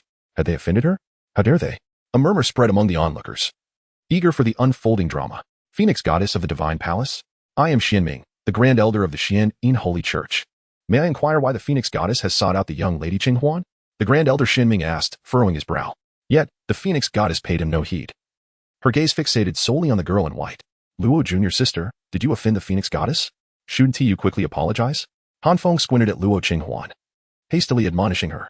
The young woman furrowed her brows but had yet to respond when the Phoenix Goddess shot a glare at Han Feng. Silence. This is between me and her. It is none of your concern. Han Feng's lips twitched, his expression darkening, but he suppressed his words. The elites from the 5 top factions were not to be trifled with. I've heard that the Divine Envoy has chosen you, which makes you one of my competitors. I eagerly anticipate our encounter. In the eyes of the Phoenix Goddess, a glimmer of battle intent flickered as her crimson lips curled slightly while she gazed at Luo Qinghuan. Having spoken, she offered no further words, turning to depart, leaving behind a group of bewildered cultivators and talented individuals who stared in astonishment at the girl in white. Was that the Luo Qinghuan of the Xuantian Holy Church? What did the Phoenix Goddess's words imply?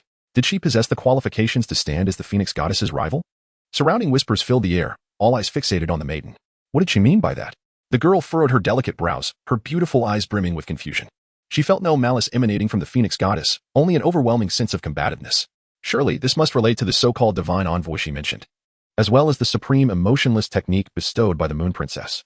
Su Yi elucidated that in the unfolding narrative of the original tale, the Supreme Emotionless Palace would soon host the selection of divine maidens, in which Luo Qinghuan would also participate and ultimately emerge victorious, becoming the true divine maiden of the sacred palace. Thus, the Phoenix Goddess must also be one of the candidates vying for this title, perceiving Luo Qinghuan as a competitor. However, the title of divine maiden was one that she had no intention of claiming. Soon, after a protracted wait, an exceedingly sharp sword intent coalesced atop a broken sword in the desolate wilderness. Accompanied by a thunderous roar, this formidable sword intent soared skyward, cleaving through the heavens. Boom. Subsequently, countless phantoms manifested in the firmament. Observing this phenomenon, the crowd immediately turned their gazes, discovering that these apparitions were none other than divine weapons, swords, blades, spears, and more, each radiating an extraordinary brilliance and extreme sharpness. Even as mere phantoms, the overwhelming killing intent emanating from them was palpable. Such a plethora of divine weapons, surely any single one could be regarded as a peerless imperial weapon. Is this the divine weapon secret realm of the divine weapon emperor? Witnessing this spectacle, the expressions of the surrounding cultivators grew increasingly solemn, their gazes filled with fervent desire. That old fellow, even in death, could not refrain from displaying his divine weapons. Deep within his soul, Su Yi glanced at the celestial manifestations of those divine weapons, chuckling as he scolded, then shook his head. It's a pity that this old chap is rather stingy, refusing to bestow even one divine weapon upon you, Knight Brother. It must be because you have bullied the divine weapon emperor in the past that he withholds his treasures from you. Upon hearing this, Luo Qinghuan remarked with a hint of schadenfreude, what need do I have to bully that old fellow? Your brother Yi only bullies you. And that is what one might call favoritism. Su Yi replied with a smile. Luo Qinghuan, should I thank you then? Indeed. Su Yi nodded without reservation. Humph. The girl pouted and huffed softly. Very well, Luo girl, prepare to enter this sacred realm of divine weapons. Su Yi's gaze fell upon the gradually unfurling barrier around the broken sword, murmuring quietly, I wonder if I shall see my old friend one last time. Chapter 62. Is the senior sister of the Xuantian sacred sect here for supplies? Boom. As the barrier around the broken sword expanded, a fierce sword intent emanated from its core, causing many cultivators present to change their expressions in alarm. Observing this, the leading powerhouses of various factions employed their abilities, shielding their junior talents behind them. Fenger, Qinghuan, retreat behind me. The Grand Elder of Xuanming's eyes flickered with gravity as his cane thudded heavily on the ground, an aura instantly enveloping the two behind him. Clang. The sound of swords resonated. The barrier unfurled instantaneously. The piercing sword intent swept through all present, causing the leading powerhouses to display expressions of solemnity, not daring to show any sign of negligence. Such formidable sword intent. Is this truly the divine sword forged by the divine weapon emperor? This sharp sword intent is not what the divine weapon emperor wields, but rather the terrifying sword intent inherent in the divine weapon itself.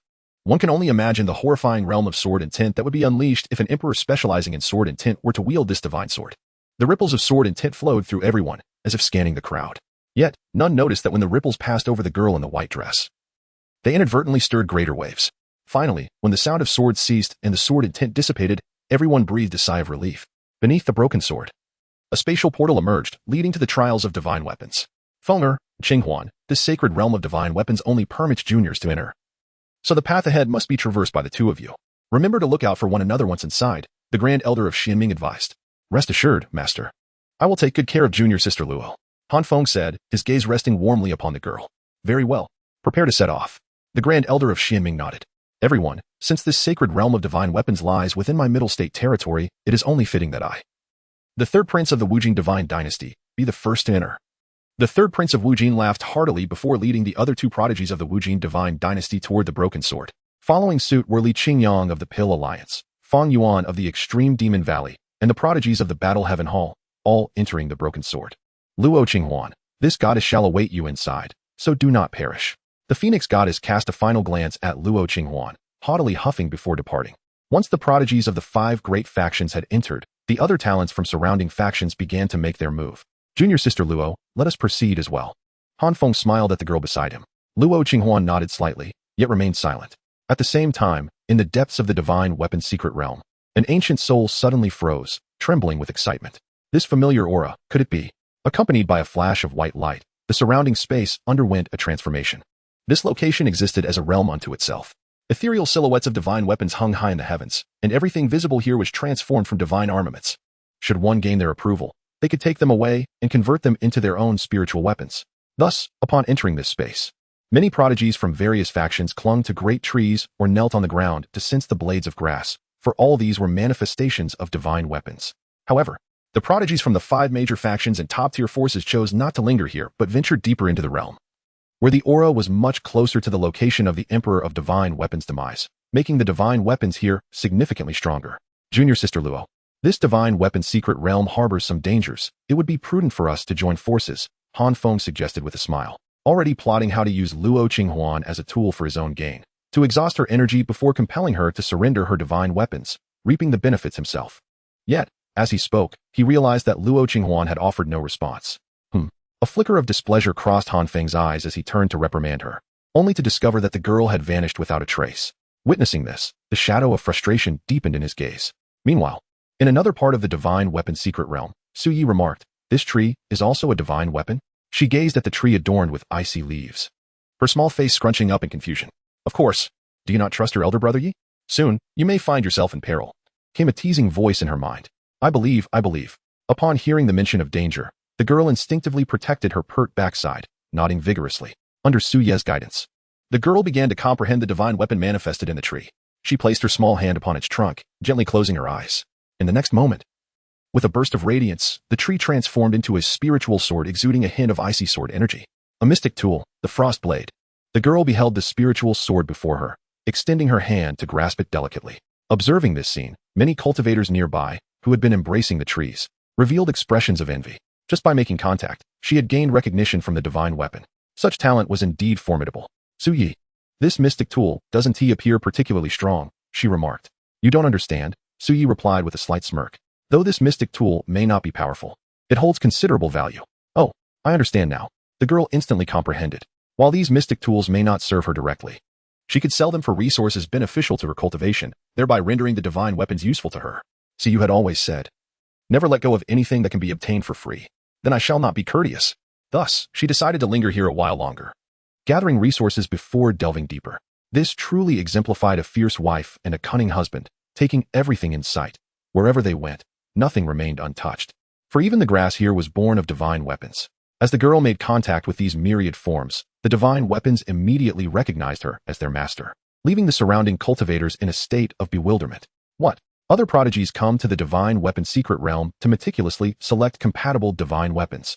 Yet this sister from the Xuantian holy sect merely treats it as a market for goods? While within the divine weapon secret realm, prodigies from various factions were attempting to comprehend their respective divine weapons. A certain girl, guided by the mischievous voice in her mind, began her haul, collecting whatever divine weapon she encountered, filling her storage rings to the brim. Upon her departure to procure more goods, those who arrived at her previous location found it utterly barren, devoid of any trace of vegetation. They exchanged glances, questioning their very existence. Had they wandered into the wrong place? Chapter 63, 10 Orbs of Light, all sacred artifacts. In the innermost chamber of the divine weapon secret realm stood a grand hall. At this moment, prodigies from the 5 major factions and numerous top-tier forces had gathered, and within the hall, 10 luminous orbs converged. Within these orbs, divine weapons lay sealed, swords, spears, blades, and more. The assembled prodigies eyed these 10 orbs with keen interest, their gazes filled with fervor. Though these divine weapons were sealed, they could still sense the immense power emanating from them. These 10 divine weapons were at the very least sacred artifacts. In the Xuantian continent, divine weapons are categorized as mortal tools, spiritual tools, mystic tools, precious tools, sacred artifacts, imperial weapons, and divine artifacts. Below the imperial weapons, sacred artifacts represent the highest tier they could attain. I can't hold back any longer. Such divine weapons must belong to me. At that moment, a prodigy from a top-tier faction could no longer resist the allure of the sacred artifacts and surged towards one of the orbs containing a spear-shaped divine weapon. Humph. Observing this, the prodigies from the 5 major factions remained unfazed, merely snorting disdainfully as they crossed their arms, watching the spectacle unfold. Haha, this sacred spear is mine. Seeing no one intervening, the prodigy's joy intensified, and he couldn't help but laugh heartily, reaching out to touch the orb. Boom. In the next instant, a blinding light enveloped the area. The prodigy's exhilaration soared. Whoosh. However, just then, a sound of air being pierced echoed through the hall. Before the prodigy could react, a long spear had pierced through his chest. What? Puffed. His pupils contracted sharply as he spat out a mouthful of blood, turning his head only to see a figure, an embodiment of piercing spear intent, standing behind him, the spear embedded in his heart. The appearance of this figure was strikingly similar to his own. No. The prodigy let out a desperate, anguished scream before his lifeless body was impaled and thrown to the ground with a heavy thud. A second-star Tianzun realm cultivator was instantaneously defeated. Witnessing this scene, a grave expression washed over the faces of those in the hall. It appeared that upon touching the divine weapon's light, the intent of the sacred artifact would manifest as a challenge against the challenger, its power exceeding that of the challenger by at least 2 realms. Defeating it would likely grant them the sacred artifact within. Interesting, truly interesting. The third prince of the infinite divine dynasty smirked, his gaze fixated on the 10 luminous orbs. Then he mockingly addressed those around him. Now that the method to obtain the sacred artifacts has been unveiled, I wonder who among you will dare to take a chance. As these words fell, a profound silence enveloped the surroundings. Clearly, despite grasping the process, no one was willing to take the initiative, particularly since the fate of the one who had dared to step forward was still fresh in their minds. Just then, the grand doors of the hall were suddenly thrust open. The assembled elites instinctively turned their gaze to see a young maiden in a flowing white dress, her beauty striking, entering with a large burlap sack slung over her shoulder. Within that sack lay an array of divine weapons, glimmering enticingly. Witnessing this spectacle, the dignified assembly momentarily froze, their lips twitching in astonishment. Could this be Luo Qinghuan, the junior sister of the Xuantian holy sect? Had she merely gone out to procure more items? Perceiving the astonished stares from the crowd, the maiden remained unfazed, silently stowing away the entire sack of divine armaments into her storage ring. Junior sister Luo, I had thought you had abandoned your senior brother for some reason. It appears you were merely scavenging, remarked Hanfeng from the throng. His eyes narrowed as he observed her with a sardonic smile, his tone dripping with sarcasm. Indeed, now that she was present, she could not let the opportunity pass her by. Luo Qinghuan seemed unaware of the sarcasm in Hanfeng's tone. She smiled gently, her eyes brimming with sincerity. Brother Han, you must have gained considerable insight into the divine weapons, haven't you? Hanfeng's expression changed abruptly, his eyes darkening with an ominous shadow. He felt an overwhelming astonishment within. In the past, young women had always been meek and compliant, yet now she had transformed into someone so articulate and sharp-tongued. Furthermore, Brother Han, do not forget that this is the hallowed ground where the divine weapon emperor fell. Each divine weapon here is a product of his painstaking efforts. Though they may vary in strength, they are certainly not the worthless trinkets you speak of, the girl remarked with a radiant smile. Hearing this, Hanfeng's countenance grew even more grim. Her words felt like a searing flame upon him, and he sensed an increase in the sharpness of the aura surrounding him. I merely misspoke, he stammered, quickly shifting his gaze towards Luo Qinghuan, gesturing towards the 10 glowing orbs within the grand hall. Junior sister Luo, among these 10 orbs lies sacred equipment. Why not give it a try? Upon hearing this, the young talents from various factions could not help but inwardly curse Hanfeng's despicable nature, urging his own junior sister to take such a perilous risk. Truly, such behavior was beneath contempt. However, despite their disdain, none dared to voice a warning. They were secretly eager for someone fearless enough to test the essence of those sacred artifacts. After all, this would provide them with invaluable experience in acquiring such treasures. Ultimately, Hanfeng's shamelessness was his own concern, not theirs. Luo Qinghuan gazed intently, and indeed among the 10 luminous orbs, various sacred artifacts were present. Why are they all sacred artifacts? When did that old man become so stingy? Sui furrowed his brow. Since his old friend was willing to unveil this divine weapon secret realm, it implied that he intended to release the imperial artifacts he had forged. Why then were all the luminous orbs merely sacred artifacts? Do not approach. At that moment, a chilling female voice echoed. Luo Qinghuan was momentarily taken aback, lifting her gaze to behold a striking figure clad in a flowing crimson gown not far away. The phoenix goddess stood with her arms crossed, a proud expression adorning her delicate features as she regarded Luo Qinghuan. This fellow deceived you. The sacred artifact is not as splendid as it appears, the phoenix goddess remarked coldly. When one engages with a sacred artifact, its essence manifests as a doppelganger, possessing a realm far superior to your own. A moment's carelessness could lead to your demise. Why else would this fellow refrain from approaching? Upon hearing these words, the young woman paused briefly before expressing her gratitude. Thank you. Humph. No need for thanks, the phoenix goddess retorted with a dismissive scoff. I merely wish to avoid witnessing my opponent perish so effortlessly. After all, I intend to defeat you in a fair contest. Observing the phoenix goddess ruin his plans, Han Feng's eyes darkened with frustration, yet he dared not retaliate. Resigning himself to the situation. Su Yi, it seems the sacred artifact may not be as beneficial as it appears. The young woman furrowed her brows in concern. No worries. Did I not mention? This is the tomb of an old acquaintance of mine. Since it is a place of remembrance, I am well acquainted with it. This is merely a trial of the old man's essence, quite straightforward, Su Ye's voice echoed in her mind. The phoenix goddess is shaping a supportive role, not indulging in any romantic entanglements. Chapter 64. Luo, shall we strike him? Indeed. A trial of essence? Upon hearing Su Yi's words, a hint of confusion flickered in the young woman's beautiful eyes. The trial of essence is a unique creation of the venerable blacksmith, and any weapon he forges possesses formidable essence. To gain the approval of these sacred artifacts, one's own essence must at least match its caliber. Back in the day, your brother Yi, Su Yi elucidated in her mind. Oh, I see. Luo Qinghuan suddenly realized that with brother Yi by her side, this endeavor would be effortless. The trial of weapon intent was not to be feared. Rather, it presented a splendid opportunity for self-cultivation. Su Yi gestured for the young lady to relax. Regrettably, that old curmudgeon, the divine weapon master, was excessively stingy. He only allowed brother Yi to undergo the trial once and then forbade him from using it again. Just once? Have you perhaps offended the esteemed emperor of divine weapons? The young lady furrowed her brow slightly. If he were truly an old friend, he shouldn't have permitted Su Yi to undergo the trial merely once, should he? Indeed, only once. That old man is exceedingly miserly. Su Yi shrugged his shoulders, indignation evident upon his countenance. Absolutely. The young lady nodded in agreement, echoing his sentiments. It was merely that he had once interacted with thousands of divine weapons, initiated the weapon trial, and inadvertently unleashed a perfect level of weapon intent, causing those intents to malfunction and become ineffective. Yet, that old man refused to let brother Yi continue the trials. What a miser! Su Yi grumbled in frustration. Luo Qinghuan fell into a profound silence, feeling a twinge of guilt as she silently apologized to the esteemed divine weapon emperor. Curse Su Yi. No wonder the divine weapon emperor forbade you from the trials. Very well then, my dear Luo, proceed. Luo Qinghuan slightly nodded, raising her gaze to scrutinize the 10 luminous orbs within the grand hall. Her attention was swiftly captured by one particularly radiant sphere, within which a sacred artifact resembling a sword resided. At that moment, within the hall, the assembled individuals exchanged glances, none daring to take the first step forward. Suddenly, a light, graceful footstep echoed, and a figure in a white dress elegantly approached one of the luminous orbs. Was that Luo Qinghuan from the Xuantian sacred sect? Just moments ago, the phoenix goddess had obstructed her advance, yet she seemed oblivious to the danger. Did she not see that even the elite from the 5 foremost powers refrained from such reckless actions? As Luo Qinghuan boldly moved towards the sacred artifact, many of the distinguished figures revealed expressions of schadenfreude, eager to witness the unfolding drama. Luo Qinghuan, what do you intend to do? The phoenix goddess furrowed her brows slightly. To obtain the sacred artifact, the young girl replied softly. Obtain the sacred artifact? With you? Laughter erupted around her upon hearing those words.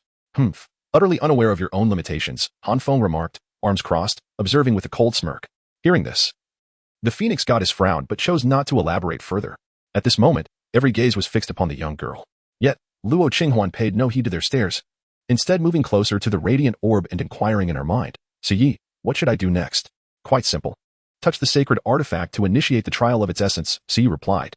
Understood, she nodded gently, placing her jade hand upon the orb. Instantly, the light intensified, and the onlookers' eyes were riveted upon her. Luo girl, it's time. At that moment, Su Ye's voice echoed in her mind. Without hesitation, the frost blade, a dark artifact, materialized in her hand, and she swung it behind her decisively. Clang. The sound of clashing swords reverberated throughout the hall as a terrifying, sharp essence of the sword surged outward. Unbeknownst to her, a figure resembling a girl formed from the essence of the sword appeared behind her, coldly locking eyes with her, its sword firmly blocking Luo Qinghuan's strike. Hiss. When did this happen? The Xuantian sacred sect's senior sister reacted swiftly. Upon witnessing the scene and the sound of the sword, the crowd's expression shifted drastically as they realized they had been oblivious to the emergence of the sword's essence. Had they been in her position, they would likely have perished beneath that strike by now. Such rapid responses. Even the Phoenix goddess, Luo Qinghuan, and the Prince of the Wujis, the elites of the 5 foremost powers, exchanged solemn glances, increasingly aware of the extraordinary capabilities of the young girl before them. Meanwhile, at the center of the hall, the sound of swords continued to echo. The essence of the sword, resembling a phantom, was mysterious and appeared from various angles, striking fiercely. A single misstep could result in being cleaved in two. Yet, despite the unpredictable speed of the phantom-like sword strikes, the girl seemed to anticipate each move, executing perfect evasions. Seeing this, the onlookers were utterly astonished. Is this senior sister from the Xuantian sacred sect under some sort of enhancement? However, unbeknownst to them, within the girl's mind, Siyu lounged comfortably in a chair, casually offering guidance, as though everything was unfolding according to his expectations. Luo girl, to the left. Luo girl, to the right. Now straight ahead, strike faster. Understood. As she absorbed Cuy's instructions without hesitation, a glimmer of sword essence flickered in her eyes, and the frost blade lunged forward. Clang. The strike connected directly with the essence of the sword, yet it did not dissipate. Clearly, a single attack was insufficient to conclude the trial. Precisely. Luo girl. This trial of essence tests the perfection of your sword intent. The essence manifests your flaws, and by rectifying them to achieve perfection, the essence will dissipate on its own. Siyu explained with a smile in her mind. Understood, she nodded, gripping her sword with utmost seriousness.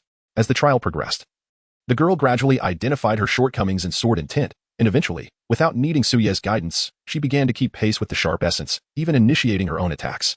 Her sword intent seems to be improving remarkably. Could it be that this trial is designed to identify and rectify deficiencies? Only by reaching a state of perfection can one gain the artifact's recognition. Hiss. A state of perfection? How is that even feasible? No one is flawless, let alone an artifact's essence. The expressions of the elite figures transformed dramatically.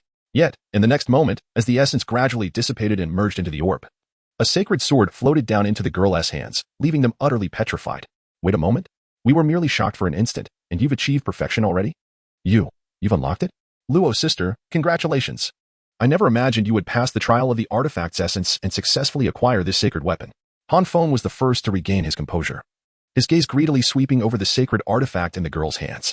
With a smile, he continued, Luo sister, this place is perilous, and your strength is limited.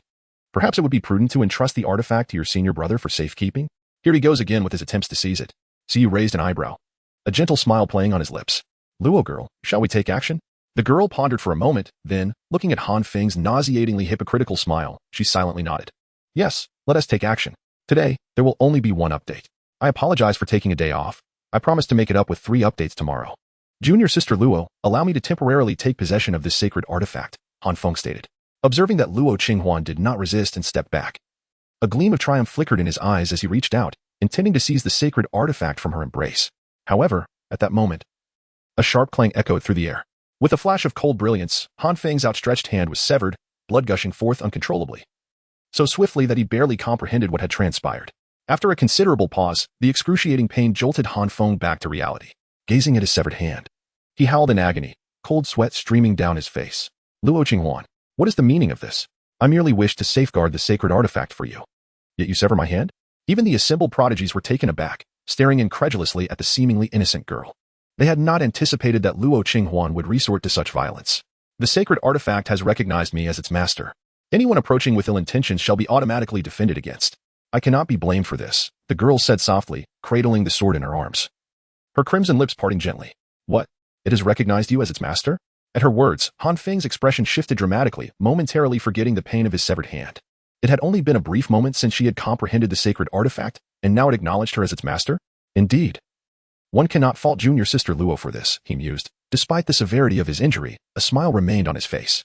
However, junior sister, you cannot let my suffering be in vain. Why not sever the bond of mastery and bestow the artifact upon me? Given your prodigious talent, mastering another sacred artifact should pose no challenge for you, correct? To this, the girl could only scoff internally at Han Feng's audacity. To forcibly sever the bond of mastery would be to harm oneself. Why would I injure myself to benefit you? Has your mind gone awry, Han Feng? Junior sister, use the words Night Brother taught you to rebuke him. Oh. The girl nodded eagerly, then turned her gaze to Han Feng. What nonsense are you spouting? Han Feng was momentarily taken aback by her retort. Since you claim not to hold me responsible, why should I seek compensation from you? She answered with utmost seriousness. I was merely being polite, yet you truly do not extend any courtesy. He replied, astonished at her newfound sharpness. Since junior sister is unwilling, I shall have no choice but to report this to the sect leader, compelling you to forcibly separate from the sacred artifact to compensate for my loss. A cold smile crept across Han Feng's face as he ceased to feign politeness, revealing his disdain. Yet, just when Han Feng believed Luo Qinghuan would cower in fear, she merely nodded indifferently. Han Feng furrowed his brow, sensing her nonchalance igniting his anger. He stepped forward, raising his hand to strike her. However, before he could utter another word, a glint of cold light caught his eye. The sword cradled in the girl's arm seemed to stir. In the next instant, he felt a warm sensation at his throat. What? As his life force dwindled, he finally comprehended the gravity of the situation, his pupils constricting in horror. Had Luo Qinghuan truly sealed his throat with a single stroke? He had not even seen her move. How could this be? Was she not merely at the 8th star of the Heavenly Lord realm, while he was at the 1st star of the creation realm? This woman is truly insidious. As his life force extinguished, fear filled Han Feng's eyes, realizing that what he perceived was only what the girl intended him to see. Her strength far surpassed the facade she presented. Is a creation realm expert truly dispatched in an instant? What is happening? At that moment, as they witnessed Han Feng being silenced by a single strike, the other prodigies exchanged shocked glances, having failed to discern how the girl had drawn her sword. Brother, I warned you not to approach too closely. The sacred artifact has just recognized its master and is quite protective. Observing the scene, the girl wore an innocent expression, her small face frowning as she gently caressed the sacred artifact in her arms and sighed. Is it truly a sacred artifact? The onlookers were momentarily stunned, contemplating the implications of her words. Rest in peace, brother.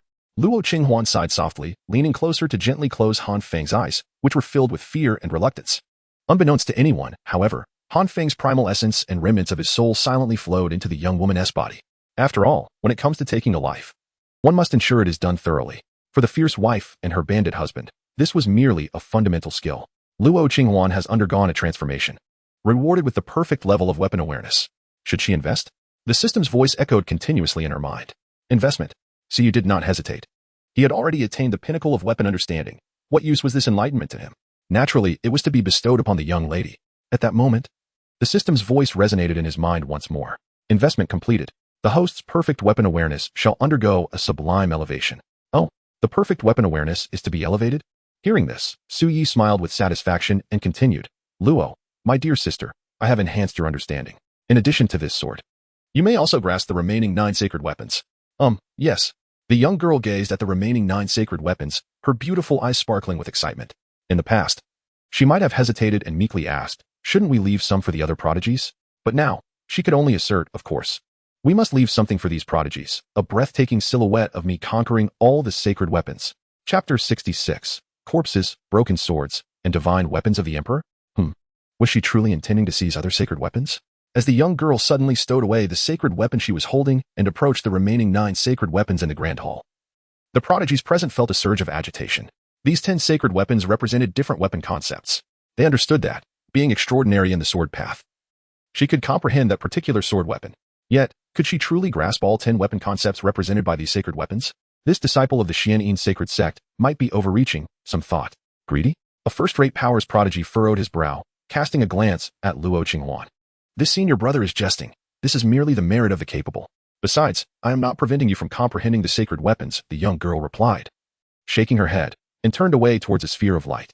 As she walked, she quietly retrieved a large sack from her storage ring. The other prodigies observed this scene, perplexed. You claim you're not here to stock up? When the young girl attempted to sense the second sacred weapon, the prodigies could no longer remain idle and began to try their own. Humph. The phoenix goddess snorted coldly, stepping forward to attempt her own comprehension. This disciple of the Xuantian sacred sect was indeed intriguing. Li Qingyang from the Pill Alliance chuckled, shook his head, and also joined in the effort. The prodigies from the 5 great powers each selected a sacred weapon to sense. However, they soon found themselves frowning, realizing that the comprehension of these sacred weapons was not as simple as they had imagined, and they began to sweat profusely, striving earnestly to understand the sacred weapons. In stark contrast, Luo Qinghuan appeared as if she were truly here to gather supplies. Soon, under the perfect level of weapon awareness, the young girl rapidly comprehended swords, spears, and other sacred weapons, quietly placing them into her sack. Moreover, she was exceedingly courteous, waiting for the other prodigies to be tormented by the weapon concepts to the brink of surrender before she would choose to act, effortlessly collecting the sacred weapons while they looked on in bewilderment. Before long, even the prodigies of the 5 top powers opted to abandon their attempts at understanding. After all, achieving perfect weapon awareness in such a brief span was nearly an impossible feat for them. Yet, when their eyes discreetly fell upon the girl with the sack, their mouths twitched, as if this impossibility was not entirely unattainable for the disciple of the Xuantian sacred sect. Meanwhile, in Su Ye's mind, the system's voice continued to resonate.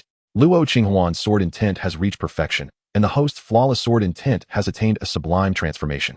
Luo Qinghuan's mastery of gun intent had reached perfection, and her host's gun intent had attained a sublime level. He was no longer surprised by this scene. The girl's innate talent far surpassed that of these so-called prodigies, especially considering her unique advantages. What could these prodigies possibly compete with? Among the 10 sacred artifacts, only the final one, the Dan furnace, remained. Among the 5 leading factions, only Luo Qinghuan of the Dan alliance persisted, while even the arrogant third prince of Wuji had given up. Alas, a splendid sacred artifact like the Dan furnace, yet it was beyond my reach. At that moment, Luo Qinghuan glanced at the radiant orb before him and sighed. Then he turned to the girl, who had been waiting patiently nearby, his gaze inadvertently drifting to the large sack she was carrying. His lips twitched in exasperation as he spoke. "Junior sister Luo, please proceed." "Thank you, senior brotherly." The girl replied politely with a smile, stepping forward. Under Luo Qinghuan's astonished gaze, she flicked her small hand, and the sacred Dan furnace transformed into a beam of light, flying into her sack. Luo Qinghuan was taken aback. I just exerted so much effort, and there was no reaction at all. Yet, with a mere flick of junior sister Luo's hand, the Dan furnace simply vanished? What is this? Is my hand not as graceful as hers? She can even subdue the Dan furnace. Could it be that this junior sister Luo is also proficient in alchemy? Frowning slightly, Luo Qinghuan pondered. Thus, all 10 sacred artifacts in the hall had been claimed by the girl alone. Very well.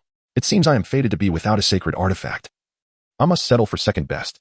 After all, these are divine weapons refined by the weapon emperor. Even a profound or precious artifact would suffice. Witnessing this scene, the prodigies sighed, devoid of any thoughts of seizing the artifacts. After all, the recently defeated Han Feng, who was at the transformation realm, had inexplicably met his end at the hands of a so-called protective sacred artifact. Now that the girl had acquired several more sacred artifacts, they did not wish to lose their lives in pursuit of them. This was, after all, the sacred weapons secret realm, where divine weapons were plentiful. With this in mind, some prodigies from various factions quietly exited the hall, seeking other divine weapons. However, the next moment, a chorus of shocked and bewildered voices erupted outside the hall. What happened to the divine weapons? They've completely vanished? How could it be so clean? Inside the hall, the prodigies paused, their expressions frozen, as they instinctively turned their gazes towards the girl, who was silently placing her sack into her storage ring. This couldn't be the handiwork of this junior sister Luo from the Xuantian holy sect, could it? Coughing slightly, the girl turned her face away, and just then, a resounding boom echoed through the hall as the 10 luminous orbs dissipated. A skeletal figure sat within the hall, and beside its chilling white bones lay a rusted broken sword. Could it be the corpse of the weapon emperor? Might the sword beside it be an imperial artifact? As they beheld the ghastly remains, the crowd's brows furrowed in reverence, their gazes drawn to the broken sword, speculating about its significance. Could this truly be considered an imperial artifact? The sword was riddled with rust, devoid of any spiritual energy, and even the weapon intent that the weapon emperor had once taken pride in was utterly absent. How could this possibly be an imperial artifact? The third prince of Wuji huffed, arms crossed. Imperial artifacts are so named for their immense imperial power. Even if their master has fallen, the imperial might contained within should never dissipate. Moreover, this was an imperial artifact forged by the weapon emperor himself? Upon hearing this, the prodigies from the 5 leading factions nodded in silent agreement. After all, each of the 5 factions possessed an imperial artifact, and they were the most qualified to speak on the matter. Indeed, it was that old fellow. Deep within her soul, Sia's gaze fell upon the skeleton in the hall, and she sighed, her brow slightly furrowing. However, I do not recall ever having seen this sword before. Meanwhile, the 3 prodigies from the extreme demon valley appeared numb, the sinister demonic energy within them beginning to stir. Chapter 67. On the brink of annihilation, yet unrepentant? I can sense a familiar soul within that broken sword. Surely the remnants of that old wretch's soul are hiding within it. What good is hiding? It has already been discovered by me. The sinister energy within Feng Yuan cackled. It is time to eliminate these stragglers. The sinister energy within Tianxing echoed in agreement. What about these little ones surrounding us? The sinister energy within Song Hun frowned and inquired. Of course, they must be killed. It is an ideal opportunity to devour them and replenish our source of demonic energy. Although the other 4 factions may pose some challenges, who would know it was us? The sinister energy within Feng Yuan responded without hesitation. Very well, let us proceed. The 3 sinister energies exchanged brief communication and immediately prepared for action. At this moment, all the prodigies were focused on the skeletal remains and the broken sword, completely oblivious to the terrifying demonic energy that was emanating from the 3 individuals of Extreme Demon Valley, enveloping the entire hall. Feng Yuan, what are you doing? Just then, a furious scream pierced the air. The crowd turned sharply. They beheld a prodigy from the Battle Heaven Hall, whose chest had been pierced by a demonic blade, wielded by none other than Feng Yuan of the Extreme Demon Valley. What is happening? Why would Feng Yuan attack Li Fan? Li Fan seems to be the newly appointed third Daozi of the Battle Heaven Hall. After Qin Tian's demise, he took up the position. It seems rather ominous for the third Daozi of the Battle Heaven Hall, doesn't it? Upon witnessing this scene, the crowd's expressions shifted dramatically, confusion evident in their eyes. Feng Yuan, what is your intention? Li Qingyang inquired, furrowing his brow as he looked at Feng Yuan. Yet at that moment, Feng Yuan's eyes had become utterly vacant, his pupils pitch black, devoid of any white. His face contorted in a grimace, enveloped in a shroud of dark energy. With a wave of his hand, Li Fan's lifeless body transformed into a pool of black blood, which Feng Yuan devoured without hesitation. Of course, I intend to refine you all, turning you into my nourishment, he cackled madly. With each sinister laugh, Feng Yuan's aura surged violently. The terrifying demonic energy engulfing the entire hall, and behind him, an enormous demonic silhouette loomed, towering 100 feet high. Simultaneously, the two others beside him also revealed their powerful auras, the demonic energy swirling around them. This is bad. It seems Feng Yuan and the others have been possessed by the demonic energy. Realizing this, the prodigies immediately understood that Feng Yuan and the others were no longer the individuals they once knew. Run. Think you can escape? Cackling, Feng Yuan declared. You shall serve as the nourishment for the restoration of our primordial demonic essence. With a sweeping gesture, he commanded the towering demonic shadow behind him to mirror his actions. In an instant, an overwhelming wave of sinister energy enveloped the entire hall, sealing off all possible escape routes. One arrogant prodigy, skeptical of fate, attempted to break through forcefully. Yet, upon mere contact with the demonic energy, he was instantly consumed, transforming into a pool of black blood. Witnessing this, the expressions of the onlookers shifted drastically. Even the renowned prodigies from the 5 great powers turned pale, recognizing that Feng Yuan and his companions had already attained the reincarnation realm. Their strength continuously escalating as they devoured the blood and flesh of the prodigies to restore their demonic essence. What on earth is happening? Suyi wondered, her brows furrowing as she quietly channeled her spiritual energy. It was no wonder she sensed something amiss with these individuals earlier. They were merely wretched creatures lurking in the shadows, too frightened to show themselves. In her mind, Suye's gaze fell upon the trio, and a cold smirk escaped her lips. Fear not, for your night brother is here. These vermin cannot harm you. However, amidst the cacophony of wails within the hall, an ancient spirit slowly emerged from the broken sword. With a wave of his hand, he dispersed the demonic energy, his gaze settling upon Feng Yuan and his companions as he sighed deeply. You lot, do you not remember how close you came to being annihilated by that young lad? Su, are you still so stubbornly deluded? Chapter 68. The most resplendent emperor of humanity is Su Yi. Boom. As the ancient sigh echoed from the broken sword, a gentle imperial might enveloped the surroundings, granting the struggling prodigies a moment to breathe. They quickly turned their attention to the figure above them. It was the divine armament emperor. Upon seeing the ancient spirit materialize atop the broken sword, the prodigy's pupils constricted, filled with reverence. The spirit was immense, towering at least 100 feet high, with hair as white as snow and eyes shimmering like silver, resembling a sharp sword suspended in the air. Surrounding him were countless shadows of divine weapons, affirming his identity as the divine armament emperor. Old relic of the divine armament. I knew you had perished completely. You've retained a wisp of your residual soul, Feng Yuan declared, his visage darkening at the emperor's words. What?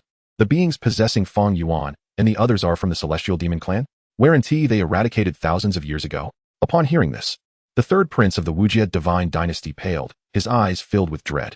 The celestial demon clan? What is that? Several prodigies who were unaware of the history turned to listen intently. Thousands of years prior, a dark force descended upon the Xuantian continent, within which lurked a bloodthirsty and warlike race, known as the Celestial Demon Clan. They emerged from the shadows, born of darkness. This clan possessed extraordinary innate abilities and formidable cultivation, rapidly growing to a terrifying scale within mere millennia. By the time the cultivators of the 9 domains discovered them, they had already decimated several top-tier factions, devouring the flesh of cultivators and refining their blood, truly a force of utter malevolence. At that time, many powerful emperors banded together, attempting to extinguish the Celestial Demon Clan, yet they returned defeated, even leading to the fall of some emperors. In an instant, the name of the Celestial Demon Clan became notorious, instilling fear across the 9 domains. The third prince inhaled deeply, stating slowly, What? To swallow top-tier factions in just a millennium? Even the combined might of emperors could not contend with them? Hearing the third prince's words, an expression of profound fear washed over the prodigies in the hall. Thankfully, this terrifying clan had gradually faded into obscurity thousands of years ago. Otherwise, with their alarming cultivation speed, they could have enslaved the entire Xuantian 9 domains within millennia. Yet, a question lingered. Why would such a formidable clan suddenly vanish? After all, even a coalition of emperors could not challenge them. Meanwhile, a girl in a white dress listened intently, her beautiful eyes sparkling with curiosity, eager to uncover the unfolding events.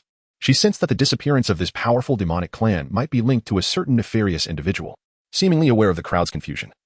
The third prince of the Wujie divine dynasty sighed and, with a grave expression, spoke, because the celestial demon clan provoked a single individual. One individual? The prodigies in the hall were momentarily taken aback, their eyes betraying disbelief. Surely, it could not be so. A coalition of emperors could not inflict harm upon the celestial demon clan, leading to their near extinction, all because of one person? Initially, even I doubted this. But the ancient texts of our dynasty do not err. The third prince sighed again. That individual is the most resplendent emperor of humanity, yet also the most peculiar, known as the bandit emperor, leaving desolation in his wake wherever he tread. He has been a source of great vexation for the cultivators of the Xuantian 9 domains, even having once robbed thousands of cultivators in a single act. As he spoke, the third prince's eyes sparkled with excitement. This bandit emperor alone stormed the celestial demon clan, and as the clan's 10 emperors prepared to ascend the ancient path to divinity, he annihilated them to the last, nearly obliterating their entire lineage. Furthermore, upon the ancient path to divinity, he single-handedly battled against the 10-9 tribulation demon emperors. And though he fell, he managed to eradicate 7 of them and severely injure the remaining 3.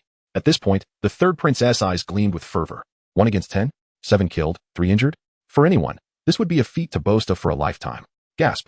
The prodigies in the hall collectively inhaled sharply, astonished. They had once wondered how this bandit emperor could be hailed as the most resplendent among humanity, but now they understood. Through the annals of history, no emperor has ever achieved such luminous accomplishments. 10 against 1. And 7 fell to the retaliatory strike. How could it be said that the formidable 10 emperors of the celestial demon clan did not put up a fight? It could only be concluded that the bandit emperor of yore was terrifying beyond measure. So could it be that they are referring to you? At that moment, in the grand hall, the girl's eyes sparkled with excitement, her heart racing as she couldn't help but inquire within her mind about Su Yi. In response, Su Yi merely replied nonchalantly, just the basics, nothing more. Humph, what of it? Has he not utterly fallen? Meanwhile, the 3 demon emperors of my heavenly demon clan have ascended to the divine realm, becoming true demon gods. Feng Yuan scoffed, though he feigned indifference.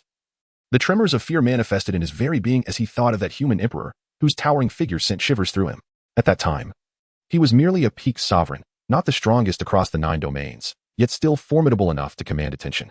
However, on that fateful day, when the human emperor descended upon the heavenly demon clan, a mere glance from him caused Feng Yuan's entire demonic form to shatter, leaving no room for resistance. Truly, a single glance could shatter one's essence. Had the Lord not preserved a fragment of his soul, he would have been utterly consumed by the great Tao long ago. Humph. The divine weapon emperor merely smiled with arrogance. Against 10 foes, he severed 7, which sufficed. Chapter 69, My dear girl. May I wield the sword of an old friend to eradicate the vile demons? Upon hearing the calm laughter of the divine weapon emperor, the expressions of Feng Yuan and his companions turned grim. Although, in the grand scheme, the heavenly demon clan emerged victorious in slaying the human emperor, the price paid was harrowing. Their clan nearly faced extinction, vanishing from history for thousands of years. Even the 10 demon emperors were reduced to but 3 remaining. It was indeed an utter disgrace. Humph. No matter how resplendent that existence was, he ultimately fell, his body shattered by the Lord, his very soul bound to the demonic flames. Burning for a full millennium before extinguishing, Feng Yuan let out a sinister laugh. Yet, he remained oblivious to the girl in the grand hall, whose beautiful eyes flickered with a chilling light upon hearing those words, instinctively clenching her small fists. So, my soul was bound to the demonic flames for tens of thousands of years. No wonder my rebirth took so long. Xiu furrowed his brow slightly. But he bore no grudge against those old dogs for their actions. It mattered not. When his physical form was restored, he would personally pay them a visit to express his gratitude. Luo girl, why the sudden silence? He raised an eyebrow, noticing the girl's expression had turned icy. Momentarily taken aback, as he had never seen such indifference in her gaze before. They treated you thus? I shall avenge you. The girl gritted her silver teeth, her expression earnest. Hearing this, Su Yi was momentarily stunned, warmth blossoming in his heart, followed by a gentle smile. Rest assured, your brother you shall not spare those old dogs either. Indeed. The girl nodded vigorously, already eager to take action. Heh. After that existence fell, did not you? His closest friends fare any better? Are you not all suffering? Dead, fleeing, or wounded? Over the years, my heavenly demon clan has gradually regrouped. And our first order of business is to annihilate everything that matters to that fellow. Let us begin with you, the remnant soul clinging to life. Feng Yuan cackled. Upon hearing this, a glint of icy resolve flashed in the depths of the girl's soul, as Su Ye's eyes turned cold. Is that so? You 3 were but insignificant ants, instantly slain by Su Yi. Do you truly believe that having gained the strength of those old dogs makes you formidable? Even though this remnant of my soul is weakened, I shall obliterate you 3 today. The divine weapon emperor bellowed, and with that, an overwhelming aura of imperial might surged forth. with a wave of his hand. Countless divine weapons emerged, relentlessly assaulting the three demonic forms. Humph. Old fool of a divine weapon emperor, while your forging skills may be unmatched in terms of combat prowess, you are likely the weakest in the celestial palace. As they beheld the multitude of divine weapons, Xuantian and his two companions displayed no fear, snorting derisively as their demonic energy surged forth, charging directly at the heavenly legion. Witnessing this scene, the young prodigies in the hall turned pale, scrambling to evade, only to find no escape, their eyes filled with despair. After all, this was the battle of a former emperor. Even if his power had diminished, to be caught in the crossfire would surely lead to a tragic end. However, at that moment, the phantom of the divine weapon emperor waved his hand, enveloping everyone present in a wave of gentle imperial might. Divine weapon emperor? For a moment, the young prodigies were taken aback, their hearts stirred, gazing at the aged phantom with profound reverence. Among you, perhaps there is one. Even if the probability is 1 in a billion, I have always believed he lives on. Hiding safely, the divine weapon emperor sighed, then urged the divine weapons forward. Luo girl, let your brother Yi take charge. Meanwhile, Su Yi murmured softly. The girl nodded slightly. Yet at that moment, a gentle imperial power suddenly manifested, flowing over the girl, seemingly preventing her from acting. What does this old divine weapon want? Su Yi furrowed his brow. Boom. Crash. At that moment, the divine weapons clashed with the surging demonic energy. Crack. Crack. One divine weapon after another shattered. Witnessing this, the divine weapon emperor felt heartbroken. Each weapon, regardless of its strength, was forged by his own hand, a testament to his efforts. Alas, as time passed, he was no longer the vigorous being of yore, and these weapons, too, had diminished alongside his fall from grace. Haha, do you still believe that fellow lives? Ha ha ha, what a joke. His body shattered into countless pieces, his soul burned for a millennium. Even a god would undoubtedly perish, never to be reborn. He too shall meet the same fate. Very well. Since you, old fool, reminisce about him so fondly. Once I enslave this remnant of your soul, I shall escort you to witness the infernal pillar that consumed his soul. Hehehe. Xuantian laughed heartily. Then, at that moment, the three demons began to channel their demonic energy. In an instant, countless divine weapons shattered.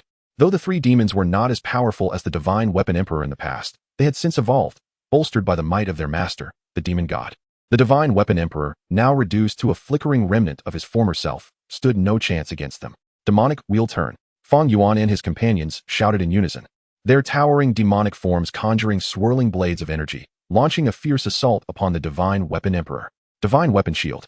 Upon seeing this, the divine weapon emperor's brow furrowed. With a forceful wave of his ancient hand, countless divine weapon phantoms coalesced, forming a thick shield before him. Bang! Shatter! However, within the magical wheel of the trio known as Xuantian, a terrifying malevolent aura surged forth. With a single strike, a massive crack appeared in the divine shield, ultimately shattering it and causing the remnants to fall upon the divine weapon emperor. Divine weapon emperor, senior. Upon witnessing this scene, the expressions of the gathered prodigies underwent a dramatic transformation.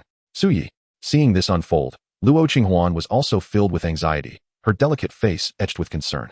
Luo girl, leave it to your brother Yi, Su Yi declared, his eyes brimming with murderous intent, disregarding the gentle imperial might of the divine weapon emperor that sought to halt his hand. He could not merely stand by and watch as his old friend's soul was enslaved, doomed to eternal suffering. Cough, cough. Who would have thought that the three old dogs harbored such deep hatred for Su Yi? They were willing to risk exposure to siphon even a wisp of demonic energy from him.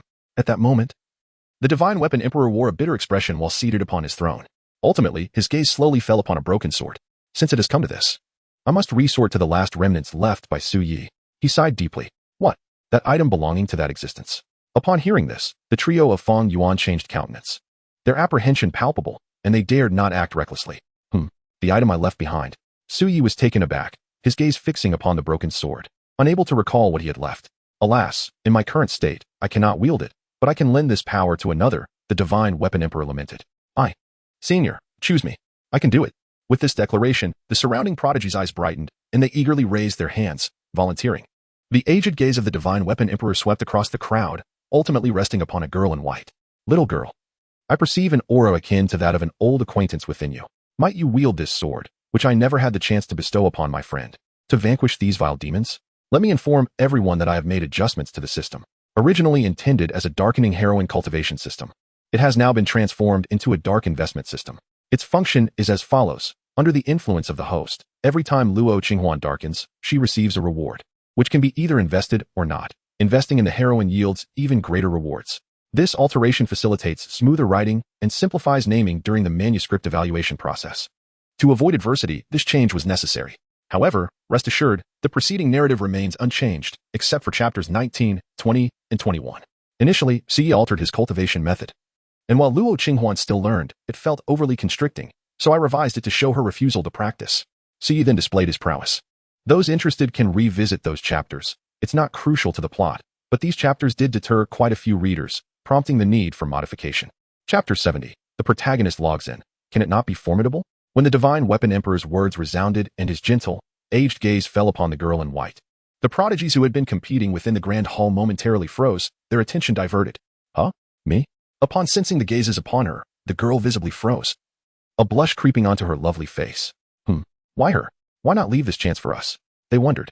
Moreover, if it was about shouldering the power of the Divine Weapon Emperor, shouldn't the one with the highest realm and greatest strength be chosen? Why her? Observing this scene, the prodigies cast envious and perplexed glances. The Divine Weapon Emperor achieved his status through the essence of weaponry. She alone can comprehend 10 sacred artifacts. Can any of you?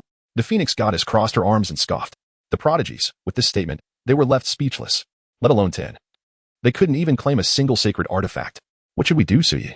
At this moment, the girl finally snapped out of her stupor and quietly inquired of the soul residing deep within her. It's fine, Luo girl, let your brother Yi step in. Suyi gently shook his head. He too was eager to discover the true nature of the last remnant the Divine Weapon Emperor spoke of. The girl obediently nodded. Then, unnoticed by anyone, the formerly gentle glimmer in her eyes abruptly transformed, becoming cold and composed. The Divine Weapon Emperor, with a grand gesture, summoned the rusted broken sword from beside his skeletal remains. He gazed at the sword and sighed. This sword is perhaps the strongest divine weapon I ever forged. The strongest? The prodigies glanced at the broken sword, momentarily taken aback. This sword, corroded and incomplete, lacked even a wisp of weapon intent. How could it be deemed his greatest creation? What a pity, that lad departed so hastily, leaving this sword behind. Had my forging skills been a touch stronger back then, perhaps in that dreadful imperial battle on the path to divinity, I could have aided that lad. The Divine Weapon Emperor sighed, his tone laced with self-reproach. Then, with a wave of his hand, the broken sword flew before Luo Qinghuan. Child, I see in you the bearing of an old friend. This broken sword contains a fragment of my friend's essence. Its original purpose was for our protection, but I believe that lad, being so extraordinary, would not perish so easily.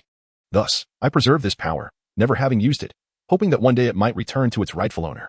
The Divine Weapon Emperor sighed, his gaze unwaveringly fixed upon Luo Qinghuan. In the eyes of the onlookers, the Divine Weapon Emperor appeared to converse with a long-lost friend.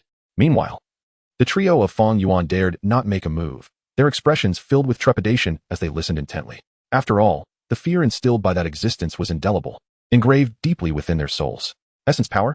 Suyi furrowed his brow, raising his hand to grasp the broken sword, instantly feeling an incredibly familiar aura. In that moment, he comprehended the nature of this so-called power. Prior to entering the ancient path to divinity, he had been concerned for his friends and had bestowed upon them a fragment of his essence, originally intended for their protection. Yet, he never anticipated that even before his demise, the Divine Weapon Emperor had chosen not to wield this power, merely believing the lad would not easily fall. This essence power could still aid him. This stubborn old man, even facing death, still worried for others? Though Suyi's words were admonishing, a smile tugged at the corners of his mouth. To have such a friend in this life, he felt his previous existence had not been in vain. Meanwhile, the petite spirit in white within the depths of his soul was already weeping uncontrollably. Wah, the Divine Weapon Emperor is truly a good person. All right, my dear. Feel the power within this broken sword with your heart. Fear not, I shall lend you a helping hand. The Divine Weapon Emperor inhaled deeply, his expression gradually turning grave. In that moment, under the watchful eyes of the crowd, the young girl nodded coolly, extending her jade-like hand to grasp the broken sword. Could she truly wield it?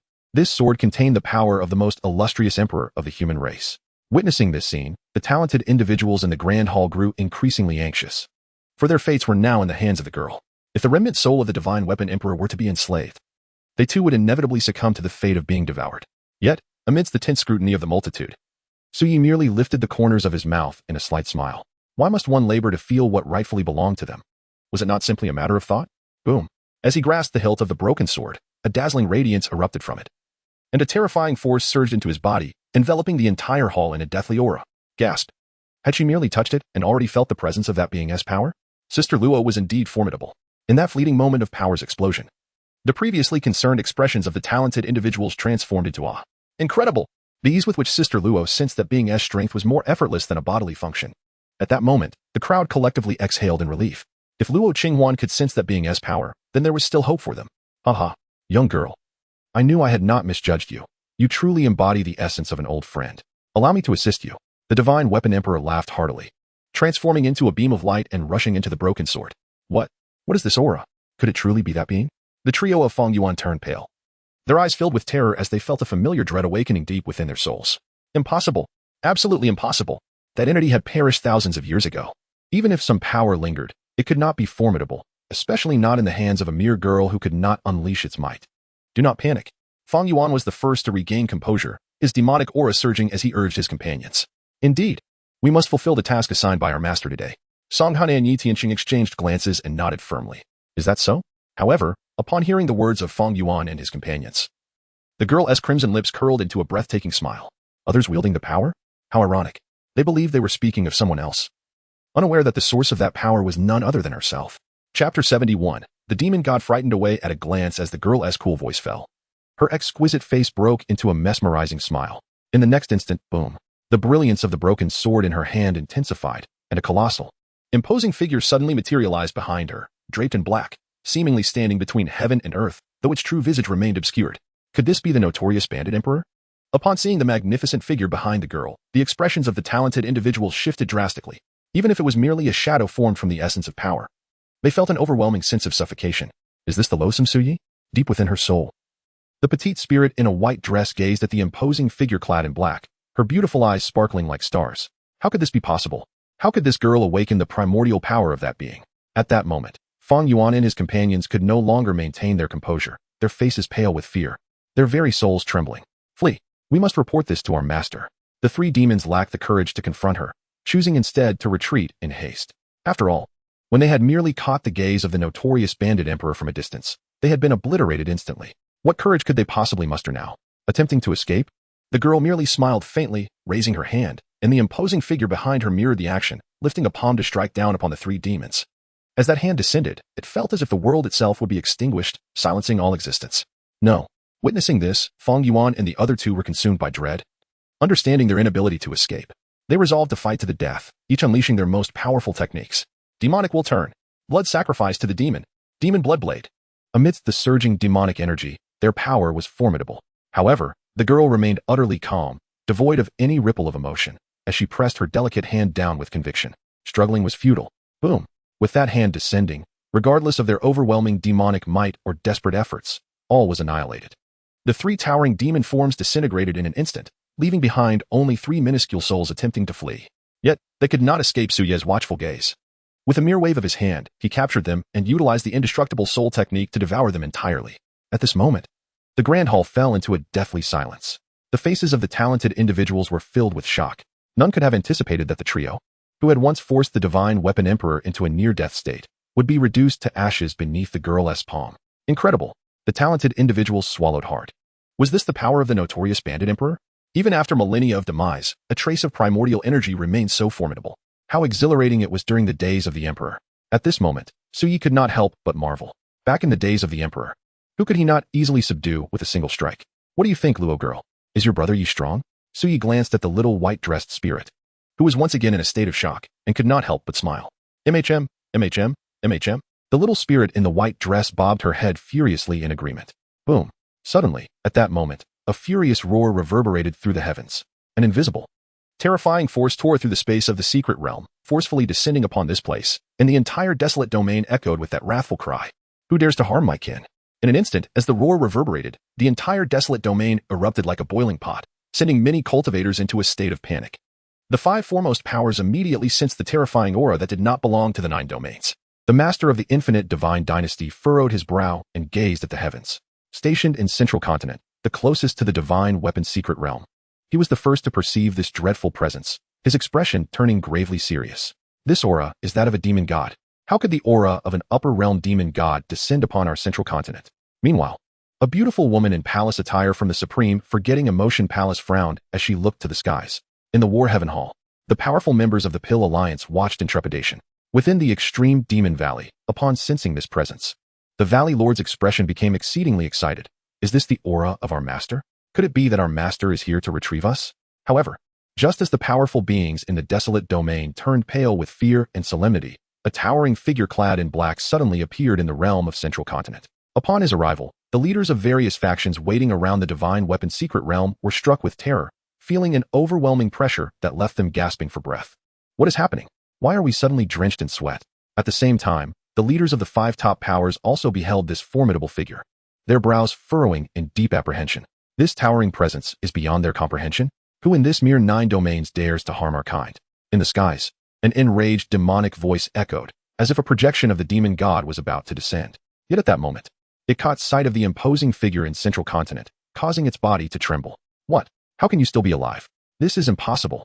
In the next moment, with that incredulous and astonished voice, the demonic shadow dissipated without a trace, the heavens returning to tranquility, as if nothing had transpired. Observing this scene, the factions of the desolate domain were left in disbelief. Did it flee? The demon god merely glanced, and then ran away? Who exactly is this towering figure? The Valley Lord of Extreme Demon Valley mused. Your master has retracted a projection of the demon god. Huh, who is that? Simultaneously, the master of the infinite divine dynasty, closest to the divine weapon secret realm, paused in surprise, seemingly having noticed that beneath the towering figure stood a petite silhouette. Is that a girl? In the divine weapon secret realm, an unexpected revelation struck. This old dog has become a deity, yet remains this timid. As the towering figure faded, Suyi cast a glance at the heavens and couldn't help but scoff. That projection of the demon god must belong to one of the 3 demon emperors who survived back then. It seems they are faring quite well in the upper realm. Otherwise, how could they so casually project a demon god's image into the 9 domains? Nevertheless, after such a commotion, they should think twice before carelessly descending with a demon god's projection again. I shall grant you a brief respite. Once I ascend to the upper realm, it will be the end for you old dogs. Chapter 72. Are you Su Xiazi? What was that just now?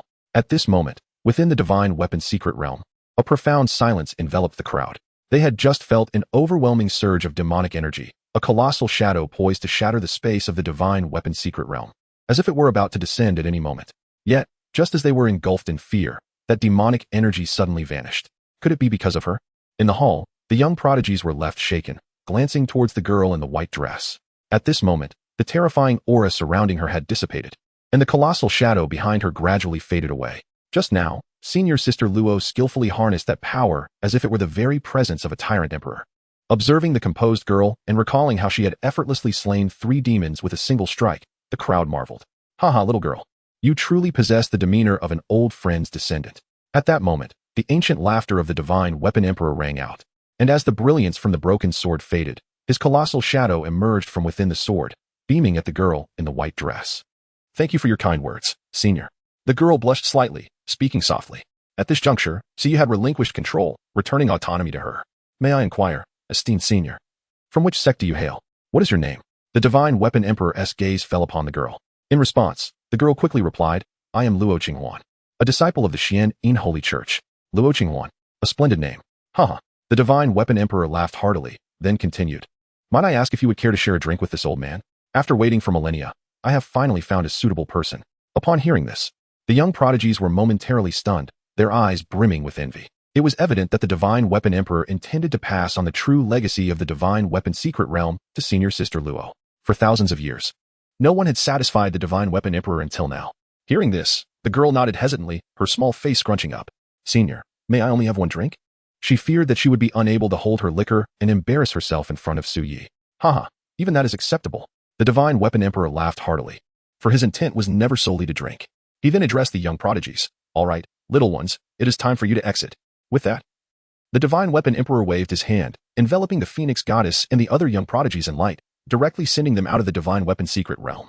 Meanwhile, as the young prodigies emerged, the leaders of various factions awaiting outside the secret realm turned their gazes toward them. What has transpired within the secret realm?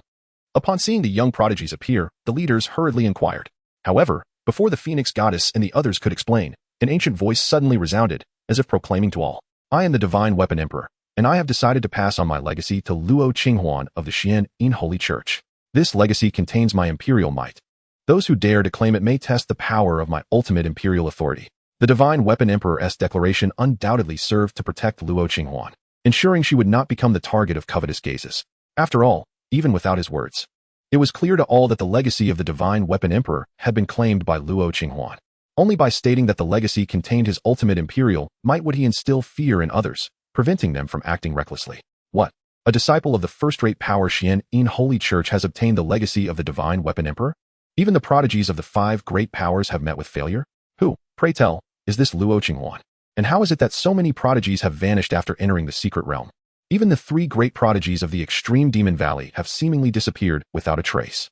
At that moment, upon hearing the words of the divine weapon emperor, the expressions of the crowd shifted dramatically, their eyes filled with astonishment. What? The girl Qinghuan has obtained the legacy of the divine weapon emperor? The grand elder of Xuantian was taken aback, disbelief etched across his features. Phoenix goddess, what on earth is happening? An elderly matron from the Supreme Forgetting Emotion Palace furrowed her brow, casting a puzzled glance at the Phoenix goddess clad in red, hastily inquiring. Great elder. It is as follows, the Phoenix goddess replied, crossing her arms and recounting the events that transpired within the secret realm. As her words gradually settled, the faces of those present became increasingly grave. What? The legendary heavenly demon clan has possessed the 3 prodigies of the extreme demon valley. With the aid of the divine weapon emperor, did Luo Qinghuan comprehend the primal power of the bandit emperor and vanquish those 3 demons? As the name of the bandit emperor echoed in the air, the crowd's expressions turned serious. The weight of the reputation of the most illustrious emperor of humanity thousands of years prior not lost on them. Yet, no one anticipated that the girl could fathom the essence of such an existence. Who would have thought that our Xuantian holy sect could produce such a prodigy? The grand elder of Xuantian laughed heartily, his spirits soaring. Underworld, Han Feng. So, was my demise in vain? Meanwhile, within the divine weapon secret realm, the divine weapon emperor waved his hand, and the surrounding scenery began to transform. The grand hall that once stood vanished, revealing a secluded courtyard before the two. Within the courtyard, there was a stone table, upon which rested 2 wine cups. However, the divine weapon emperor had replaced the wine with tea. Come, Qinghuan, take a seat. The divine weapon emperor beckoned, resembling an ordinary elder, pouring a cup of tea for the young girl. Thank you, esteemed elder, she replied, sitting obediently, cradling the teacup in her hands and sipping delicately. Instantly, a subtle fragrance lingered upon her lips. Delicious, a glimmer of delight sparkled in her beautiful eyes. You truly resemble that lad, both fond of the pure tea brewed by this old man, the divine weapon emperor chuckled. Do I resemble the odious Suyi? She blinked, pouting slightly. Not at all. He bullies me daily, while I do not dare to offend Suyu. By the way, Luo Qinghuan seemed to recall something. Placing down her teacup and gazing at the divine weapon emperor. You often say I have the appearance of an old friend. May I ask where this resemblance lies? While the divine weapon emperor pondered for a moment, then pointed to the storage ring adorning the girl's delicate hand. If I am not mistaken, that ring should contain all the divine weapons from my secret realm, correct? That lad, when he first met me, also treated this place as a treasure trove. Upon hearing this, the girl's cheeks flushed, feeling somewhat embarrassed. Alas, it is a pity that lad, in his arrogance, insisted on confronting the 10 great emperors. I warned him repeatedly against it, but he refused to listen. The divine weapon emperor sighed. Old man of divine weaponry, do you only prepare 2 cups? Do you not intend to invite me, your old friend, to share a drink? However, at that moment, a playful voice emerged from the courtyard. The divine weapon emperor was momentarily taken aback, glancing at the girl. She covered her mouth and shook her head. It wasn't me. The next instant, a dark soul spirit slowly materialized behind the girl, seemingly gazing at the divine weapon emperor with a smile. You are Suyi. At that moment, upon seeing the dark soul spirit, the divine weapon emperor was stunned, his eyes brimming with moisture, despite the soul spirit appearing as a haze, obscuring its features. The familiar voice and aura unmistakably confirmed that this was his long-awaited old friend, the most illustrious emperor of humanity from thousands of years ago, Bandit Emperor, Suyi. I knew it. I knew you hadn't perished. The divine weapon emperor laughed uproariously, a joyous tone permeating his words as his eyes grew even more misty. Oh, how did you know I was still alive? Suyi chuckled, regarding the divine weapon emperor. There's an old saying, a calamity leaves a lingering stench for eternity. With a troublemaker like you rampaging through the 9 domains, even a legacy of 100,000 or 1,000,000 years would seem too little. The divine weapon emperor laughed heartily. A calamity to the 9 domains? How can that be? Suyi raised an eyebrow, grinning as he shook his head. Borrowing their treasures merely aids them in honing their skills. You rascal. The divine weapon emperor shook his head. And what of your recent escapade at the divine pill hall? Robbing them of their freshly forged emperor pills? Their alchemy skills are utterly lacking. I was merely helping them improve, Suyi replied nonchalantly. And then you turned around and resold them at a high price. What do you call that? A service fee, Suyi stated casually. The girl, who had been listening to their banter, couldn't help but giggle, delicately sipping her tea. By the way, Suyi, what is the meaning of this? How did you emerge from this young girl's body? The divine weapon emperor, unable to counter him, shifted the topic, glancing at the obedient girl with a slight frown. What is your current state? It's a long story. Luo Qinghuan and I are currently in a dual soul state. I can take over her body. The recent defeat of the 3 demons was my doing, Suyi briefly explained. I see, the divine weapon emperor mused, then furrowed his brow, speaking solemnly. If two souls share one body, you might seek out your senior sister Mu. Perhaps she could assist in reconstructing your physical form. Senior sister Mu? Su Yi was momentarily stunned, a gentle figure slowly materializing in his mind. Mu Wanqing, the most skilled alchemist in the Heavenly Palace, aside from himself. After crossing over, he had fought hard to join a sect known as the Heavenly Palace, which was unlike other sects in that it consisted of only a few dozen members. Being the youngest, he was affectionately referred to as the little junior brother. His seniors treated him with great kindness, and to him, they were akin to family. Have they not ascended to the higher realm? Su furrowed his brow. Thousands of years ago, on the ancient path to divinity, only he, a prodigy, had attained the status of a 9 Tribulations Emperor, while some old acquaintances, including the Divine Weapon Emperor, had merely reached the level of a 1 Tribulations Emperor. The disparity in power was vast, akin to a chasm, with each tribulation marking a significant difference in strength. They had ventured into the ancient path to divinity, but it was exceedingly difficult for them to emerge from it. Ultimately, he was the only one among his former companions who ventured forth alone, ultimately perishing in battle against 10 demon emperors along the ancient path. Yet, thousands of years had passed, and they should have all ascended to the rank of 9 Tribulations Emperor and entered the ancient path to divinity. However, according to the Divine Weapon Emperor, it seemed that the seniors from the Heavenly Palace had not ascended to the upper realms. Could it be that something had gone awry? Contemplating this, Su Yi felt a twinge of concern. The subsequent words of the Divine Weapon Emperor only deepened his frown. They had indeed ventured into the ancient path to divinity, yet they had all departed halfway through. What? Departed midway? Su Yi was momentarily taken aback, his brow knitted tightly. The implications of abandoning the ancient path midway were grave. Not only would one have to bear the terrifying consequences of fate, but their cultivation and lifespan would also suffer significant damage. Most critically, once one gave up, there would be no hope of ascending to the upper realms, breaking the Emperor's shackles to become divine. Ascending to divinity had always been the ultimate goal of all cultivators in the Xuantian continent. Those who could enter the ancient path to divinity were almost on the threshold of achieving this goal. Yet it was unimaginable that his seniors from the Heavenly Palace would opt to abandon their quest halfway. At that moment, Su Ye's expression shifted, and he suddenly grasped the situation. The Divine Weapon Emperor sighed and spoke solemnly. During the tens of thousands of years of your demise, the people of the Heavenly Palace have never ceased in their search for a way to resurrect you. They all possess your primordial power. And should they find a fragment of your lingering soul, there may be a chance. Since you fell on the ancient path to divinity, your residual soul is destined to be scattered along that path. Thus, whenever the ancient path to divinity opens, someone from the Heavenly Palace will step forth, traverse the path, and then bear the consequences, departing midway, not for the sake of becoming divine, but to seek a fragment of your residual soul and bring their junior brother back. Upon hearing this, Su Yi stood frozen in place, his expression exceedingly complex. Wu, Su Yi, your seniors are all doing well, a young girl beside him cried out. Deeply moved. How despicable. Who puts a knife in someone's tea? The Divine Weapon Emperor lamented. It's a pity that those 3 old dogs completely annihilated your soul when ascending to the upper realms. And the people of the Heavenly Palace have thus far gained nothing. Su Yi remained silent for a long time before regaining his composure. This bond of friendship was indeed profound. By the way, Divine Weapon Old Man, you didn't also enter the ancient path to divinity, did you? Su Yi inquired, his brow furrowing as he fixed his gaze on the elderly man with white hair before him. What? Do you look down upon me, old man?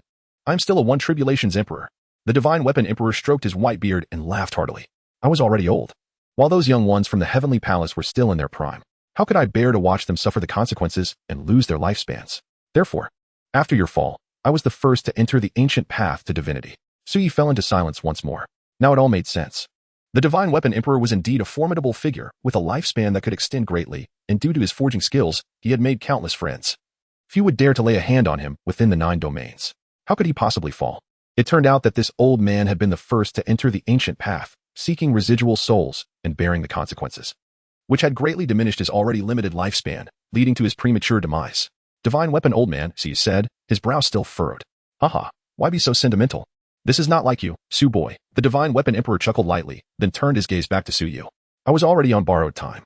Whether I died sooner or later, it was inevitable. It was better to die for a cause. At the very least, I knew that you, my boy, were not dead. By the way, what did that Feng Yuan possessed demon mean by those who are dead, those who escape will escape, and those who are injured will be injured? Recalling something, Su Yu quickly asked, the Heavenly Palace has long since fallen. Upon hearing Su Ye's words, the Divine Weapon Emperor sighed and slowly explained, after your fall, the 3 great demon emperors ascended to the upper realms, and with their assistance, the Heavenly Demon Clan, which you had once eradicated, found a chance to revive. Naturally, the people of the Heavenly Palace could not sit idly by and watch. However, having left the ancient path to divinity midway, not only did their cultivation suffer, but they also had to bear the consequences of fate. Over time, they could not match the Heavenly Demon Clan, which had the support of the upper realm's demon gods, leading to the gradual decline of the heavenly palace. Thus, the people of the heavenly palace dispersed and hid in various corners of the 9 domains, waiting for an opportunity to revive you. Meanwhile, the heavenly demon clan has established their own forces across the 9 domains, aiming to eradicate all remnants of the heavenly palace. Chapter 74. With them here, the future of the 9 domains should be quite spectacular. As the divine weapon emperor's words fell, Su Ye's countenance had already darkened significantly. His eyes filled with a chilling, murderous intent. The heavenly demon clan was truly detestable.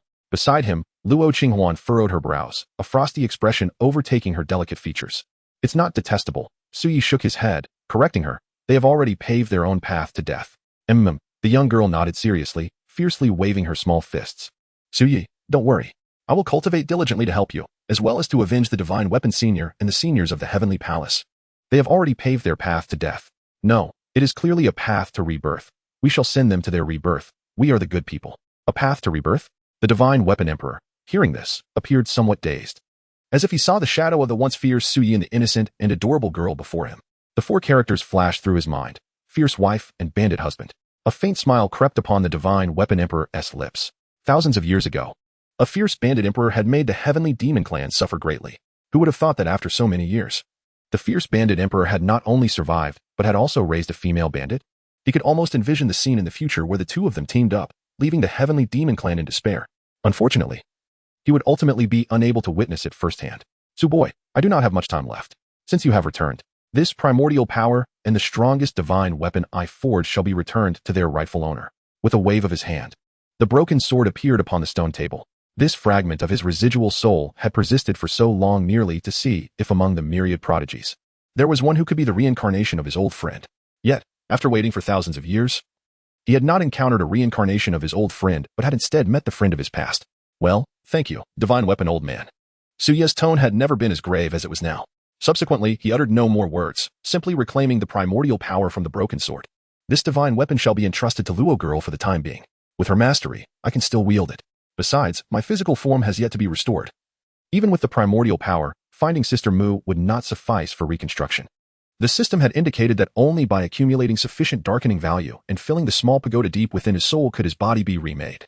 Clearly, the process of bodily reconstruction was far from simple. Upon hearing this, the divine weapon emperor furrowed his brow but chose not to elaborate further. He had not anticipated that Su Ye's physical restoration would be so challenging. Old man, assist me in safeguarding my path while I absorb this primordial power, Su Yi requested. He then ceased speaking, sitting cross-legged and beginning to absorb the primordial energy that rightfully belonged to him. The debts owed to the divine weapon emperor and the celestial beings were too weighty to express in mere words. His intentions were straightforward: to reclaim his former glory, to grow stronger, to obliterate malevolence, and to rectify the karmic repercussions stemming from his actions. You little rascal, do you truly consider me your servant? The divine weapon emperor chided with a chuckle, yet his hands did not falter. With a wave, an overwhelming imperial might enveloped Su Ye's dark soul, shielding him. Meanwhile, Luo Qinghuan, observing the scene, stealthily approached. Qinghuan, are you perhaps curious about some of Su Ye's exploits? The divine weapon emperor smiled knowingly at the girl who had drawn near. She nodded enthusiastically. Well, the divine weapon emperor chuckled, proceeding to recount the events of Su Ye's past. As the girl listened, her beautiful eyes sparkled with increasing brilliance. By the way, senior divine weapon, at this moment, Luo Qinghuan seemed to recall something. Her gaze fell upon Su Yi, who was seated cross-legged in a darkened state, and after a moment's hesitation, she bit her lip and asked, "Is Su Yi handsome?" Once she spoke, the girl appeared to realize her question might be inappropriate, hastily adding, "Senior divine weapon. Please don't misunderstand. I am simply curious. That rascal Su Yi claims to be handsome, and I am merely intrigued." After speaking, her cheeks flushed crimson. Very well. Her feeble explanation was such that even she could scarcely believe it. I understand, Qinghuan. The divine weapon emperor laughed heartily before continuing in his prime. Su Yi was renowned as the most handsome man across the 9 regions. Though I am reluctant to admit it, I must concede that even in my youth, I could not compare to his looks. For a man to acknowledge another's handsomeness speaks volumes of Su Ye's allure. Back then, not only the celestial beauties but also the saintly maidens of various sacred grounds and the empresses of divine dynasties were among his admirers. Truly a remarkable fate. As he spoke, the divine weapon emperor sighed with envy. "Humph, a fickle-hearted rogue," the girl pouted, letting out a soft huff. "Not at all." The divine weapon emperor replied with a smile and a shake of his head. Su Yi has always been one to decline such advances. Does this scoundrel truly refuse? The girl blinked her beautiful eyes. Su Yi, the rascal, bullied her daily and took advantage of her. He was indeed a rogue. Would he really turn down the affections of those saintly maidens and empresses? Indeed, the divine weapon emperor nodded with a smile. Siyu stated that if he were to take them as partners, he would no longer have a legitimate reason to plunder their sections. Luo Qinghuan, what does Siyu look like? Senior, could you show me a portrait? Well, it's better to wait until this lad has reshaped his body. Then you can see for yourself, the divine weapon emperor chuckled. He then handed the broken sword on the stone table to the girl. This sword, which was meant for Su, I entrust to you for safekeeping. Me? The girl hesitated, aware that this was a divine weapon crafted for the esteemed Suyu. Take it. Little girl, the divine weapon emperor smiled. Su trusts you, and so I shall trust you without hesitation. Thank you, senior. The girl nodded gently, no longer hesitating. Accepting the broken sword. Do not be misled by its dilapidated appearance. It simply lacks a master. My dear, if you attune yourself to the sword's essence, its form can transform. The divine weapon emperor elucidated. Now, begin your comprehension. The girl nodded lightly, cradling the broken sword beside Su Yi. Then closed her eyes in deep concentration. Meanwhile, the divine weapon emperor observed the two in their meditative state, took a sip of tea, and remarked with a faint smile. With them around, the future of the 9 domains should be quite fascinating. Wouldn't you agree? Chapter 75. Old friends eventually fade. Yet brother Yu will leave a hand at this moment. Siyu was oblivious to the happenings outside, still absorbing a fragment of his original power. Though millennia had passed, this essence of power, albeit diminished, still belonged to him and aided him in regaining his peak strength. To his surprise, he discovered that this essence contained the laws he had previously grasped. Siyu murmured, contemplating the dark essence, feeling a chilling aura emanating from it. This is the laws of heaven and earth, the essence of death. Without further ado, Siyu chose to devour this deathly aura, along with the 3 demonic souls he had just consumed through the undying soul technique. Regrettably, these demonic souls were weak, their strength granted by the demon god. Host has absorbed original essence, gaining mastery over the laws of death. Host has consumed souls, elevating soul realm once more. Current realm, 2 stars of the great power stage. As the system's voice echoed in his mind, a glimmer of joy sparked in Suye's eyes. In my previous life, I barely approached the threshold of the laws of heaven and earth at the emperor stage. I never expected to grasp the power of death so swiftly in this life. If I can recover the remaining essence, my strength will only grow. It seemed that aside from gradually corrupting and investing in Luo Qinghuan, he now had another goal, to locate his former brothers and sisters from the Celestial Palace, reclaiming the original essence to help them eliminate the karmic repercussions caused by him. Siyu took a deep breath and slowly opened his eyes, only to find the girl beside him cradling the broken sword with her eyes tightly shut. Have you finished absorbing? Upon seeing him open his eyes, the divine weapon emperor's gaze shifted toward him. Yes, Siyu nodded. Young lad. It is best not to reveal this fragment of your soul lightly, the divine weapon emperor cautioned gravely. You are no longer as you were. If those 3 old hounds learn you are alive, they will stop at nothing to eradicate you completely. Understood, Siyu replied with a slight nod. He was acutely aware of this. Yet, he would not remain idle. Since those 3 old hounds sought to extend their reach across the 9 domains to hunt his brothers and sisters, he would methodically sever their grasp. All right. Once Qinghuan comprehends this divine weapon, you may leave. However, it seems you possess a damaged imperial artifact. While I still draw breath, hand it to me, and I shall help you restore it. The divine weapon emperor regarded Suyu with a smile. Is it the Kunlun mirror? Siyu suddenly recalled that he had a powerful being capable of repairing the damaged Kunlun mirror right here. Without hesitation, he retrieved the Kunlun mirror and handed it to the divine weapon emperor. Meanwhile, in the upper realm, within the demon god domain. What? Third brother? Are you saying that fellow is not dead? How is that possible?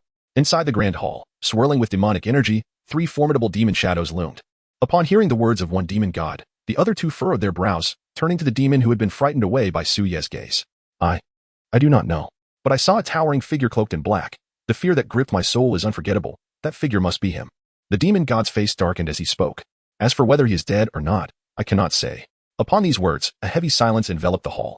After a tense pause, the other 2 demon gods finally spoke. Regardless of its truth, we must take this seriously. Inform the 9 domains to keep a close watch on this matter. If that fellow has truly been reborn, we must eradicate him at all costs. Clearly, the terror Suyu had instilled in them lingered, indelible even after their ascension to godhood. Back in the divine weapon secret realm. All right, young lad. I have restored your imperial artifact. As for its capabilities, you will discover them in due time. As the radiant light dissipated from the Kunlun mirror, the divine weapon emperor returned it to Su Yi. Thank you, divine weapon elder. Siyu accepted it, smiling warmly at the divine weapon emperor. Just as he was about to examine the restored Kunlun mirror for its capabilities, he suddenly noticed the broken sword in the girl's embrace radiating brilliant golden light, accompanied by the faint sound of dragon roars. It seems Qinghuan is nearing the end of her comprehension. Witnessing this scene, the divine weapon emperor chuckled. Is that sword the legendary divine sword Luo Qinghuan? Did you forge it, divine weapon elder? Siyu was momentarily taken aback, gazing at the luminous sword in the girl's arms, echoing with dragon roars. Just a stroke of luck, the divine weapon emperor replied kindly. Did you not say that a demonic dragon bullied you in the abyss of oblivion? I went there with your master brother and dealt with that dragon. turning its essence into a sword. Suyi, that indeed happened. At that time, he was merely at the reincarnation stage, while the demonic dragon was of Emperor stage strength. When he sought revenge at the Emperor stage, he found that the dragon had already been transformed into a sword by the divine weapon Emperor. However, my abilities are limited. I could not forge a true divine artifact. Merely a semi-divine weapon, but it possesses a unique trait. The stronger its master, the stronger the Luo Qinghuan sword becomes. I hope you and this girl can make the Luo Qinghuan sword renowned throughout the celestial realm. The divine weapon Emperor chuckled, preparing for his final farewell. Well then, young Su, I can no longer hold on to this last remnant of my soul. I shall not wait for the young girl to finish, lest it brings her sorrow. In any case, knowing that you are still alive fulfills my greatest wish. After my spirit dissipates, this secret realm will endure for a while longer. Farewell. With those words, the divine weapon Emperor smiled and waved at Su Yi, his soul gradually transforming into countless specks of golden light, slowly dispersing. Witnessing this scene, Su Yi remained silent, simply watching. Su Yi, senior divine weapon, I am well. As the young girl opened her eyes, eager to showcase the Luo Qinghuan sword to the two, she realized that aside from Su Yi, the elder's figure had vanished, leaving her momentarily stunned. Where is senior divine weapon? The young girl hesitated. Though she already had an inkling of the answer, she could not help but inquire. The last remnant of the elder's soul has dissipated, Su Yi replied calmly. The girl fell silent, her eyes gradually glistening with tears. However, at that moment, Su Yi continued, raising his hand to reveal a wisp of golden aura. The elder has preserved my primordial power for thousands of years. It would not be unreasonable for me to retain a fragment of his soul's essence. Is this the soul's essence of senior divine weapon? Upon hearing Su Ye's words, Luo Qinghuan could not help but gaze at the golden aura in his hand, asking, with this fragment of soul's essence, can we revive senior divine weapon? Perhaps. Su Yi shook his head, uncertain about the possibility of reviving the divine weapon Emperor. Yet it was better than simply watching a dear friend fade away in sacrifice. The girl fell silent for a moment, then clenched her small fist, her face brimming with determination. All right, Luo Qinghuan, let us depart. Su Yi carefully stored the fragment of soul's essence, and soon, his dark spirit returned to Luo Qinghuan's body as he spoke. This journey in the divine weapon secret realm has yielded quite a harvest. Luo Qinghuan not only acquired the semi-divine weapon, the Luo Qinghuan sword, but also experienced a breakthrough in her power, ascending to the realm of creation. In the process, she absorbed her own essence, transcending into the great being stage while mastering the laws of death. Most importantly, she became aware of the sacrifices made by the celestial beings in the heavenly palace for her benefit. With a nod, the young woman secured the Luo Qinghuan sword and turned to depart. Outside the divine weapon secret realm, a multitude of cultivators from various factions remained in place, evidently eager to witness the grandeur of the young woman from the Xuantian sacred cult, who had garnered the approval of the divine weapon Emperor. After all, throughout the millennia, countless prodigies had ventured into the secret realm, yet none had ever achieved such recognition, highlighting the terrifying talent of this maiden. Suddenly, a resounding sword cry echoed through the heavens. What is happening? The crowd turned their gazes to the magnificent sword, towering 100 feet into the sky, which at that moment emitted a piercing cry before disintegrating into countless golden specks. This signified the final remnants of the divine weapon Emperor's soul had dissipated, indicating that the sister from the Xuantian sacred cult had comprehended the Emperor's legacy. Whispers filled the air. Simultaneously, as the golden specks faded, a young woman clad in a flowing white dress appeared before the crowd. Qinghuan. Upon her appearance, the Grand Elder Xuanming's eyes lit up with joy. Is this indeed Luo Qinghuan? A beauty of unparalleled grace, truly a celestial marvel. Who would have thought the Xuantian sacred cult possessed such an extraordinary gem? Not only is Sister Luo beautiful, but her strength is formidable. One could only dream of basking in her splendor. It remains uncertain who will ultimately win her favor. As the crowd beheld the enchanting figure in white, their gazes froze, utterly captivated by her stunning beauty. Qinghuan, over here. The Grand Elder Xuanming beckoned her. Upon her approach, he hesitated, realizing, where is Han Feng? Initially, he assumed Han Feng was still within the secret realm waiting for Luo Qinghuan. At the mention of Han Feng, Luo Qinghuan slightly turned her head and replied, Senior brother Han Feng perished after forcing himself to comprehend the holy artifact, resulting in a backlash. What? Upon hearing this, the Grand Elder Xuanming's brows furrowed tightly, and he let out a long sigh. Though I suspected that boy's temperament would lead him to trouble, I did not expect it to happen so suddenly. Alas, it was his fate. After a moment of reflection, the Grand Elder turned to Luo Qinghuan, his expression serious as he asked, Qinghuan, have you truly comprehended the legacy of the divine weapon Emperor? As soon as this question was posed, the eyes of the surrounding powerful figures focused intently on her. The young woman nodded gently, acknowledging the truth of his inquiry. After all, the divine weapon Emperor had already stated as much, leaving no room for denial.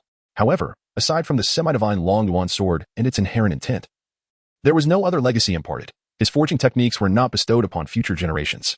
According to the words of the somewhat cynical Su Yi, While the world claimed that the Divine Weapon Emperor's forging skills were unparalleled across the 9 domains, the Emperor himself did not share this sentiment. He believed his techniques lacked refinement. Had he been the indisputable best, he would have forged the Luo Qinghuan sword for Xuyu before his ascent on the path to divinity. Thus, the Divine Weapon Emperor refrained from passing down his forging skills. In his own words, if I were to bequeath my forging techniques to future generations, they would come to believe this is the pinnacle of forging, setting their sights only on my methods instead of striving to surpass them. Gasped. Could it be that she genuinely mastered them? Does this imply that the prodigies who entered the secret realm over the millennia were outshone by a mere girl? Hearing this, the powerful figures could not help but gasp, their eyes shining with fervor as they gazed at Luo Qinghuan. If they could cultivate a good relationship with her now, would she not be able to assist them in forging divine weapons in the future? Little girl, why not demonstrate the legacy bestowed upon you by the Divine Weapon Emperor for us to witness? It would certainly be a treat for our eyes.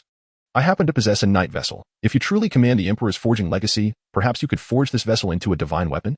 Just then, a leader from a first-rate faction could no longer contain his curiosity. Indeed, we too wish to behold the forging prowess of the Divine Weapon Emperor. The crowd echoed in agreement. The Grand Elder Xianming frowned but found it difficult to refuse the request on behalf of Luo Qinghuan. As these influential figures were of significant standing, and offending them would not bode well for the Xuantian sacred cult. Feeling the weight of the gazes upon her, Luo Qinghuan's brows furrowed slightly, her previously lively demeanor turning cold. Oh, it seems to be the first time I've seen such an expression on the young lady's face. In his mind, upon witnessing her icy demeanor, Xuyu rested his chin on his hand, adopting a posture of casual amusement. The forging techniques of the Divine Weapon Emperor were not mere entertainment or a spectacle for the masses, let alone for the forging of a night vessel. Esteemed elder, are you belittling the forging legacy of the Divine Weapon Emperor? The young woman raised her exquisite eyes, her expression devoid of tension as she gazed at all present. Her red lips parting as she spoke in a chilling tone. She had witnessed the remorse of the Divine Weapon Emperor for his inability to assist Xuyu due to the inadequacy of his own forging skills. She had also heard Xuyu recount how, when the Celestial Demon Clan threatened the entire 9 domains, the Emperor had forged countless protective divine weapons for the cultivators of the realms. In the Emperor's eyes, his forging techniques were a means of salvation. As the young woman's frigid words fell, an eerie silence enveloped the crowd. Many powerful figures regained their composure, embarrassment creeping onto their faces as they sheepishly averted their gazes. Perhaps Miss Qinghuan has a point. We may have been somewhat presumptuous. Indeed, the forging techniques of the Divine Weapon Emperor are a means of salvation. During the threat posed by the Celestial Demon Clan, he provided numerous cultivators with divine weapons for protection. Luo Qinghuan has undergone a transformation, rewarded with the divine weapon forging technique. Should one invest?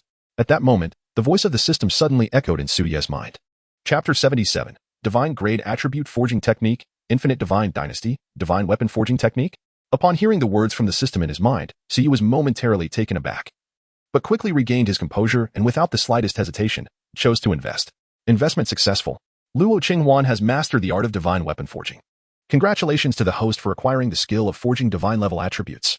Divine-level attribute forging. When forging a divine weapon, attributes may manifest, allowing the host to enhance the forged item with these attributes, which possess formidable effects. For instance, the one sword to seal the throat attribute, when applied to the Luo Qinghuan sword, enables the wielder to achieve a decisive strike against opponents whose realms differ by no more than 3 minor levels. In his mind, the system's voice resonated continuously. Oh, exclusive forging attributes? Upon hearing this and witnessing the system's detailed explanation, Xuyu's eyes gleamed with joy. If an invincible attribute could be attached, then wielding a divine weapon endowed with such an attribute would render one truly invincible, would it not? Certainly, the system replied, seemingly aware of Xuyu's thoughts.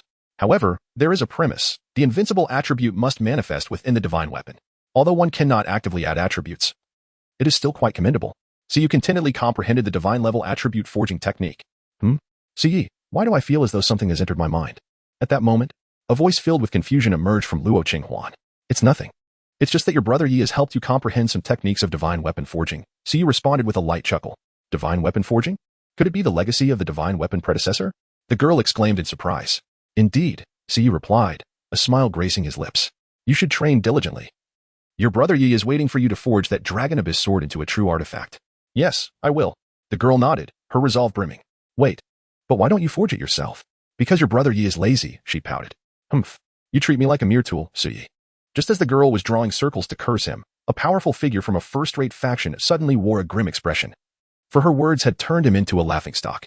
Xianming, is this how your Xuantian sacred sect teaches respect between juniors and elders? Such blatant disrespect. The powerful figure cast a disapproving glare at Elder Xianming. Elder Xianming furrowed his brow. However, before he could respond, the girl, with her delicate brows knitted, retorted mercilessly. Then what about this elder from the Fire Fist sect? Is this how the Fire Fist sect teaches you to disrespect the forging techniques of the divine weapon predecessor? Such blatant disrespect. Her words mirrored those of the Fire Fist sect strongman, possessing little lethality but immense insult, instantly reddening the face of the Fire Fist sect's elder. You audacious little girl. The elder's expression darkened, his aura surging as he prepared to act. Observing this, Elder Xianming stepped forward to shield Luo Qinghuan. Enough. At that moment, a voice brimming with authority resounded. Who dares to show disrespect to the divine weapon predecessor? In the next instant, as his voice fell, a terrifying imperial might descended upon the Fire Fist sect's elder, who had no time to scream before being crushed into a pulp. Gasped. Imperial might, an emperor-level powerhouse. The surrounding factions gasped in astonishment, their expressions shifting dramatically. An emperor had arrived. Who is this? Father? At that moment, a voice filled with surprise emerged from the crowd, Wu Jishanchao's third prince. Father, weren't you in seclusion? How did you suddenly appear here? Hearing this, the powerful figures present were taken aback. The only person capable of eliciting such a title from the third prince of Wu Jishanchao could only be one, the ruler of one of the 5 great factions. Emperor Tian. The powerful figures hurriedly looked up, spotting a man clad in a golden dragon robe, with sharp brows and starry eyes, exuding an air of authority, indeed. It was Emperor Tian. We pay our respects to the ruler of the Shenqiao. We pay our respects to the ruler of the Shenqiao. At this sight, everyone quickly bowed. Even the members of the Fire Fist sect, witnessing their own strongman being publicly killed, dared not breathe a word and followed suit. After all, this was an emperor-level powerhouse. Not only them, even if the leader of the Fire Fist sect were present, he would likely applaud and say it was well done. I sensed the commotion here and came out of seclusion, Emperor Tian said casually. His gaze fell upon the girl in the crowd. Assessing her as the imperial might gradually manifested. You are Luo Qinghuan?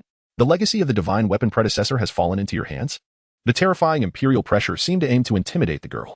Under such immense pressure, even Elder Xianming felt an overwhelming sense of dread. Girl, let your brother Yi take over. With her delicate brows slightly furrowed, the girl bit her silver teeth in determination, yet upon hearing those reassuring words, she quickly retreated into her soul space to observe discreetly. Yes, as Su Yi took over, the girl's expression subtly shifted. She raised her gaze, meeting Emperor Tian's eyes directly. Emperor Tian was momentarily taken aback, his heart racing. He had not anticipated that the girl would dare to meet his gaze and found no trace of fear in her eyes, which were as calm as still water. It was as if the girl before him were also an emperor, and perhaps an even stronger one. No wonder she is recognized by the divine weapon predecessor. I entrust the legacy of the divine weapon emperor to you, and I can rest assured. Soon after, Emperor Tian smiled with satisfaction, retracting his imperial might as he explained. This emperor received assistance from the divine weapon emperor a millennium ago, gradually expanding the Wu Jishanchao. Therefore, for the past millennium, after the divine weapon emperor fell in my central state, I have silently become the guardian of this place. Thus, I cannot allow the legacy of the divine weapon predecessor to fall into the hands of the mediocre. My earlier actions were merely a test for you, Miss Luo. I apologize. Upon hearing this, the powerful figures around could not help but gasp in astonishment. They had not anticipated that the girl had just completed Emperor Tian's trial without their knowledge. How could they know? Under the pressure of an emperor's might, they could not even lift their heads, let alone be aware of the girl's audacity to meet the emperor's gaze. The girl slightly nodded. This emperor has 2 matters to discuss. One is to test the successor of the divine weapon emperor, and the other is to request something from the successor. Emperor Tian continued slowly. The ruler of the Shenqiao, an emperor-level powerhouse, was actually seeking something from that young girl? Hearing Emperor Tian's words, the expressions of the powerful figure shifted slightly, for who could have imagined that such a powerful emperor would find himself in need of assistance? What is it? The girl raised her clear, cold eyes to gaze at Emperor Tian. When their eyes met, Emperor Tian found himself momentarily dazed. For reasons unknown, he felt a strange sensation, as if the girl before him were the true emperor, and he were the junior. No matter how he tried to convince himself of his own status, every time he looked into the girl's clear eyes, that sensation would resurface. What is happening? Why does this girl's gaze instill such fear in me? Emperor Tian's heart trembled. When he met the girl's gaze, he felt as though a towering figure clad in black was watching him from behind her. When you gaze at Miss Luo, your brother Yi is also watching you. The cold glint in Su Ye's eyes carried a hint of anger. When did a mere 6 calamity emperor dare to act so arrogantly? Since he has received the benevolence of the esteemed divine weapon ancestor, why must he exert pressure on the benefactor's descendant? Wouldn't that be rather inappropriate? Presently, he still possesses 2 cards of the emperor's strike. If necessary, he could clash with the emperor of the divine dynasty. While others might regard their trump cards as means of self-preservation, only to be employed in dire circumstances, for Su Yi, these cards serve a different purpose. They're instruments of intimidation. If he were to be humiliated, could he still be called the tyrant emperor? Upon hearing the young lady's words, Emperor Tian was momentarily taken aback. Strangely enough, instead of feeling angered by her reprimand, he found himself devoid of any irritation, as if her words had rendered him speechless. At that moment, onlookers perceived a scene reminiscent of a junior admonishing their elder, And, most strikingly, the junior was none other than the emperor of the divine dynasty. Emperor Tian. Su Yi exuded an aura of coolness. Witnessing this, the ethereal spirit clad in a delicate white dress could not help but widen her beautiful eyes, filled with admiration. Indeed, this emperor has not considered all aspects. I hope Miss Luo can forgive me. Emperor Tian finally spoke with a hint of contrition after a brief silence. For reasons unknown, an inexplicable sense of dread began to creep into his heart.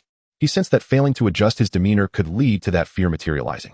Upon hearing this, the surrounding powerful figures collectively gasped in astonishment. No one anticipated that the illustrious ruler of the divine dynasty would willingly apologize to a junior. Goodness! The elder of the Xianming sect, standing beside the young lady, stared wide-eyed at her in disbelief. When did this girl become so formidable? After all, he is an emperor. Even their sect leader, who had only reached the pinnacle of the Holy Master realm, would not dare speak to Emperor Tian in such a manner. Yet the young lady boldly scolded a powerful emperor? The most astonishing aspect was that Emperor Tian appeared almost like a junior in her presence. This display left the elder of Xianming utterly flabbergasted for a millennium. What brings the ruler of the divine dynasty to me? Observing Emperor Tian's demeanor, Su Yi tucked away the emperor's strike card and gazed at him. Many years ago, the divine weapon ancestor gifted my Wuji divine dynasty a tower of creation for cultivation, intended for the talented individuals of our dynasty. However, in recent years, the tower has fallen into disrepair. Thus, I wish to invite Miss Luo to visit my Wuji divine dynasty to see if it can be restored. Emperor Tian articulated slowly. The Tower of Creation? Is it the legendary structure forged by the divine weapon emperor for cultivation? It can absorb the most concentrated spiritual energy from the heavens and earth, significantly enhancing the cultivation speed within its confines. So this tower is located in the Wuji divine dynasty. No wonder the majority of the talented individuals on the talent rankings have emerged from there in recent years. Upon hearing Emperor Tian's words, the surrounding powerful figures could not help but display envy in their eyes. Oh, so the divine weapon ancestor bestowed the Tower of Creation upon the Wuji divine dynasty. Su Yi raised an eyebrow, recalling how the divine weapon emperor had been thrilled to create this tower and had sought him out first for testing. The tower could draw in the most concentrated spiritual energy from the world, divided into 10 levels. Each ascending level would amplify the energy several-fold. He had ascended to the 10th level with just a couple of steps, rendering it of little use to him. However, to support the divine weapon emperor at the time, he had deliberately placed an opportunity on the 10th level. He wondered if, after all these years, any prodigies from the Wuji divine dynasty had reached that 10th level. If not, perhaps he could allow Miss Luo to access the 10th level and seize that opportunity. The Tower of Creation. It can add the attributes of Tower Master. Just then, a voice from the system echoed in Su Ye's mind. Were these the attributes that could be added to the Tower of Creation? He paused for a moment, then glanced over. Speed. Adding this attribute will greatly enhance the speed at which cultivators absorb spiritual energy within the Tower of Creation. Tower Master. Designate one person as the Tower Master. All cultivators entering the Tower of Creation must contribute the spiritual energy they gain, significantly enhancing the energy acquired by the Tower Master. These two attributes seemed quite promising. As he considered these attributes, a glimmer of excitement sparkled in Su Ye's eyes. What benefits are involved? Su Yi calmly inquired when he noticed that Miss Luo had yet to respond.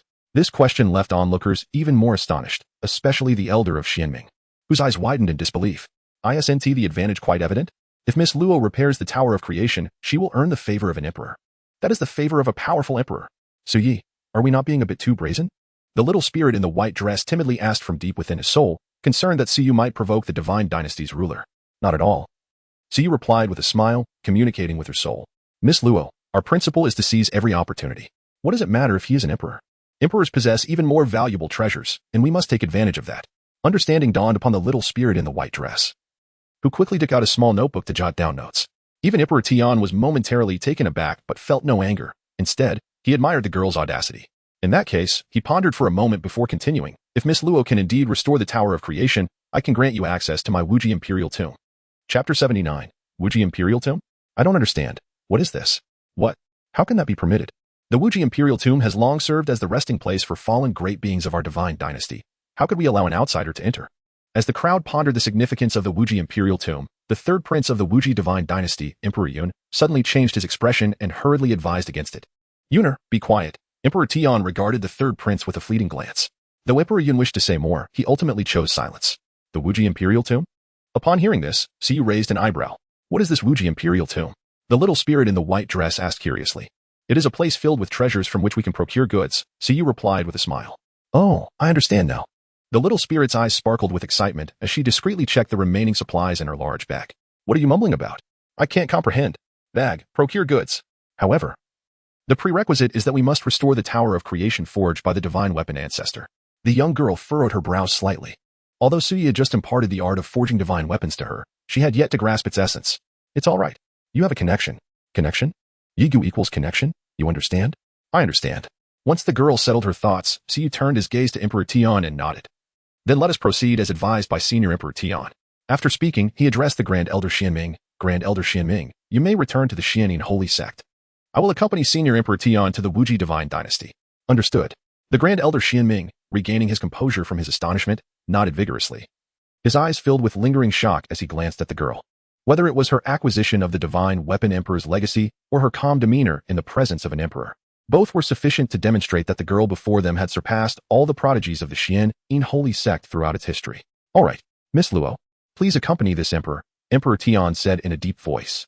With a wave of his hand, he led the girl and the others from the Wuji divine dynasty into the void, vanishing from sight.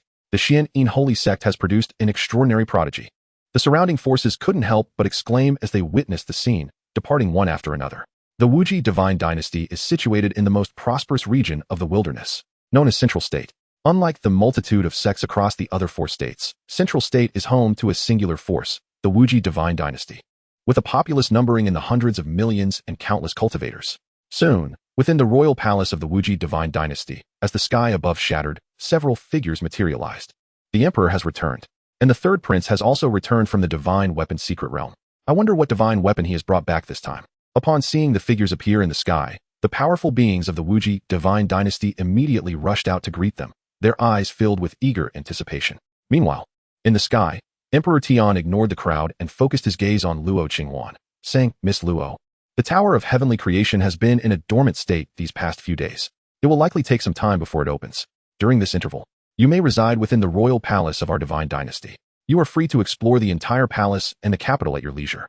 If you are unfamiliar with the surroundings, you may ask Diyun. Pausing, Emperor Tian furrowed his brow and rephrased, Diyun may be somewhat occupied. I will have my daughter accompany you for a tour. No need, Senior Emperor Tian. I can manage on my own. The girl quickly shook her head in refusal. After all, she was not alone. She still had the rather unpleasant Su Yi accompanying her. Very well, Emperor Tian said without further insistence. Miss Luo has just comprehended the legacy of the divine weapon emperor. I shall not disturb her. Please take your rest, and I will inform you when the Tower of Heavenly Creation opens. The girl nodded lightly. Subsequently, Emperor Tian arranged for several maidens to escort her to the most luxurious guest chamber within the palace. Who is that young lady? She is incredibly beautiful, and the emperor is treating her with such courtesy. Upon witnessing this scene, the powerful figures of the divine dynasty marveled at Luo Qinghuan's beauty while also expressing curiosity about her identity due to Emperor Tian's polite demeanor. She is the pride of the Xuantian holy sect, Luo Qinghuan, Diyun explained from the side. The Xuantian holy sect? Isn't that merely a first-rate power? Upon hearing the third prince's words, the powerful figures frowned. Let alone the pride of a first-rate power. Even if the leader of a first-rate force were to arrive, would the emperor need to treat her with such courtesy? Humph. She is different, Diyun snorted coldly. Though he held a lofty opinion of himself and looked down upon the prodigies of first-rate forces, he could not dismiss the girl. After all, he had witnessed her single-handedly obtaining the 10 sacred artifacts and comprehending the power of that formidable emperor, vanquishing the 3 demons. She is different because she has received the legacy of the divine weapon emperor, Diyun stated calmly. What? The legacy of the divine weapon emperor? Upon hearing this, the powerful figures of the divine dynasty became somewhat unsettled. It was known that due to Emperor Tian being the guardian of the divine weapon emperor's tomb, their Wuji divine dynasty had more qualifications to enter the secret realm than the other 4 forces. However, over the years, they had managed to comprehend only 1 sacred artifact at most. The notion of obtaining the legacy of the divine weapon emperor was far beyond their imagination. Not only had they, the Wuji divine dynasty, failed to produce any prodigy recognized by the divine weapon emperor, but neither had any other prodigy in the entire wilderness. Yet now, the third prince claimed that the girl who had just departed had gained the recognition of the divine weapon emperor? Hiss. Is she not overshadowing all ancient prodigies? The powerful figures of the divine dynasty wore solemn expressions. Their curiosity piqued as they inquired, Third prince, what exactly transpired? It is as follows. Diyun then recounted all that had happened within the secret realm. After listening, the powerful figures of the divine dynasty were left in shock. So, Your Majesty, do you intend for Miss Luo to assist us in repairing the Tower of Heavenly Creation? A minister furrowed his brow, hesitating to speak. However, Miss Luo has only just grasped the legacy of the divine weapon emperor. Can she truly accomplish it? If she cannot, can you? Emperor Tian shot him a glance. Your Majesty jest. The minister's expression changed immediately, and he hurriedly fell silent. The Tower of Heavenly Creation must be repaired as soon as possible. Our Wuji Divine Dynasty's millennia of foundation must not be allowed to crumble, Emperor Tian murmured gravely. In no time, under the guidance of a few maidens, Luo Qinghuan arrived at a luxurious courtyard within the palace, a tranquil place rich in spiritual energy, ensuring she would not be disturbed. Evidently, Emperor Tian had put considerable thought into allowing the girl to fully comprehend the legacy of the Divine Weapon Emperor. Miss Luo, we shall take our leave. The maidens curtsied gracefully before departing. As expected of a top-tier force, their generosity surpasses that of first-rate powers. They even possess a spirit-gathering array. So you glanced around the courtyard, observing a small formation operating beneath the ground. Spirit-gathering array? The girl looked on with curiosity. Do you not notice the abundant spiritual energy in this courtyard? It is the work of this spirit-gathering array. If you are interested, I can assist you in setting up one when we return to the Xuantian holy sect, Su Yi said nonchalantly, crossing his arms. You can do that? The girl blinked in surprise. Not interested in learning, but definitely interested in taking this with me. Su Yi replied with utmost seriousness. Luo Qinghuan, very well. Luo girl, take some time to rest these days. In the realm of souls, Su Yi stretched lazily, perfectly poised to investigate the contents of the Kunlun mirror, which had been restored by the Divine Armament Emperor. Though no longer damaged, this imperial artifact may not rival the semi-divine Dragon Abyss sword. Yet it remains a genuine imperial treasure. The young maiden lightly pushed open the door to the courtyard and stepped inside. Days passed. When the secret realm of divine weapons concluded, and news spread across the desolate celestial domain that the legacy of the Divine Armament Emperor had been inherited by a girl from the Xuantian holy sect, the entire desolate realm erupted in commotion. While many with ulterior motives contemplated seizing this opportunity, they ultimately succumbed to the last words of the Divine Armament Emperor, choosing to relinquish their ambitions. After all, the overwhelming might of the Divine Armament Emperor was such that even emperors of the same realm dared not provoke him lightly. Within the Xuantian holy sect, upon hearing that Luo Qinghuan had outclassed numerous prodigies and gained the Divine Armament Emperor's recognition, the 8 peak masters and numerous elders were left astounded, their jaws agape. They were aware of Luo Qinghuan's formidable talent, but none could have anticipated her prowess reaching such celestial heights. Yet, only Yuji remained unperturbed amidst the shock, for she was cognizant of the terrifying protector backing the girl. With such a powerful guardian coupled with her extraordinary talent, it was hardly surprising that she could overshadow her peers. Nonetheless, she felt a twinge of anxiety. The time until the selection of the new goddess at the Supreme Forgetfulness Palace was drawing near. It was certain that the palace would endeavor to make Luo Qinghuan the new goddess to assert control over her. While that formidable protector would undoubtedly not allow the palace to succeed, what choice would she make then? Sighing softly, Yuji lamented. Both the Supreme Forgetfulness Palace and that formidable protector were entities the Xuantian holy sect could not afford to offend. A single misstep could lead to a series of blunders, plunging them into an abyss. Perhaps it was best to observe for now. With a heavy heart, Yuji sighed once more. At that moment, an ancient figure materialized in the heavens. With a massive cane striking the ground, Elder Xinming approached, leaning heavily on his staff. Elder? Yuji's gaze settled upon him, noting his solitary presence, devoid of the white-clad maiden. Where's Qinghuan? Yuji inquired, perplexed. Reporting to the sect leader, the Lord of the Divine Dynasty summoned Qinghuan to the Wuji Divine Dynasty to restore the heaven and earth creation tower left by the Divine Armament Emperor. Elder Xinming responded promptly. The Wuji Divine Dynasty? A trace of gravity crossed Yuji's beautiful eyes. Another entity they could not provoke had emerged. Moreover, sect leader, it seems that Qinghuan has gone a bit mad, Elder Xinming continued, alarm etched upon his face. That girl dared to scold the Lord of the Divine Dynasty, who did not even dare to retort, as if an elder was educating a junior, and that junior happened to be the Lord of the Divine Dynasty. Elder Xinming proceeded to recount the events that transpired. What? Upon hearing Elder Xuanming's account, Yuji stood frozen in place. Could it be that the Lord of the Divine Dynasty permitted Luo Qinghuan to chastise him merely because of that formidable protector? Gasping at the realization, Yuji's previously hesitant gaze transformed into unwavering determination. With such a powerful protector, what reason did she have to hesitate? Meanwhile, within the extreme Demon Valley, the Valley Master was engulfed in fury. Not only had they failed to accomplish the task assigned by their master, but they had also lost 3 demons, prompting an urgent recall of a demonic avatar from their master. Could it be due to dissatisfaction with their actions? Investigate. I must uncover the origins of that young girl who can resonate with the power left behind. In the central continent, at the Wujin royal city, in the palace courtyard, Luo Qinghuan had been diligently cultivating and comprehending the divine weapon forging techniques. Meanwhile, Su Yi devoted his efforts to studying the imperial artifact, the Kunlun mirror. Is this a spatial restriction? Su Yi pondered as he examined the description of the spatial sealing technique. After the Divine Armament Emperor restored the Kunlun mirror, it transcended mere spatial storage and acquired certain divine weapon functionalities. One such ability was the spatial restriction, which could confine a selected foe within a space, thereby limiting their actions, effective against practitioners of any realm. However, the greater the disparity in strength, the shorter the duration of the spatial restriction. Suya's gaze dimmed as a serious expression crossed his face. This divine weapon technique seemed rather formidable. Could it truly be effective against practitioners of any realm?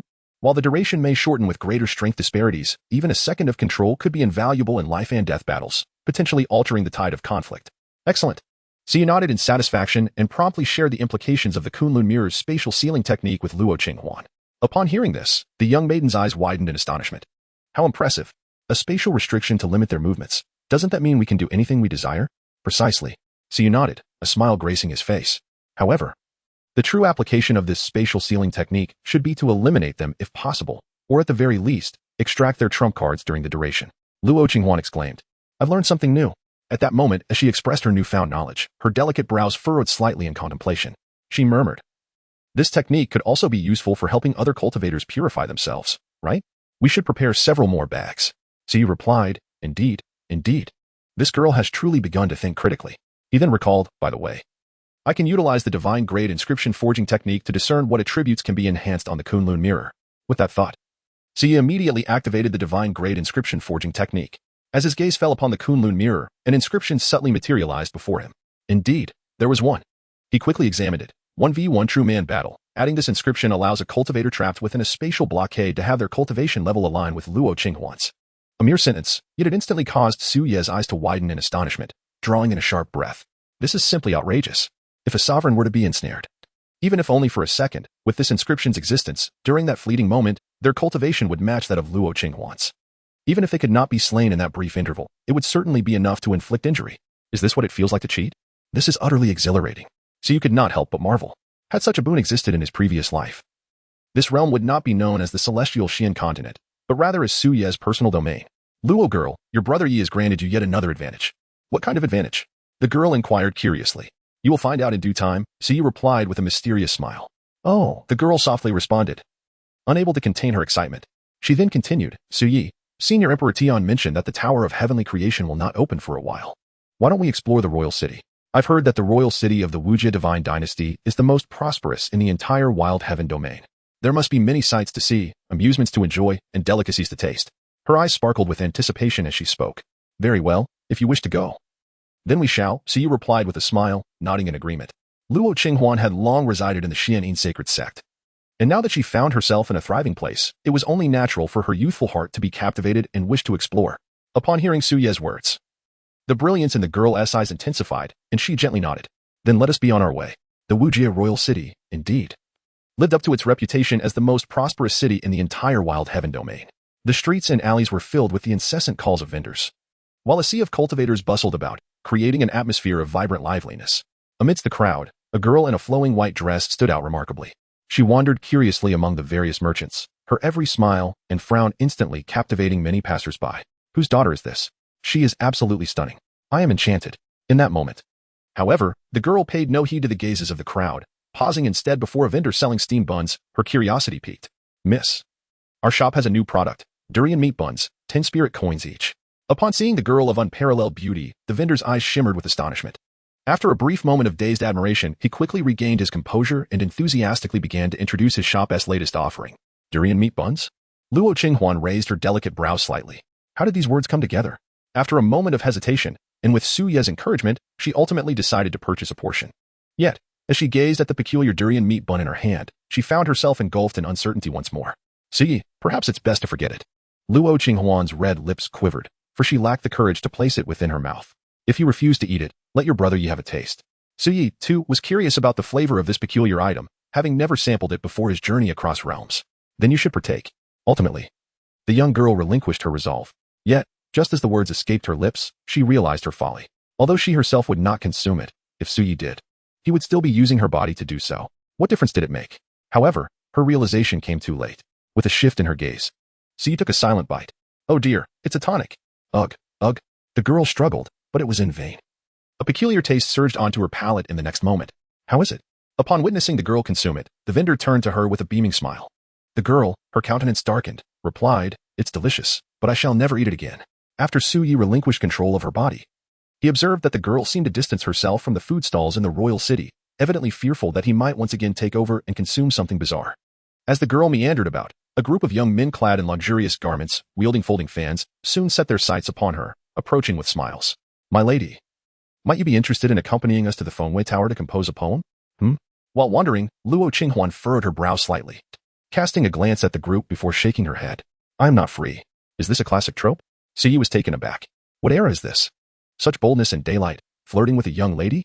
Is this a mistake? Fear not, my lady, we are not villains. We merely wish to invite you to the Fengwei Tower for a poetic recital.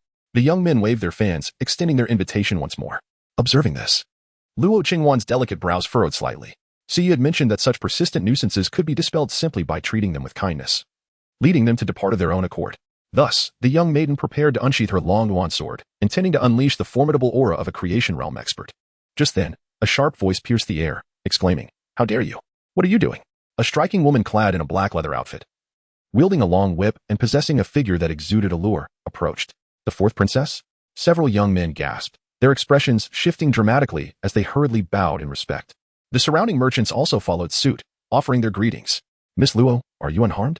The woman disregarded the young men, turning her attention to Luo Qinghuan. After inquiring about her well-being, she paused thoughtfully, muttering, "No, these fellows cannot possibly harm you. For you, like me, are also of the creation realm." What? Creation realm? At this revelation, the faces of the onlookers paled in astonishment. They had not anticipated that this maiden not only possessed unparalleled beauty, but also held such formidable strength. Who are you? Luo Qinghuan cast a curious glance at the alluring figure of the woman, particularly admiring her proud physique, and immediately pouted her lips. Delhonor, the fourth princess of the Wujiga dynasty, introduced herself while brandishing a long whip. With a stern expression, she directed her gaze at the group of young men, saying, "How audacious of you to harbor ill intentions towards a distinguished guest of our dynasty. Princess, we are wronged. We merely wish to invite this young lady to the Fengwei Pavilion for a poetry recital." The young men protested in unison. They then discreetly retrieved their storage rings. And with a flicker of light, various poetry collections materialized before the two women. It seemed they were indeed scholars.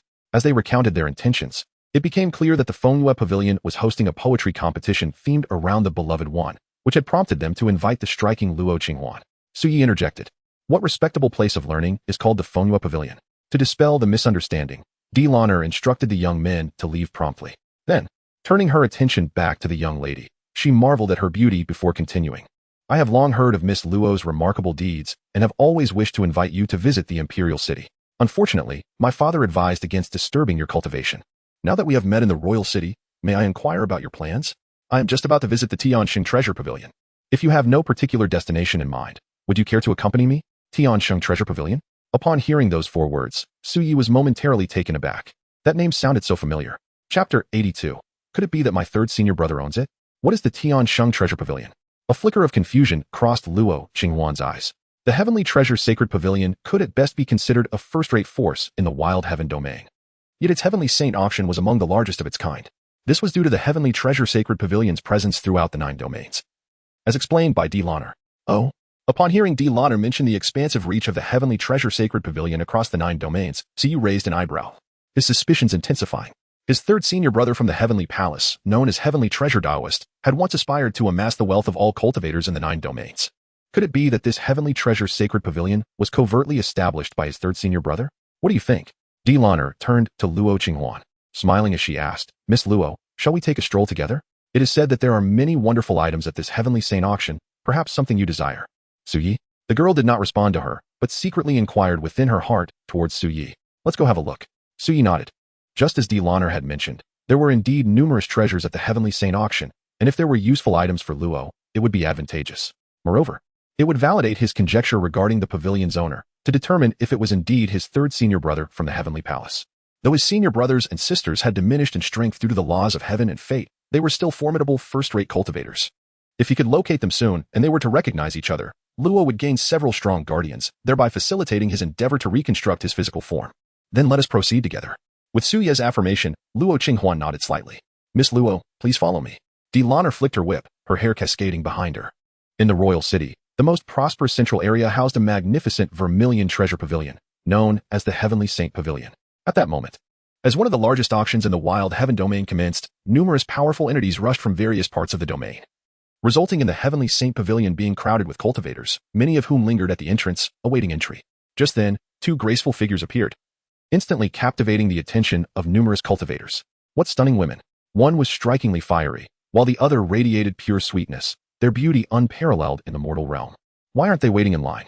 They can go straight in. As these cultivators marveled, some noticed the two young women entering the Heavenly Saint Pavilion without delay. Of course. Did you not see the woman in black leather wielding a whip? That is Delana, the fourth princess of the Wuji divine dynasty. Ah, it was no wonder. As murmurs surrounded them, Delana had already escorted Luo Qinghuan into the Heavenly Saint Pavilion. Your Highness.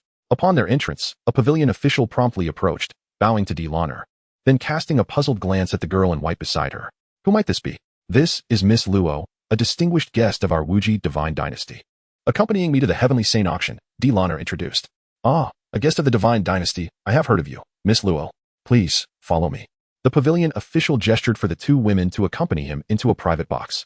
The heavenly box, designed to obscure energy fluctuations and ensure the privacy of auction participants. Delana explained to Luo Qinghuan as they settled in. The girl nodded in understanding. Once seated, Suye's voice resonated in Luo's mind. Little Luo, later.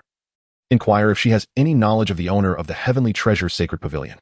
The owner of the Heavenly Treasure Sacred Pavilion? In Luo Qinghuan's enchanting eyes, a flicker of doubt passed through. I suspect that the enigmatic master behind the Heavenly Sacred Treasure Pavilion is likely my third senior brother from the Celestial Palace. Suyi affirmed with a nod, his voice laden with seriousness. Your third senior brother from the Heavenly Sacred Treasure Pavilion? Upon hearing these words, the young woman widened her beautiful eyes in astonishment. Suyi was indeed remarkable, and even those in his company were extraordinary. Just moments ago, Delana had mentioned that the Heavenly Sacred Treasure Pavilion spanned across the 9 domains and boasted immense financial resources. How wealthy must Su Ye's third senior brother be? Very well, I shall inquire shortly. Luo Qinghuan nodded slightly. There was still some time before the Tianqing auction began. During this interval, numerous powerful factions made their entrance. While some wandering cultivators or weaker forces remained in the main hall, those of significant status and strength were allocated to various private boxes. As they waited for the auction to commence, the two women engaged in a considerable amount of conversation. Luo Qinghuan seized the opportunity to inquire about what Siyu had asked her. Fourth princess, do you know who the master of the Heavenly Sacred Treasure Pavilion is? The master of the Heavenly Sacred Treasure Pavilion? A hint of confusion flickered in Delana's beautiful eyes, followed by a moment of contemplation. The Heavenly Sacred Treasure Pavilion spans across the 9 domains, with each pavilion possessing its own master. If we are referring to the master of the Heavenly Sacred Treasure Pavilion in the Desolate Sky domain, it should be Pavilion Master Qingfeng. As for the masters of the pavilions in the other domains, I cannot say. Delana shook her head. Suyi, is he your third senior brother? Upon hearing this, Luo Qinghuan immediately inquired in her mind. Siyu shook his head. Luo girl, there is no need to ask. Since Delana can only know the identity of one sub-leader, it is unlikely she has any knowledge of the mastermind behind the scenes. Why did Miss Luo suddenly ask this? Delana questioned, perplexed. It is merely curiosity. After all, the owner behind the Tianqing Treasure Pavilion, which spans the 9 realms, must be quite extraordinary, Luo Qinghuan replied softly. Indeed, Delana nodded in agreement, then sighed, however. The owner of the Tianqing Treasure Pavilion has never appeared before the public. They remain shrouded in mystery. Well, Miss Luo, I have heard that you have been residing in the Xuantian holy sect. This is your first time attending the Tianqing auction, isn't it? Hee. Soon you will witness the splendid aspects of the Tianqing auction. Splendid aspects? A flicker of confusion passed through Luo Qinghuan's eyes. What could be so captivating about an auction? Do not underestimate the Tianqing auction, Miss Luo. Its status as one of the largest auctions and this signifies its extraordinary nature, for it offers a plethora of items, all available for bidding. Delana smiled mysteriously. There are even cat-girl maids and wolf-dog butlers. If you are intrigued, perhaps you might consider auctioning one. Upon hearing this, the young girl's face flushed crimson, and she quickly shook her head. At that moment, Delana added, moreover, there are treasures that compel obedience. Obedient treasures? The girl's eyes sparkled with interest. Hee. Should we arrange one for that insufferable Suyi? After all, that rascal bullies me daily. Suyi retorted, my foolish Luo girl. Have you not considered the possibility of being backstabbed? Chapter 83, The Fruit of Creation, Yet to Ripen? Soon after their idle chatter, the grand doors of the auction hall slammed shut, signifying the commencement of the Tianqing auction. Thank you for your patience. A sultry voice echoed as a woman clad in a red chi-pao, her figure alluringly curvaceous, gracefully ascended the auction stage, her every smile and frown imbued with irresistible charm. What a mesmerizing woman. Luo Qinghuan cast a glance at the woman in the chi-pao and could not help but speak. The allure of this woman was such that even she, a female, could perceive it, let alone the group of male cultivators who, upon catching sight of her, were already flushed with excitement and fervor. It was merely a common tactic employed at auctions. In her mind, Siyu remarked with a hint of detachment. A common tactic? To ignite the nature of these cultivators with the beauty and charm of a woman, thus enlivening the atmosphere, ensuring that they would later engage in fierce competition at the auction. As the saying goes, a beauty's smile is worth a fortune. Oh, indeed. Luo Qinghuan nodded thoughtfully. If I were to become an auctioneer, would it yield a similar effect? You? Suyi scoffed. Auctioneers not only possess beauty but also boast alluring figures, while you merely have the physique of an exceptional elementary school student. Luo Qinghuan felt utterly humiliated by the insufferable Su Yi. Moreover, she had evidence. Wasn't it said that the ancient divine garment could enhance one's figure? She had secretly worn it for quite some time, yet she felt no significant change. Su Yi, come out. I promise I won't bite you. The young girl pouted defiantly. Oh, are you afraid that once night brother appears, you won't dare to bite? Su Yi crossed his arms and chuckled. What do you mean? The girl was momentarily taken aback, perplexed by his words. Why wouldn't I dare to bite if he comes out? This girl was Yuehua, the premier auctioneer of the heavenly sacred treasure pavilion. Beside her, Lana remarked slowly. It seems this auction will feature many valuable items, for Yuehua seldom makes an appearance, and when she does, it's usually for something extraordinary. Indeed, as Su Yi had indicated, when Yuehua emerged, the attending cultivators gazed at her with fervent, hungry eyes, akin to starving wolves. They would wait for eons just to catch a glimpse of Miss Yuehua. A young man holding a folding fan chuckled. Hee, the heavenly son of the sky speaks in jest. Yuehua appeared to be amused by his flattery, covering her mouth as she laughed and shook her head. 10,000 years? You, a mere holy son of a sacred land. Think you deserve to live for 10,000 years? The surrounding crowd dismissed the young man's empty words. Ladies and gentlemen, without further ado, let us commence this heavenly treasure auction, Yuehua announced, clapping her hands, prompting a maid to step forward with the auction items. Earth Tier Moon Spiritual Technique. Starting bid, 200,000 spirit coins. Minimum increment, 10,000 spirit coins. Let the bidding begin. With her words, the cultivators immediately began to compete fiercely. After all, not everyone belonged to the top-tier forces. This Earth-tier technique would be immensely beneficial to them. 250,000 spirit coins. 270,000 spirit coins. Ultimately, the Earth-tier technique was acquired for 500,000 spirit coins by a powerful individual from a second-rate force. The auction continued. In the VIP box, Lana occasionally placed bids, while Luo Qinghuan merely observed in silence. It wasn't that she lacked funds. Rather, Su Yi had dismissed these trinkets as worthless and suggested waiting for someone destined to possess them, allowing her to assist in clearing out the rubbish. Next, we shall proceed to one of the highlights of this auction, Yuehua announced. A maid approached, carrying a wooden box. Even before opening it, a delightful fragrance wafted from within. What an enchanting aroma. What could possibly be inside this wooden box? The crowd sensed that the contents were extraordinary. While this item might hold little value for the present company, it could be of immense significance to the younger generation of prodigies within their sections. Yuehua smiled mysteriously and gestured for the maid to open the box. Inside lay a fruit resembling a core, radiating with brilliance and exuding the essence of the Tao. This is, the crowd's pupils constricted. The fruit of creation, Yuehua softly declared. What? The fruit of creation? It was said that in the realm of creation, one was meant to seize the world's creation and forge their own. Yet who could truly claim such divine essence? Thus, most of the later generations were left with mere imitations of the realm of creation, devoid of true heavenly essence. Except for a handful of extraordinary prodigies. Most aspirants required the fruit of creation to attain genuine mastery. I can't believe such a treasure is available at this auction. Upon hearing Yuehua's words, the crowd of cultivators gasped in astonishment, their gazes fervently fixed on the box containing the Tao fruit. Haha, I bid 1 million spirit coins. Just the right amount to procure a fruit of creation for my precious granddaughter. 1 million? That's nothing. I bid 2 million. In an instant, before the auctioneer could announce the starting price for the Tao fruit, the entire auction hall erupted into a frenzy of bidding. The fruit of creation? The girl was momentarily stunned. Even Lana was visibly moved. After all, this item possessed immense allure for any cultivator of the creation realm. Without the essence of creation, one was merely in a pseudo-creation state, whereas absorbing the fruit of creation would elevate one to the true realm of creation. The disparity was monumental. The fruit of creation seems to be quite fateful for you, Luo. A glimmer of brilliance flashed in Su Ye's eyes. While it could aid Luo in comprehending the essence of creation, possessing the fruit would undoubtedly facilitate the process. Su Yi, did you also consume the fruit of creation back then? Luo Qinghuan felt a twinge of curiosity. After all, it was the first time she had heard of the distinction between the realm of creation and the pseudo-realm of creation. How could you, Brother Yi, have had such conditions back then? Su Yi responded with a dismissive roll of his eyes. Even if he had desired to seize the fruit of creation, he would have had to be wary of the formidable powers that lay behind it. So, were you in the pseudo-realm of creation back then? Not quite, Su Yi replied, scratching his nose. Since I, Brother Yi, lacked the fruit of creation, I endeavored to comprehend the principles of creation on my own. To my surprise, it was rather simple, and I grasped it quite swiftly. Luo Qinghuan, gentlemen, do not rush. At this moment, Yuehua waved her hand, interrupting the clamoring crowd. There is one matter that Yuehua must clarify. This fruit of creation has yet to reach maturity and will require 500 more years to ripen. I apologize for my recent ill health and the creative stagnation that has ensued. I will gradually regain my composure. Chapter 84. Su Yi, We shall prosper. What? It will take another 500 years to fully mature? As Yuehua's words echoed through the auction hall, the attendees could not help but furrow their brows. Their previously fervent enthusiasm doused as if doused with a bucket of cold water. A fruit of creation that requires 500 years to mature, should they secure it now? They would still need to wait for another 5 centuries. Even with certain measures to hasten its maturation, it would take at least 200 to 300 years. They sought to acquire this fruit for the prodigies of their sect in the realm of creation. If they were to wait a century, those prodigies would likely have already transcended the realm of creation. After all, if one were to linger in the realm of creation for several hundred years, they could hardly be deemed a prodigy, unworthy of such a fruit. Well then, everyone, having said so, the choice is entirely yours. Yuehua chuckled softly. She then announced the starting price for this fruit of creation, 10 million spirit coins, with each subsequent bid not less than 100,000 spirit coins. Astonishing.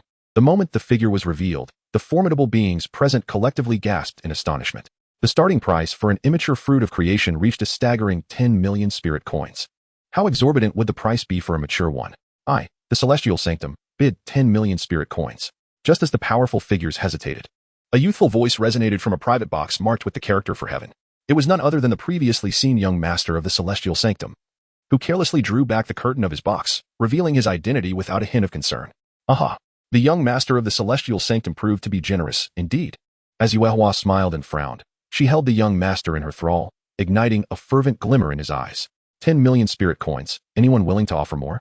As Yuehua's voice fell, a cold snort echoed. Young master of the celestial sanctum, your current strength barely reaches the pinnacle of the celestial sovereign realm. Do you truly expect to break through to the realm of creation in 100 years? Allow me, an elder of the Blood Moon sect, to take it instead. I offer 15 million. An elder stood, snorting disdainfully. 17 million. 20 million.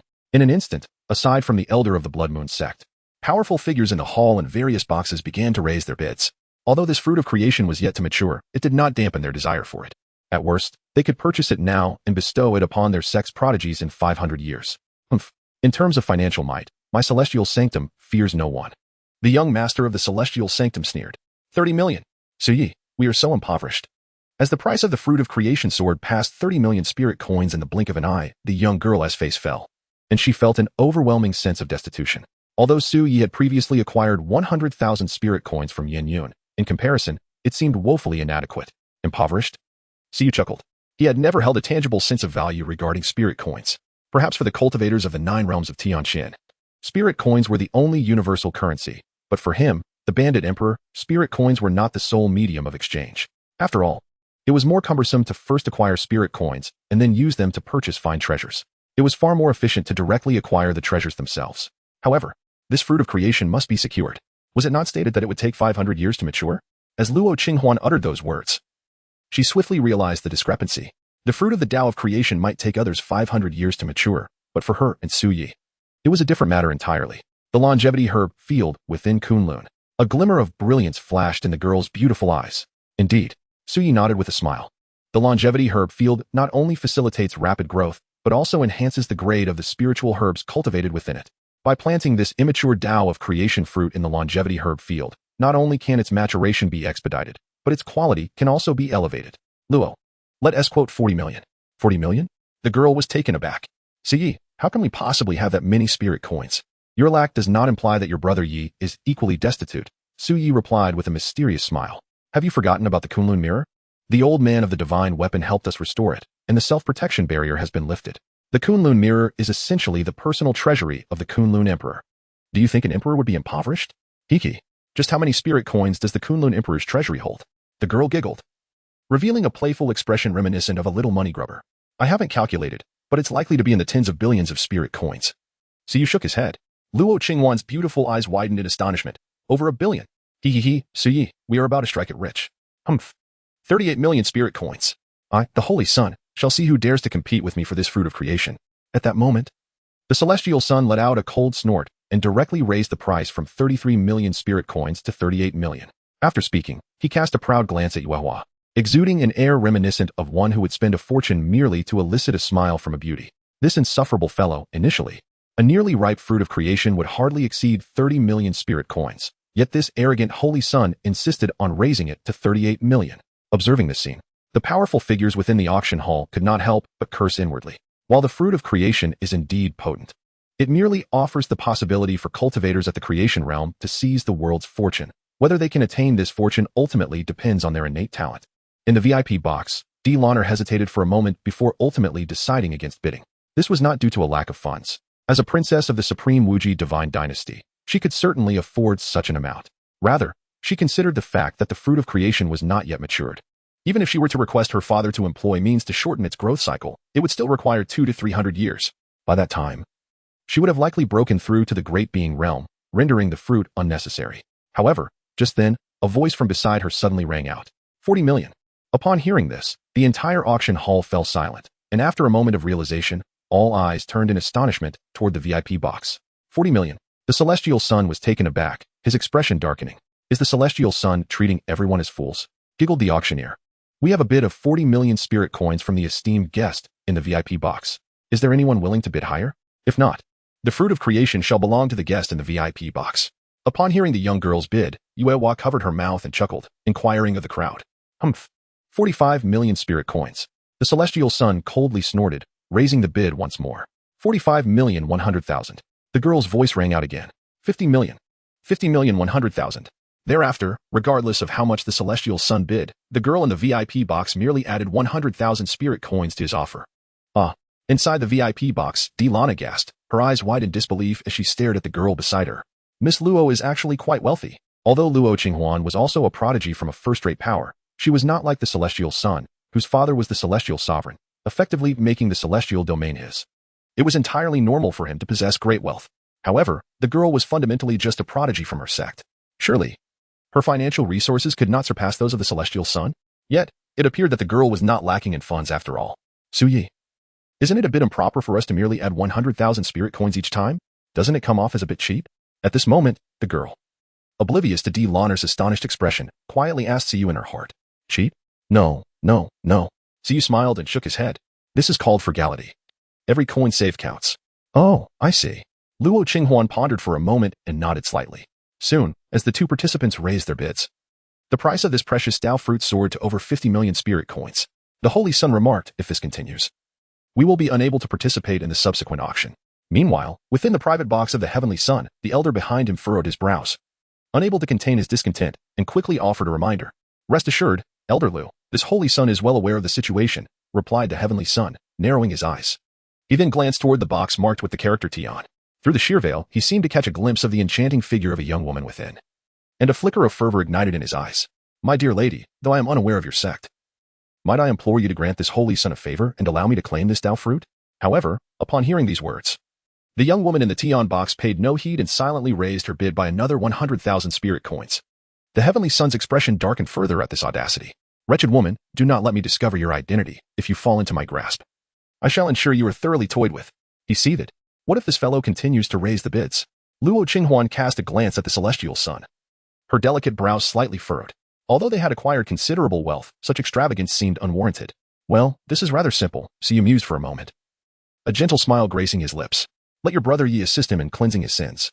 If he lacks funds, what could he possibly offer to raise the stakes? Cleansing sins? Dear? The young girl was taken aback. Have you forgotten the new skill you just acquired? Siyu replied with a mysterious grin. Without a moment's hesitation, he initiated a spatial blockade against the box occupied by the celestial sun.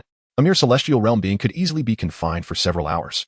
However, Siyu opted for a mere second, sufficient to cleanse the sins while remaining undetected.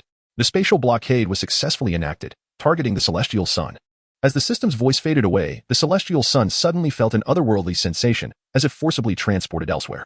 A flash of black light flickered past him. Yet, as soon as he pondered this, the sensation vanished after a fleeting second. Huh? What just happened? The celestial sun was momentarily bewildered, feeling oddly disoriented. Young master, is something amiss? An elder beside him, at the peak of his power, remained oblivious to the fact that the celestial sun had been drawn into another realm for a brief second.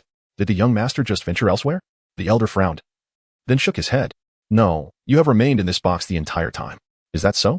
The celestial sun furrowed his brow, instinctively checking his storage ring, only to be met with an empty feeling that caused his expression to change dramatically. He looked down in shock. His storage ring was gone. What? Where is my storage ring? It contained 500 million spirit coins, provided by my father for this auction. What? The elder finally grasped the situation, his face a mask of confusion. I do not know. The celestial sun's expression darkened, suddenly feeling a burning pain on his face. What the? Young master, your face. It appears as though someone has slapped you. The elder exclaimed in shock. What?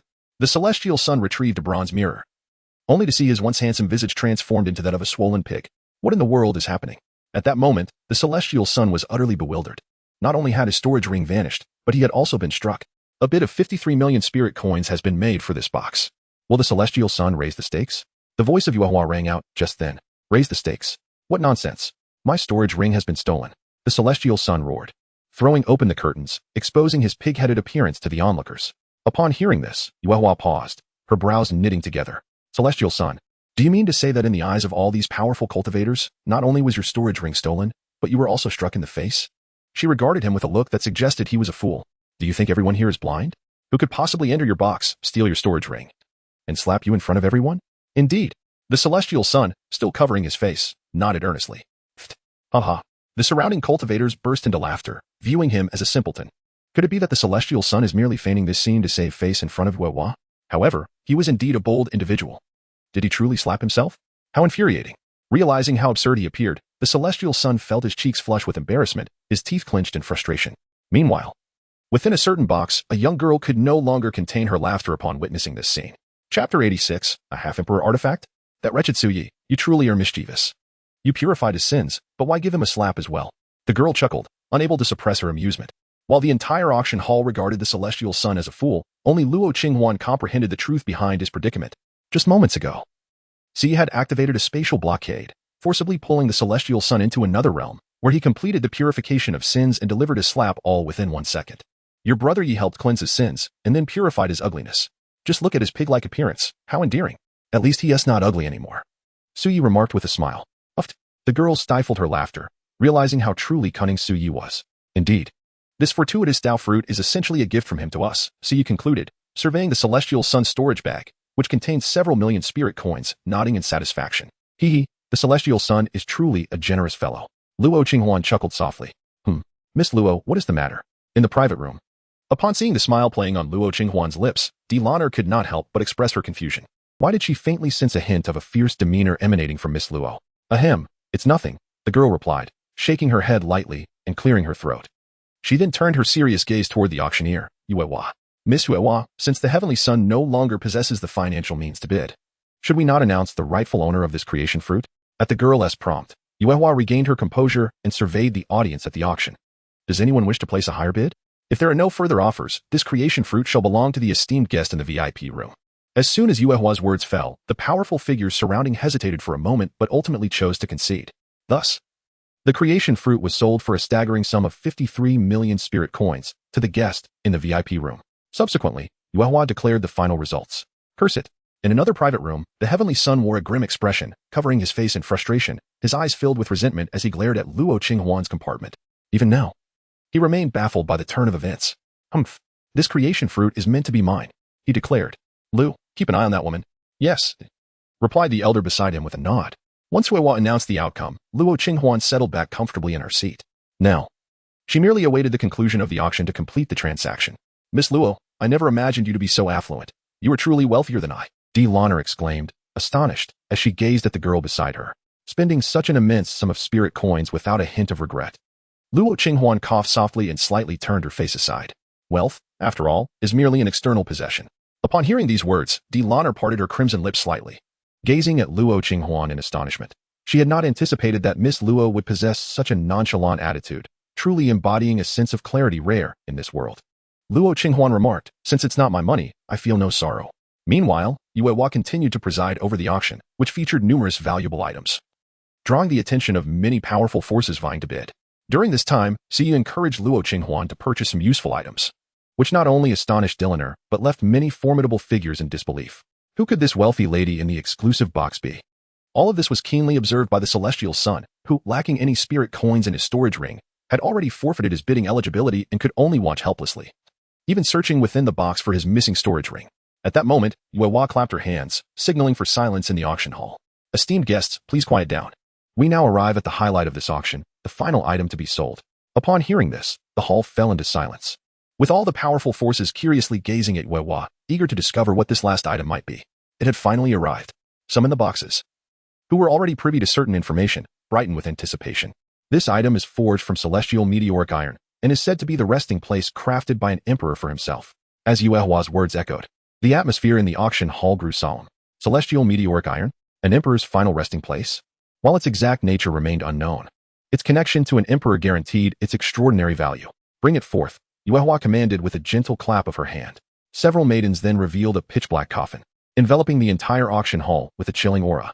Instantly, the expressions of the assembled powers shifted, filled with apprehension. This is the Emperor's restraint coffin, Yuehua announced. After assessment by our esteemed Tianbao Sacred Pavilion's masters, while it is not an imperial artifact, it is at the very least a semi-imperial item. As for its purpose, that remains a mystery. The starting bid is set at 100 million spirit coins, with each subsequent bid not to be less than 10 million spirit coins. After presenting the dark ancient coffin, Yuehua declared the starting price. 100 million spirit coins. The crowd gasped in astonishment, even without knowing the coffin's function. The mere association with an emperor allowed for a staggering starting bid of 100 million spirit coins. Emperor-level beings indeed commanded such fearsome respect. However, despite the uncertainty of its purpose, the mere classification of it as a semi-imperial item was sufficient to incite fierce competition among the powerful factions. I bid 150 million. No one dare compete with me. The elder from the Blood Moon sect snorted, immediately raising the starting bid to 150 million. 150 million is nothing. My thief sect is never short of funds. At that moment, a rotund cultivator stood up, sneering. The audience's expressions darkened at the sight of the plump cultivator. As expected, when he slammed his storage ring on the table, he announced, "My thief sect bids, how much?" Many were on edge, fearing the bid might exceed their expectations. The thief sect cultivator, about to declare a price that would dishearten his competitors, suddenly noticed a light flicker in one of the boxes. Instantly, his body trembled, and his voice faltered. Ahem, my thief sect bids 160 million. Hearing this, the crowd was filled with confusion. With such bluster, he merely increased the bid by the minimum? I thought you were formidable. The elder of the Blood Moon sect scoffed, then coldly declared, my Blood Moon sect bids 180 million. 200 million. 220 million. As the other powerful factions witnessed the thief sect's reluctance to bid high, they too began to raise their offers. As the price soared, the semi-imperial item's value reached an astonishing 300 million spirit coins. Just then, a booming voice echoed. 500 million. Today, the Emperor's restraint coffin belongs to my Blood Moon sect. The elder from the Blood Moon sect, nearly frenzied, bit down hard, raising the bid to an astronomical 500 million. Gasped. 500 million. This elder from the Blood Moon is truly insane. Does he intend to use the Emperor's restraint coffin as his own burial place? The audience collectively inhaled sharply, their eyes wide with astonishment at the elder's audacity. I have declared, the Emperor's restraint coffin is ours. The elder from the Blood Moon sect coldly declared. Sui, should we participate? The young lady in the celestial box asked, glancing at the pitch-black ancient coffin with curiosity. No need. We shall not wade into this murky water. Sui shook his head. The Emperor's restraint coffin held little value for them, merely being a semi-imperial item. Why not? It is a semi-imperial item. If we acquire it and forge it into an imperial artifact with the skills of the master smith, wouldn't it fetch an even higher price? She exclaimed earnestly. Hearing her words, Sui couldn't help but chuckle. Truly, she possessed a fierce spirit, worthy of his admiration. Child, have you considered the quality of the Long Yuan sword that the master smith gifted you? Sui inquired quietly. The young lady replied timidly, semi-artifact. Really? Semi-artifact. It was only then that realization dawned on her. Luo Qinghuan finally realized the immense power of the Long Yuan sword forged by the esteemed Elder Shibing. Even a mere semi-emperor weapon is sufficient to incite such frenzy among the powerful factions, let alone the Long Yuan sword, which surpasses emperor grade and reaches the realm of semi-divine artifacts. What should we do about that insufferable Suyi? I find myself somewhat hesitant to wield the Long Yuan sword, the young girl confessed timidly. What is the matter? Suyi inquired, perplexed. Knowing that the Long Yuan sword is so formidable, shouldn't you wield it with even greater fervor? It feels akin to expending several billion spirit coins with each swing, and with every strike, I lose a few billion spirit coins, Luo Qinghuan replied candidly. Haha. In terms of true value, the Long Yuan sword is worth far more than merely several billion spirit coins. It is worth several hundred billion, Suyi remarked, quietly adding his own commentary. Luo Qinghuan, enough. I feel even worse now. Meanwhile, the ancestor of the Blood Moon sect, observing the silent powerful figures, let out a satisfied cold snort and turned to Yuehua. Miss Yuehua, may we declare the ownership of this imperial suppression coffin? If there are no further bids. Yuehua nodded, just about to inquire, when suddenly, a voice filled with authority resonated. 1 billion. What? 1 billion. Upon hearing this, the expressions of everyone in the auction hall instantly transformed, their faces etched with disbelief as they exchanged glances, eager to discover who could dare to bid such an astronomical sum. Friend, are you intentionally provoking the Blood Moon sect? The expression of the Blood Moon ancestor darkened considerably. As he searched for the source of the voice, his countenance abruptly shifted. A private box illuminated, revealing a commanding figure seated within. Above the box, there was but a single character, Emperor. This was not merely a prestigious box, but rather one designated for an emperor-level powerhouse, implying that the individual within was a formidable being, possibly even a great emperor. Ah, esteemed senior, I beg your pardon for any offense. The imperial suppression coffin belongs to you now. We of the Blood Moon sect concede. Upon recognizing the character above the box, the Blood Moon ancestor hastily shook his head, choosing to withdraw. What folly it would be to contend with a great emperor. Even if they possessed the funds, did they have the fortune to challenge such an authority? Oh, a great emperor has made an appearance? Witnessing this scene, Suyu was somewhat taken aback. Would a great emperor truly be interested in a semi-imperial artifact? Eh? Why is my father also present? The nearby D. Lanner immediately discerned that the voice belonged to her father, without hesitation.